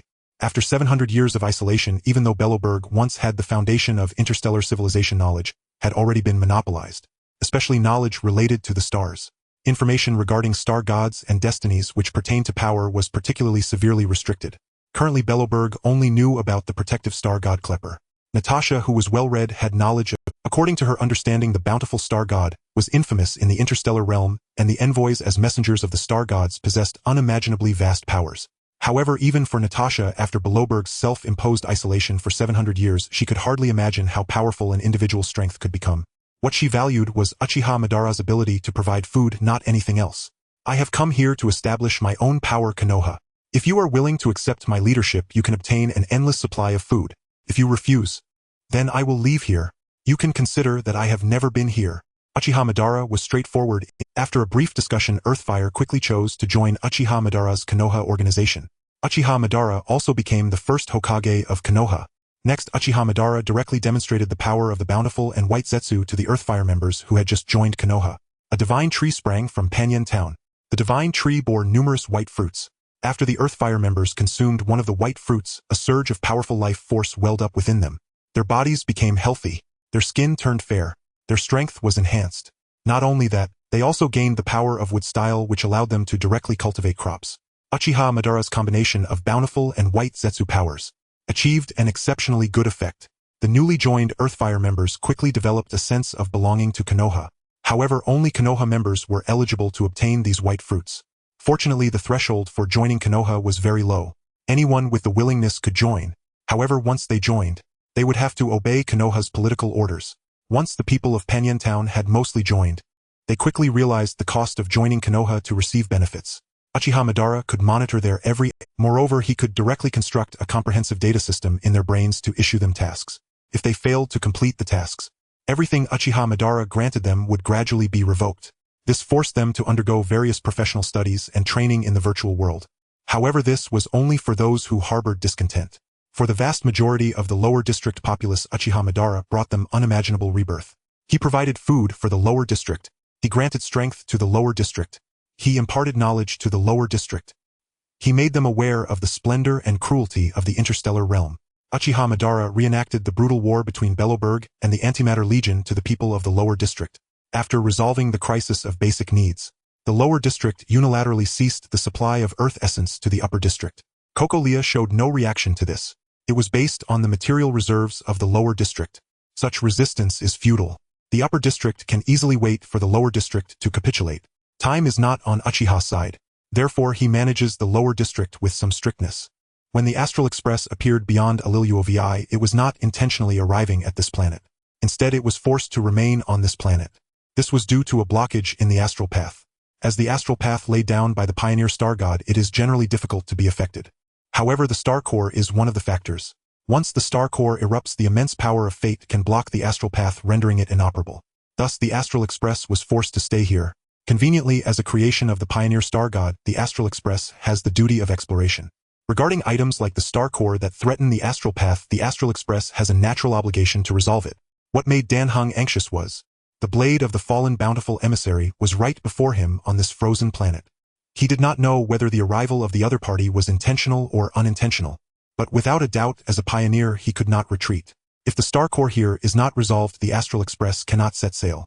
Upon hearing that the bountiful emissary was on this planet, the pioneers of the Astral Express grew solemn. They were not new to handling star core crises. However, the emissary is far more troublesome than the star core. Not to mention that the other party was once one of the 5 heroes of the sky. In an instant, all the pioneers of the Astral Express were fully armed. Walter heard a Dan Heng March 7, and the 5 of them all stood ready. They then descended upon Aliluovi. As soon as they arrived, they witnessed a miracle. The ground shook, and an unimaginable giant tree shot up. It broke through the ground and quickly ascended. In the blink of an eye, this giant tree had grown to the size of a mountain, its canopy reaching for the clouds. Under the influence of this giant tree, the disguise that had long enveloped Belobirg shattered. A massive militarized city appeared before all the pioneers. Before their arrival, they had naturally investigated the background of this planet. But they did not expect that this planet, which had been recognized by the outside world as destroyed for 700 years, not only had surviving life but also a city of such size. Within the city there was a large population. Thanks to the presence of the giant tree, the once colossal Belobirg was now in tatters. A multitude of people surged toward the city from the giant tree. These individuals generally had fair skin, even revealing an unhealthy pallor. Yet they were agile, powerful, and well-armed. These weapons generally came from the rift. The rift not only does it give birth to rift monsters, but it also reflects technology and even mechanical creations. However, weapons from the rift cannot be preserved in reality for long. They are also prone to corrode the human body, serving only as short-term consumables. The rift weapons used in the lower district generally came from the city builders' legion of 700 years ago. In terms of advancement, they far surpassed the current Silvermane Iron Guard by multiple levels. If one does not consider the stance, the scene before them was clearly the tragedy of the underdwellers invading the surface dwellers. The underdwellers received the assistance of the bountiful emissary, becoming unstoppable.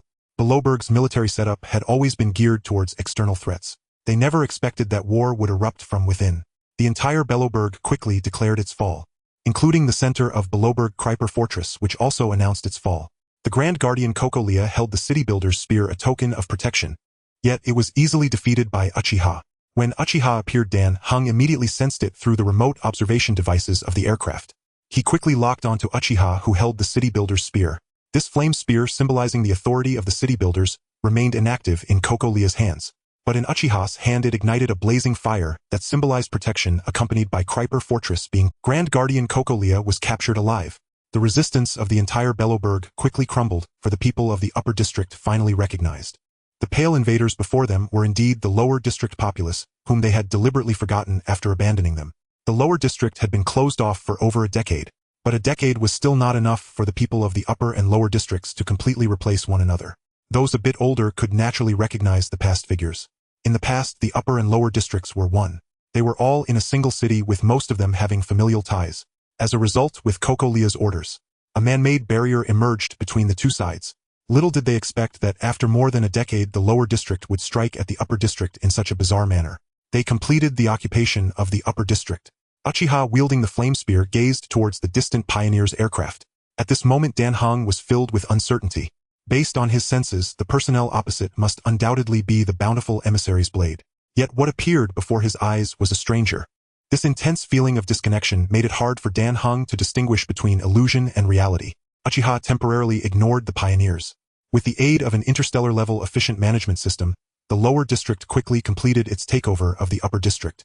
Then the lower district populace self-identified as Konoha began searching for relatives and persuading others. The white fruit imbued with the power of bounty and the power of Baiju spread rapidly to the upper district due to its immediate effects. The prerequisite for obtaining the white fruit was to join Konoha. Joining Konoha and consuming the white fruit brought health sustenance and power. In return, they needed to submit to Uchiha the First Hokage. As more and more upper district citizens voluntarily joined Konoha and consumed the white fruit, even the Silvermane Iron Guard stationed outside the city was powerless. They could only accept Konoha's rule. Simultaneously, the towering divine tree underwent another transformation, changing from a giant tree into a tree city. Konoha members could choose to reside in Bellowburg or the Tree City. The formerly resource-scarce Bellowburg quickly entered an era of abundance. Through the virtual world, they learned, trained, and rapidly mastered numerous techniques related to the wood release in reality. The current Bellowburg, with technology centered on wood release rapidly iterating, the pioneers witnessed the unimaginable changes in Bellowburg. From a snowy wasteland to a vibrant land, even amidst war, it could be said that it was more of a transformation than a conflict. Then the pioneers received an invitation from Uchiha. The current Bellowburg has been renamed Konoha City. The center of Konoha City is no longer Kryper Fortress, but the Hokage building located at the heart of the giant tree. Above the giant tree, a massive statue of Uchiha materialized. Dan Heng harbored a sense of unease, as he did not know what connection existed between the blade and the Uchiha before him. Why did his sense of the blade manifest on Uchiha? However, all of this was quickly revealed. The pioneers no longer had a choice. It was no longer a matter of whether they wanted to resolve the issue of the Star Core. Instead, it was a question of whether the Uchiha clan would spare them. The Astral Express was indeed a creation of the pioneer star god. However, there were many issues with the current Astral Express. Earlier, the Astral Express was blasted into two pieces by the Joy Star God Aha. After the fall of the Pioneer Star God, the Astral Express was also directly decommissioned. The current Astral Express was a product of repairs made by Himiko. However, even if Himiko was a genius mechanic, along with the subsequent maintenance by Walter, the Astral Express could not return to its peak. Walter served as the arbiter of reason in the world of Honkai for a period. He was also a powerful figure in the realm of technology. Thus, after entering the Star Iron universe, he maintained his enthusiasm for technology, keeping pace with the advancements of interstellar civilization in the Star Iron universe. Even so, the Astral Express still had many flaws, such as insufficient structural strength and energy shortages. If the pioneers were all inside the Astral Express, it would be a different story. They would complement each other. Even the Arbiter would not have to fear. But now the pioneers were all on the territory of the Uchiha clan, naturally being picked off one by them regardless of whether they were pioneers or the Astral Express. None would escape. When the pioneers entered the Hokage building, the vast and magnificent Tree City appeared. This was natural. The Tree City spanned both the upper and lower districts, capable of accommodating over 1 million inhabitants. Yet together, the upper and lower districts did not even reach 1 million in population. The Uchiha clan was still comprehensively renovating the upper and lower districts. Even though the lower district's essence was about to be depleted, it was transformed into a base for producing various mushrooms. Hundreds of thousands of people were scattered throughout the Tree City, making most areas appear overly empty. The Uchiha clan got straight to the point. I come from another universe. I exchanged my soul with a secret technique and a blade. I have obtained his arbiter's body. He fulfilled his long-desired wish of death. We each got what we wanted. The Uchiha clan explained the situation. Do you have any questions? The Uchiha clan looked at the 5 pioneers. No. Walter shook his head. The current situation was primarily about escaping. Moreover, as the arbiter of abundance, the Uchiha clan was not in any state of chaos. In the current Konoha City, aside from the judged sinners, namely Cocolia and her group, everyone else had found redemption. They no longer worried about energy shortages or food shortages. They no longer worried about war. Moreover, they had directly entered the era of the virtual world, whether in learning, cultivation, or entertainment. They had reached a level surpassing most interstellar civilizations. Since you have no questions, I will now present my request. I want to board the Astral Express and become a pioneer. In truth, the Uchiha clan desired the Astral Express itself even more. However, it was likely that the train conductor Pam would not accept this. Thus he settled for a secondary option. This requires the conductor's approval. Then tell the conductor, if I cannot board the Astral Express, then the Astral Express will not be able to leave Konoha. This was not a request from the Uchiha clan but a threat. The 5 pioneers fell silent. After Himiko and Pam negotiated, Pam, feeling somewhat wrong, chose to agree. As the conductor, Pam's consciousness was still stuck in the era of the Pioneer Star God Achivelli. After all, after the fall of the Pioneer Star God, the Astral Express had randomly lost its functionality. It was only recently that it was discovered, repaired, and restarted. The conductor Pam belonged to an era when he would blink and be told that the Pioneer Star God had fallen. He accepted this, but he had not yet gotten used to facing the reality of losing the Pioneer Star God. After all, when the Pioneer Star God was present, the Astral Express did not need to show any deference to any force. Yet now the Astral Express needed to gain the favor of other forces. If they were not given face, then the Astral Express would be unable to move. Just like the Uchiha clan now. Accompanied by Pam's agreement, the Uchiha clan in front of the pioneers directly swallowed the memory star core that obstructed the star track. A memory star core that had easily frozen a planet 700 years ago, annihilating the antimatter army and the city builders, could once again unleash a cold wave 700 years later. One could say that a single star core was equivalent to an arbiter. A pioneer star could accommodate a star core which was akin to a miracle. As a result, the Uchiha clan once again performed a miraculous act in front of the pioneers. The memory star core had no power to resist against the Uchiha clan's devouring. This time, the Uchiha clan chose not to split off another version of himself. With the obstruction of the memory star core gone, the Astral Express was able to continue its activation. Yet, at this point, the pioneers were no longer in a hurry to leave. Pioneers generally possessed a spirit of inquiry. The philosophy of the pioneers is that they can endure the unknown but must never yield to the incomprehensible. They were very interested in exploring the past of Yalalovi. After all, it concerned the Star Core and the 300-year war between the Antimatter Army and Yalalovi. It also involved the history of Baleberg's survival on the frozen planet for 700 years. The Uchiha clan was waiting for someone. He was waiting for the attitude of the Immortal Vessel Alliance towards him. However, the first ones he encountered were not the Immortal Vessel Alliance but other forces of abundance. In the long-standing war against the Immortal Vessel Alliance, although the forces of abundance had destroyed 2 of the 9 immortal vessels, one of these vessels had vanished during the Civil War. Nevertheless, the Immortal Vessel Alliance still possessed 6 immortal vessels. Each immortal vessel was akin to a planet. Even if the immortal vessel paid a heavy price, the consequences for the forces of abundance were even more dire.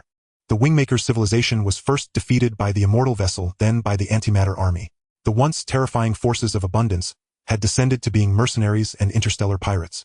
The Booleans who once did not fall behind in battles against the immortal vessel now found their enslaved fox people joining the immortal vessel instead. The Booleans who had decapitated Hule remained imprisoned for hundreds of years. The Booleans were fragmented and could hardly achieve greatness.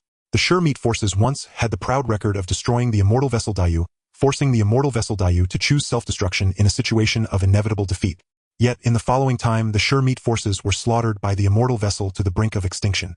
The forces of abundance, once one of the 3 great calamities of the universe, now found themselves at a disadvantage in the war against the Immortal Vessel Alliance. Thus, when a new arbiter of abundance appeared in the universe, the opponent was still an arbiter blessed with fleeting flesh. This was equivalent to a continuation of the fleeting. The fleeting arbiter had once pressed the Immortal Vessel Alliance down with his own power. In the end, after the Immortal Vessel Alliance had suffered a heavy price, the fleeting arbiter was finally eliminated. However, the fleeting still held the possibility of resurrection. Remembering the fleeting's former glory, the forces of abundance flocked to the past Yalalovi. Now Konoha Star was witnessing. Terrifying beast ships spread throughout Konoha City.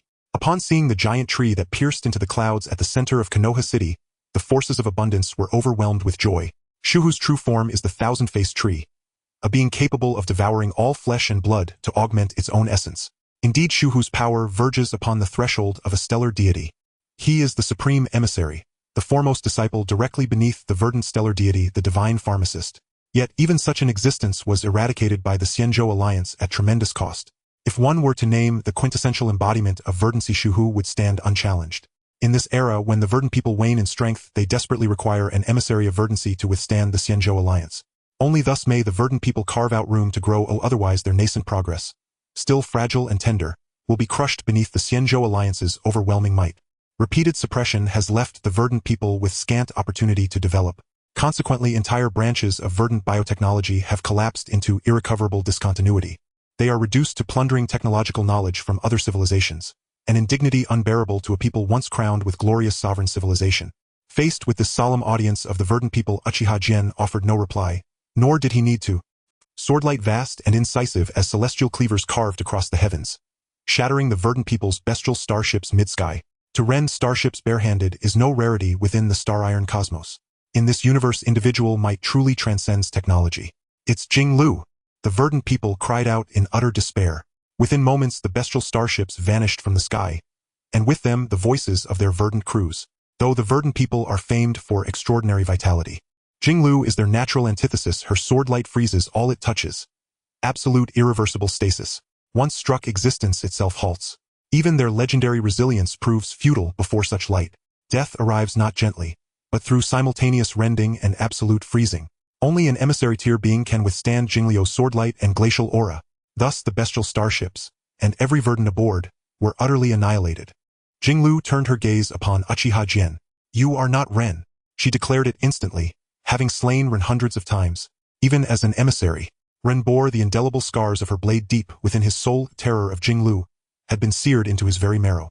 Ren could face her, but never with such unnerving calm. Moreover, the swordlight she had embedded within Ren's body had vanished. Not eroded, not expelled, but absorbed. "I hail from another cosmos. I exchanged souls with Ren.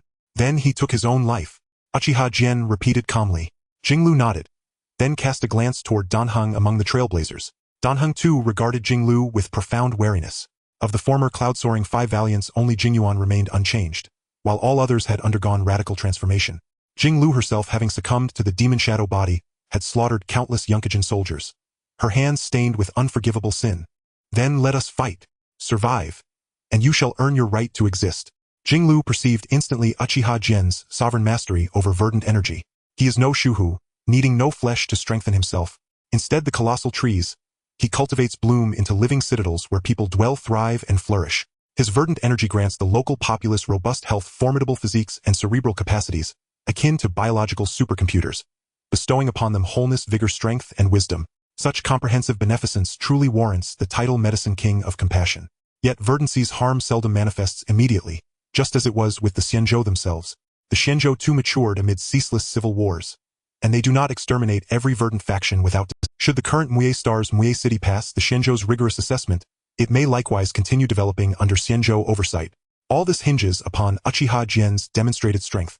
Jingliu does not belong to the Xianzhou, and now stands as a fugitive on their most wanted list. Yet she remains a relentless hunter of verdancy, and maintains an unspoken understanding with the Xianzhou. For the Xianzhou to openly declare war upon Uchiha Jin would be profoundly inadvisable. For the Xianzhou possess formidable foresight. Their sixfold sovereignty includes the Grand Divination Office led by Fu Xian, who wielding the exhaustive observation array perceives all possible permutations. No major Xianzhou undertaking proceeds without divination. This is precisely why their military campaigns and economic policies alike remain consistently triumphant. Yet this time the exhaustive observation array revealed an unchanging omen. Should the Xianzhou alliance confront Uchiha Jin, calamity, utter and irrevocable, would follow. Such an absolute portent of doom had never occurred, not even during the Xianzhou's confrontation with the emissary Shuhu, and yet it manifested before Uchiha Jin. Thus the Xianzhou alliance chose restraint, gathering further intelligence on Uchiha Jin before committing to any course of action. Jingliu fears no death. To one already fallen into the demon shadow body, life is but a sacred charge. To eradicate verdancy, death a welcome release unworthy of lament. Unlike Ren, Jingliu harbors no obsessive yearning for death, yet neither does she flinch from it, just as she prepared to strike. An absolute timeless coldness enveloped her, frozen utterly.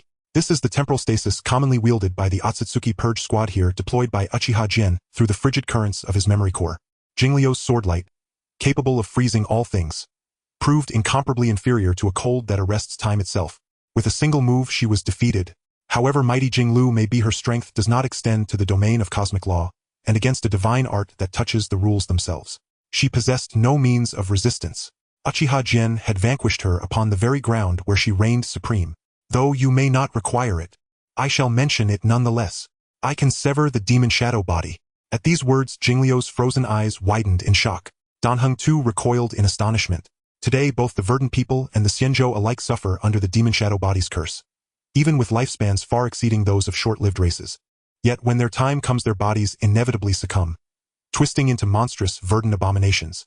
Should Uchiha Jin indeed dispel the demon shadow body, both verdant and Xianzhou alike would gain extended lifespans, shattering the delicate equilibrium sustaining the Xianzhou's current stability.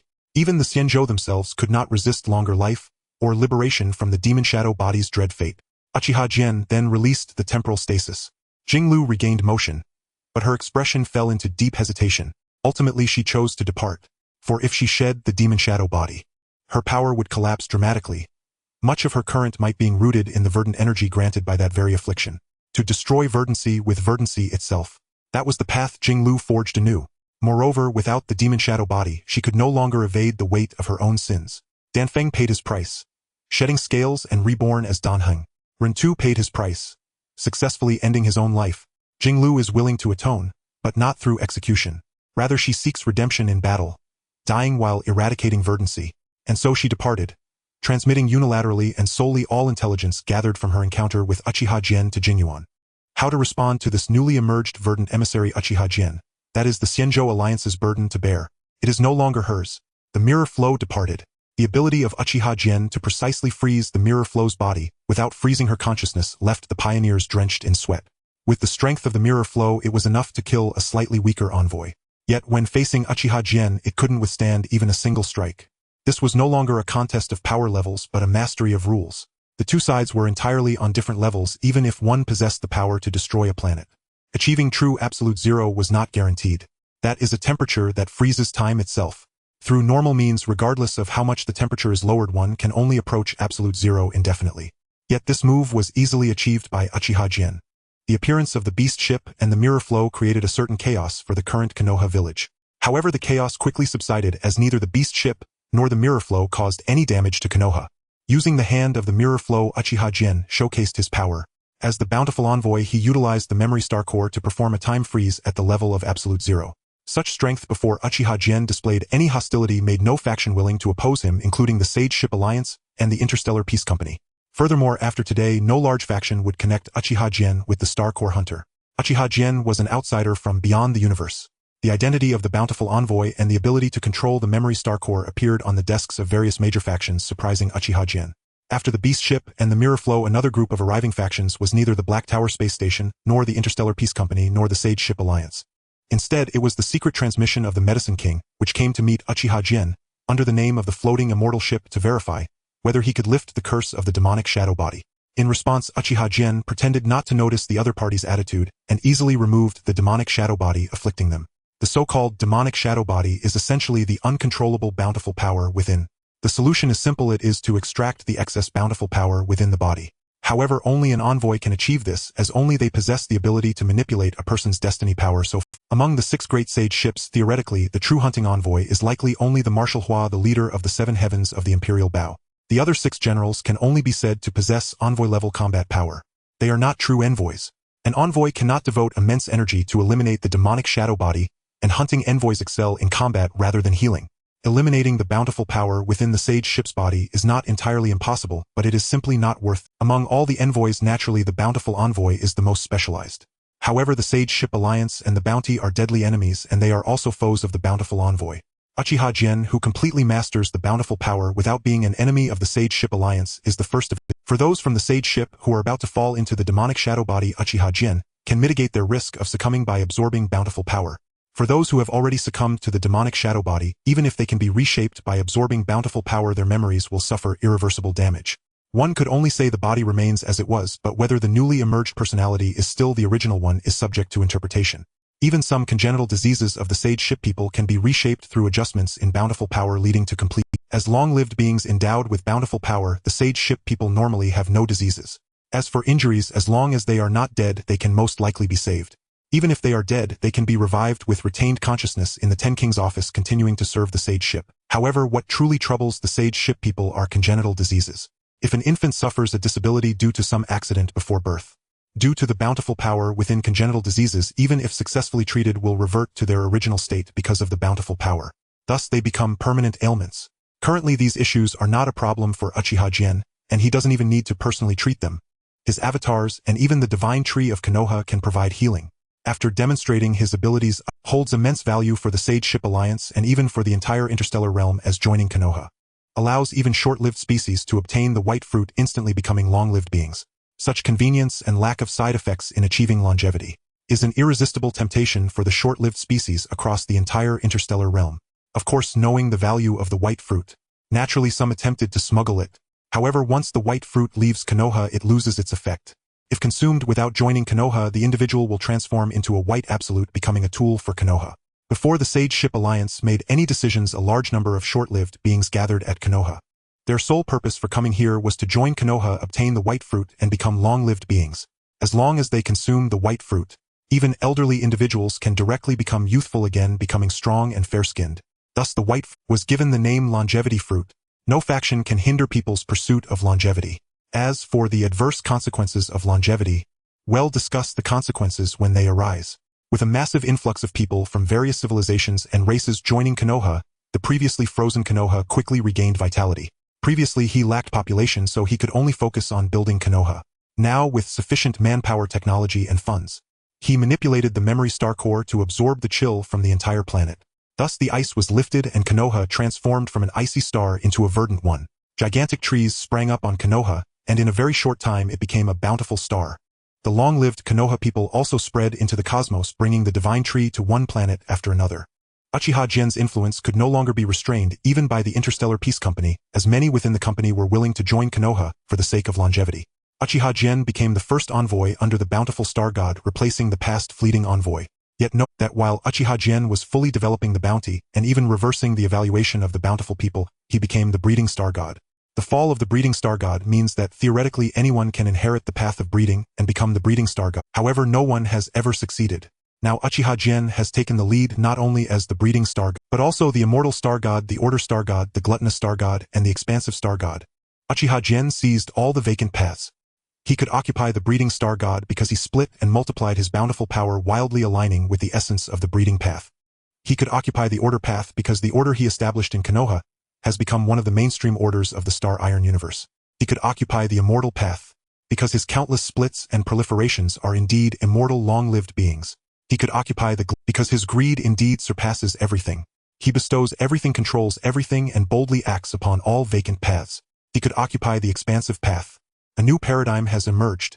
With the Uchiha occupying the path of destiny, they have achieved the status of the original star gods were inevitably affected. The destroying star god Nanak attempted to challenge the new order established by the Uchiha, practicing his philosophy of destruction, to reverse the irreversible entropy of the universe through destruction. However, the destroying star god Nanak was defeated and fell at the hands of the Uchiha's gluttonous avatar. Naturally, the path of destruction was also seized by the Uchiha. The new destroying star god became the Uchiha. The hunting star god Lan was defeated after his longbow was shattered by the Uchiha's breeding avatar. Finally, the pursuit of the abundant star god Apothecary ceased. The current situation is that those who align with me will prosper, and those who oppose will perish. If the hunting Lan is unwilling to follow his order, then he would become yet another fallen star god after destruction. Fortunately, the hunting Lan realized the disparity in strength between the two sides. The knowledge star god Bashizan voluntarily lowered his status. From an independent star god, he became a subordinate deity of the Uchiha. As long as other star gods are willing to adhere to the Uchiha's order, he can offer them a chance at independence. Just like the hunting Lan. However, the knowledge star god Bashizan is certainly not within this scope. The knowledge he possesses must be controlled by the Uchiha. Otherwise, he would exert all his strength to encircle and eliminate Bashizan. Then he would become the knowledge star god. The harmonizing star god Shipei revived the order of destiny alongside the Uchiha. This greatly impacted the harmonizing path. Strength was significantly diminished. The guardian star god Clipper also faced a setback. After all, the guardian star god has always practiced the way of preservation by building walls. However, as the Uchiha connected the Hokage universe with the Star Iron universe, his efforts and ideals of building walls became futile. The abundant star god Apothecary experienced a tremendous increase in power as the Uchiha crazily spread the power of abundance throughout the universe. The memory star god Fuli also saw a certain enhancement in strength. With the advancement of civilization, the memory path inevitably faced expansion. The joy star god Aha saw a certain enhancement in strength. The strength of the mysterious star god Misai saw a certain improvement. The strength of the balanced star god, who was significantly weakened. The strength of the end star god Moang was also greatly diminished. The pure beauty star god Idlira was saved by the Uchiha from the brink of death and became a subordinate deity of the Uchiha. However, the ambitions of the Uchiha clearly do not stop here. He first seized part of the authority of the abundant star god and combined with the breeding star god, thus giving birth to the life star god. He then teamed up with all star gods to eliminate the void star god. Immediately afterward, he collaborated with numerous star gods to transform the void path into the nether. With the void star god gone, the nether star god was born. The life star god and the nether star god merged, giving birth to the reincarnation star god. The emergence of the reincarnation star god marked the complete mastery of life, death, and rebirth within the Star Iron universe. As the Star Iron universe fell entirely under his control, the Uchiha also opened the Hokage universe to the Star Iron universe, ushering in a brand new cosmos. The star gods who had been weakened during the Uchiha's previous actions were immediately greatly strengthened. What excited all star gods and various envoys the most was the Uchiha's ability to connect universes. This meant that as long as the Uchiha continuously opened up other universes, not only could the star gods grow stronger, civilization could also expand, but it also represented the opportunity to become new star gods. The end of the star iron universe would never come, because in a closed space entropy is indeed an unsolvable problem. But as long as new universes continue to emerge, then there would never be a need to worry about the arrival of universal extinction. This is also the reason why the end star god suffered a severe blow. The star god representing the end of the universe faces a future where the universe will not face an end. Naturally, this would greatly diminish his strength. Moreover, the Uchiha would not spare any effort in opening up new paths of destiny to continuously enhance themselves. With the increasing number of universes being opened, the Uchiha grasped 3,000 great ways, which means 3,000 paths of destiny, achieving the unity of all laws and merging with the Tao. He became the true master of the Tao, surpassing the star gods.